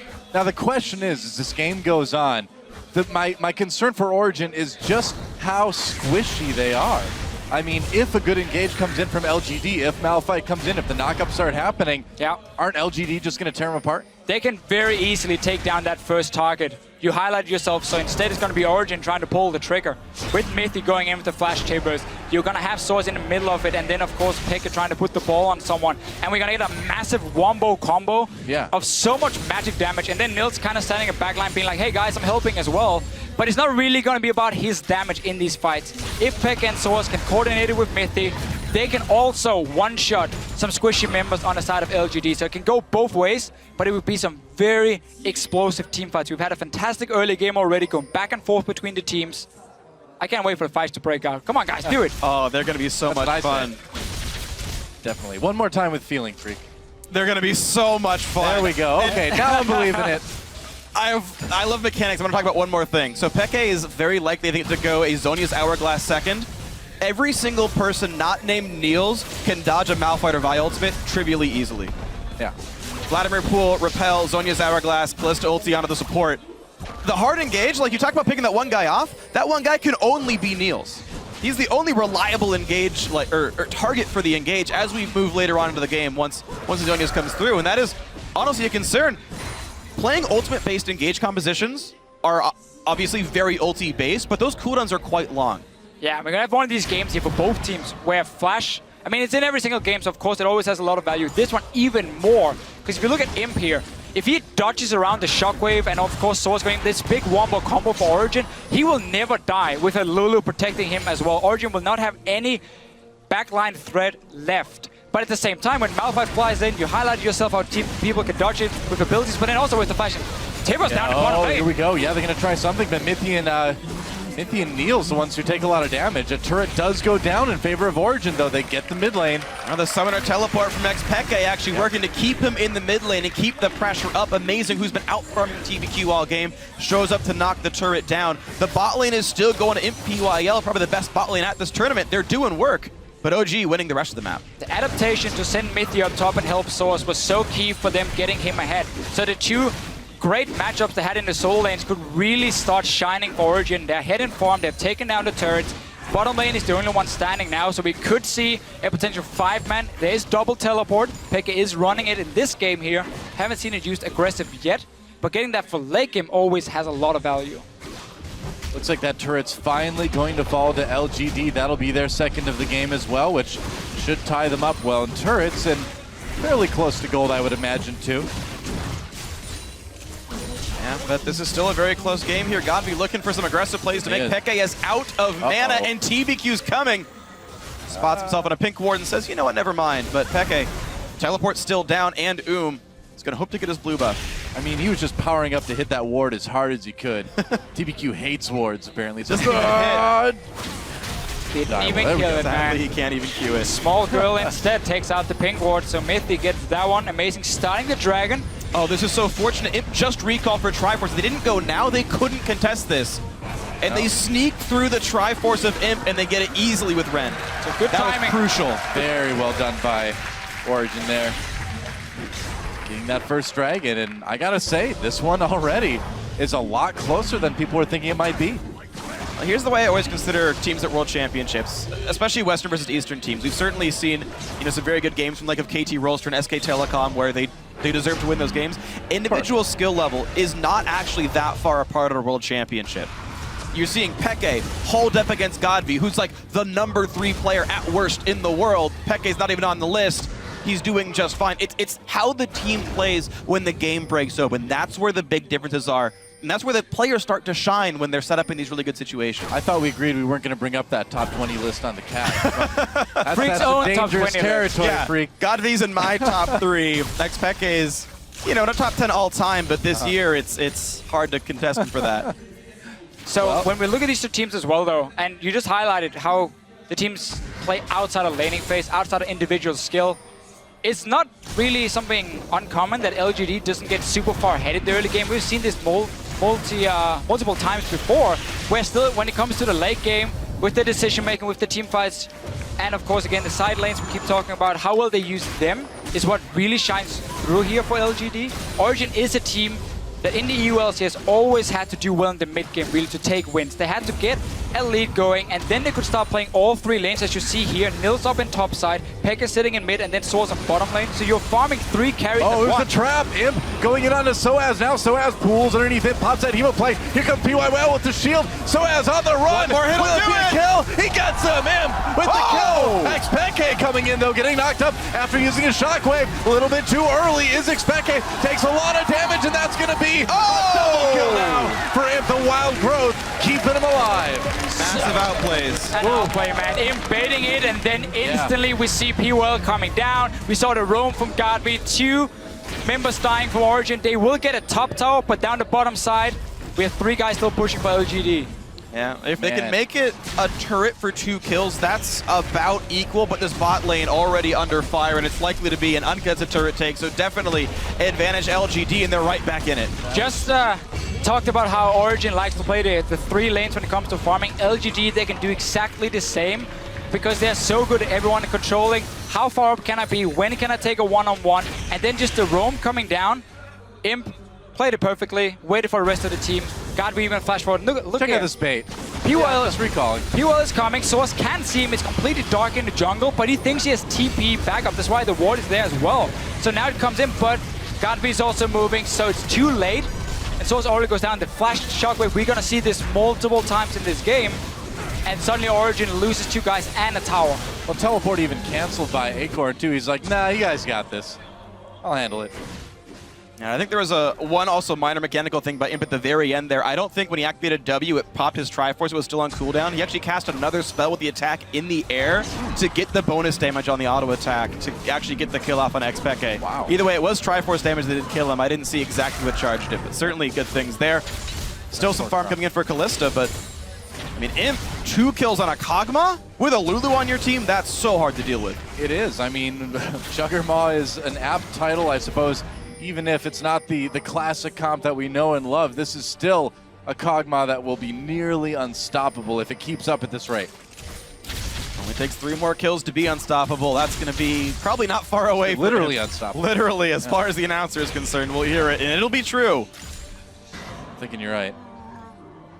Well, they're putting a little bit of pressure into the jungle for LGD right now, trying to drop some wards, get a bit of vision, and it's smart. You know, you need to get some sort of edge, and wards are a great way to do that. That's going to be a key thing for Origen. Keep pushing the mid lane every time you have the chance. It's so easy for an Orianna, just instant clear the wave, and then it opens up for Amazing and Mythic to start moving into the jungle, get some of the deep vision. The problem is still that Nils on this Kalista, because of the way the early game played out where Mythic had to leave and sacrificed a lot of experience, he never got to be the lane bullet. So now he's 2 kills behind, And Imp is very confident in sitting in that side lane against him. No problem at all. Double teleport from Origen can be a big thing, but we obviously need to wait for Peke to get his back before we might see another fight in the side lane where suddenly 2 or 3 guys are joining in with globals and 1 guy is roaming down and we get one of these big skirmishes. Well, it's only about a minute until Dragon comes up again. If there's going to be a fight, it's going to be around that objective. And no flash from Imp. Again, look for it. We will keep highlighting it because there's so many abilities from Origen that's going to be so key landing onto Imp. And if you get the whole combo from Origen, even the Lulu ulti should not be able to save him at this point in the game. Yeah, they need some sort of CC to keep Imp safe. There's going to be a 15-second difference as well between Dragon respawning and Peke's teleport coming up, so choosing to use him as a split pusher, there's a small timing window where LGD can absolutely abuse that. Right now they're using Soaz. He's, of course, very safe out on the side here. TBQ clearing a ward, another one dropped immediately by Amazing. They really want to have vision control around this Dragon. Oh, and actually Acorn doesn't have teleport, but he has to deal with the top lane push from Soaz. His TP advantage, it should give Origen this Dragon. They have Flash and Mythi as well to start the fight, and Acorn is extremely weak in this game. There goes Acorn, he's running. He's been forced to go for magic resist against, of course, Soaz here, so the damage is barely nothing from Acorn. He's just going to be an engage, and that's about it, and then maybe slow the attack speed of Nils. But I like this fight very early for vision around the Dragon. Even before it spawns, I believe yesterday the average time the Dragon was alive was 29 seconds. Yeah. This game here, because both teams are fighting for vision, it might be alive for a little bit longer because the fight should happen first and then Dragon after. As long as LGD has vision control, though, there's no way you can react to the Malphite ulti in time, though. They're going to start right away. They've got control. Soaz is pushing in the top side, and Origen choosing to contest this instead of getting the push in. Mythi up in the front lines. Dragon already picked up. There's the dive! Oh! Acorn helps him take out the Dragon. Mythi barely alive. They're going to get Amazing, though. Another kill for him. Shockwave does nothing because there's no follow-up for Origen. That turret in top lane, though, in the base may go down. Such a big mistake, though, from Origen, even walking in the river near that Dragon. So basically what they decided to say was, we're not going to fight you. You can start the Dragon because we have TP advantage. We will take the top tower, or at least a lot of it, and get extra farm on Vladimir. But then you should never move in the 4 guys, even close, so you are open for this hard engage. Vampires don't do very well against beings made of metal. Soaz on the run. And it looks like he's happy to just suck oil out of it, actually playing in the Chinese client where the blood turns brown instead. That does not taste good, I bet. He's doing fine, the hard engage! The Timbers onto Imp, Mythi getting low, but Imp as well. Imp in big trouble, flashing over the wall, they get the kill onto Mythi. PYL goes down to support for support. How in the world is Imp living through this? Due to PYL and his fantastic position on this Braum here, blocking all the damage from Nils, he sacrifices his own life, stays, or makes sure the Imp stays alive. No extra gold going over to Origen. They pulled the trigger, but PYL saved the day at least for now. They can Baron bait. They can Baron bait. Imp has to be in the base, and the guys kill this pretty fast. It's a Blade they of have Ruin no King. tank with armor that can tank this Baron. With 22 minutes in, 3 guys is around. It's too much. Yeah. With a Spiderling, with Spiderlings and an Oriana Shield and a Vladimir, I feel like you can do enough to if you weren't contested, you could do it, but you're right. You would have to rush it down, and I think it's too risky at this point for Origen. They are still ahead in gold. We have a lot of action going back and forth. Teams overstaying their welcome a little bit. Origen moving into the Dragon, open up for Acorn to engage. Imp now got flash tables, obviously, for Mythi as well. A lot of small fights going on. Still a big advantage for Soaz up in the top lane. Look at the gold here, but he hasn't been able to do anything with it just yet. He's still scaling up on his Vladimir. And the thing is, Kog'Maw is actually one of the best champions in the game at killing off Vladimir. Percent health, magic damage, there's no MR on Soaz. Part of the reason Vlad's even tanky is the passive just gives him bonus health. Imp will shred through him in a team fight, especially if a single stun can land. And Imp having all the gold in his team, it's very scary for Origen to deal with. Not to mention Jurassic Kog'Maw, again, no blood. No blood. It's amazing Soaz even tried to pick this champion. I mean, it's true. Well, he didn't know the skin before. I mean, it's just like going into picks and bans. You know they could pick the champion. You know they could pick the skin. Why would you even bother when you know they could pick Jurassic? It's a lore mismatch, big time. Absolutely. Yep. Yeah, well, PYL and TBQ. How many more like 3-letter acronyms can we get in this game, by the way? I think it's PUL, not PYL. Pill? PUL. You think so? Is that Danish? Pulsar? You just with the slash through it. Kill, that's what he's supposed to do for Imp, right? He's done a great job of it, actually. 4 assists on him. He's died for him. Yeah. Still 100%. The bot lane is all of LGD right now.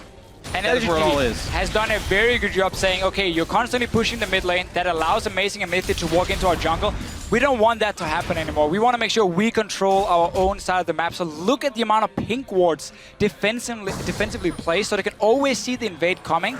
And they know, okay, Origen has no control in this area here. We can play around. They're trying, though, to deny the vision. They're going to see two of the guys getting one pink ward. Well, they know exactly what LGD needs to do to sort of keep themselves safe. So, of course, Origen's going to be looking for those wards and getting a couple already. That's the interesting thing is Origen have the ability to play around the map so much better. Again, double teleport, a big mismatch in the Vlad versus Malphite one, who's still having to stack MR and has no CDR. So Acorn's actual fight power is even lower, his damage so much worse, and Origen just trying to play a split up map. And they're honestly just trying not to have Imp in a fight somewhere. And unfortunately for them, he's already gotten into 4 of them. Oh, a little blue steal from him coming in, going to be able to get that buff. Double buffs on Kog'Maw, definitely something that every Kog'Maw player wants. A small smattering of applause for the blue steal, I guess. It's almost annoying for Origen that this top lane is all the way down near the inhibitor turret so early on, because you cannot move all the way down and push it out and farm it. So there's always this lane that LGD can slow push back towards them every time they get it down near where the old tier 2 turret were. And that means Origen always have to send the guys back in towards mid lane, and suddenly Nils and xPeke are sitting next to each other, sharing farm and experience. It's never ideal when you run triple carries for themselves, so it's a little bit annoying for them. It's great you have the global gold, but I'm sure they would have preferred the bot lane tower to be down at this time instead, and maybe just have it that way.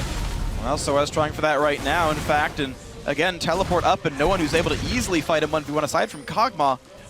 Maybe he can actually get some pressure done. Origen starting to really play around the top side of the map, but Scuttle Crab's already been taken by LGD, meaning Origen cannot faithfully go for a Baron sneak here. And we have a very, very big wave being pushed in the top side from LGD. Ooh. It's very easy for Origen to go and grab it, but Soaz needs to be careful that not 2 or 3 guys suddenly show up.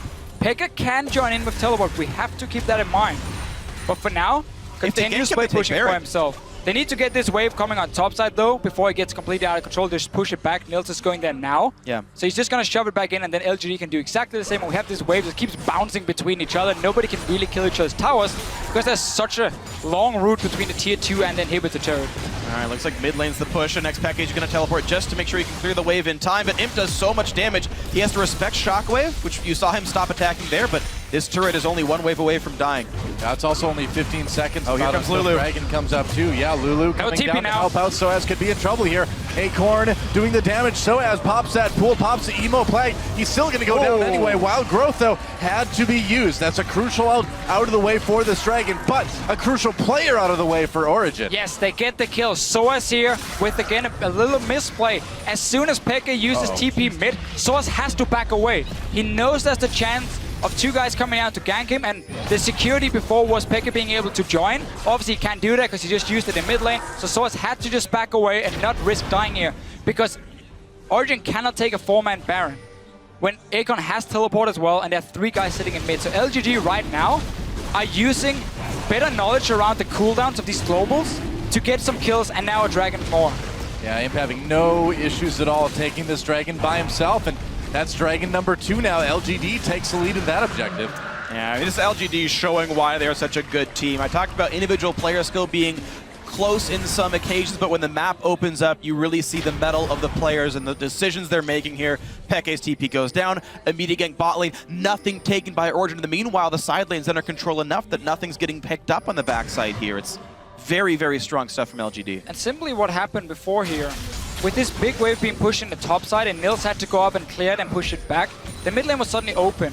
And that's what forced Pekka to use his teleport to go in and try and defend it. Origen should never have been in that position in the first place because they needed that second summoner to help Soaz on the bottom. So that was kind of their way of getting the goal lead. Let Soaz continue to solo farm against Acorn, slowly push down this tower. They might catch TBQ here. They did catch TBQ. A lot of CC coming down. They force a flash. Oh, whoops, doesn't go for the wall. Wild Growth used. I don't think it's going to be enough, though. He's going to go down. Niels with a kill there. TP teleport coming from Acorn. Teleport coming in for OG as well. Origen, Soaz joining the mid lane brawl. Tibbers is still here for Mythi, so Origen can now start the Baron and bait a team fight with Flash Tibbers onto him.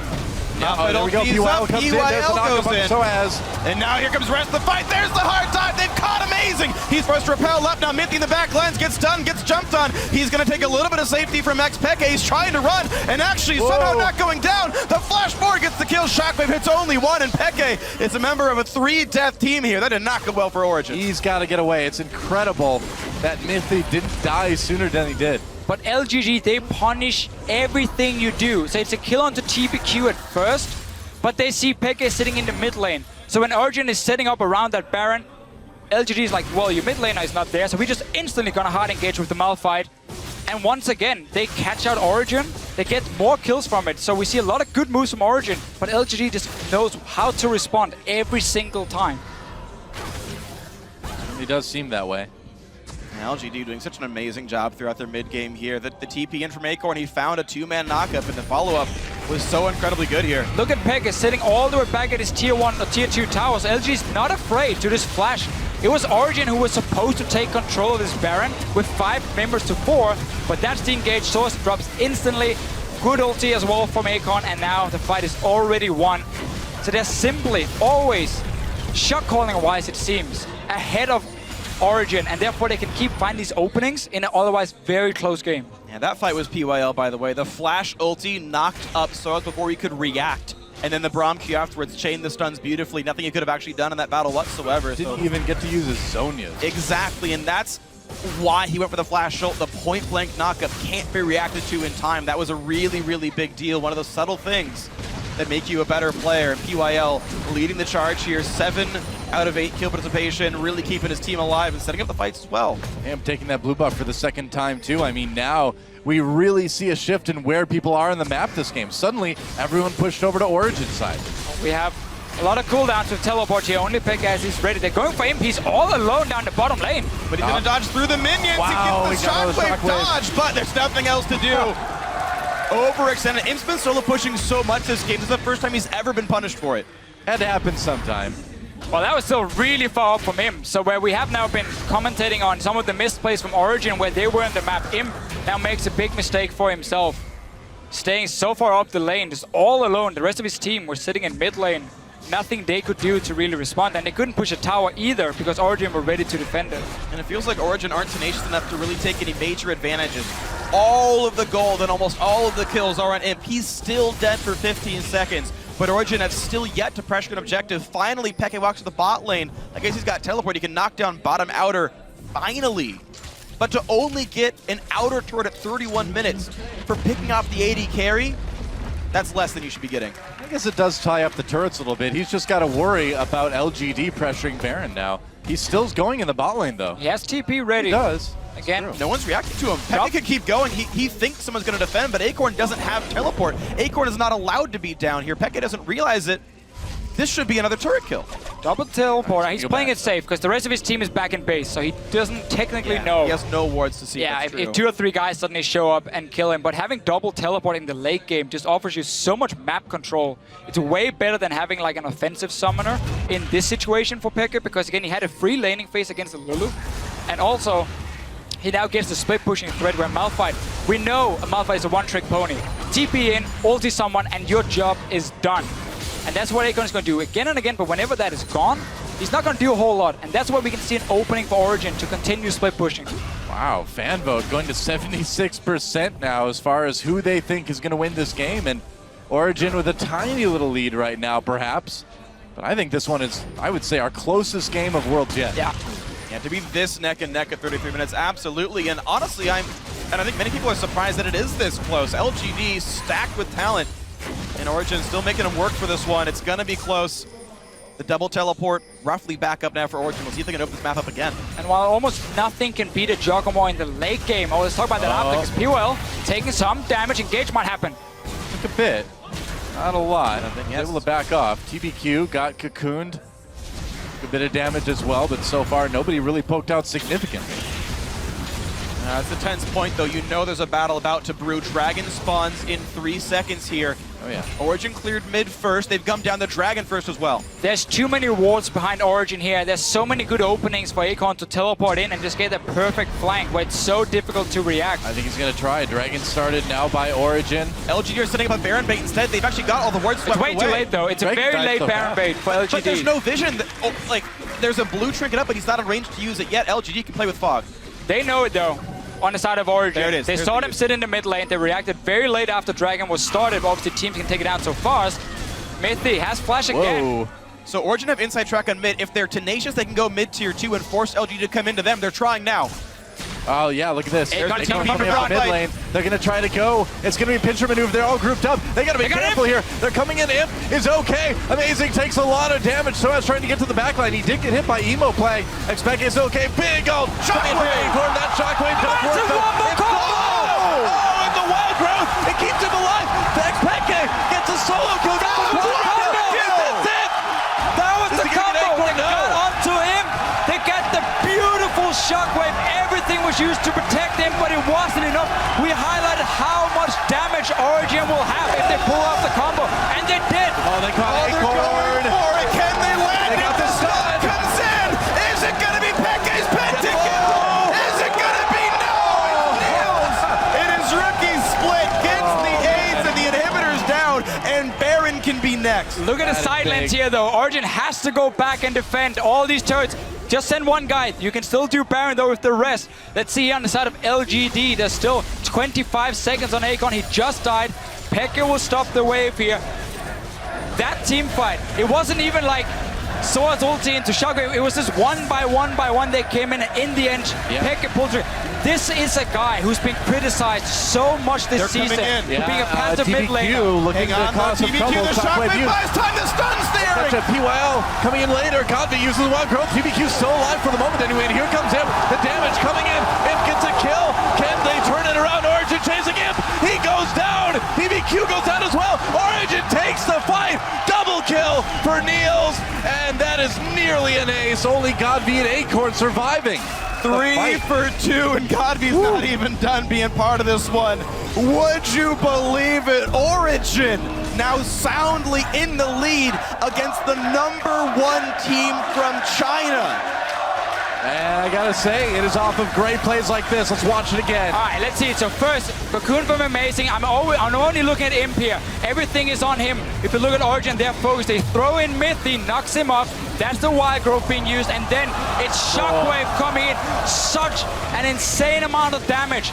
Beautiful chain CC, but again, Doa, you wanted them to throw in Mythy, and they did. They did it. And it set up everything for Peke to get the kills. Bloodthirsty, man. That's how you play with an Annie. Just toss right in there. One of the biggest problems there was actually Acorn's teleport. He TP'd in on the other side from his team, so there was no real front line to absorb the CC, to buffer the team back.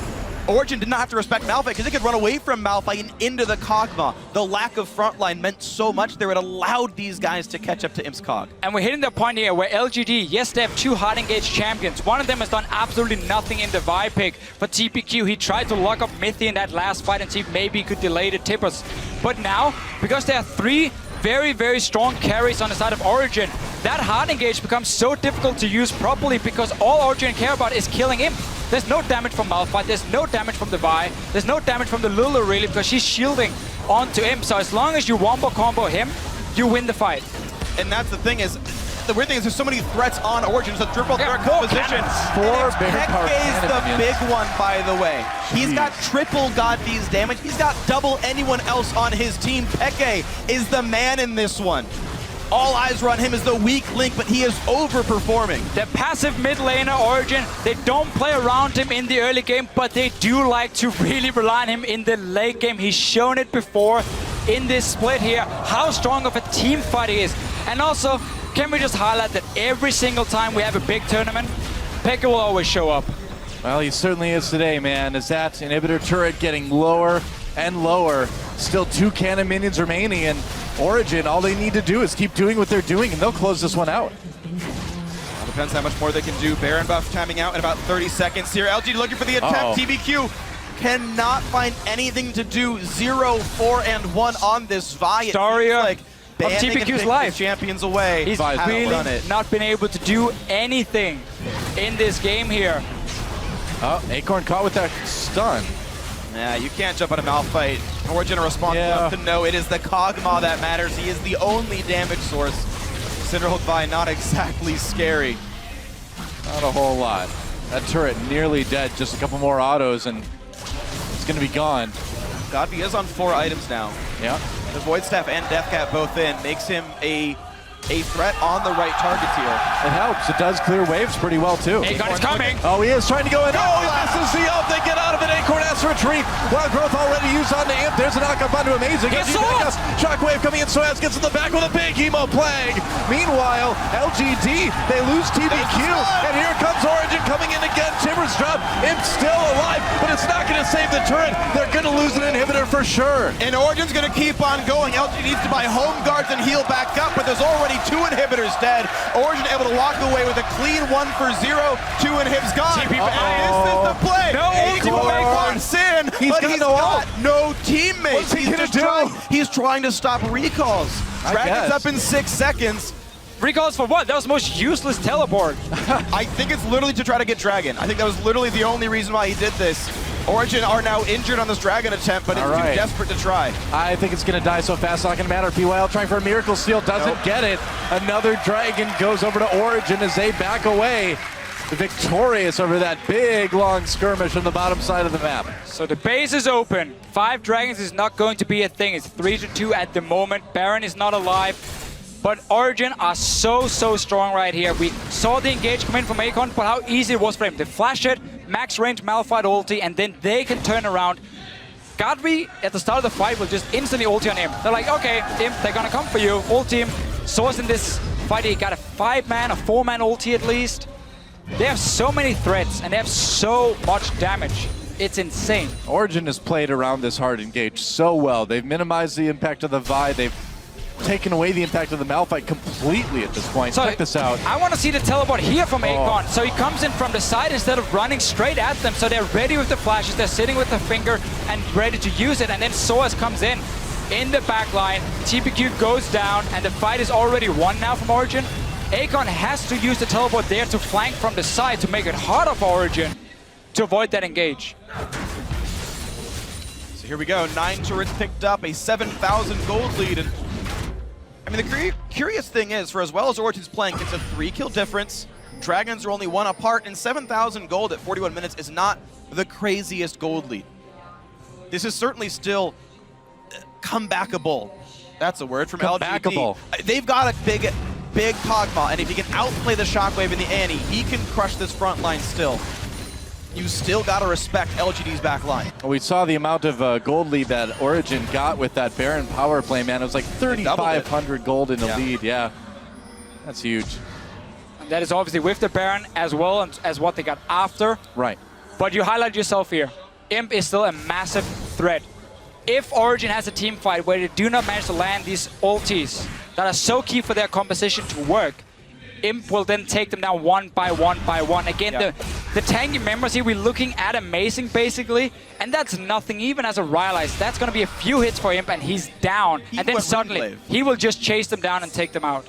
You know, they do have to be careful, yeah. I mean, like you said, killing Imp basically kills LGD, but if you can't kill him, he could kill your entire team. Yep, exactly. So it's still very tricky for Origen. There's a lot of pressure on how they can perform in the fight, but so far they have been able to pull it off. Baron is spawning, they're setting up vision in advance. They're gonna try and bait LGD to walk straight into them, and then you get an easy engage. And now, Shockwave has to be used on him early just for xPeke to keep himself alive. That's big, and they're going right to Baron. But Soaz going after the base now. But the Baron is up right now. This is the wrong choice. LGD are going to lose their base if they go for Baron. They're going for it. They're going to stop the recalls. Amazing's there. It's okay if he does. Because Soaz can make up for his mistakes from last Worlds against OMG. And they're going for the base. It's coming the base can't get inhibitor. The Malphite's in, but the Nexus is still dying. Kills are already coming through for Origen anyway. And Soaz extinguishes the ghosts of his past. He will slowly but surely get enough damage down. He has to. There's a bear spot for LGD, but it's gonna be enough. No way. Soaz says, I can do it better, and Origen beat LGD. That was insane. xPeke is like, hey, I'm supposed to be the guy doing that, but this time it's Soaz. Origen takes down one of the contenders to get to the finals and Worlds right away in their first game. I cannot believe that this happened. China's the reigning champion right now. Edward Gaming won the mid-season invitational. Then LGD one-upped them and became the #1 seed from China. And Origen were a challenger team last split. With a lot of veterans who had so much experience. It's true, it's true. The whole split, the whole season for Origen has been fantastic. You said it yourself, they were a challenger team. They won, of course, the Challenger Series. They came into the LCS. We didn't know really what to expect from them, but they just showed up big time from the start. Great mechanics on these players here, able to execute some of these strong and very hard to play compositions like this one, where you need to really time your ultis correctly. And they pull it off against a team that we keep saying has the most stacked lineup at Worlds, with superstars in almost every position. Such a good game from Origen. LGD really made sure they had to work for it, because there was so much back and forth in the early game. It was so close for so long. Very high level game. Very high level game, and the best we've had so far. That was a fantastic game, man. And what a huge, huge game for the crowd here in Paris, too. To see Origen take out a team like LGD. And, man, this group is wide open at this point. Who knows what's going to happen now? I mean, absolutely. Even TSM was a bit of a threat up against KT Rolster here. All down the line, every one of these teams can do something. LGD, you saw their phase a second ago. They are shocked this even happened. I think we all are. I know the Twitter vote was like 76% Origen, but if you ask Twitter's always any analyst who should have, was not supposed to win this game, but who was favored to win this game, I mean, it's like 99 Oh to yeah, 1. this is a massive LGD, upset massive from upset. Origen. There were 3 teams people said coming into Worlds would go to the final or be able to win the final: SKT, LGD, and EDG. Now we just saw Origen take down one of them. It's such a great showing. But overall, man, these team fights and xPeke with his Orianna showing up when it really matters. The team fights were spectacular.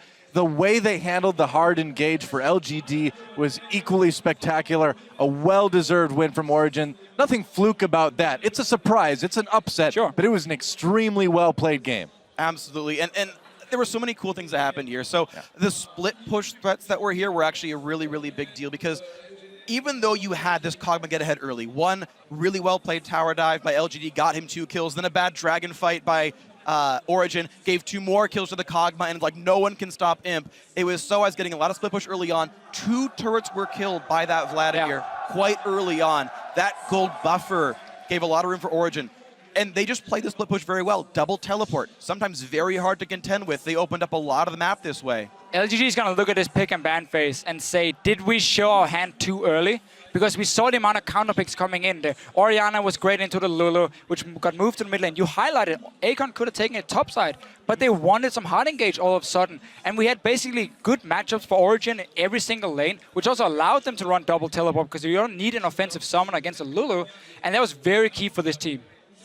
Well, you can see here in a second that we will have Soaz and xPeke up in the interview lounge with Shox. That'll be very soon. I imagine there's going to be quite the crowd uproar when he does finally show up there. But, I mean, thinking about this game, the split push worked very well. The team fights actually, I know last game we talked about having a split push comp versus having a team fighting composition. TSM not want to be part of the 5v5. Origen seemed happy to be like, yeah, you've got a big Kog'Maw, but we're happy to come back into you guys and go for the hard engage and try to kill the AD carry. I think really the key was when they saw the Malphite Vi coming in, and they were like, okay, so you have some protection with the Lulu, with the Braum, but now you're running so much hard engage, which cannot really do anything against our triple threat, because again, we will have so much damage. Even if you take out one guy, we might still be able to take the fight. And again, just getting the counter picks with the Vladimir. The way in the lane swap, it looked bad at first for Source because he got denied quite a bit. He was on 0 CS, but then Mythic came up and Mason came up to help him. So they sacrificed the other lanes to make sure Source was farmed enough, and that was key. It was a really big deal, so a great game by Origen overall. But for now, we're going to check in with Shox, who is joined by 2 of the victorious members of Origen.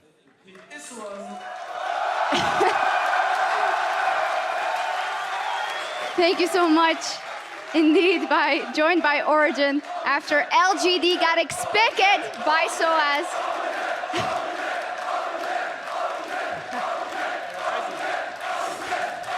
I mean, you guys were a pretty popular team coming into this, but this was an incredible game. I got to go to you first because that ending of the game was so incredibly tight, and we all remember what happened versus OMG. Did that ever creep in? I have to bring it up. I have to ask. Not really. As soon as they started Baron, we had vision on every member of their team, so it was easier for us to actually stop them from basing, and they didn't have bound buff either, so their base recall was quite high. And we had enormous wave, like bottom. We had like 2 big minions, so I could push really fast. So I was not really paying attention of bases, and I was just asking my teammate if people were basing or not. People are basing or not. Cool, calm, and collected. Is that also the way you experienced it, or? No, for me, I was like panicking there. Yeah? Because we were fighting. We actually won the fight, but I thought we were going to lose it. And I'm like, okay, if we lose this fight, it's going to be over. But we actually killed him, and he actually backdoored the Nexus. So. Yeah, he did. Very interesting that you say, if we lose this fight, still we can lose, because you had that amazing fight where you got a quadra kill. And after all the... xPeke is the weakest link on OG. xPeke is an old schooler who might not be showing up. Tell me how you lived this game from the start till the end. Well, at first I was pretty confident on the lane because the way it started, I knew I couldn't lose the lane because he didn't pressure me enough at first. So I was like, okay, this is going to be a fine lane for me. And then as soon as I got the first block, I knew I would slowly snowball. Like I was going to be strong no matter what. And as soon as I had Thonias, I wouldn't die in fights. But then the TP ball happened. And yeah, it was really lucky for us because after that, we had the game on our side if we didn't do anything. And their Koma was fed. The only one that couldn't get fed, got fed. Like super good, actually. So it made the game a lot harder because we had to give up Drakes. We had to let them take priority wherever they wanted. And it just slowed the game until the fight that I got the ultimate on everyone. Well, you guys are super experienced players, but it still seems that something like this is always very stressful. Tell me how you lived the preparation coming into this. You guys have lived through so many World Championship, and it's kind of a different deal now. Before it was always, what's this Fnatic gonna do with you two? How far are they gonna get? Now it's kind of different. Now it's, okay, OG is the underdog in this group. How has that changed your way coming in here? Playing in Paris must be quite a bump. Well, for me, I like being the... I like being the underdog because there is a lot less pressure compared to Worlds last year. A lot of European fans and others were looking after us, like expecting us to do really well, and we ended up doing really bad. But this year is like people expect us to do third or fourth, so we don't have. I don't feel any pressure. So I think it's good for me and the team in general. Well, whatever happens, you already beat LGD. Soaz, quelques mots en français pour les fans.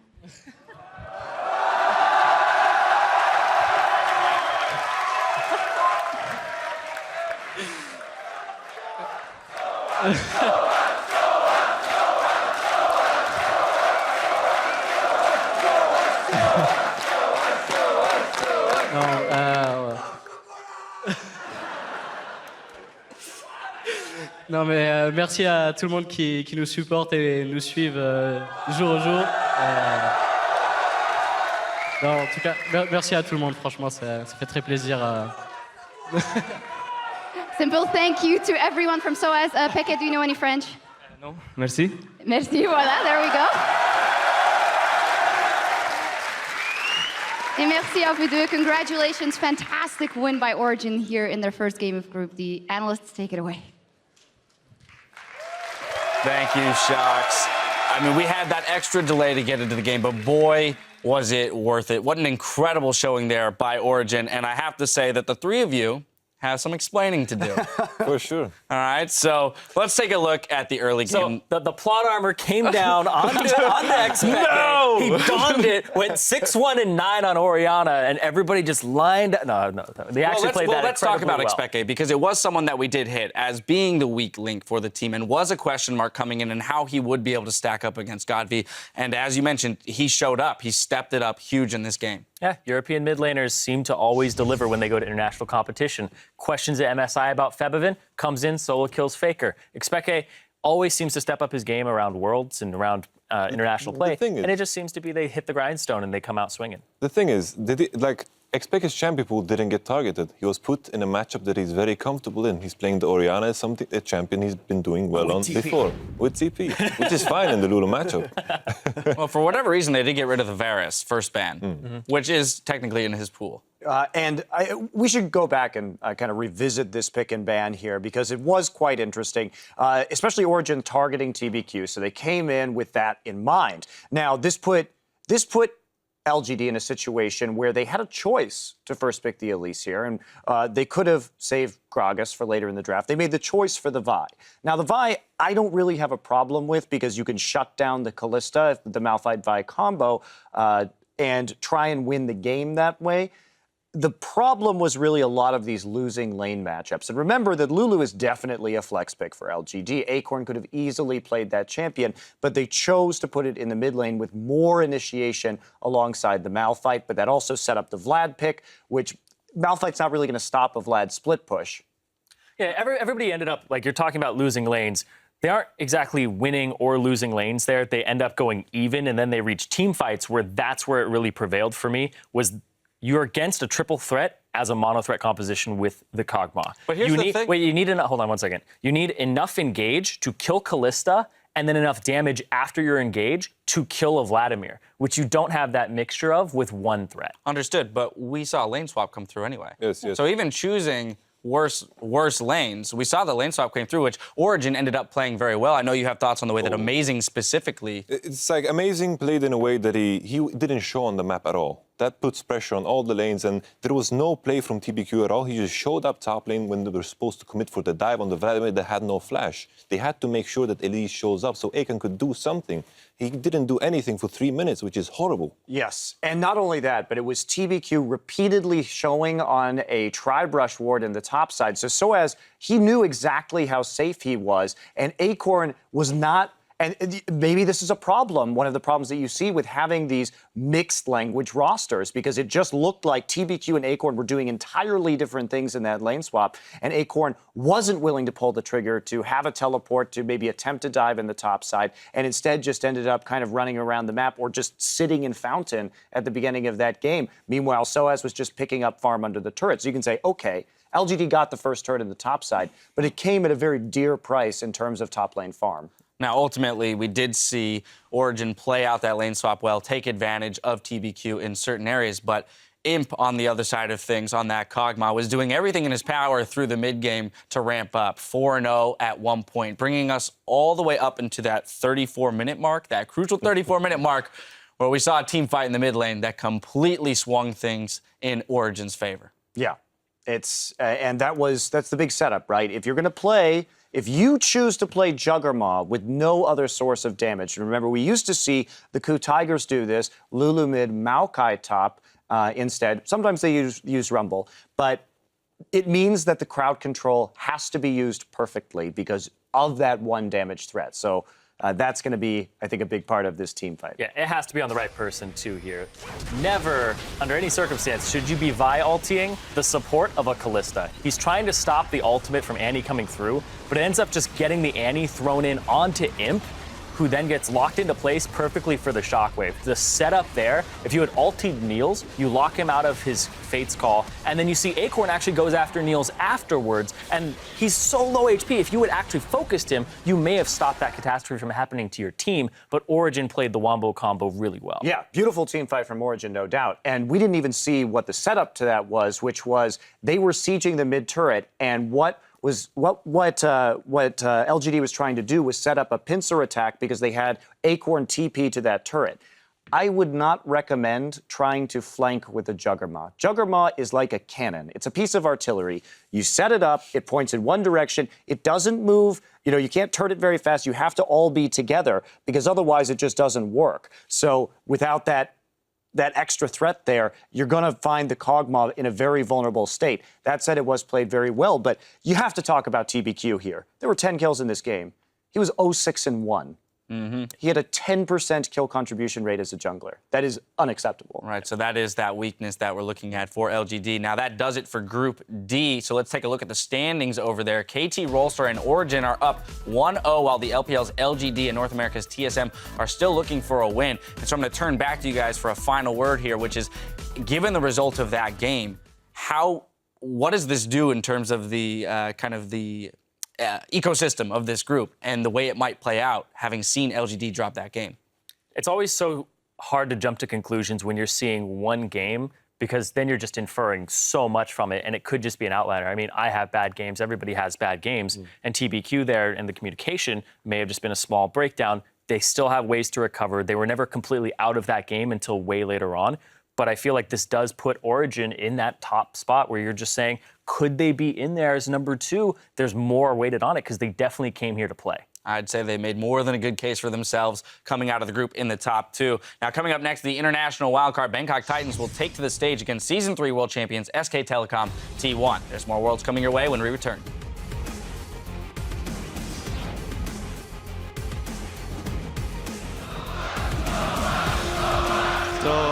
A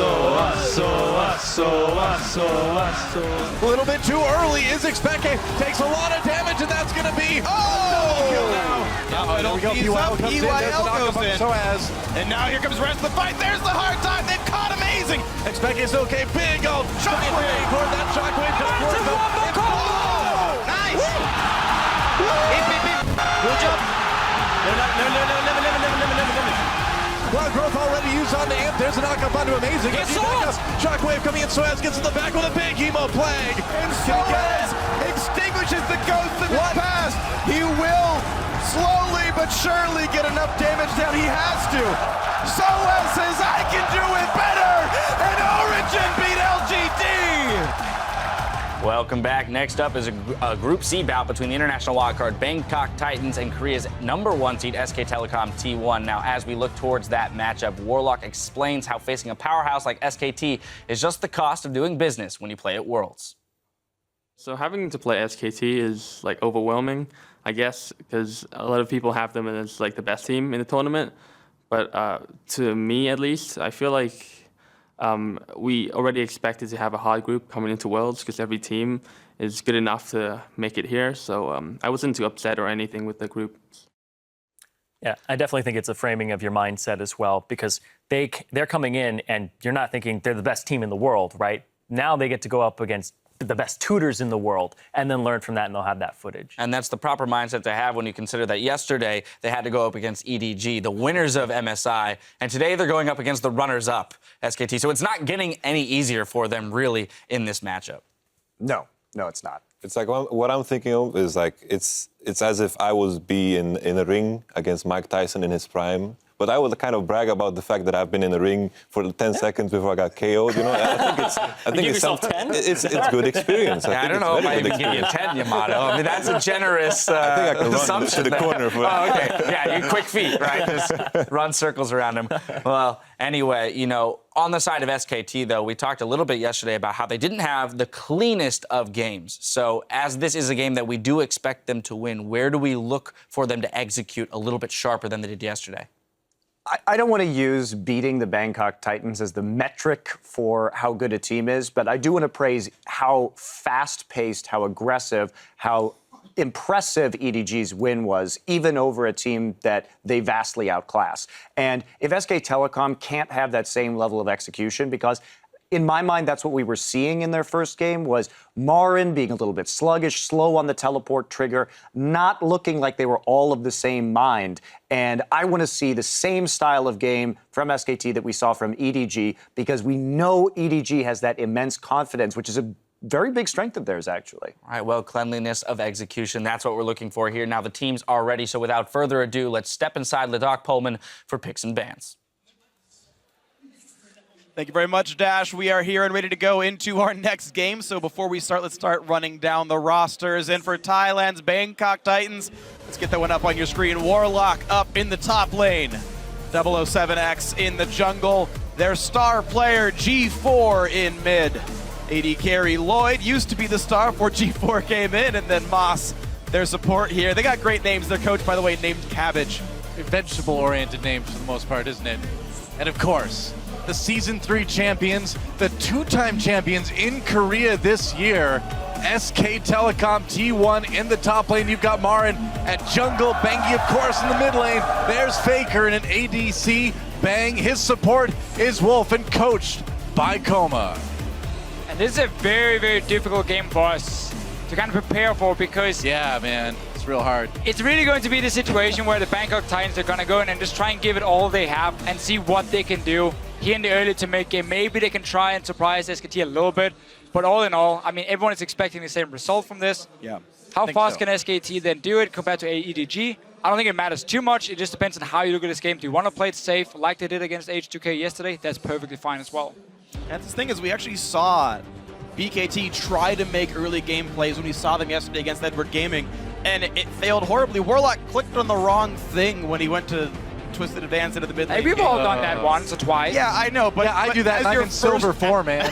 Exactly. As your first act in the game, it's a hard way to start your world championship here. Bangkok Titans, we'll see what they can play for. Again, they do have a bright star in G4 here. Faker has actually been in his one game so far, actually got picked on a little bit, so maybe G4 can pry something out of that lane, but I think it's a race between SKT and EDG to see who can beat him faster. I bet they got together after the game yesterday, and EDG's like, all right, here's our time.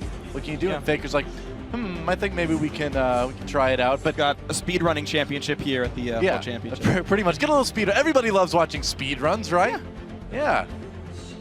Gangplank, the second ban. Mordekaiser, of course. I was hoping Mordekaiser would get through one of these games. Not gonna happen. Not this one, no. I think it'll happen later on in the series. It will happen at some point, of course, but then, I mean, people are so afraid of the snowball potential of a Mordekaiser.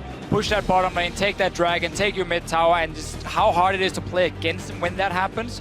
But we see the same 3 normal bans. Fiora, Darius coming in. There's a lot of these very contested picks. Fiora is the one where it would be a surprise, but because against SKT and because Marin showed up big time yesterday, it's of course not a surprise in this match. It hasn't really been banned or picked too much in other games we have seen so far. Marin had a fantastic performance though on Fiora. So do you just go with the Elise first? It seems like a solid pick to start things off with. You can build a lot of stuff around it. She fits into pretty much anything these days. I think going Elise first is very good for Bangkok Titans. Again, it will give them some of this early game power they will need. I mean, you cannot start building like a late game Juggernaut composition and expect to reach late game against SK Telecom. So Elise would be the standout. Maybe you want to go for a Kalista. The thing is, up there if you want some 80 carry pressure. All 007X is playing as big dumb tanks. Gragas, Rek'Sai, Sejuani over and over again. There is the Kalista, so I was wrong about it earlier. I didn't think she was that important, but Bangkok Titans seem to care a whole lot about this one. Well, I think Bengi will be quite happy to take that Elise, perhaps. Rek'Sai is a great champion for him as well. And Marin, are we going to get to see that deadly rumble? We haven't seen it a lot for Marin lately. There have been a lot of other picks that take priority, but maybe in a game like this, you could use it just to push ahead a little bit quicker. Sure, maybe you can try out some of these things you have been working on in practice, and you're maybe not 100% sure if you want to use it. Give it a go, see how the performance goes, and then maybe learn a few things, or just get it out of your system if you really want to play the Rumble, which is, of course, Marin's most played champion. I mean, Marin... More people are probably expecting him to play Maokai, though. Well, Marin is a champion, or, well, Marin's a champion. He's a champion now. But he's also playing a champion, such as Rumble, that's very good at early dragon control. And if SKT says, hey, you know what? We're just going to go for fast early dragons, going to get 5 stacks right away and end this thing quick. Rumble's a good pick for that. Braum, Rek'Sai, the next 2 choices for the Bangkok Titans. Yeah, BKT picking things that we're not too surprised to see from them overall. Braum definitely a great support pick when it's left open for you. And the Rek'Sai just kind of next on the list for 007X once you ban that Gragas away. Yeah, and I think it's okay to trade Elise for Rek'Sai. I think Rek'Sai is a very, very strong pick still by then getting the Kalista, as long as you can then bully your lane. And that's why I don't really like Braum too much here for Bangkok Titans. I would rather see him just all in on that bottom lane. You use the first pick on the 80 carry, give me a Thresh, give me a Kennen, something that can really dominate 2 versus 2. By the way, this is really a Faker Master Yi game. I know we saw him hover over Aurelia. Hey, they got the AP he has top played lane. that in mid, it's true. They're setting up for them, AP top lane. He played Master Yi a couple times in Korea in the summer season. He won the games with him. It could be Riven as well, it could be the Zed. Could be. Coming in, I mean, they're setting up for a physical damage healer in the mid lane. Yeah, and gonna grab that Alistar, I'd imagine, rather than the Shen support or something like that. Yep, it'll get locked in along with Bang's Vayne, which is a pretty common pick for him. Well, you mentioned speedrunning this game. They've got a whole lot of really good tower divers. Your Alistar can ignore turrets for 6 seconds. Elise can repel away. And again, you mentioned Rumble with the early game dragon control and whatnot. SKT is certainly set up for a very fast, aggressive composition, and they can always fall back on the Vayne if it gets a little bit later than 20 minutes. Lane swap it early on. Rumble doesn't require that much gold to be super effective. You have the Vayne then, who gets a lane swap lane, gets your levels under her belt. So SKT can play that style, and as well, the Bangkok Titans is not a team you would expect to do really well in lane swaps. It often something we see a lot more of when it comes to the best regions we have around the world, and especially international tournaments where really you get tested on your lane swaps. So they might have to find themselves in a situation where they don't 100% know what to do, what the next few moves are going to be, and then you get punished super hard in lane swaps. I think Maokai is a great choice for the top lane. Just pick something solid, pick something that's not going to die very easily, and the Aurelia possibly for mid lane. I don't know, man. Interesting. Mid lane Aurelia for G4. Okay, well that may make the Master Yi harder to play. There is that. Already predicting the matchup, Doa. G4's a level ahead, all right? This pick and ban phase went downhill pretty fast with the last two picks. Really, it's not a blind pick mid lane. For Bangkok Titans, you blind pick Aurelia. You also have purely physical damage outside of obviously a little bit of true damage. And yes, okay, we can count Maokai and his insane amount of AP damage. He's got good ratios. So Bangkok Titans are really gonna fight against the clock here. They have to win that early game so hard against SK Telecom, but the lane swap for them can still just happen. They don't have a wave clear either, no. Go Riven. That'd be a fun matchup. Mid lane is essentially top lane. Now it's a race who can fight more often. Yeah, I feel like G4 is like, you know what? I want to pick into a 1v1 skill matchup against Faker. I'm like, all right. I think Faker's going to be fine with that. That is one way to test yourself. The hover for the Olaf. And mid lane has become top lane. Aurelia versus Olaf up in the mid. Actually, they could swap it. Yeah, this is going to be Olaf mid. Yeah. Randomly, one day, I was sitting on Reddit. I don't know why, but I was just there. Why do any of us sit on why Reddit? do we? And suddenly this guy links a Faker highlight video where he's playing Olaf mid lane. I'm like, come on, we're never going to use that in competitive play. Yeah, not unless it's the World Championships. And now we get Olaf mid lane for Faker into the Aurelia. So strong early game for him. But it's two melee champions. Like the junglers, they really want to go towards that mid lane and say hello and see if they can impact something. SKT, again, as you mentioned earlier, might just look to lane swap the Vayne away from the Kalista and then play that game against the Bangkok Titans. I mean, the nice thing for SKT is everyone on the Bangkok Titans jumps into melee and suddenly they're just dancing on an equalizer. It's going to be a little bit rough, I think. Yeah, it's going to be a difficult one. A melee-heavy team up against Rumble, definitely a hard one to go for. Just a lot of slows, a lot of AoE crowd control on the SKT lineup overall. We talk about the mid lane matchup. There's one thing I know about Aurelia versus Olaf. At level 4, it power spikes for Aurelia. That's when she can take over the matchup. That's the moment. That's literally when you go for the all-in, and that's the one moment I think G4's got a really big attempt for. Do you have the same power spikes versus Faker? I mean, is it different? I think Faker kind of throws off the standard matchups a little bit, you know? Well, we'll see what happens, guys. We're going to get ourselves into the game, and so you at home, let us know how it's going to go. Tweet at Level Esports with the hashtag SKTWin or BKTWin. Let us know if you think the Bangkok Titans can upset the #1 Korean seed in SK Telecom T1. I mean, we've had upsets here at the World Championship, but this is the upset to end all upsets, really. This is a tough road ahead for the Thai team coming into Worlds here. I would say so, and I haven't looked up the stats, but I think it's fairly reasonable to say this is Faker's first professional game on Olaf. I don't know if I need to look it up to make that call. I know Monty's probably looking it up right now. He probably already has, like 10 minutes ago. Sareen can be happy. We're running double teleport again.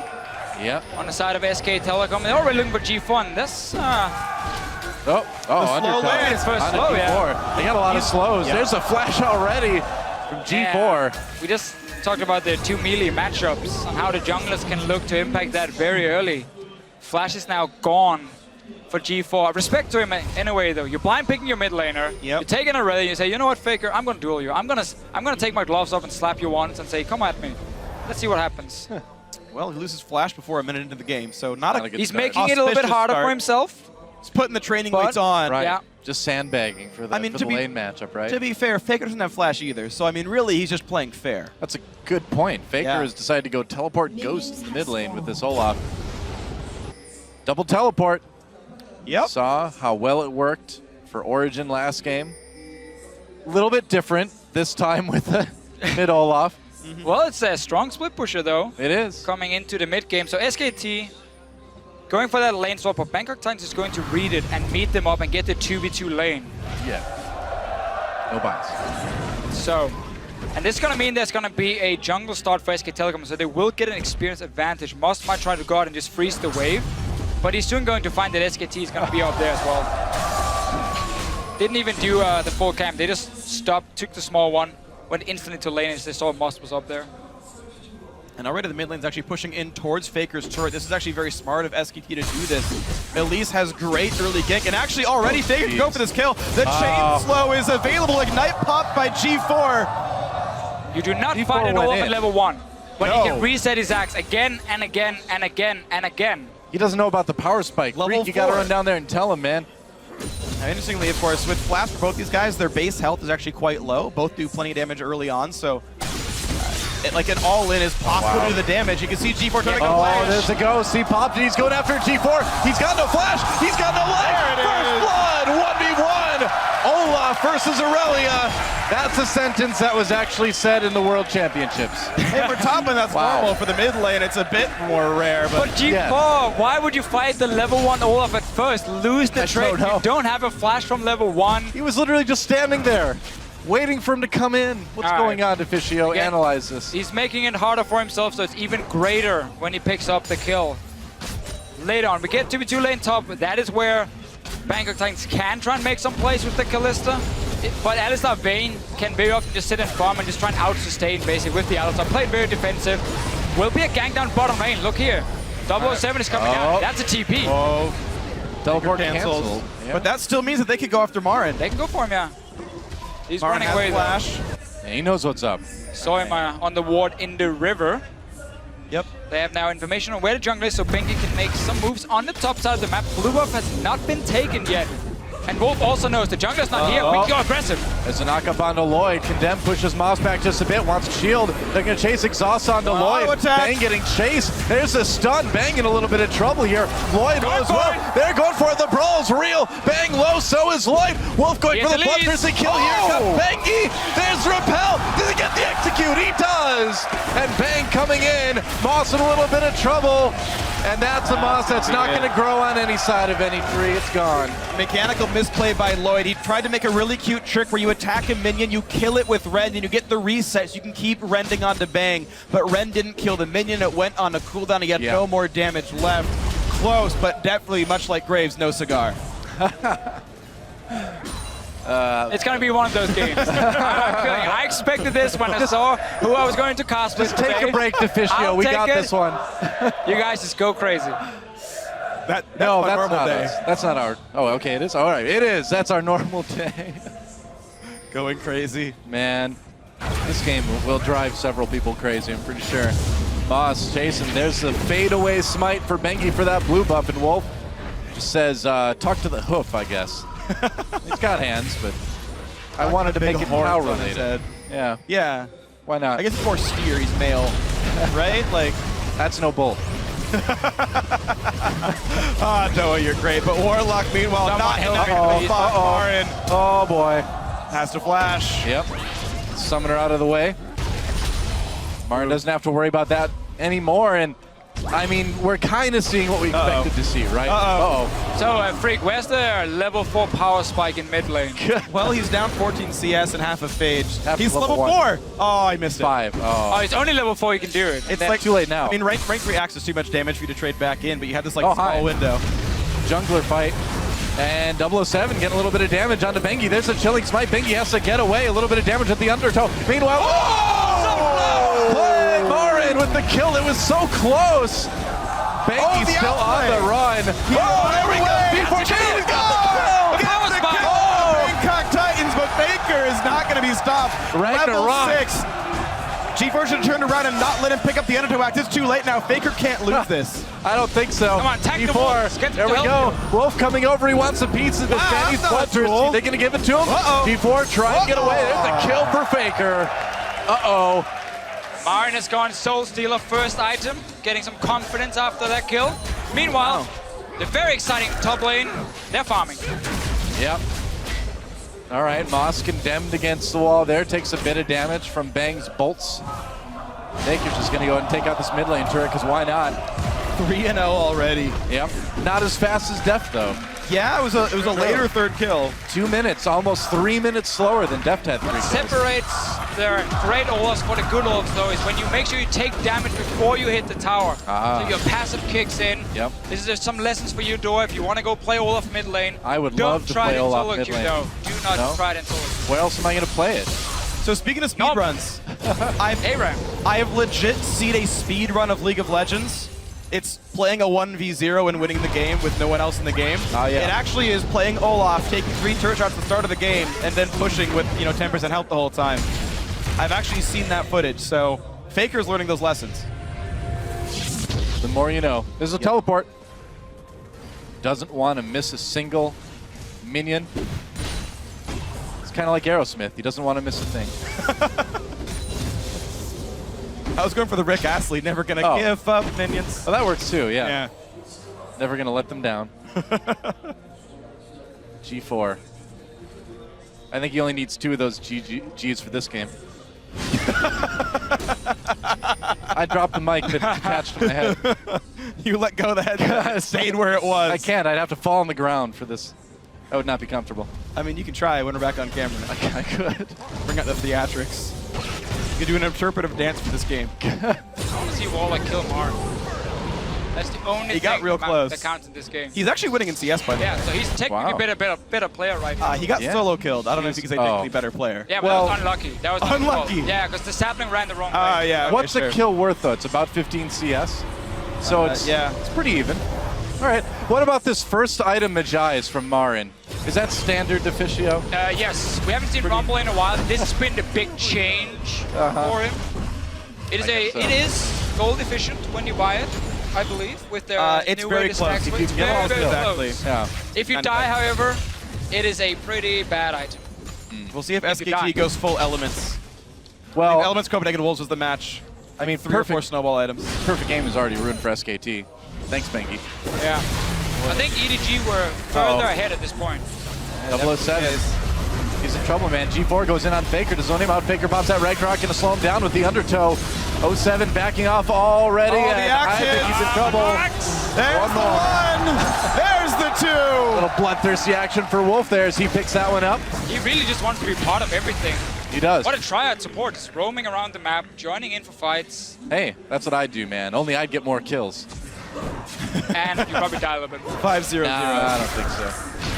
He's playing Alistar. It's impossible to die. Yeah. It's true. Well, what can you say? We're less than 10 minutes in. There's been 9 kills. I'm happy with this game. 10 kills. There's going to be 2 more here. The flash pulverized Lloyd just delivered the bang. And Ethiopia's coming through. They're going to try to take this fight around, but Gangplank got Titans. Double TP. Really with this. 2-side fight. They're going to go into there. Bengi takes out Lloyd. Moss on the run as well. Wolf could come over the wall, but 007X right there. Faker comes down to finish off Moss, it looks like. Reckless strikes. And another kill for Faker. He's 5-0-1 at 10 minutes. You know, unfortunately, he did it wrong. Moss was facing east. You're supposed to face north as Moss if you want to survive a lot longer. So. Well, he was on the south side of the map, too. Yeah, but is that below the equator? I don't know, man. This Moss stuff is like too complicated. We actually have Moss and a tree in the same team. There is some synergy, but here comes Faker. Look for the outplay, but suddenly 007 is here. One more hit. 007, he gets Faker. Wow. Danger is his middle name. He got a quantum of solace there for that kill at a time. That's right. For his mid lane. Meanwhile, SKT, did Bengi just cocoon the dragon? You can almost say it took a golden eye to hit a skill shot like that, huh? Yeah, for Faker, you only live twice, so one more death and he's out of this game. This is truly the casting apocalypse now, isn't it? Well, Dragon goes over to SK Telecom with a 6,000 gold lead at about 11:20. That Grom's like, just kill me. I don't even know what's going on in this game. I think we're getting to see the new meta pick in mid lane. Oh, yeah? Yeah. In Olaf. I mean, he's double the CS. How can you argue against that KDA? I don't know. And you know KDA means everything. Yeah, of course. Oh, pick up your axe. Faker. Somebody else is going to have to pick that up. That's so irresponsible. Yeah, you just leave them on the ground. The vendors restock them all the time. It's fine. Ooh. Moss just mad lifed that Braum Q. It meant nothing. Yeah. Well, it was something. It momentarily lowered the health bar. Yep. All right, G4 has a blue buff. So, that's scary. Oh, Moss and Lloyd just trying to do whatever they can, but they're already so far down in CS, and Faker's dang, coming Wolf down just as have well no fear. now. Uh-oh, here he comes again. Wherever this guy is in the mid Faker. lane, he really wants to be part of it. Wolf doesn't even need Lamb to hunt champions. Lloyd is stuck just under the leaving him alone. turret. Lloyd. Goodbye. Faker gets that one. No bloodthirstiness for Wolf there. Lets it go over. Lloyd kind of sounds like that friend in your group of friends that's always messing stuff up. It's like, Lloyd, you tipped over the grill. Oh, Marin caught in the mid lane, though. There's a knockup. This might be another kill for flashes BKT. away. Oh, he's not gonna... G4. Oh, he made it! There's the equalizer coming down, and 007 is taken out again. Man, this is not good for BKT. No, I take it back. They take down Faker. Oh, that's a bit of a turnaround, actually. 2 for 1, though, still in the favor of SKT. Yeah, they gotta back off, I guess, a little bit. Faker going a bit too ham, finally. I mean, he's the depth leader Never on his team. expected to hear that from you, Dora. Too ham? No, I never expected to see it either. All right, well, Marin with the sickest bait here. Oh yeah, fight. G4. So, oh, that shield came just in time. G4 is really trying so hard to get these kills, but it's just so difficult. But Warlock, on the other hand, every time he's gone in, he's been able to get something and a kill on Faker. Faker just like forgets that turrets do damage to him there. I'm worried that this game is actually gonna reduce SK Telecom's skill as a team. Well, they're playing Olaf. I mean, it can't go much lower. Well, they are playing Olaf mid, I suppose, aren't they? Yeah. That was my SKT jab. You didn't react to it. We still see the same here for Bangkok Titans as to try against EDG, though. They're not afraid to go in and really just go all in. Like, it's what they've been doing as well. Home in the GPL. It's very aggressive in the way they like to play, often around G4. He got that Relia pick, he blind picked it, and obviously hasn't made it easy for himself. Why would you blind pick Aurelia mid lane? There's so many other picks out there. Azir, Victor. It hard counters the rest of Faker's champion pool. He had to go outside the pool to win the matchup. That's why the Olaf came through. I suppose. Well, next level. Oh, turret been destroyed. Yep, just found out. Oh, Marin. Marin in a lot of trouble. I don't think he's getting out. No, Lloyd with the kill there. That's Soul Stealer. Yeah. Not paying off very well. 4 stacks at the moment. Now, under efficient. Really. That is not value. Now, SKT, in all seriousness, Faker is in a little bit of trouble. He might have to pop that ult to get away. Taking a lot of damage from the ultimate from G4. Doesn't use the ult. Doesn't need it. This is still a World Championships group stage game. You do have to play a little bit seriously. It's very sloppy right now, but it looks like it's not going to matter too much, is it? SKT is pushing it to the limit. Yeah. And like that, chasing for some of the kills, but they also know what they're doing. I mean, that trade in the middle lane we saw earlier with Faker, he knew exactly what was going on level 1, level 2, so of course he just takes the kill for it. Marin with the Soul Stealer is a different thing. It's time for revenge. The flash from Lloyd, used right away. Equalizer, where does Lloyd go? Right into a flame chunk, flame spitter, flame chunk. What the heck was that? Marin. Flame chompers. Flame. I think is what you were going for. Flame chompers, maybe. The wrong champion. Flame chunk. I guess that's a new move. Sick. I've just revealed it. It's the new Chips Ahoy flavor. That does not sound tasty. No, it doesn't. But Faker run. A bit tasty as well, though. Red buff on him, still walking away safely with the flask on. And now the engage onto the turret. 007X is going to have a pretty hard time on this one. Well, Bengi gets under the turret. Going to get taken down man. very, very low. Very sloppy start from SKT. What do you expect, though? BKT, Bangkok Titans pushing them back. 007 coming in. You know, I don't think they're going to win the speed run here. World Record's going to stay with Edward Gaming on this one. SKT dealing with the can in the front line. The turnaround. Oh no, G4! He's trying to run away, but there's one more attack. That's going to be Bang picking up the kill. 2-0-3 on him. Marin just yelled face melter. You know what I realized is that I've never really heard Super Galaxy Rumble in English before. This is the first time. Oh yeah, I used to the Korean. Right. I've never heard it before in English. Wow. Oh, it's great. We need Lissandra in the game. Yeah, well, Korean Lissandra's the best. Oh, Korean Vi and Korean Lissandra are two of the most ear-shattering champions in League of Legends. Like, I don't know why in the Korean client they made Lissandra have to, like, make some noise like she's choking to death every time she autoed. Look, she's made of ice. Do you think she breathes? How would ice sound otherwise? Not like that. Dude, I'm from Clink, Wisconsin, clink, Minnesota. clink. I know what come on, ice that sounds doesn't like. work. I mean, have you played Glacial Malphite? He's chilling. He just kind of still says, like, rock solid and stuff, right? Yeah. Ice hard. Doesn't work. Doesn't work as well. Never mind. Less, yeah. A bit less exciting of a line. Pending.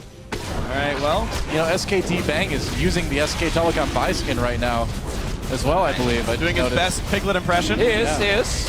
Obviously, Piglet, one of the 3 SKT members not returning to Worlds this year. Yep. Bengi and Faker are returning Season 3 champions. Maybe they'll make it Season 5 champions. Maybe.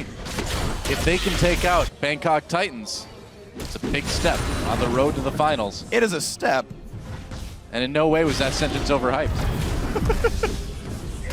Overhyped 007. like SKT. Oh! Uh-oh. Oh no, if you die, your government will disavow their knowledge of you. Be careful.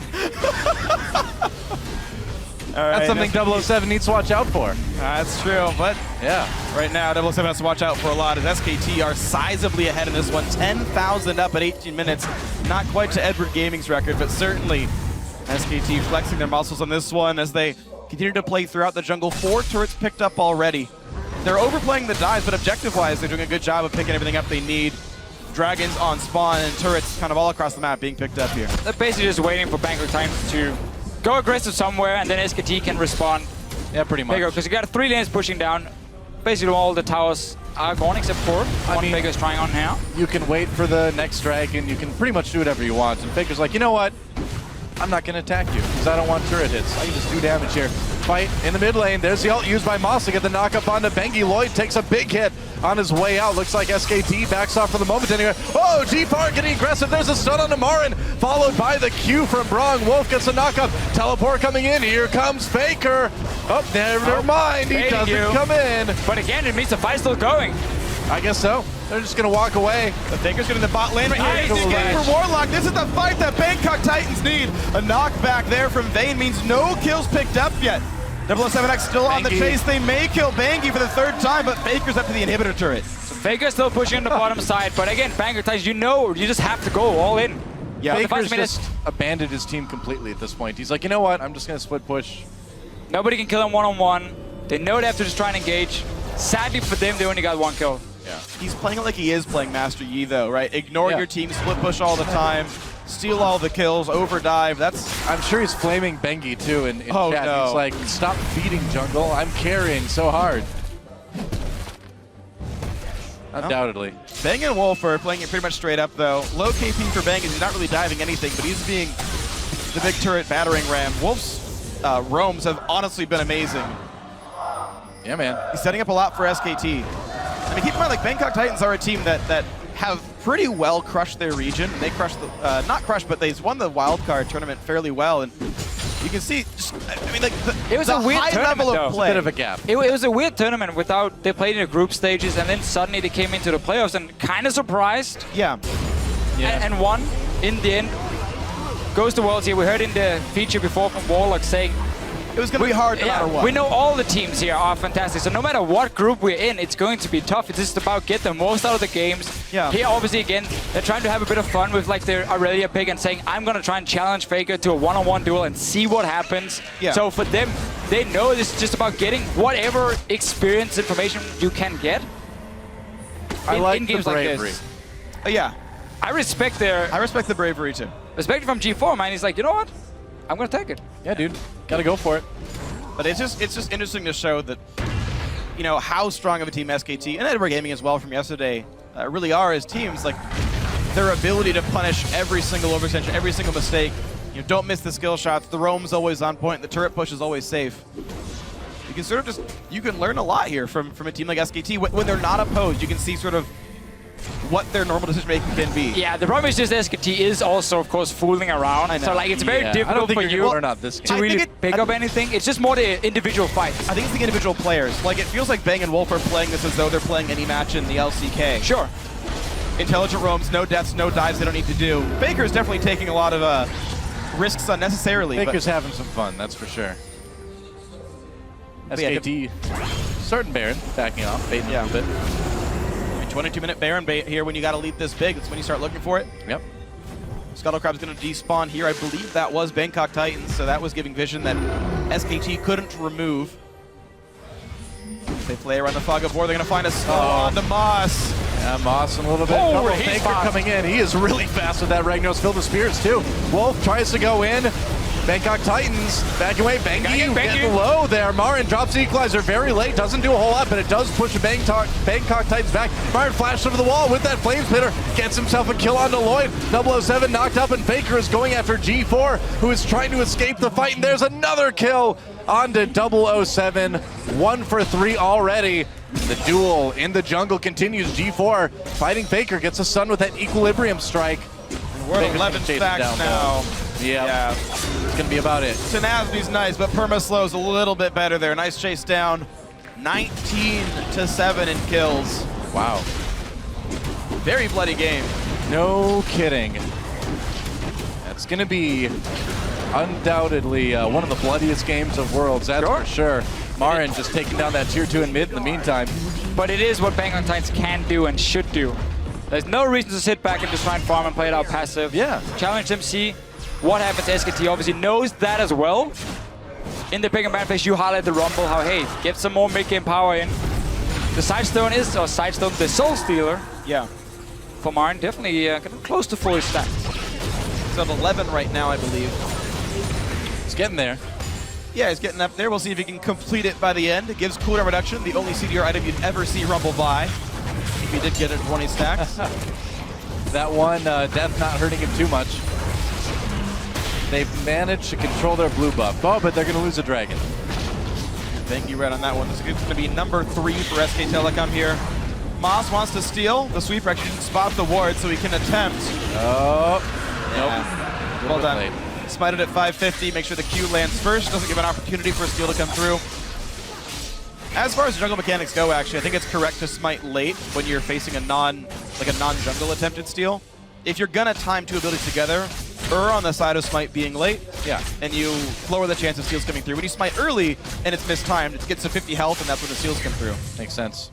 But again, when we look now at SKT, in this game, we're also in the group, because obviously EDG and H2K are the 2 other teams in the group. They're playing the next game, just after this one here. And SKT yesterday against H2K, to me, it was a game where SKT showed a lot of respect to H2K. They didn't try and go over aggressive and like go for crazy tower dives or anything. They played it fairly passive because their composition wanted to scale up.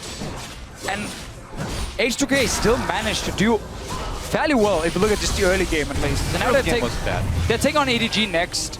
And obviously SKT is going to be looking at that game. The Bangkok Titans will be looking at the game as well. Because for them, H2K is the target.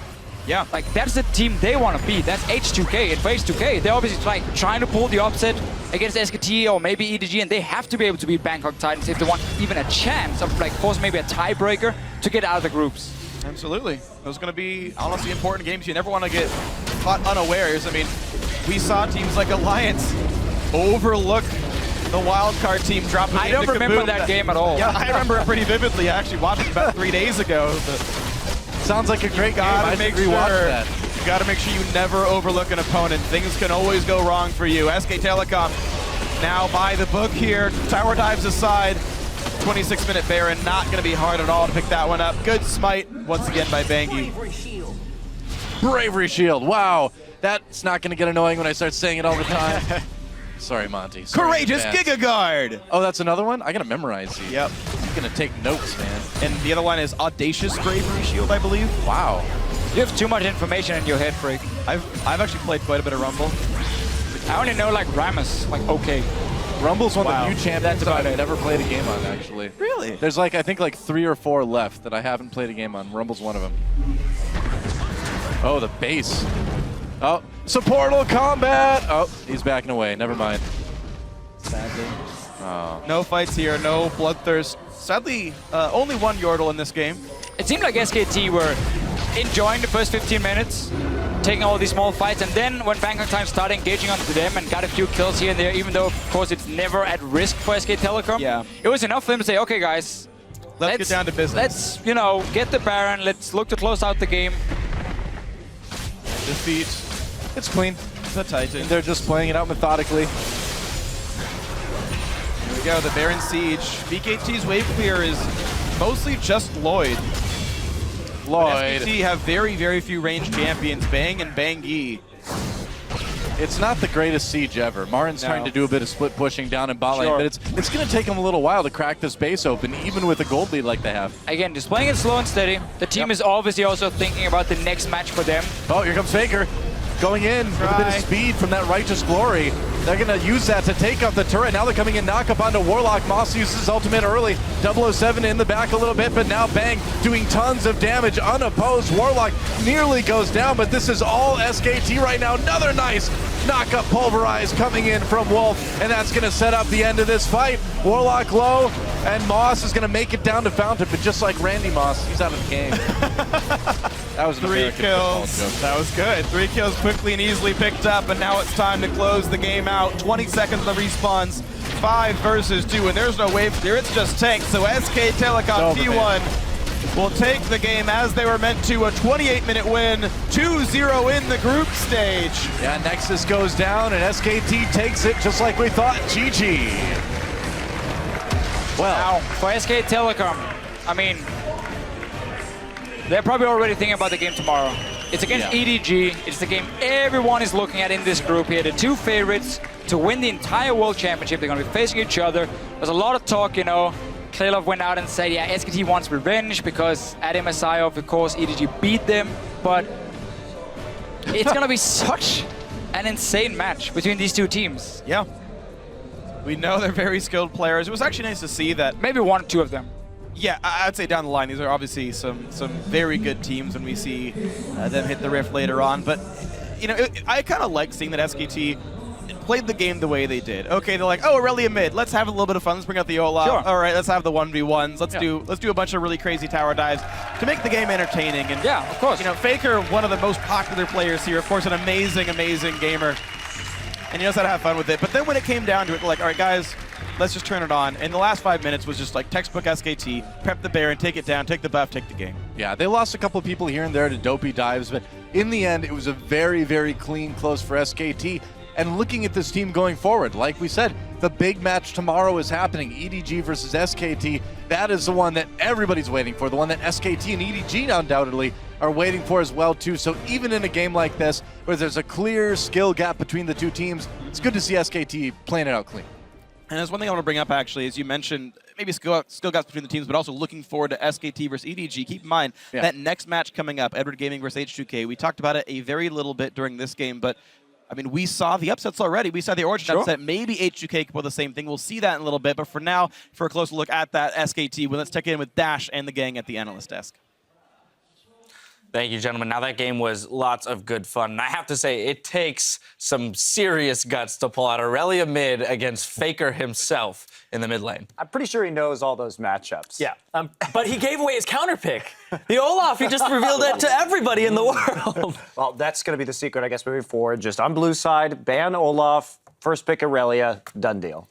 On the serious note, I would like to give Warlock some credit because I think he's been surviving just fine. Like, besides his W on the creep yesterday, I think he's doing just fine. So that's a player you might look out for in the far future. Yeah, and absolutely. And the way they approached this game was absolutely good fun. And they hit on it multiple times throughout the cast. The tenacity in which they approach the game, looking for those fights and definitely always looking to make moves and improve throughout the game. But I do want to take this opportunity to check in with you guys on Twitter and see what you want to ask the desk. First up, Juan E274 writes, what's the reason we are seeing Azir so much at Worlds, even though he's been nerfed? Azir just has one of those kits where if you're allowed to play it in a team, it's kind of similar to Thresh, that he's always going to be relevant. And even though he's the lowest win rate champion in solo queue at the moment at about 42%, just his pattern in a team environment and what you can play against it is very limited. So you're still going to see him despite the nerfs. Also, just his passive allows you to control pressure around objectives so well because you can stop their minion waves from moving forward. So it's pretty much just always a relevant pick. Yeah, I do not envy the position of our balance team when it comes to Azir. Because people will be angry about it who are Azir mains who see 42%, and he's so difficult to play right now because he's easy to gank with the movement speed reduction, and he's not as rewarding to play, but he's still so rewarding in the highest skill cap. Yeah, top of competitive play, bottom of solo queue is a tough spot to be in when you're looking at balancing. Next up, at M Kingston 782 says, do you think Mordekaiser will make an appearance, and will it have as much an effect as we expect? I'm coming to you with this one, Yamato. Well, I think Mordekaiser, once again, is a champion that has, like all the Juggernauts have this pattern of having very absurd strength, but very obvious weaknesses. I feel Mordekaiser is the type of champion that kind of changes how you have to play the game completely. That is why we kind of are not going to see it in the group stages. But as you're coming into the playoffs, I think some teams will dissect this pick. Yeah, and I think it's one of those things that in a best of 5, if you're going to take this pick, you can take that risk and not immediately lose. Best of 1's a little bit hairier. Everybody's obviously desperate to get to the quarterfinals. And he changes the game so much because he accelerates the pace. He dominates dragon control. And then once he gets that dragon, he dominates sieges. And then you snowball the game out of, crazily. But if there's a counter pick, I wouldn't chance it in a best of 1. Just go for it in a best of 5. And by virtue of being a melee champion, he completely changes the landscape of the team that he needs to have around him, which is another point towards maybe not wanting to chance it in best of 1s. Finally, our friend Black Anola asks, do you think a non-Eastern team has a chance to make it to the finals this year? Ooh. Yes. No. I like the gusto behind that. Well, shout out to Black Anola there on that one. It's like I'm hoping that my curse continues, but it's just how the groups are set up with EDG and SKT coming out of groups on one of each side. I cannot imagine a Western team beating these teams. Yeah, and I know Black Anola is a big TSM fan, and as I have previously advised him on Twitter, why not just be a fan of a good team, and then you can be happy. So, that'd be my continue.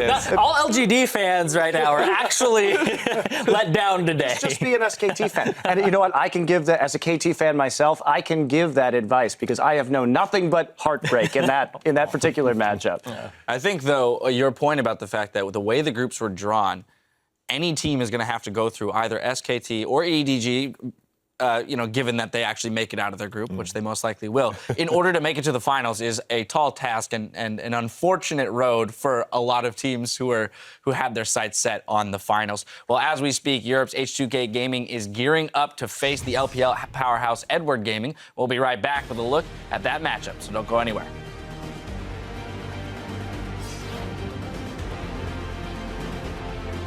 Bang low, so is Lloyd. Wolf going for the bloodthirsty kill here. Got Bangy. There's Repel. Does he get the execute? He does. A little bit of damage at the undertow. Meanwhile, Marin with the kill. It was so close. Look at the outplay, but suddenly 007 here.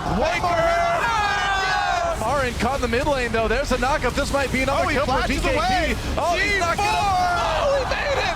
Flash over the wall with that flame spitter. Gets himself a kill onto Lloyd. 007 knocked up, and Faker is going after G4. Yeah, Nexus goes down, and SKT takes it just like we thought. GG. And welcome back to the 2015 League of Legends World Championship. I'm Julian Pastry Time Car, excited to bring you our next 3 games alongside Mitch Clipper Fortboss and Sam Covey Hartman Kensler. Should be a good one here. EDG going to come into their second game here in the group stages, and I'm very excited to see what they can do with it. I'm just excited somebody can finally pronounce my name. I tried very hard, so I'm glad we nailed that one, but we're going to set up our next game where we have another chance for an underdog to make a stand. It is Europe's H2K versus China's Edward Gaming. Straight out of the gate, Edward Gaming were playing exactly the way we've come to expect them and forced the Bangkok Titans into a quick 20-minute surrender. So this one is going to be a bit tough. You say underdog, all I see is that Europe's beating China so far in the tournament, so if history repeats itself. But yeah, getting back to the game, what I fear the most is this top lane triangle. So you have Klilov, Pawn, and Amazing J working together, and they should be able to beat Lulix, Rio, and Odolamne. On paper, that matchup is so tilted towards Edward Gaming, so that alone should be very interesting to watch. I guess on the other side as well, like, just the supports are so strong there, so there might even be a mismatch, and in general, I feel like HDK are a little bit more on the bottom lane. Yeah, having Lulix and Kasing, who notoriously have been a little bit behind in terms of synergy, matchup against Klilov and Mako, that is just not going to work out. So these are already a couple of mismatches we see, so it's very hard for us to find winning lanes, winning matchups, winning pairings all together. So yeah, EDG definitely favored over here. Well, HDK is an all-or-nothing team that relies on getting that early game advantage. They weren't able to find it against SKT, and it won't be any easier today against Edward Gaming's faster and more aggressive game. That's right. As you guys said, they are the underdogs coming into this one. To survive the EDG onslaught, it's going to be important for them to start out with a good jungle start for Lulex. You guys keep mentioning him. You know, against SKT, Bangy really just well. came in, he bullied him out from the very beginning of Almost the game. too easy. Didn't even need his laners to collapse to come bully Lulex out. Wasn't able to even drop any defensive wards, so that's where it really went wrong very early for them. Also, H2K are going to have to watch out for the early dragon fights. We saw, you know, they were even able to claw their way sort of back into the game, and yet at that dragon fight, they kind of chased a little bit too much tunnel vision for them, and they got pretty far behind in the mid game. I mean, it is so easy to get just overly excited when you are the underdog, when you're pitched to really lose that game and you somehow get a bit of a lead or you're winning a fight. You think, oh my God, we're doing it. It's going to happen, and then you chase too far, and then you get Speaking of Lulex, he was the one with the good Gragas play, you know, and he ulted Faker back into the team fight, and that's what, you know, got their blood boiling, got them pumped up and wanting to chase, but a little bit too far. Yeah, it was a bit, but before we hit the rift, I'm going to check out our stars. We'll start on the European LCS H2K's side. In the top lane, it is Odoamne. In the jungle, it is Lulex. In the mid, it is Ryu, AD carry Hyun, and support Kasing, and of course, Coach Broly. Yeah, I wonder if they will actually give him Zed this time around. Probably he wasn't able to let Ryu lock it in before. But that's going to be it for H2K. For the LPL's Edward Gaming, it's going to be up top, Amazing J. In the jungle, Clear Love. Mid Pawn, AD carry Deft, and of course support Mako. Coach Aaron is going to be on stage with them as well. Yeah, there's just so much experience in that roster, both coaching staff and players. Like, they've been on this stage before. Even if H2K managed to get somewhat of a lead, an upset in the early game, these guys are resilient enough. They've played so many games over in the LPL, so not many things phase EDG. Yeah, Aaron's got to be one of the most successful coaches in League of Legends of all time. Absolutely, and I think the nice thing about this matchup is no matter what, EDG do like to punish you early. They can play different styles, but they prefer being proactive. And H2K, we already know, they're really coming out of the gate swinging team. So we could have a very fun, very chaotic game, especially in the early stages. Yeah, I'm quite excited to see if H2K can keep pace up in the early game, because they have had, you know, strong showings in the early game. You know, throughout the European LCS, you guys talked about their lane swap a lot in the early stages, you know, in spring and something like that. Yeah, so H2K have gone through different phases. Some part of the season where they were incredibly strong, 0 to 10, so they just had really good laning phases, but obviously to do that against a team of EDG's caliber, relying on that strength, probably not the best strategy, but they were also just really good at the start of summer, especially in lane swaps, in the Western style lane swap, which is actually one of the more successful lane swap styles so far in the early stages of the tournament. However, they didn't have a plan B, so whenever one of their scripted moves kind of just fell flat and people started defending against very often these dives that Odoamne came down for, then H2K was kind of lost, and we could see that in their play, just not very, together, not in synergy. Well, we are in a champ slate now for this game. H2K over on the blue side, EDG on the red. Twisted Fate going to be banned away from Pawn, and Gangplank continues his very bannable status in this particular tournament. Yeah, as we mentioned yesterday, Twisted Fate is one of the main champions that Edward Gaming have used to just steamroll in the past when they do get an early lead and Pawn just all over the map. So again, that's going to be banned away from them. Yeah, that Twisted Fate ban seems to be only targeted at Pawn in this tournament, so a very player-specific ban rather than a lot of what we see is like what we call meta bans, like Gangplank being banned out, Elise being banned out. You can see that for any team. Pawn TF, different case. What was even more impressive was that yesterday it was banned against them from the red side, so they didn't even want to try and counter it and, you know, let them pick it early on the blue side and then go for something that could pressure him. But this time around, Probably's taking the helm. Yep, gonna make sure that's banned out there. Elise also banned by H2K, and Lee Sin the response from Edward Gaming. So some of these top tier junglers actually getting taken out now. Immediately springing to mind is again the Gragas that Lulex used yesterday. I think that H2K will probably prioritize that fairly heavily. Elise and Lee Sin being off the board are the top two super early game junglers. And Lulu, most notably, actually gets open. Mordekaiser been 100% banned still, I believe, and Thresh's Edward Gaming's final ban. Lulu's been perma-ban status so long that it feels like some of these teams may just not even have the Lulu strategy on point, and then the enemy team is using that to bait them into early picking and hoping that their strategy isn't that well executed, and then they can get more OP picks in return. Let's see if H2K fall for this trap, or if they actually just get Lulu and win. Yeah, so, well, Lulu is up, and then there is also the option of getting one of those Juggernauts in the top lane. So you don't want to just have the Lulu plus 80 carry. Darius up in the top lane's another great Lulu target for a lot of the buffs that she'll give up. So EDG not going to let them have that combo, it looks like, hovering over the Darius already. They want to split it up. Yeah, it looks like Clearlove's looking at Rek'Sai here. Obviously, that pick goes up in value if Elise and Lee Sin are banned, and Clearlove obviously fantastic Rek'Sai player. He's got so many games on Rek'Sai. Yeah, I think it's probably his best champion. So, I mean, maybe going to trade Rek'Sai for Gragas here, but Lulu was, of course, the first pick for H2K. Edward Gaming just deciding what they want to do with their next few picks. Lots of flexibility. They'll lock in Rek'Sai and Darius once again for Amazing J. And here we see EDG wanting almost 3 picks and only having 2 slots available to them, so they have to let the Braum go. Or the Braum could be an elaborate hover bait, but I doubt it. I think Braum is definitely pick worthy on the first rotation on purple, but so is Darius, so is Rek'Sai. So many choices open here in this champ select. Yeah, the Unbreakable just provides so much value when you are facing a Lulu buffed AD carry to buy that amount of time in a team fight where you can block out so much range damage. Yeah, we saw yesterday Unbreakable can just instantly deny Lulu's Q to the wave clear, and suddenly that tower that was not open for siege suddenly is available to be taken down by merit of the support player. And remember, they banned Kasing's Thresh here as well. He's a very proficient Thresh player, so Mako can have fewer options depending on what H2K wants to go for here in the draft. See a lot of different hovers. Lulax really flipping through the champions. Does settle on Gragas and Braum. Yeah, I think it's pretty funny actually. Both the junglers were kind of planning on those two anyway, and they just missed paths anyway. Ended up with what they wanted. HBK haven't really given away too much information yet in this draft. Lulu first pick is expected by Edward Gaming, and then a generic tank jungler plus a Braum support. This is a very, patch meta draft so far. Yeah, I mean, you know, they are saving the solo lane picks here for H2K, but top lane's already been shown for Edward, and I do not expect Edward to early pick their mid lane, even though they are hovering over Yasuo right now. I would expect them to do the bottom lane double lock in and just save pawn for the counter pick. You don't want to give away your mid lane counter pick for free. No, I like that they're at least, maybe showing something. Hey, this is a threat that we can bring out. Kalista was also left open. That's a hover now for EDG, and Deft and Imp actually, both from the LPL, been very proficient on that champion. Kalista Cannon is one of the more brutal lanes in bot lane. Not only is Kalista just so good at trading, having a range support with that, any range support with some CC like Cannon or even Annie in this case. Holds true. Holds true. You just keep talking until they walks up again.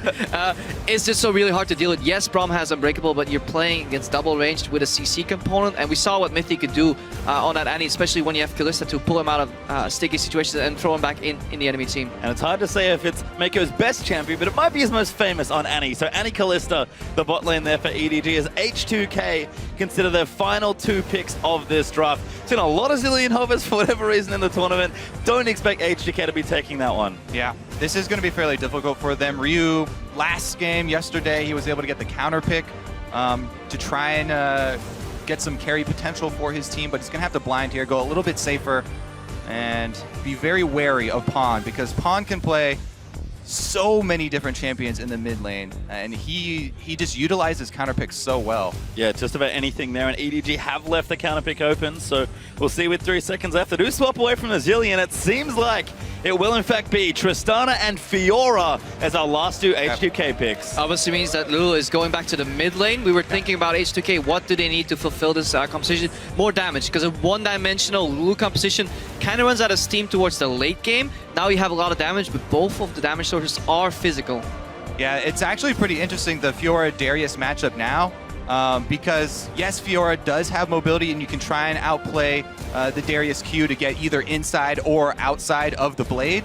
But with the reduced base stats for Fiora, just the toe-to-toe combat gets even more difficult. If you go straight into Darius and try and get inside the axe, he still stacks up bleeds on you, and he could just overpower you that way. The biggest advantage in that matchup is that Darius' Q is incredibly telegraphed, so it should be an easy riposte for Fiora. However, then you're standing still, your defensive tool has been used, and we've actually seen that being used to be baiting. So you riposte the Q from Darius, and then the jungler comes in and kills you, so yeah, very I definitely weird. think this is a pretty heavy skill matchup. Certainly indeed, but Pawn has picked a very famous champion for himself with Super Saiyan in a quarterfinal to carry his team all the way through to a eventual win. It is Pawn's Kassadin. Very low on wave clear though here on EDG. That's why we see a lot of these teams that come out swinging, confident that they're gonna win, but they don't take in the into effect the possibility that it could actually get behind in the early game, and then suddenly without wave clear, things get rough. Exactly. The wave clear has been a really big problem with teams that have been trying to get their hands on Juggernauts really early. So your top lane, you know, is going to be a Juggernaut, isn't going to be able to help much with that. So if these teams get behind, then they start to bleed turrets very early, and the global gold that your opponent's going to acquire can sometimes be enough to, overpower you in that mid game. H2K here, running up that composition, they do have the tools to deal with a lot of the threats from EDG. They can kite the Darius, they can stun lock the Kassadin. One of the issues with Kassadin is he jumps in, then he has the mobility to go out. Braum passive being able to be applied on multiple members of the EDG lineup could be crucial for H2K to potentially challenge EDG in this game. Also, this bottom lane can be explosive. Like, this is a very, very dangerous bottom lane for whichever team gets the early pressure. From either jungler or from top lane teleports, any sort of influence on bottom lane is going to result in a blood. Even just 2v2, I love aggressive jumps from a Tristana or a Braum in this matchup once any cooldowns are down. You know, Annie or Kalista, use a Q, use a Rend wrong. It's just an aggressive jump because Braum can jump after block Unbreakable, and suddenly this matchup is just so different. Well, as we get into the game, tweet at LOL Esports and let us know who you think is going to rise in groups. We've given you some of our thoughts, but use the hashtag H2K win or EDG win, and we'll see who you think has the edge in this particular matchup. Going to be tough. EDG likely coming at least somewhat favored, but H2K, a team that can certainly bring it. And if they're going to bring it, it's going to be nice and bloody in the early game. Definitely agree. That, especially that bottom lane matchup that you're talking to. So let's jump on the rip and see about this early game. Will we get some deep wards scouting for any sort of lane swap, or will we actually get to see the 2 versus 2 even matchups? H2K up on the top side of the map here. And we've seen, I think, a big importance on lane swap series. Never mind the lane swap. Straight forward. We have a big invade. 5v5. Is this going to happen? No vision here. They might get clear. Actually got spotted at him. Huge shot there onto Lulix. Amazing J though. Gets absolutely mashed by all the damage. Clear up. Going to get a knock up on the Cassine. They're going to keep running his depth. He's hopping. He doesn't have that much damage, but he's going to try. Flashes burn. First blood to Mako. Ryu now. He's in trouble. That's going to force the flash out as well. Hyanin going to keep moving in, and Pawn does get slowed. They are going to still run Pawn. He flashes with the E. Ryu barely lives as Hyanin now caught out in the top left there of the map. Ryu is going to keep going. Clear up. Flashes for it. He wants the last kill. Amazing J not in range, and it's just one. Pretty much everybody blowing their flash on both sides except for Lulix. There's only one flash. Hyanin flash. Okay, Hyanin. But man, usually when you're talking about level 1s, you're so scared of the team with Braum, because if you catch somebody out, the chase potential with Braum is ridiculous. But Annie starting Incinerate, charging up the stun from the fountain and getting there in time. AoE stun. AoE knockup from Rek'Sai, because Braum passive is really good. If Yarn's E actually exploded on the entire team, that is a massive amount of damage. This was so incredibly close to being multiple kills on actually either side, but EDG, bloodthirsty support. Doa would be proud. Mako picks up the kill. Okay, so the silver lining there for H2K is that they do get back to lane first, and they can quickly shove it. Misses only one melee minion there. And after that, we kind of expected a lane swap. Instead, got a full-on 5v5. We actually do have standard lanes, but just flip them around here. No, we're swapping. Yeah, H2K, because they got there first, shoved the lane very quickly, and they're going to piece out. No flash on Pawn. Oh, Pawn could be in trouble. Does get tagged. Ryu going to keep moving in. There's one more. Does get the stun, but it's not enough to pick up a kill. Yeah, and honestly, this Kassadin in lane in the early stages is just trying to hold the zone here. So, you know, any chunk of health that you do take off of him could result in extra tower pressure from the mid lane. And if you look at the top lane right now, both EDG members kind of backing off, and this is why we see Odoamne going for early teleport. Only gets 2 creeps, though. Could have done that a little bit earlier. Amazing J was very low on a Darius from the double jungling so far, so slightly propelled forward. Tempo advantage usually here for H2K. All right, going to use the teleport to the minion just to deny some CS. Exactly. Try and zone off Odoamne there. Amazing J getting in place. Remember that they do have double teleports, EDG. They do have Pawn on Kassadin with one as well, so side lanes still have to be worried. Yeah, we were talking about how brutal that matchup is, Kalista and Annie, and we see H2K thinking about swapping again here. We immediately pushed in the wave with Tristana and Braum. They based, but I think they want to give the illusion that they're counter swapping right now and then walking back to the bot lane. So some mind games going on here. Certainly are, as Clearlove does leave his red buff. You can see things have quietened down a bit after the initial 5v5 fight. Just the first blood there. Actually going to Mako, who's got a quick Ruby Crystal, likely for a fast sight soon. Yeah, this is actually fairly scary for H2K here. With EDG getting out to an early lead and having the double teleport, there's so much pressure they can put on the map. Kassadin is the champion. The reason you take teleport on him is for the early teleports to the side lanes where you can pick up kills and start to snowball really early. So we see EDG, their Kalista any lane try and shove in, then the pawn teleport comes in and they try and snowball that early game. Clearlove actually looking for a gank in mid. He knows that Ryu's flash isn't back, although he does have that ignite. But Pawn, little low on mana, gonna get aggressive. Nice trade though from Ryu in the mid lane.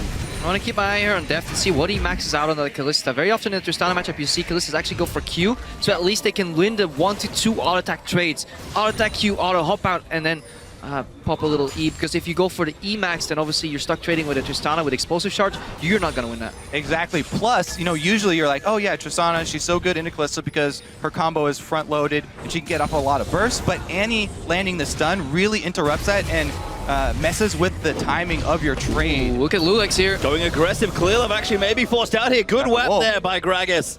But the Wolf helping out just a little. Clearlove gets away safely. I mean, fraction of a second later means Lulex picks up that Wolf, chunks out Clearlove, and suddenly he is the one doing to Clearlove what Bengi did to him yesterday. So close. He did get some deep vision down there, dropping the pink ward as well, and that's in a fairly rare spot to check, so that'll probably last a long time. Up in the top, though, trade going down. Yeah, real aggressive. Nice riposte from Odo Amne, blocking that Q damage, I believe. And that's what we're going to be seeing a lot in this matchup. Amazing J, obviously, once he starts casting that Q, it's going to come out, I think, 0.75 seconds later, and then obviously you can easily riposte that. But still got to do it. Odo Amne deny some damage there. Yeah, trying to do something there on the top side. Amazing J not too far behind his Pawn. Going to clean out these waves. Trying to look, you know, get his farm. Got his fast. Looks like he's run out of charges though, but he'll just clean up minions under tower as they shove towards him. Oh, the Raptor buff going to proc just as the ward is dying. Heartbreaking there for junglers. I know that feel, Lulex. He's had the small misses that just put you on tilt as a jungler. Just barely not getting the wolf on the invade. And then that as well. These small things add up, Crepo. The collective sound of all the junglers in the crowd crying. No ignite here on Pawn. Luckily for Rio, that's the flash. Yeah, nice aggression there from Pawn, but couldn't quite finish it. Little low on mana, but starting to turn the matchup a bit. This is actually huge. For Pawn on Kassadin to be able to turn this lane and gain control of mid lane. Now he's level 6 also. He does have the teleport that we mentioned. This is so much pressure for EDG. And now Clearlove actually trying to invade. Lulex was sick of him in his jungle. Will go for the Grumpy. Should be able to smite this away. Are we going to have a battle? No, Lulex just completely backs off Pawn. Still too much of a threat. Yeah, his turret is at just as much health as Ryu's is. He's leading in CS as Kassadin. He's buying the early blasting wand as well. Things are looking very good for Pawn and the rest of EDG. Yeah, you really want to punish that Kassadin levels 1 through 5 and then use the advantage either to kill him in lane or use the fact that Lou is constantly pushing him to chip away at the tower, make a roam happen, but H2K didn't manage to do anything of all that sorts. Now Pawn is comfortably ahead in that matchup. Took a look at Deft as well. He is, in fact, maxing E because the laning phase is just going so unchallenged. So for objectives later, long out team fights, definitely in Deft's advantage. And all that's actually led EDG to a nice little 1,000 gold up here at about 7.5 minutes in, so nothing massive at all as Mako is going to clear out that deep pink ward. Mako very vigilant when it comes to cleaning out vision and also placing vision for his team. Oh, look at Hjarnan as well. He had the base picked up an early Avarice, even though he's on 51 CS, which is almost a BF sword mark, because he had a couple early bases for a longsword, some potions. Couldn't find himself some gold enough for a BF sword. Didn't want to get the pickaxe, so he's stuck on an Avarice. He is very far down in damage if it comes to a 2v2 skirmish. Meanwhile, Mako's getting a lot of work done here.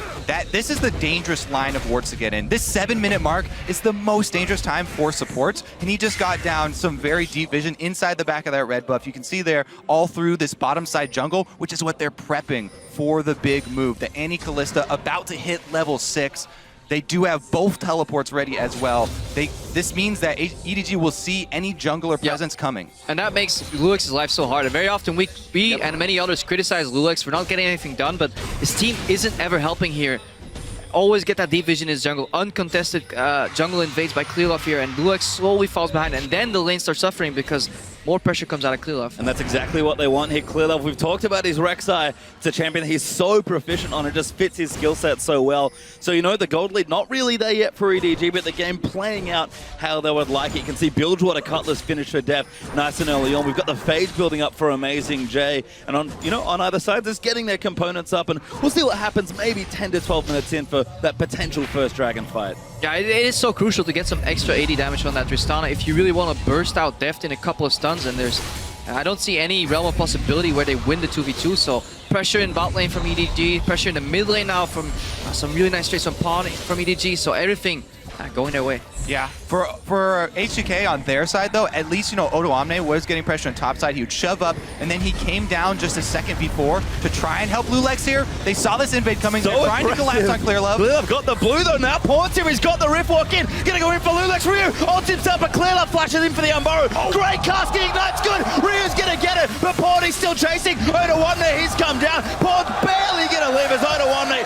challenges him and wins. Now Amazing J gonna chase himself down. And the ultimate there from Odoamne, fully healed Ryu. He's coming in to back him up. Amazing J riposte through. The slows there as well, just on the edge. Ryu's gonna go for it. Odoamne claims the kill. The #1 point we said for H2K, protecting Lulex's jungle. They did it here. The early collapse there. Odoamne shoving the lane, having priority in top side, and they're able to make Clearlove pay for coming in and stealing that blue. And Pawn really wanted that kill. He left Clearlove alone. Ryu managed to kill him. Then Pawn comes back in, gets hexed, and that gives enough time for Odoamne to come in. So greedy player by EDG finally punished, and a good collapse from H2K. That's what we want to see more of in this game. Yeah, great response, and too aggressive by Clearlove. I didn't think he was going to go straight for the Unburrow. That's exactly what happened, and paid the price for trying to steal that blue. Back in the bottom lane, though, as we calm things down. Deft and Maker still farming away. Deft actually building a nice CS lead, 20 up so far over Kianan. Yeah, it was definitely touch and go there for a while with Pawn coming in on the Kassadin. Pretty big impact, but man, the healing on the Grand Challenge definitely underestimated.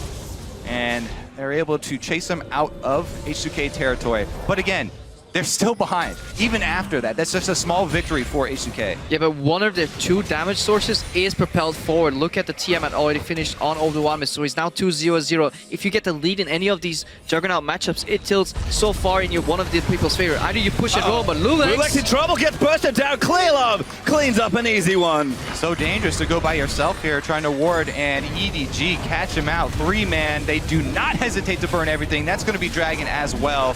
So very quickly after the single win there from H2K, and EDG strike back. Oh, now Pawn actually chasing out Ryu. Not quite enough to finish it, but going to pressure him away as EDG do take Dragon #1. And that's just so sloppy. You have double pink wards. You don't need to get that green ward ahead of it unless you actually spot people. Early move from Lulex, and that is something we see very often, even in Europe from H2K, is that they ward on their own. They may be in the vicinity of each other, whether it's Lulex and Kasing, but they don't really synergize well. They don't back each other up, and that's exactly what you need. Now we see Odoamne. Nice play, does pop the ulti. Amazing J going to pull him in for it. Odoamne, can he outplay the dunk? It's good! Riposte it and manages to live. Clutch riposte right there from Odoamne, and yet he still has to leave because Rek'Sai could easily come. Oh wow, he actually canceled his recall. He's looking to shove another wave here with the Tiamat. But I think luckily for him, you know, Clearlove's not around. Not just yet, as Odoamne might finish that one off, but I think we can start to see the matchup. You know, it's very back and forth. Amazing J's played it once before and did pick up a win, but you can start to see where Fiora can get an edge in that particular 1v1. Oh, and poor Kianan, so he based first, picked up the Avarice because he couldn't afford the BF sword and he didn't want the pickaxe. Picked up the pickaxe anyways. It's going downhill in that bot lane. Well, top lane could be very interesting. EDG saw Lulex sink into that bush. Good vision there. You can see a little bit of movement from the Tremor Sense. Clearlove wants to be the one to come in second, I believe. He's going to spot Lulex here. And they're all back away. Yeah, I think they were thinking about setting up a trap there with the Pawn teleport, but Ryu is putting a lot of pressure on mid lane, shoving him into the turret with the quick wave clear. Clearlove is here in mid, but just going to find a pink ward instead. Ryu looking good, building in towards that. Athene's Rod of Ages on the way for Pawn. Both those mid laners should have the major items completed relatively quickly. It's Amazing J. Think he knows what's up, but I don't know if he can stop this potential dive. Seeing a very extended laning phase here so far, not much cross-map moving, not too many roams, and I think that's a style we see very often in the LPL, but that's also a style H2K like playing. They're very accustomed to that, especially in the later parts of the season. They stepped away from that very lane swap focused meta where they focused on the 10 to 20 and they just did the 0 to 10, 0 to 15. So overall, they can still come back from that deficit, especially if we can get to some more item spikes here. Some rough points due to the early game. And pace of the game, not really going maybe as chaotic as we expected. It started with that big 5v5 at level 1, but it's just been some solid landing, some good ganks and invades by both sides here. And actually in bottom lane, HUK going to get the first turret of this game. They will take bot tower. Clearlove is not nearly enough to defend that.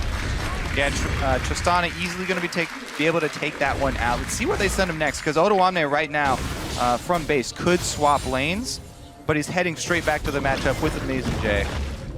Yeah, Pawn has an advantage in items, but it does take time for that Rod of Ages to scale up, and then compared to the Athene's immediate power spike on Lulu in mid lane, gets some magic resistance, so the poke from Palm doesn't really hurt. He can consistently clear mid lane first, so he always has the first step in that mid lane.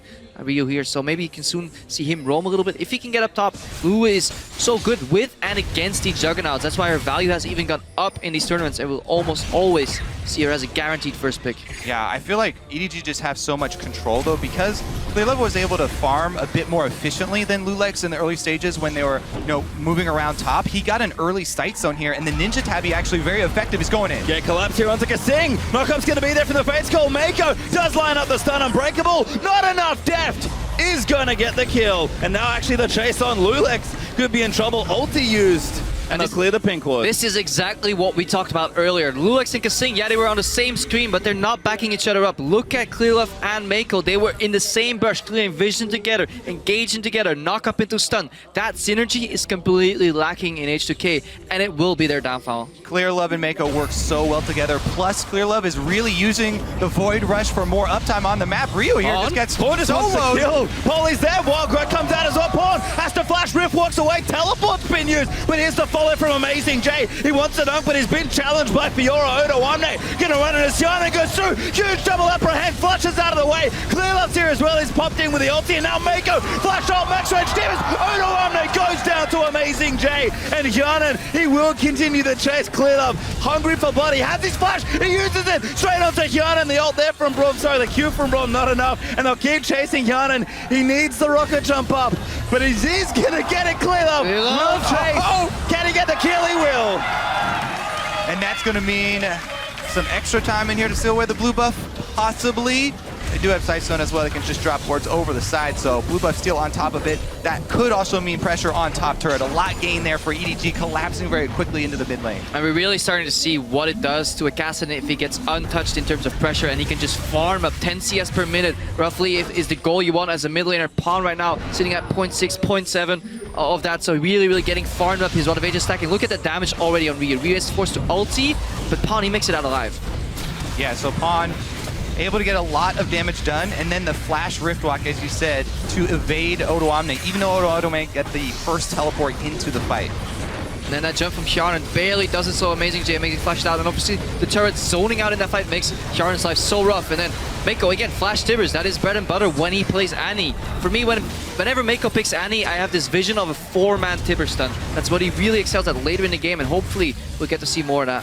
Yeah, Clearlove able to get right in there and get the knockup as on Arnin to stop him as well. And as you know, he ends with a death. So close for Tristana to get away, but a very aggressive and a trademark aggressive flash from Clearlove to secure it. Bottom tower did go down as well, so EDG do pick up a tower. H2K though, still ahead in that metric, 2-1 in towers. 1 up in EDG for Dragons. This one's back alive, so they might be able to get it, and still up in gold for Edward Gaming. Yeah, they should be able to secure this fairly easily. Deft on Kalista, so far ahead. You kept on checking in with the build there from Yarnin. A traditional, Infinity Edge Rush AD carry being behind versus the Kalista is just so frustrating for H2K right now. Tibbers is down. Lulex is in trouble. Does die to Pawn. Now going to keep running. No, do they want the dive? The stun does not hit EDG. Just going to shove mid instead. And this complete map control in terms of vision and pressure is really making H2K break apart, really. They're trying to move out, but every time they move even near the river, Mako and Clearlove are already in unison. This tower looks to fall now as EDG just going to shove some spears into it. H2K doing a nice job defending. Clearlove does back away from it all. We've got the top laners have pulled down as well. As you can see, even with the lead, it's still fairly difficult for them to take turrets. Ryu on the Lulu does have a very good wave clear when backed up by Tristana, even with Tristana having no items. And I wonder when EDG is actually going to start playing this game as a 1-3-1. They have a double teleport on their mid laner and a top laner. Both their top laner and their mid laner are really good in 1v1 scenarios. It's impossible to solo kill a Kassadin because he only fights if he wants to. And he can pressure you in that side lane with the mobility, with the teleport. It's going to be incredibly hard for H2K, whose composition relies around grouping so much, to get out of that split push. Yeah, the one strength for H2K has been Odoana in the top lane on the Fiora. He's been their point of power. That's the only reason that their top lane outer turret is still standing. You can see the items, honestly, for both sides starting to come out. We've got the Hydro down for Odoamne, but the Black Cleaver there. I think we're just going to have a fight. Odoamne does pop the ulti, but Clearlove is here. They are going to come in, but I don't know if it's enough. He'll get pulled back in. The teleport from Pawn, amazing day. Already too low. Heal does go up. He hits the vitals, but he does die as Odoamne dashes back in. There'll be a trade. There are now Ryu caught out in the top side. Kasing trying to make it happen. Lulex here, but Mako and Def already up. Collapsing so well are EDG as they'll keep running through. Bates called down. Double tip is stunned. Def gets the neck till Clearlove finds a knock-up. Yarnan coming in, but he doesn't have enough damage. They'll keep diving straight through. Great buster shot from Yarnan to save it, but Def hopping man around the turrets, and they're still going. EDG, they want the last. They will not get it. Def hops out the tower. Oh my God. Me and Crepo both hands on our heads after that skirmish from the bottom lane of EDG. What a great play. But where was Yarn? That entire fight was 5v4 until Yarn joined them on their tower. Fantastic buster shot. You would think Def would die, but then Def just hops out, uses Lulex as an escape. That's what Lulex has deterred to right now. Being used as a vessel to get out of that tower range. Def still 0 deaths here, and he's getting ready to carry these. Plus the timing on that counter engage from Deft and Mako, where he uses the Kalista ultimate right into All right, we'll take a look at it here, because Odoamne does do a good job chunking down the vitals. He's going to actually proc the healing, and that's almost enough because Ryu made the first roam, but again, teleport from Pawn, he's there as well. Yeah, if he could have just killed Amazing J immediately, use that Q on Pawn, maybe the fight could get different. But look at your minimap. Deft and Mako are already zoning Yarn, so he's taking the long route around, and then look at him, throw in your Tibbers, your Annie, then throw the Tibbers, Ryu gets stunned, so beautiful 1-2 combo every time by EDG here. Then everybody thinks Deft is dead here with that knockback, but he goes with the heal, barely gets out of range of Lulex and secures another one. And again, classic Deft popping the summoner spells just when he needs them with that heal as EDG starts a rocket ahead as far as gold goes. Now 5,000 gold up in this particular game. We've talked about the items from H2K. They've got at least one major item on most of their players, but EDG have at least 2. Yeah, Deft right now, he's got the Runon's plus Blade of the Ruin King Power Spike on Kalista combo, even upgraded boots, whereas it's just the Infinity Edge for Yarnan. And then Avarice with 400 gold. Okay, there, your Avarice that you've kept your eye on all game. I hate that item, personally. I think it just delays the builds way too often, and you're better off just getting early power, especially in a non-BF versus BF matchup. BF pickaxe into Cutlass can actually be the breaking point of this matchup. H2K didn't manage to read it. Props to Deft and Mako though for playing around. Their synergy has been on point, so much synergy pairing within that team. Deft and Mako, Clearlove and Mako, top side of the map. Everybody works as a team, as opposed to H2K, very fractured. Right, and the plan going forward for EDG, since we mentioned, their weakness in taking the turrets in straight up sieges, since all the outer turrets are down right now, it's just about Operation Ward Line. Can they get them deep inside the red jungle, prepare for this dragon? They've got 1 minute and 30 seconds ahead. They can allow the split push with that vision as well. It's a 2-for-1, so they can pressure mid lane and bottom lane. They're doing it exactly right now. Very deep vision. And they're looking to draw H2K out into the map. Yeah, exactly what we talked about. Look at Pawn here in the bottom lane, just starting to push. He's so strong, and Clearlove even ready with the ulti, or just there right now in case he needs him. And he's going to go a bit aggressive, but Pawn more than happy to fight.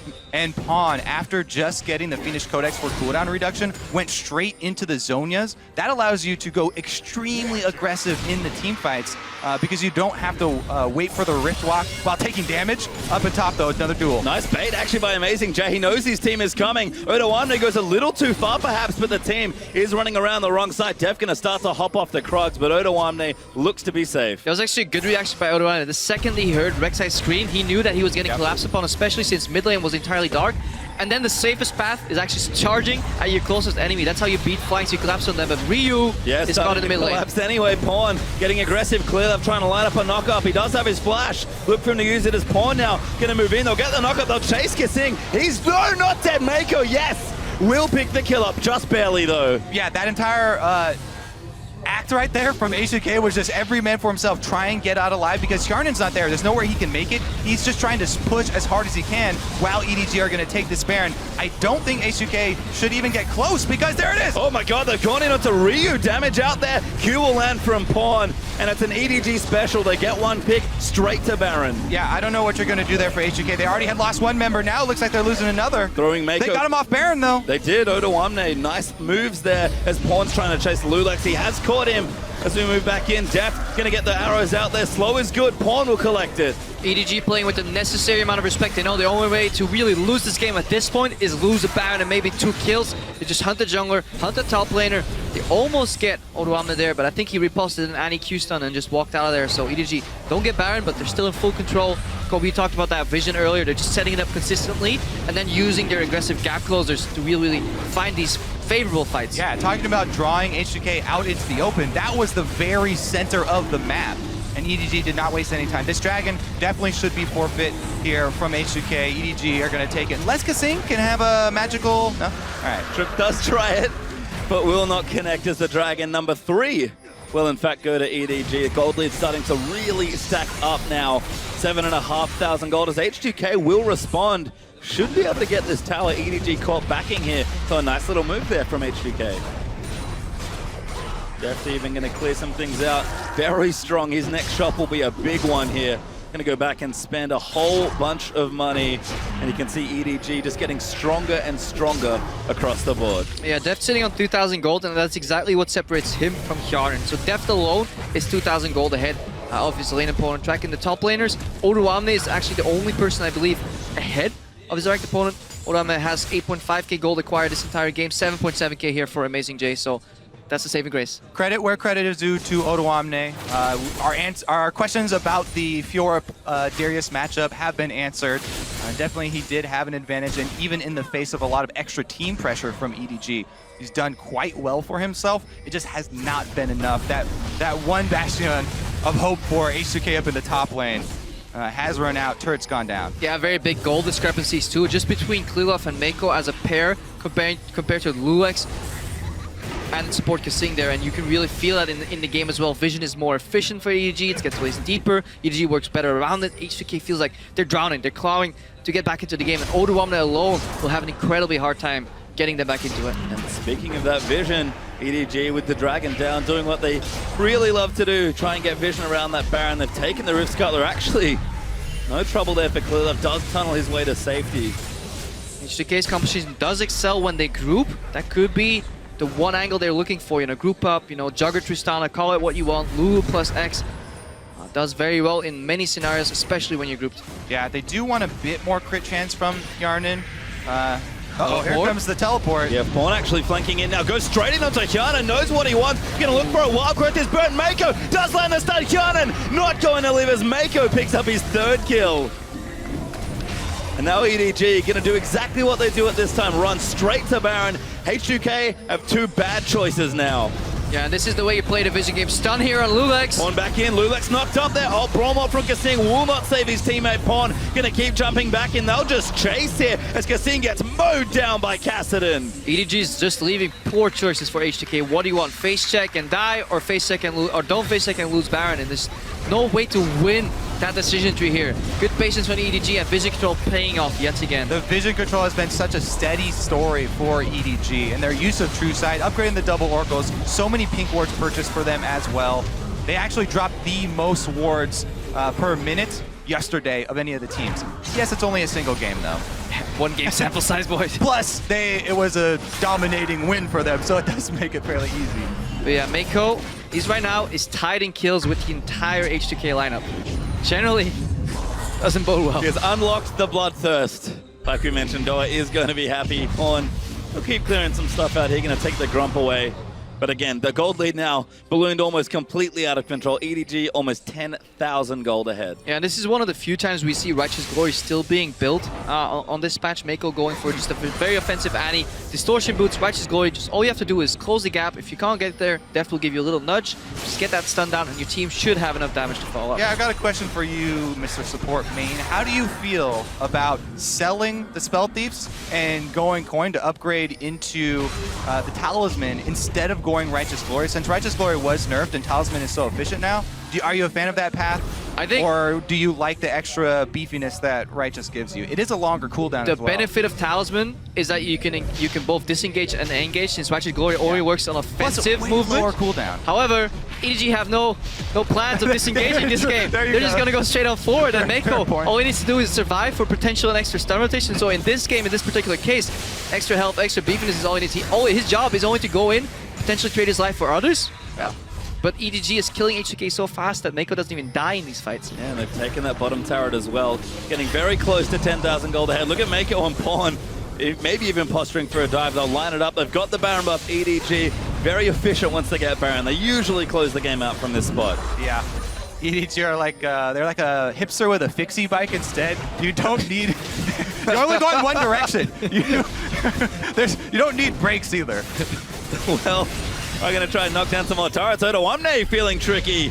But Amazing J is going to shrug off that ulti. The rest of his team's there. They'll knock down this turret in the top lane as the tier 2 falls. It's 5 turrets now for EDG. Yeah, this item point is where Darius hits like phase 2 and it becomes so hard to deal with. And Deadman's Blade gives him so much innate mobility and tankiness. On top of that Black Cleaver that works so efficiently, and no more 1v1 potential for Oluwamne. H2K is already, they're starting to lose the group fights, and then Lulu compositions become in very, very peril territory. Yeah, I mean, we can touch on the builds. The massive extra gold definitely helps out a lot for EDG. They're going to just bully this turret Clear now. actually stunned. He's taking a lot of damage, but they take the turret. Clear up will still live. Odoamne and Amazing J having a brawl on the backside. Def will get a kill though onto Gragas. They'll take the tower, take the kill. That's all the tier 2 turrets dead now. And again, Rek'Sai can just ultimate right back onto the field. They've got the Baron-empowered recall. There's just so much map control with this squad. Easily going to be able to pick up this dragon as well. Complete control here for EDG. Yeah, that is the advantage that 2 teleports and a Rek'Sai jungle bring to you in terms of tempo. Every time you base, you can start the action so much quicker than the other team because you can get back there, set up for the... You're actually too early. Yeah, That's I mean, important. You're just too quick. People make fun of the farm alarm from Rek'Sai, and they're like, oh yeah, she's just getting back on the map to farm, she doesn't do anything. No, that's huge. That's how Clearlove got such a good early advantage in experience and gold and got to the early Sightstone. It's a domino effect. Ryu. Someone's in trouble. It's Ryu. Mako does stun him up there. Ryu's already used his splash. Def gonna keep hopping away. Amazing J's the next one. Doesn't even need the dunk. Thank you very much. Def says, Mako, I choose you. I want to kill here, but goes on Amazing J in the end. Yeah, EDG, prime position to close. Let's see how efficiently he can do it, because that's what you got to look at when you have tournament favorites in group stages. How efficiently can they close? What will they give away in the later stages of this match? H2K, you can see getting a bit creative now, trying to camp out a brush, because running out of options here as EDG are well and truly ahead, about 13,000 gold here in this game. H2K can still fight back. They'll be back in their base and see what they can collect here, but EDG very rarely lose a game when they're ahead, and they have carved out a very large lead for themselves in this particular game.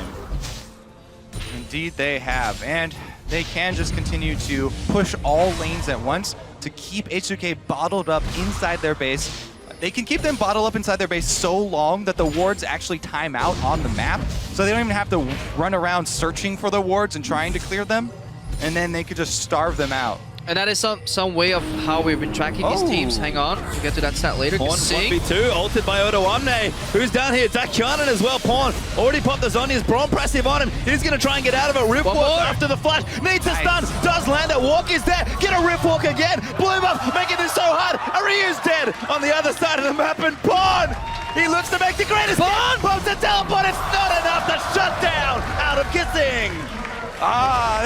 Here come these spamming up. Def has got another kill. EDG, in the meantime, breaking the base apart. Our stats guys do so much work to bring us the Baron power play. Say, hey guys, look at this. And then Pops are diving in 1v3 blind into brushes. 2 towers down, 2 inhibis about to fall. Yeah, you know he was like, there's probably one person in this brush, right? Maybe 2 at best. Dives in. does pick the fight, does lose it unfortunately, but EDG clean out H2K's base. 2 inhibs down now, many structures fallen, and a huge amount of kills. They'll even steal the blue buff just on the way out. Yeah, we see EDG retreat to Baron area right now, starting the vision up, and that's some way we've been tracking the way these teams have been closing out games. Is there efficiency with Baron? Call that the Baron power play. Let's see how Ryu meets his demise here against Amazing J. Brush trick of their own for EDG. Amazing J with the one-man Fnatic brush. That was so much damage onto poor Lulu. Slam dunk. Yeah, and this is my favorite build once you get to this point for Darius. He just has all of the answers, so much move speed. He has the tenacity to back it up. And then even if you start doing damage to him and you try and take him down, he just kills you that much faster. Sterix, the only problem with it is that you can't buy it on non-Juggernauts. I was so excited when I saw Juggernaut items coming out. I was like, yeah, I'm gonna play by, get my. But on Juggernaut champions, it is extremely good. And you can see EDG still vigilant about that vision control as Mako clears out a ward. They can, wait around for the next Baron or Dragon if they want to, and EDG very respectful, not making any huge moves, not overplaying, just playing safe. They know they've got the game locked up. Yeah, I don't think EDG has space to single brush this game. What are you talking about? Pawn just freaking rift walked into the brush with 2 people in it. Is it a face check if you actually rift walk in teleportation? Yes. Yes. Okay. I yield. I think EDG this game has only face check 1. Mr. Forceful. just Gaston himself. As EDG do line themselves up for this next the manliest face check of all time. I yield. You win, Kobe. You win. EDG now are gonna take this. Okay, it would have been better if he flashed into it. True, I agree. All right, yeah, you're right, Pastry. Keep us on track. They're taking the Baron. That's going to be the tool that they use to actually end the game. I don't think we'll be able to track another Baron power play because the game will be over, I think, before this Baron buff expires. Does Nexus not give you bonus points for a Baron power play? 50 gold? Yeah, 50 gold. That's true. That is the technical worth as Amazing J. I don't feel like that accurately represents the gravity of taking a Nexus, but... I mean, it doesn't compare to an average play, let's face it. Oh my. As EDG now grouping up here. They've got the Baron, remember, they've only got 1 inhibitor left that they can take, and they will group together in the bottom side. Amazing J, very sleek moves there out on the court. They are just going to move in and try and finish this the easy way. Keep your eyes on Mako. Always. He does love to get aggressive, him and Clear Love. We talked about that synergy. They'll do everything, including flashing straight at the enemy AD carry. HGK have already given this inhibitor. I don't know if they can even stop this. I mean, this is a mental forfeit right here. Instead of typing /FF, they're just letting them finish. Yeah, Kasing now going to get aggressed on that. Damage is massive. Wild Growth, not nearly enough to save it as Def picks up his 6th kill. I like how HGK have such a good attitude, though. Kasing smiling, spamming his emote as he charges in there.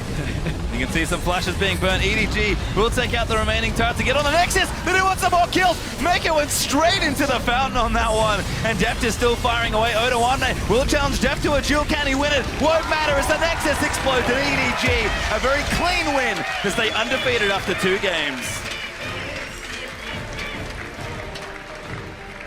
Clean, definitely the name of the game for EDG. So much control over the map from the early stages of the game. Clear Love using that Rek'Sai, working with Mako to set up their vision.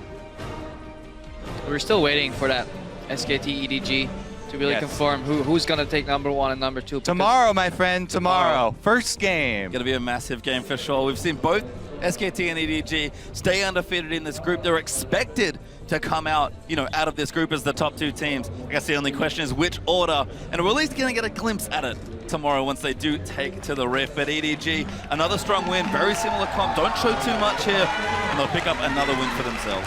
And Odawane involved in 4 out of H2K's 5 kills. 1 kill that I believe he wasn't involved in was that manly face check from Khan, so it doesn't count. Involved in all the important kills here, and he played well, but H2K as a whole just outmatched. Yeah, certainly looks that way as EDG picked themselves, like we said, a nice clean win. But H2K, tough game certainly to start your World Championship. It's going to be a tough group for those 2 teams. They had to play SKT and EDG back-to-back. So H2K still have, movement here in this group for sure. But it was always going to be a tough start to your World Championship. Yeah, they knew what they were in for. As soon as the group trial, the top end of this group is so heavy for them. Coming into it, though, and trying to attack EDG from the very beginning. They started with their invade. It's just EDG had the anti-stun charged up, ready for that invade. And, you know, starting off on the back foot like that for H2K really took a lot of wind out of their sails. Yeah, they started out. A couple things could have maybe went better. You know, Luix dashes over, perhaps seeking the deny clear off some farm, but then slowly it starts coming down. And yeah, the synergy mismatches is the biggest thing that I take away from this game. Well, for a deeper dive into EDG's in, we're going to check in with our crack team of analysts.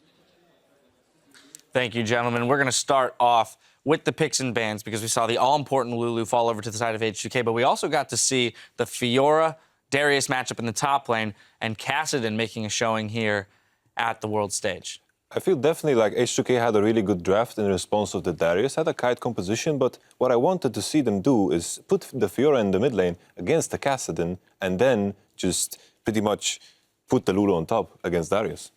I actually think both are fine matchups, though, because the Fiora can just go ahead and Q in every time that the Darius charges up the Decimate, and then you're able to not give him the heal, and then the Lulu just auto-attack harasses the Kassadin during the laning phase. So I think they're actually both fine matchups, but maybe that one was optimal, because I do like Fiora into Kassadin early game, and they didn't punish it enough.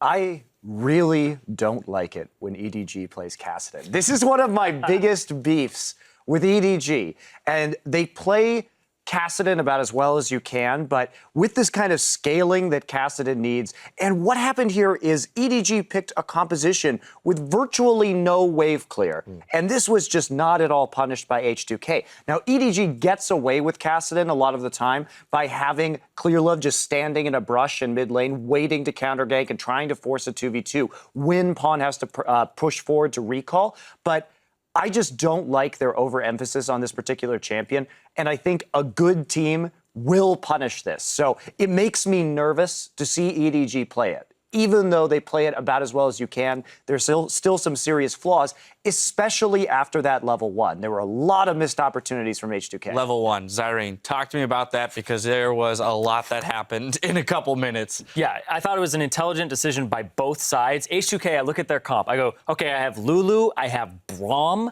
and they have a Kassadin. Of course I want to invade on them. But then EDG says, well, of course they want to invade on us. They all stack up. Mako charges the stun, multi-man stun, and then they end up getting a kill. But they blow 5 flashes to do that. And that's the big part for me, because it's 5 flashes for 1 kill, and Lulex does nothing, and he has his flash up for the next 5 minutes when nobody else on the enemy team does. Go to a lane, body slam flash Kassadin, body slam flash your top laner, do something with that summoner spell. Get your team a little bit of an advantage because they use too much for 1 kill. And I think the worst thing about that was it was Kasing who was on Braum trying to gank. Why can't they work together to just get the kill onto the flashless Kassadin? I mean, it's like appallingly basic professional League of Legends, and nothing was done about it. It's almost unfathomable. And I mean, Lulex's scoreline at this end of this game, 0-8-2. Yeah. It is. Yeah, there's enough said there. He spent most of this game living in a jungler's paradise. I mean, as a jungler, everyone's flash is gone. My God, there's a Kassadin in the mid lane. Get in there. Yep. Absolutely. Absolutely. Now, on the flip side, though, a player that I want to point out for having played a pretty terrific game of League of Legends would be Clearlove, his counterpart on the other side of EDG. Yeah, I definitely feel like Clearlove in these team fights was showing up at the right time and executing perfectly. This is a great example of how he plays this fight out. He's skirting around, he's waiting for the opportunities, and then he just cuts him off, forces the flash out, and then the rest of it, you can take it from here if you guys want. Well, just coming in right here, Clearlove's going to follow up onto Hjarnan, and you're going to see him actually flash the Tristana ultimate in just a second. So coming in, getting another knock up onto Hjarnan, just beautiful awareness by Clearlove of the positioning, the cooldowns that are still up. Now, it did start a little bit questionable from H2K because they saw the teleport coming in. Odoamne had actually had the teleport priority, and I think they should have just turned back onto Amazing J's teleport location immediately instead of trying to chase the Kassadin, who is already chunked out of that fight. But Lulex didn't have any mana, so their ability to skirmish may have been a bit questionable, but I think they may have been able to turn and burst down Amazing J instead of trying to overcommit to the Kassadin. Yeah, they did a lot of chasing of Kassadin here. Even in the bottom lane where Pawn was able to rift walk like 4 times and try to get away, they did a lot of chasing him around. But it was way too late in the game to do that. chase him around level 2, level 3. Go after the guy in the mid lane that you need to exploit pre-6, and they did none of that. It's like, but yeah, Clearlove did a great job. Speaking of the Kassadin, I think even though I don't think it was the perfect pick in this scenario, I think Kassadin is a pick that we should look out for because the buff is significant and like especially against the likes of Azir that we've seen a lot in this tournament. Do you pick the Kassadin into a Lulu? No, I would not. Never. Because that was the last pick here, right? They To me, this is a very arrogant draft from EDG. And this will bite them against a better team. Would they do it? I don't know, but it's cocky. Lucky to have it work this time. Might not be so lucky in the future. Well, with Group C done for today, let's see how the teams stack up. SKT are on top along with EDG, both teams 2-0. Meanwhile, BKT and H2K are in the bottom half 0-2. And I think Mako is a big reason as to why they were able to win that game so handily as well. We talked about Clearlove, but Mako's performance on the Annie, stunning multiple people with every ultimate, using multiple stun Ws, and paired with Def's Kalista, we don't see a lot of Kalista from Def that's a good performance, but it enables Mako to make plays like that. And that's what I think is going to be a huge part when he's up against Wolf on SKT tomorrow. Without a doubt, a huge playmaker for the team. Well, Group A is up next as the LMS's Flash Wolves face off against Korea's Coup Tigers. There's more Worlds coming your way right after this.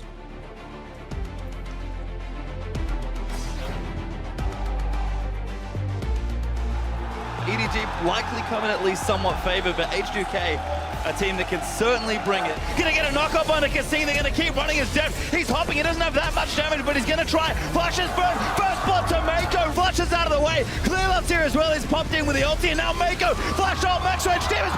Uno Omni goes down to Amazing J. Coming in, but he doesn't have enough damage. He'll keep timing. Straight through. Great buster shot from Yonan to save it, but Def hopping man around the turret. Bond! He looks to make the greatest. Bond pumps the teleport. It's not enough to shut down.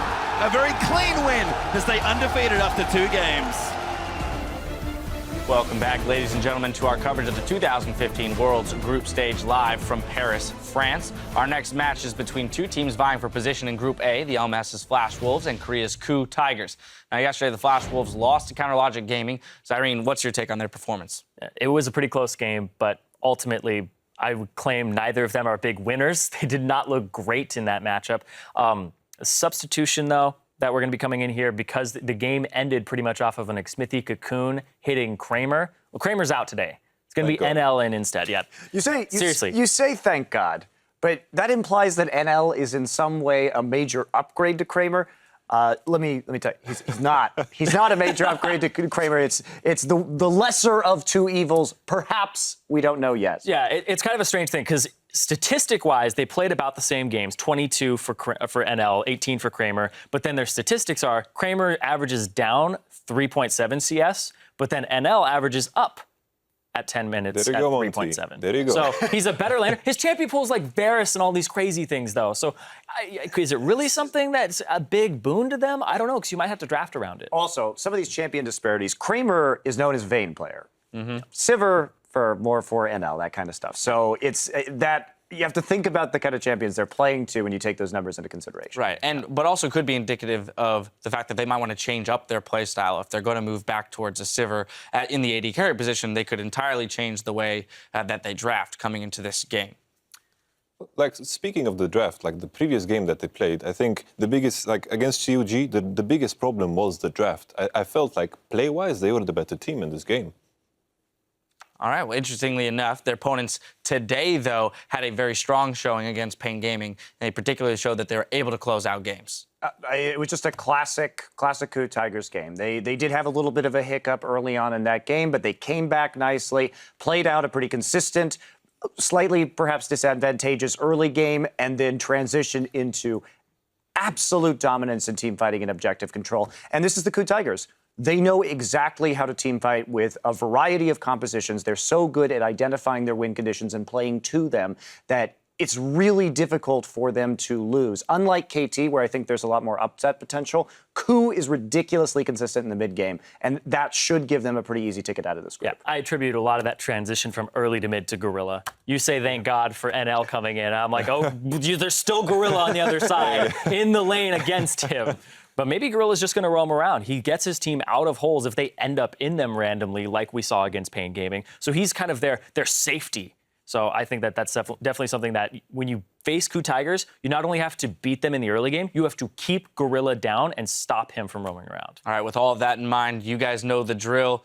Who do you think is going to win? Yamato, we're starting with you. KOO Tigers, of course. KOO Tigers. Monty. KOO. Yep, I'm drinking the Kool-Aid as well. I'm going on the KOO Tigers. I just think they're superior across the board here. There it is. We got to let the graphics catch up. That's how quickly you guys went down the line there that our graphics couldn't even match it now. As we send it back to the guys in the booth, the cards may seem stacked against the lesser-known Flash Wolves, but that only drives them harder to play. 因为我们现在也不算是被看好，就是我们应该说支持的人不多，然后我们一样就尽自己全力去打出我们的成绩，希望让他们另眼相看。 And good to see the Flash Wolves still fighting, but could be tough here up against Korea's KOO Tigers as the team's already up for picks and bans. Let's check out the lineup for the Flash Wolves. We have in the top lane Stake, their jungler Kasa, mid laner Maple, AD carry NL coming in after Kramer played yesterday. The support Sword Art, of course, and their coach Fluidwind. I think one misconception we have to get out of the way is that Stake is only one of those top laners that always falls behind. Yesterday he did make a statement. Hopefully it wasn't a one-off and it's going to be a positive trend for the Flash Wolves. Well, we will see, because lining up for Korea's #2 seed, the KOO Tigers, in the top lane, it's going to be Smeb. Then in the jungle is Hojin. Mid Kuro, AD carry Prey, support Gorilla, and of course on stage is going to be Coach Nofe. And we heard a little bit from the analyst desk. I actually think that Flash Wolves did play quite a strong game yesterday against CLG, and Kramer certainly stuck out in a few maybe poor moments for the team. And NL, I feel like from memory, he's the player they've played with more recently, so it might just be a comfort thing here for the organization. I think it speaks well for CLG though. Like, you almost lose your jungler to visa issues. He comes in and he hits a cocoon so hard, he knocks some guy out of his starter position. How? Visa unrelated to one cocoon at the end of the game. It's just a story, man. They were troubling. He's got sure, my visa. you know.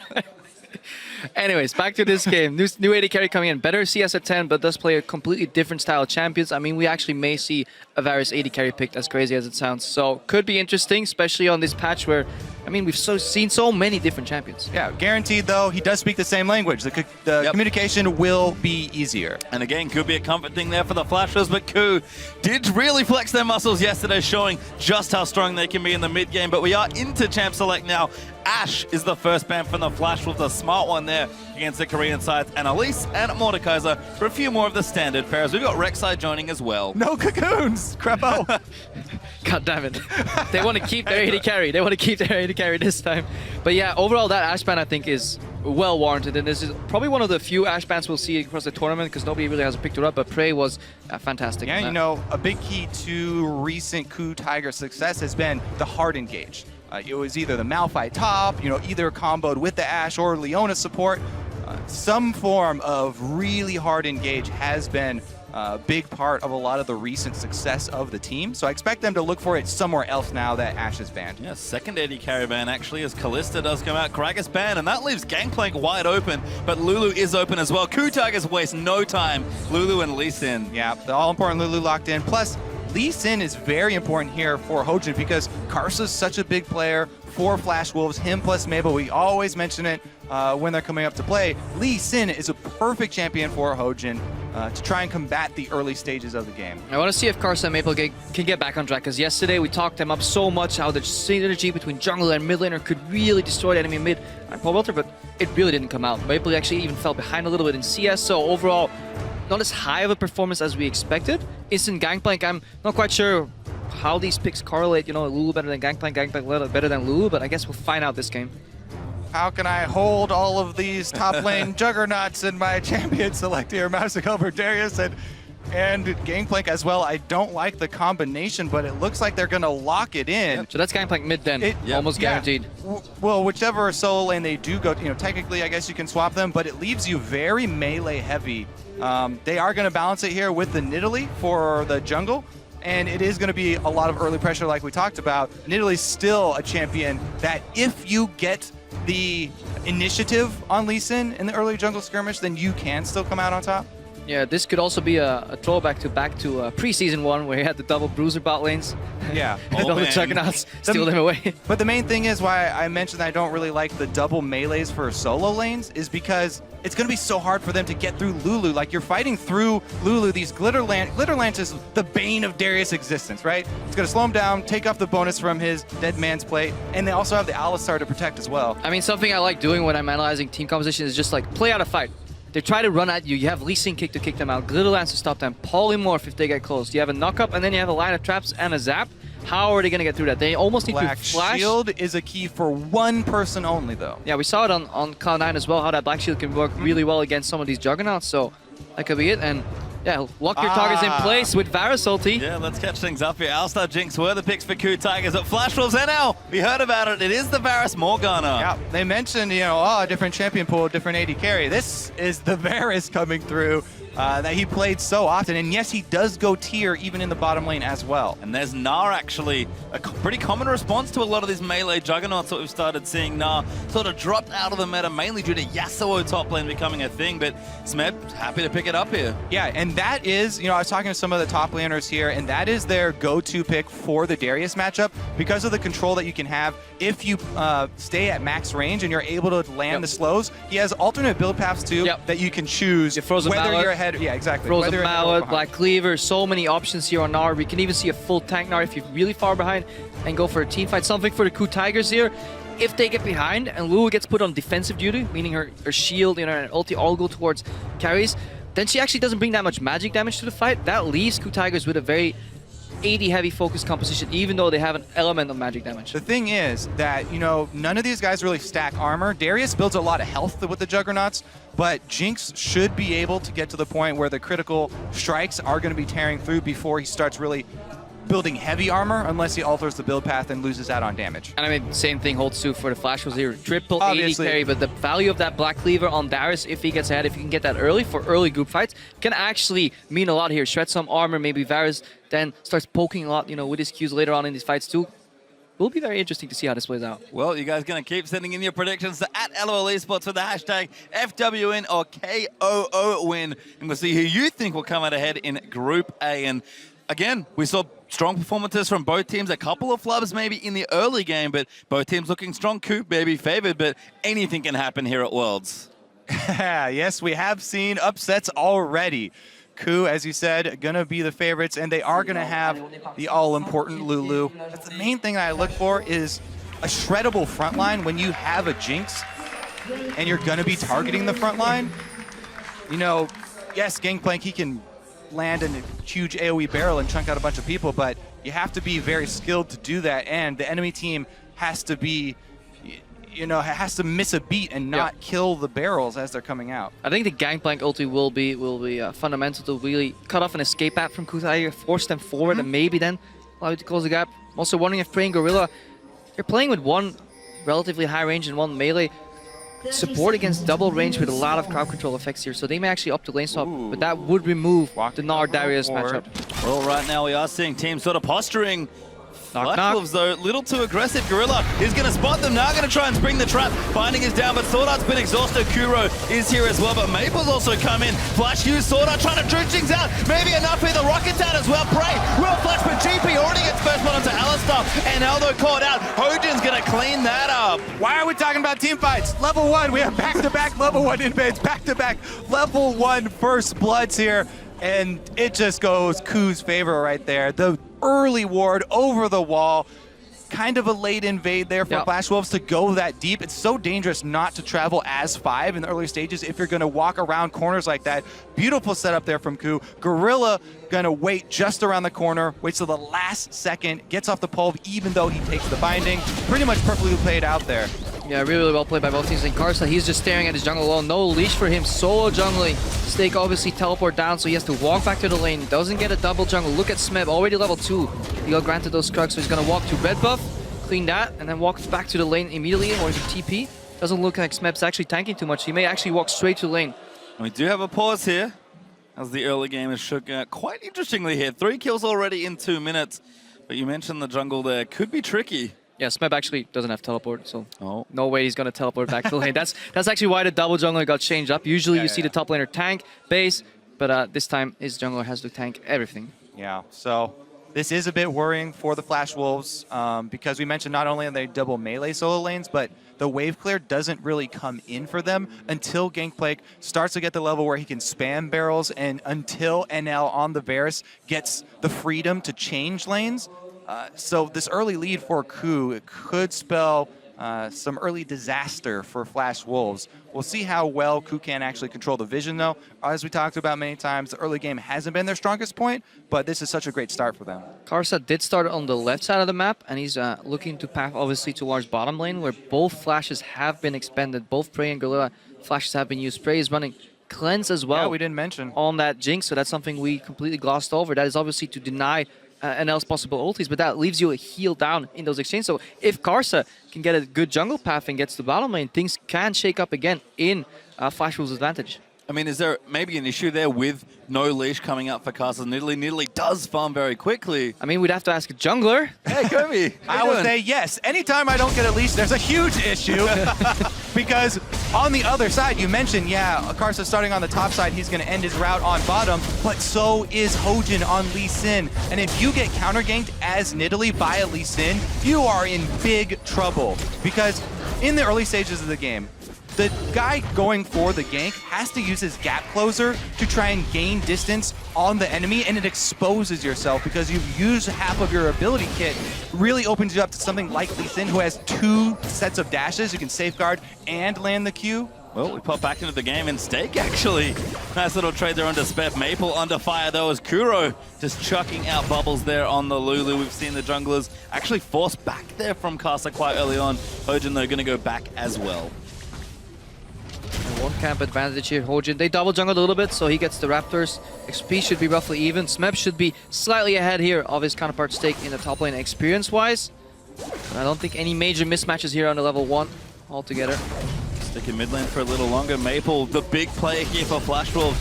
We've seen him perform quite well yesterday on the Echo. We'll see what he can do here on the mid Gangplank. Yeah, and really no surprise how the early stages are playing out here for all the matchups in the lane. On the top side, Stakes being pushed in. Meanwhile, bottom side, Ku are actually shoving both mid and bottom is playing fairly aggressively as well. So both junglers are naturally going to gravitate to this bottom half of the map.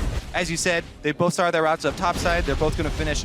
Oh, early blue buff handoff here from Origen. Yes, he does not need, any sort of energy regen or cooldown reduction, but even so, you rarely see the first blue buff handed off to the mid laner. What that is going to do for them, though, is tremendous pressure from the Lulu. Keep Gangplank under his turret and deny some of the early snowballing of the gold income that GP does have. Oh, Origen try to get frisky, but Karsa is going to clear out the ward. Very nice pink placement there from the Flash Wolves. He's got to know that there's a pink ward there, but the damage is already done, the value from that pink ward. And yeah, Kuro was already pushing in Maple here, but you have a breaking point where Lulu just runs out of mana. With that blue buff, you can continuously keep the pressure up, and eventually this Gangplank will run out of flask stacks, and that's when this matchup really starts breaking, and then you can back up your jungler for invades, and that's something we didn't see in H2K game, but we may see here since Ku Tigers have shown a lot better synergy overall. Yeah, the other thing that little play did trigger in my memory is how many times Nidalee was banned against Karsa in the normal season here. Because the mechanics of that ward clear, yes, it was a very small thing. It was just able to instantly clear a ward, but it's those small things with how cleanly he pulls off that Nidalee attack reset combo to instantly clear that ward. This guy, Nidalee was banned so often against these guys in the normal season. I mean, it's the difference between having to guess whether it was an Oracle clear or an actual pink ward clear if you don't have time to watch, so those little details do matter. What we did see, however, was Maple cancel an auto attack on a barrel, allowing Kuro to escape there. Remember, Kuro's flash was still down. If that barrel procced, he could have actually taken a lot of damage, and then the lane could have tilted in the other direction. Well, instead we do visit the bottom lane for the first time. NL doing just fine so far on the Varus, keeping nice and even in CS, but Prey and Gorilla have been pushing quite aggressively here to the bottom side. Varus, pretty good in general in lanes, but Prey and Gorilla clearly have initiative in this lane. I mean, to push so far up all the time with no heal summoner, has the cleanse, but no flashes. Pretty bold move, but they're confident in their trinket ward placement and just generally locating Karsa on the map. Yeah, speaking of trinket wards here, Karsa actually sitting on one and hasn't transferred over to the sweeper quite yet. Time for Smeb to get an Oscar. Tries to act. That's what you want to do in top lane. When they're sitting on the ward, you don't want to back off. You're just going to give them bait them in just enough that they commit or get wary that they actually may not be spotted. But Karsa realized there. Origen backing up, he's going to go back to base. So very standard game overall so far. Yeah, both junglers actually will back away here. Smeb into Juggernaut now, just going to AoE down these waves and likely go home as well. We do a Ninja Tabby as the first early item for Stake, as he will pop that teleport. Overall, gold is actually relatively heavy in favor for Tiger. 600 gold at this point in the game is definitely a significant lead overall. So pressure from Kuro, especially in the mid lane. He's 11 CS ahead right now, and it's only going to get worse over time here. Yeah, and I think Kuro are extremely happy with the way this is flowing because they're really looking for some extra damage on. Ooh, huge spear from Karsa. Good wild growth though, Kuro. Not going to fall for that one. And even if he doesn't get the kill, all that matters is that Kuro is now out of mana, the lane can get pushed in, that freeze can get reset, and somehow Flash Wolves can get back to farming though. But Gorilla's roaming, but look at the top side. Yeah, everyone trying to get in this mid lane. Kuro eats another spear, but I don't know if the Flash Wolves fancy themselves a tower dive. They do spot Alistar and Lee Sin, and everyone's going to back away to their respective lanes. All right, yeah. As we were touching on before, though, Q, what they're really looking to do is wait until Prey has some extra damage, and then they get to the point where they really unlock the extra power of Lulu, and they can speed them up. They can have the team fights where they're able to make use of the Jinx resets. Interesting here. NL bases and picks up Tier and Pickaxe. Might run into Prey's BF sword later on, so that could be interesting. Over time, though, those Qs hurt from Varus. If we have the same distance with no really engage, it's really hard for Alistar to engage in these type of lanes. Yes, you're playing against Black Shield as well. If you use Alistar offensively, you lose a lot of the value from the combo because it's way better if you can space it out defensively. So we could actually see NL pull ahead in this bot lane right now. Well, part of the reason why the lane has been going so well for Prey and Gorilla, even in the early stages, was the first blood for Prey that enabled him to buy those boots. So he was able to dodge bindings really easily in lane. He's able to dodge a lot of the arrows. You can still shoot an arrow from max range out of Fog of War, and then it becomes almost impossible to dodge. But the extra move speed for anything that is in vision will help. Let's see, the Stake clears out minions in the top side. Karsa does actually have his own blue buff, so did not give it over to Maple. Maybe looking for a bit more carry potential here. There's a fade completed there for Maple. Looking here at Smeb on the top side as well. Giant spell first, actually, so no offensive item just yet here for the Gnar. Yep, doesn't need to bully quite yet. It does signal that he'll probably go for that Frozen Mallet and look for the solo lane pushing. He did it last time I think he played Gnar as well, so actually went Steric's Cage. Yep. Frozen Mallet Bandit fail. Okay, so yeah, Gnar, even though he's not one of the newly released Juggernauts, he does actually have full AD ratios in his kit. So he does get extra benefit from the Steric's Cage, and it's not terrible on him, so just gives a little bit more of threat when he jumps all the way in if he's trying to soak some damage. Kuro getting the deluxe jungler treatment here. Yeah. Second buff up already at 9 minutes. Many mid laners in solo queue are crying for their first buff at the 9-minute mark. Only receives 2, so he's pulling ahead in that mid lane, now 20 CS of his counterpart. And that is the big distinction that even Origen himself talks about, and even Wisdom as well will admit, between the two junglers for the Ku Tigers, is that Origen's so much more team-oriented. Obviously here donating a lot of the blues to Kuro. Yes, he is on Lee Sin, but even with the builds, he's usually a lot more team-oriented, and he is the captain for the team as well. So setting his team members up for success here, like a good jungler would do. Well, do you, Kobe? Do you set your teammates up for success? Karsa in the mid lane. No comment. Trying to get for the gank onto Kuro.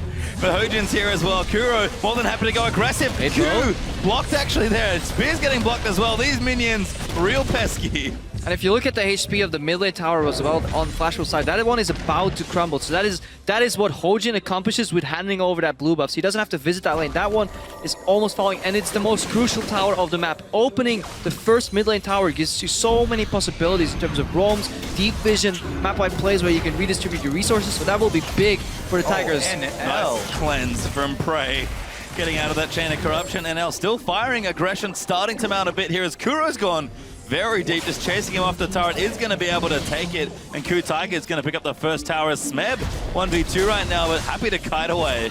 Yeah, Karsa actually working with Stake quite often here at the World Championship. Not able to get something done up top right now, but visiting up there a lot more than people expected. And as we see the Tigers here go for that dragon, we could see how comfortable Smeb was in that matchup. He even walked back into that lane 2v1. So that's what Karsa has been doing this game. He hasn't been ganking, but he has been visiting lanes that were in unfavorable positions and pushing them out with the laner. He's been mid twice to break a freeze. He's been top right now to help Stake push in and be able to base. So he can't gank because his teammates need him to facilitate these losing lanes already. Yeah, exactly. I mean, even though I do have a bit of an issue with showing top like that when the mid lane is losing so heavily, because, you know, Ku obviously have so much control here in the mid lane with Kuro constantly pushing with those blue buffs, it means that the instant dragon is going to be the obvious choice there for Ku, that they're going to answer if you do show top. But as you said, he's trying to make something happen. You know, like there's just helping his lanes. There's no really good option for him right now.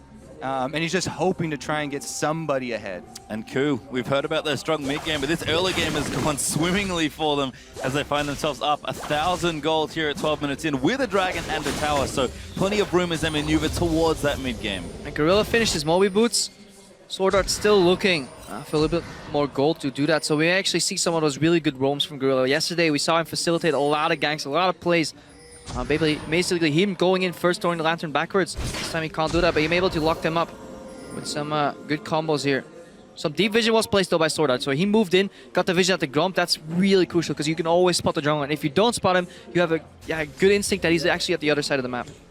Yeah, Gorilla replacing a pink ward there, destroying one of his own. I guess it didn't quite see that other deep ward, so Flash Wolves with a couple of those two deep wards that you mentioned actually in very good spots, and they're both able to survive. Yeah, I just checked. These wards do not see each other, so it's not an elaborate mind game here from Ku Tigers to leave that ward alive. It actually just doesn't get spotted by the pink ward on their blue buff. So we could see Hojin spotted if he goes for Gromp.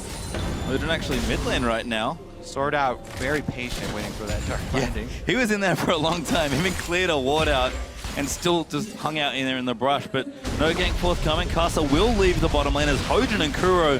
It's just blue buff city right now for this Lulu. Gets a third. Oh, no, did get it. So calm here from the Ku Tigers, and Hojin at the helm, just walking through this game plan. Blue stolen once again here. They're easily. Look at Karsa pinging though. They know because they haven't seen him Gromp in a while. They haven't seen Lulu mid in a while. Plus they have that ward that they walked over real quick, and he just smited the Wolf Spirit, so that's going to tip off both teams. Bottom lane though, Sword Art does use the Black Shield as NL going to keep firing. The ulti did land, but it doesn't quite connect for long enough. Gorilla going to stay safe, but this bottom lane actually starting to open up some space. The Manamune Varus really firing away. Yeah, it's really hard to punish that poke. Even if Varus misses, he doesn't really get any... There's no opportunity cost on a missed Q for Varus. It's really hard for Prey to step in here. We see Stake getting kited again by Smeb, so flashes in those spear misses. Yeah, that's unfortunate, but they are going to follow in. Speb actually forces them away. They realize with the abilities missed, they have to give it up. Meanwhile, once again, Hojin, he sees jungler top, immediately goes bottom. He gets sniped out though. NL on this Varus, dealing a decent amount of poke damage to anybody who comes close. I like Prey's adaptation though, very early tier 2 boots to just keep sidestepping those binds, just like he talked about earlier, Kobe, how that movement speed helps against the binds and the arrows. He's really not been getting hit a lot in this lane, only had to use cleanse once, and I believe that was on the ulti, so overall solid play here from Prey. Yeah. It again speaks to the relaxed approach that Ku are taking here. Continually feeding blue buff to Kuro. I feel like he's almost had more uptime with the blue buff than he's spent without the blue buff in this game. Well, see Maple now in the mid lane, trying to keep that very mid laner out and from under his turrets here as Smeb and Snake do battle once again. The Frozen Mallet is coming up, and even now, starting to bully as Ku once again very calm, very collected, getting themselves further and further ahead. Yeah, this is without the Frozen Mallet yet. Once that gets completed, you won't be able to walk out just like that. And then, yeah, Maple, he's still wondering what a blue buff looks like. He sees it on Kuro all the time, but hasn't had a single one. Yeah, he can see it right there. It's in front of his face. He wants to know what it feels like, Kobe. It's part of the skin on Lulu, that that summer skin. It just comes with a blue buff half the time. Well, speaking of, here we go again. Kuro gonna get it again. Is this number 5? I believe it is. 4, I think. It may actually be number 5. It was a joke that I thought he might have more uptime with the blue buff, but I actually want someone to check, observers or something, because that very well could be true. Well, at the very least, he's getting a lot of mileage out of that mastery in the utility tree to get. I mean, only 15.5 minutes into the game, so you might just be right. Doesn't matter. 4, 5, 6. A lot of blue buffs have gone towards Kuro's way. And he's used that to take down tier 1 tower on his own, even though Karsa walked in and cleared a lot of waves. He's now pushing on the tier 2, already half HP. So Kuro, yeah, he's not known to be a very flashy, in-your-face type of player, but he will whittle away at your tower with continuous push poke here. Obviously, the matchup does allow it. Man, can he glitter lance a minion wave, though. Right down the middle. That's the essential Lulu skill. As Q, not that far ahead in gold, honestly, only 500 now, but you can just tell with the control they have over the map, they're happy to play here. They're going to start knocking down turrets and bumping up that gold, and Dragon is alive in 50 seconds as well. Sword Art, whoa, going straight in! The Gangplank ulti out as well. We're going to have teleports also as Gorilla could be the one caught out, but the teleport answer from Smeb gets ultied out of it. Binding follows in. Karsa going to chase in, and there's the dunk. NL gets himself the kill. Where's the cancel? That was a good instant ulti there, though, from NL, locking up Smeb. Smeb should have cancelled. We all agree here, but good proactive play from Flash. I like it. Flashing in with Morgana. At worst, you force Flash or Flash on AD carry, and that's always worth it. Plus, here comes the Siege. They've got the double poke of Nidalee plus Varus here. Here comes a poke. One lands right there, and they're going to be able to get a turret off the back of that. Careless teleport completion there from Smeb does cost them an objective as well. Flash Wolf going to strike back. Actually even up the gold. Yeah, and AD carry Varus has gone to a couple different builds in history. They used to be what they call it like the Legolas build, where you just go for the really big arrows with Bloodthirster. Not the approach that NL takes here. He just goes for a lot of CDR, a lot of cooldown reduction, keeps spamming out the arrows. That allows him to stack his tier on his mana move quicker too, so he wants to get that Muramana. Watch the barrel set up here, very important. Flash Wolves maybe overstaying at the Dragon. So much poke though. You're going to try and finish it though. Flash Wolves need to get it done. They do collect it. Proactive play rewards the Flash Wolves. I mean, we haven't added it up. There's arrows, there's barrels, there's binding spears, and then you have a Juggernaut Darius that can walk up and start executing people. So overall, around these objectives, Ku Tigers will have to be careful because Flash Wolves, a lot of poke. Gorilla. Yep, straight into it. Good Black Shield though. Now the ulti out. I think a binding hit him. And now Maple's going to chase in. He just dives to it and Prey has to cleanse out. Hojan barely doesn't get snared. That cleanse paying off though. This is a second time or third time Prey uses it right now. Heal would have not saved him there. Chain connect. Honestly impressed with NL as well. You know, it does go both ways. He's landed so many of these arrows as well as ultimates. Even now he's dry and they're still going to try and push back and answer mid lane turret.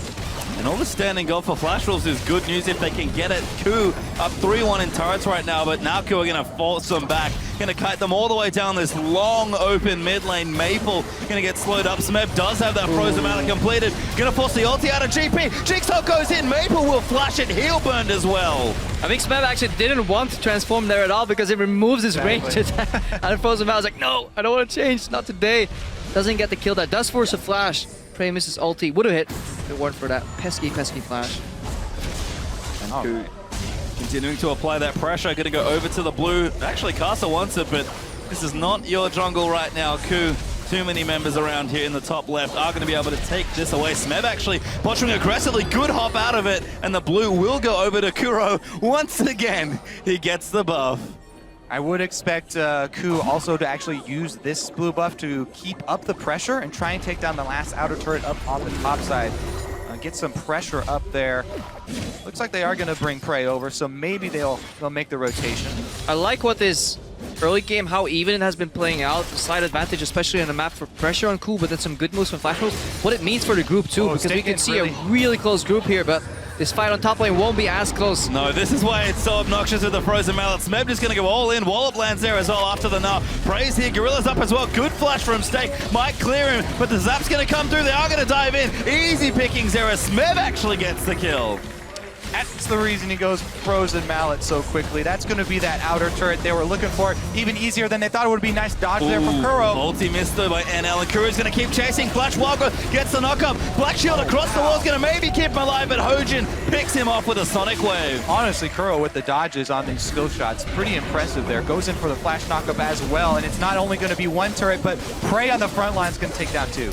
And the Ku Tigers train really rolling now, starting to knock down turrets with this Jinx. We've talked about their mid-game since the start of the tournament, and it's arrived. Yeah, that tower status almost reflects the blue status. We just got word from production. It wasn't it. 5 blue buffs so far, all gone to Kuro, as opposed to Flash Wolves have only gotten 2 blue buffs, and I believe all of them went to Karsa here. So Ku trailing ahead right now. It was a little even, but even though they have 5 turrets to 2, only having a 1,000 gold advantage means if Flash will stay even and they can even up these towers later, they will actually spiral ahead in gold because they're actually being better in fights, but Ku is just playing the map a lot better. Yeah, and we've seen what they want to do. You know, Flash Wolves, they've got the Nidalee Varus poke and the threat of Morgana bindings. If one of those bindings lands, it guarantees the follow-up skill shots. So the thing they have to work around, though, Gorilla, obviously, the bodyguard on the front lines, Alistar is going to try and take those and go for the initiation. Smeb does have Flash, so they also have to watch out for the flanks. Ku really would like to get a flank. I mean, Sword Art has been ready with the Black Shields, and also look at what he's building.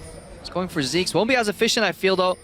He actually want to cast it on Gangplank instead of on NL there, because that won't really help him too much. Kura here, let's see that again on NL. There's 1 dodge, 2 dodges. Gonna go in here for the flash, and then dodge another one as it comes out. Just... Is it a dodge or a miss? Debatable there. I'd say... I'm gonna go dodges. I feel if you point blank knock him up and you still miss, I don't know, man. I'll leave my vote out this time as a Dragon back in a minute 40. Kuro, there we go. Blue buff number 6 as he goes back to base. Rabadon's death cap is likely close, if not finished. So Ku going to be nice and strong again. We keep harping on about it, but the strong mid game is where Ku really excel. They've got themselves a slight gold lead, not massive here, only 1,000, but they've got the items to do it. They've got the tools to try and really snowball the game. Yeah, exactly. You keep talking about the tools for engaging here, and usually when it's the poke comp, you're like, Ku really need to get to that back line and stop this poke, but they've got the Jinx with Critical Strike already, and Lulu backed up, so they can even shred frontline. Yeah. If they catch anybody, and they're able to get Prey a reset, he can just run them down. And that's also the nature of Flash's composition. We talked about it in Champs, like they don't really build all that much armor, so nothing really constitutes as frontline here. We see NL, Black Shield, get out. Smeb, good duck binding. Hojan kicks someone out of there. Now they've gotten Jinx ultis out as well, and that's going to be the kill for Kuro. Sorta pops the ulti, but they're going to keep chasing. Wallop locks up Stake. He's going to get gnarred into the wall. Kuro going to keep firing away, and Prey finally gets onto that front line. Going to try and do the damage. It is there as Prey picks up another.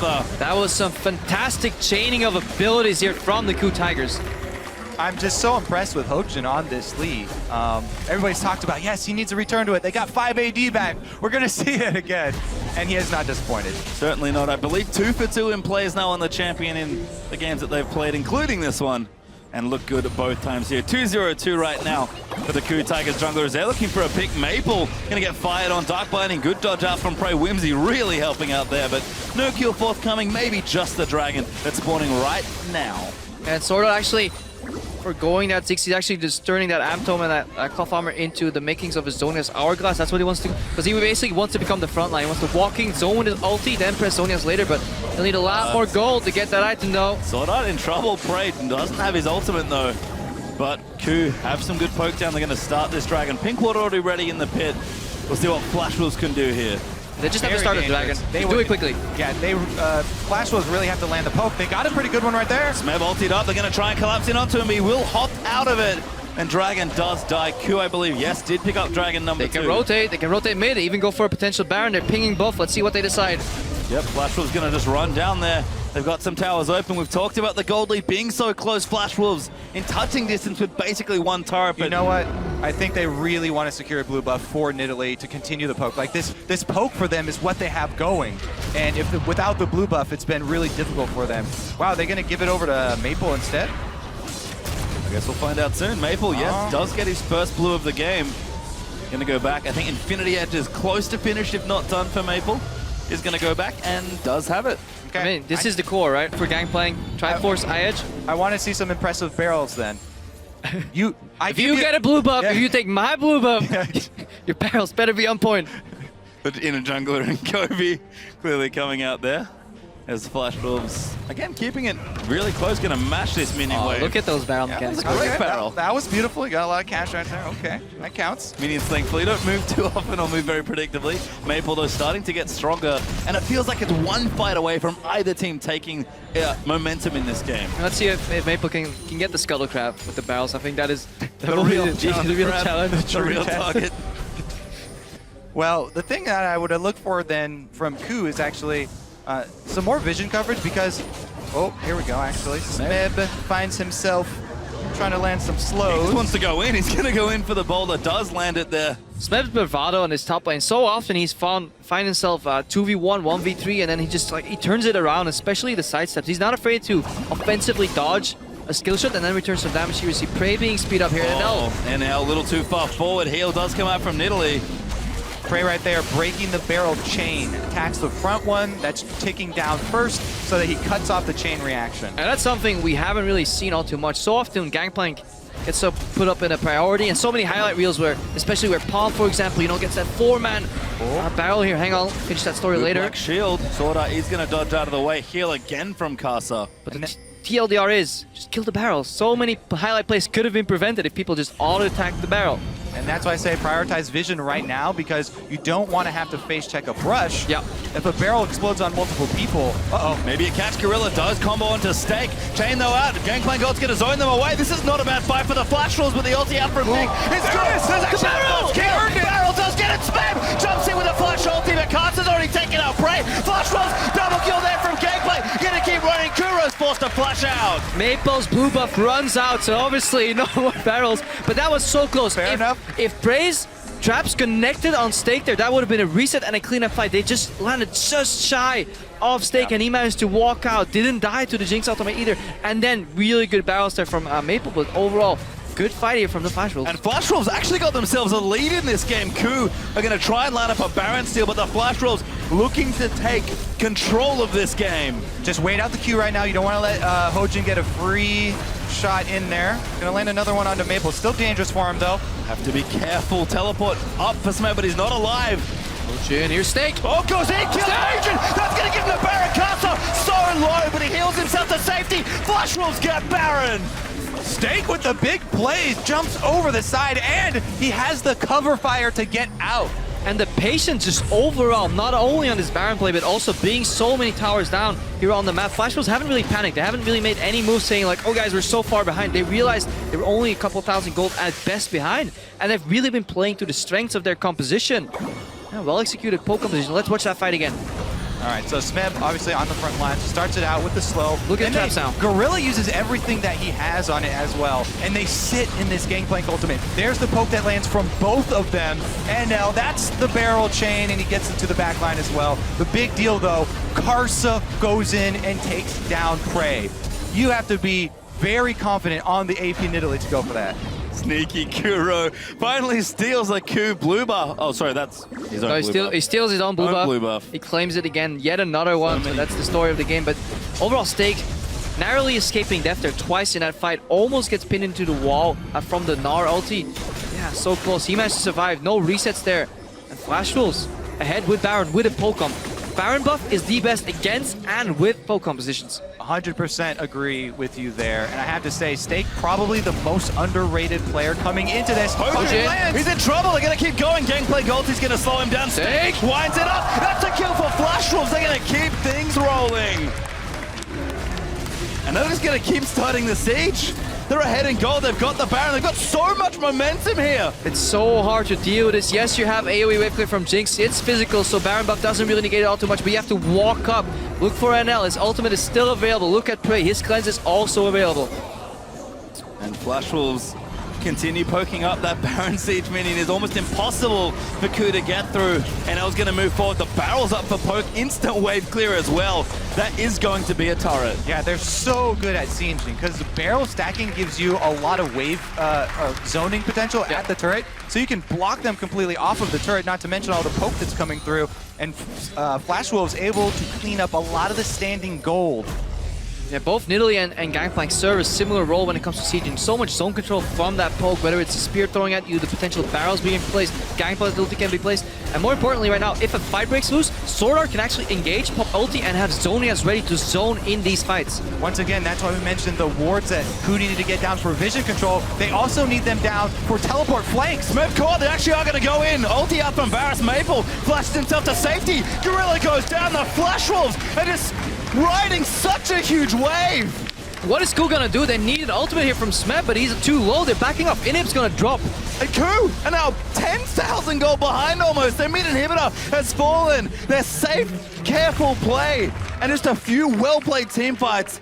And all of a sudden, this game's turned completely around. And it all started with a single cocoon to knock Kramer out of the lineup. NL comes in. Big I was like, where are you going with this, NL plays Darius, and Darius, honestly, this team comes. Danos just pointed out, we have to draft around NL's poke champion, Darius, in the bot lane. And they did, and Coup Tigers weren't ready for this much like hidden poke. Exactly. Honestly, it's a very intelligent comp drafted around, as you said, the signature Varus pick here for NL. Woo, shots fired there at the bench. Good old as Coup. Honestly, I think just can't believe they're in this position. They were in the mid game. They had control. They didn't have a big lead, but they had everything in place. And they just couldn't do the next step. Flash Wolves held on. Yeah. And then one team fight in this game is completely blown away. Yeah, I have no more qualms about giving blues to Maple. I'll give him every single blue. You deserve it, my Why friend. didn't you give him any sooner? He could have. I'm bowing right now. But honestly, we actually haven't really seen Karsa poking these fights with blue buff, so let's keep it at a draw for now. But overall, doesn't matter who gets the blue buff, there's just so much poke on this Flash Wolves lineup right now. Baron buff has expired though, so they don't really have that protection cushion from those minions right now. They will die faster. They still can die if Prey gets the reset, because he's building towards his third item right now. If he gets the last Whisper, he's going to negate some of that armor that's built up, but it is incredibly hard for him to position and dodge all that poke coming at him. Yeah, the outer turrets here are pretty much trivial for Flash Wolves to knock down, so they have this giant war chest now. And a huge Baron power play here, as you can see on your screen, 6,500 gold. The biggest Baron power play from the entire tournament so far, and we will see that's why you won Baron with poke compositions. We talked about it earlier. Coup were behind or slightly ahead in gold and massively ahead in towers. If Flash Wolves could hang out and even out those towers, they would swing the game back. Yeah, and I just want to tack on to your poke composition, built around the favorite champion for NL. 19 is the number of times that Nidalee was banned away from Karsa in the normal season. Talked about it so much at the very beginning, but he has really been outstanding. Let's see if they can see why. Smeb looking for the flank, and NL gonna keep moving. Smeb now just caught out of position. Karsa gonna try and chase him down. A fight on two fronts. Smeb will flash out. They're gonna keep moving. It's Stake! Wants to go in! Goes in for the wild growth sound. Doesn't quite go for the ulti. Looks for the dunk. Doesn't get it. Maple's unstoppable though. They got the flank, but you're gonna have to retreat on all sides here. Flash Wolves just turn and fight. They're gonna take down the inhibitor turret here fairly easily. And that's what you want to, with the moment you notice you're gonna get flanked, you want to engage on the weak side, at least get that fed away and then turn around. But Flash Wolves so far heading gold. If this was even gold, this could have been beautiful for Coup Tigers, but yeah, they're starting to drown. There's just almost no plays left for them to really come back into this game. They need to do everything they possibly can to wave clear and hold out. It's going to be very difficult for every blue buff are going to do that. All right. It's a game of blue buffs, man. So it has to be told. I see you. Well, at least right now, blue buffs have been hotly contested, but the Flash Wolves, honestly, in a commanding position now. Actually, 10,000 gold ahead in this game. They've knocked down 2 inhibitors and in a prime position to close out this game. I guess the only question left is, can they? Because Coup, they are capable of a comeback. They do. They are capable of a comeback.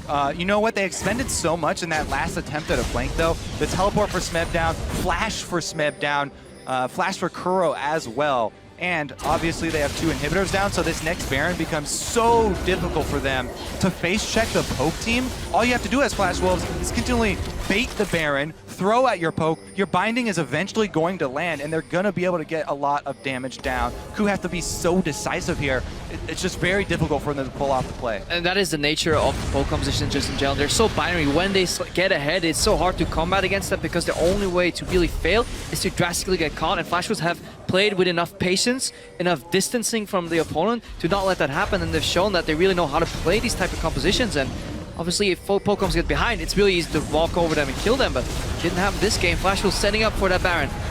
And now Flash Wolves, they have started it up. Coup, I don't know if they can really approach, but they have just fully committed the poke. Still moving out, and Els tanked a lot of damage. Smeb, he's going to be the one pulled in, but he's almost mega now. This could be tricky. Stake, Blood Shield, huge zone off there from Gangplank, and now almost gets sniped by Jinx Gorilla. Straight into the backlines, but Flash Wolves play it well sort on. Flash ulti zone is there at Stake. Dunks a Smeb, as oh my god, Prey, he's going in, but he gets gets cut down by Nidalee. Karsa once again assassinates him. And this was almost the best way it could play out. Instant Baron, no poke setup before Ku Tigers can commit. Snub gets an ulti, but it's just too little too late. This was the best case scenario for Ku, and it wasn't enough. Yet all that Ku have left now is the Lulu. There's no way he's going to be able to steal this. Plenty of vision for Flash Wolves, plenty of members left up on the field. They're going to grab the Baron, and again, the poke off with the Baron, plus the massive gold lead here. This is Flash Wolves' game to take. It certainly is. All that's left is the Nexus, and we're going to watch this again. Yeah, usually we want to set a poke before this Baron, but already gets Anellis at quarter HP at the start of this fight. Look at Stake, he's going to get Black Shielded, I believe, to dodge the ulti, and that's big, big. Sword Art is now going to move forward and zone with his ulti too. That binding onto Origen, he gets caught in the middle and immediately blown up. Great zoning there from Sword Art. It separates the team and allows Stake time to get his kill. Prey was going in for the crit. Yeah, he wanted the crit reset right there, and he almost got another auto attack off. But it was Karsa landing a mark, I believe it was a spear, and then instant flash follow-up, and that's the difference right there. If he missed that somehow or didn't have flash, Bray could have immediately killed 3 people there, but Karsa has no hesitation going into cat form and going for the executes. Multiple times he's been able to cut Ku off at the knees. And now Flash Wolves are going to just go straight in here. This mid inhib has respawned, and they're going to look to try and find something. Origen was peeking over for a flank. Look at the poke flank is still works. there. Oh my god, Gorilla goes in, but a great Black Shield by Sword Art. Now Flash Wolves 5v4. Gorilla goes in, Gorilla goes down, and that is going to be an inhibitor here. With the Baron buff, they can just sit around and Baron empower the double lines of super minions that come in. And I love me some flank wards when you're playing poke composition, because that is the weakness. Suddenly you're like, where is Lee Sin? Well, he's behind us, get kicked in. But that doesn't, Flash Wolves don't allow it to happen. In addition, it does seem that Morgana seems to be a strong pick against a lot of these meta champions. Yeah, when I saw the first 3 picks here in Champions Select for Flash Wolves, I was fairly worried that they were going to go, that LMS route of too much melee, and not enough wave clear, but they finished it out really nicely with the last 3. Kuro almost got one shot there as Gangplank's really coming out. Flash Wolves now going to look to take the final inhibitor and really put the nail in the coffin of Ku. Tigers Ku have almost nothing left to defend. And the Flash Wolves on the brink of another Game 2 upset. If you guys have limited watching time, highly recommend Game 2s, because apparently these are the big ones. Yeah, and just this group in general is about to get so excited. CLG, close game against Flash Wolves. Diana's just tore it apart, said it was horrible. Ku Tigers were going to win, but now Flash Wolves, they turn it around. They're at the verge of taking their first win at Worlds. Origen tries to assassinate ANL, but he doesn't get it. Flash Wolves might just beat Ku here. One Nexus turret is down. The super minions in the Baron are doing too much. Ku Tigers too far behind. Can't do anything. What is up with the upsets?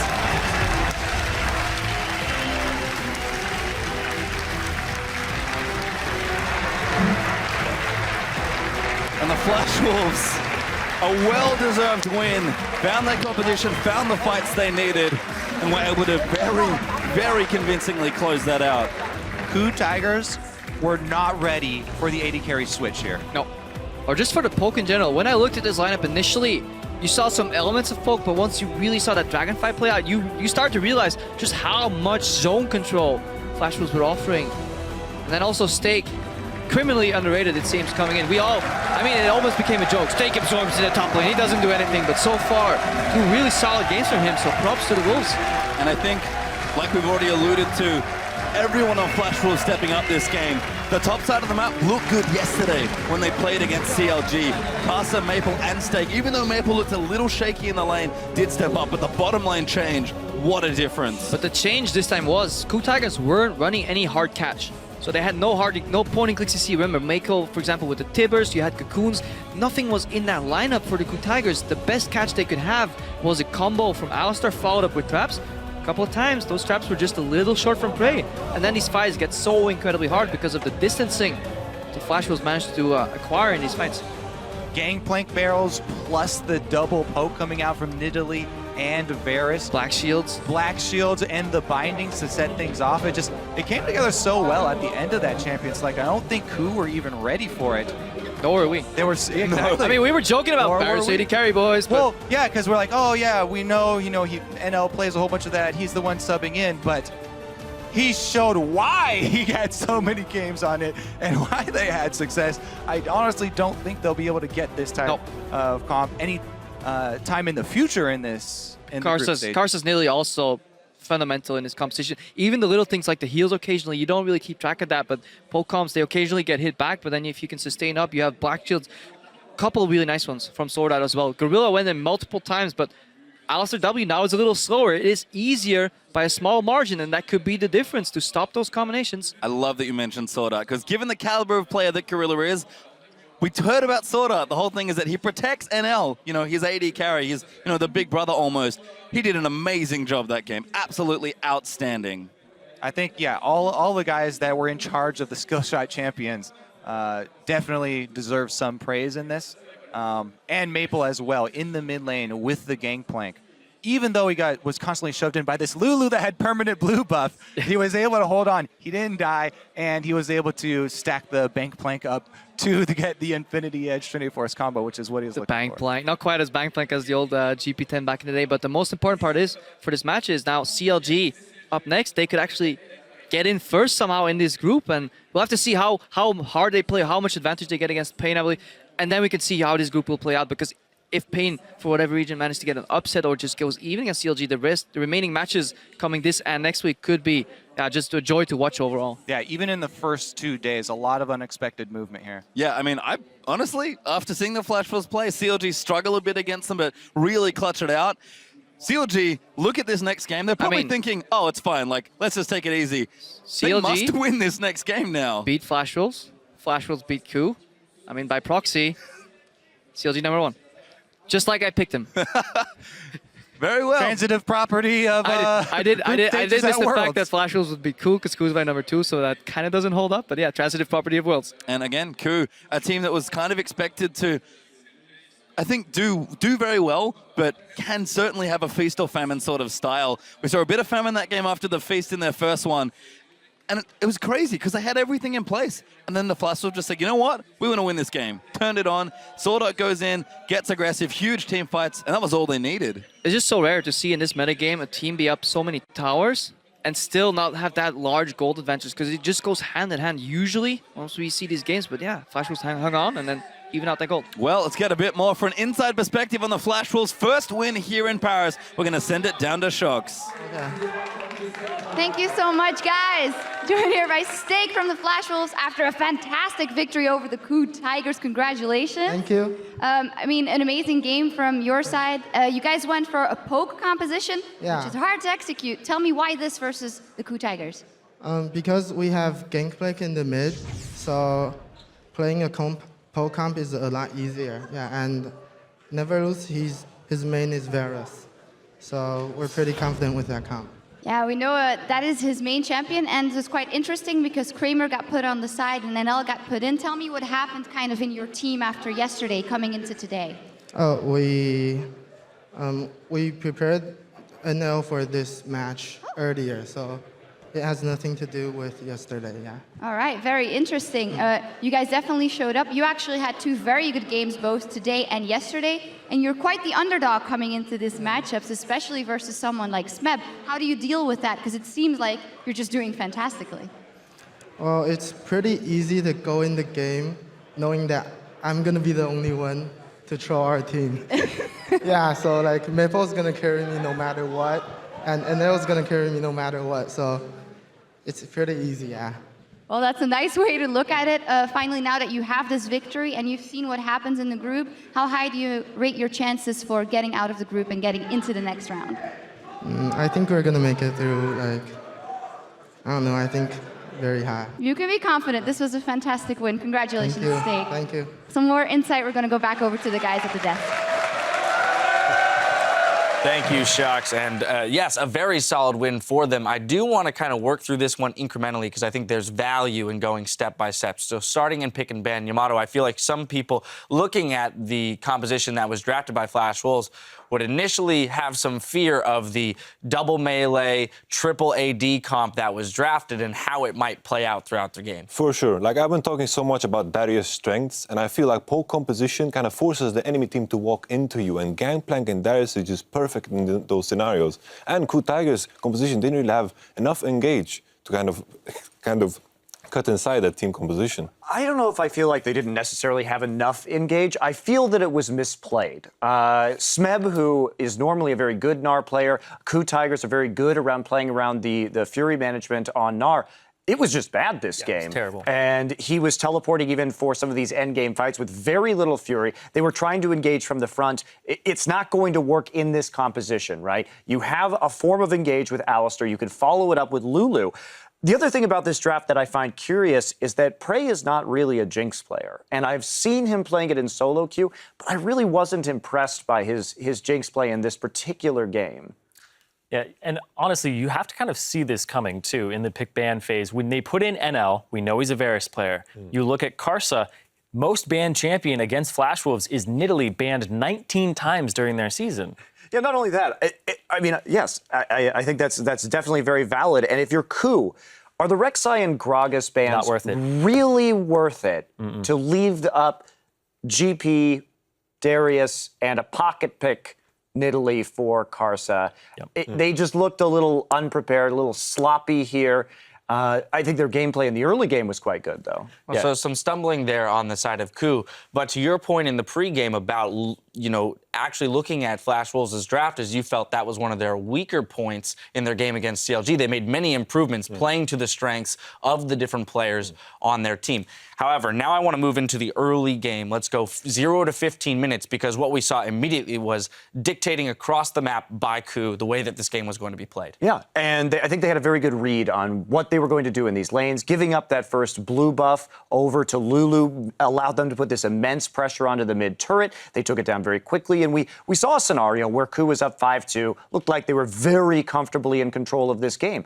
But instead of getting the vision and then setting up the engages by using TP, they decided to sort of awkwardly fight straight on, and you can't fight this composition that the Flash Wolves are running from the front only. That's just not going to work. It's too easy to kite. Yeah, I have to disagree with you. I think the composition, it was just so polarized. I think that, sure, the TP engage, it worked once for the Gnar, but when the TP was down and the Lee Sin tries to engage, it's so hard to do that against the Morgana. It's very hard to catch people with Lee Sin when the Morgana is on the enemy team. But you can always run them around the map. We saw them taking dragons out from underneath the poke because they could get through the dragons so quickly. So there are ways to move around the map and take objectives while you're waiting for the teleport to come back up. But even when the teleport was up, it was used badly by the Ku Tigers. It was not used right. Zyrene, I want to look at where the game then changed, shifted gears. At about 16 minutes, we saw a play from Sword Art in the bot lane, you know, coming back as the turret was dying, flash in, ultimate,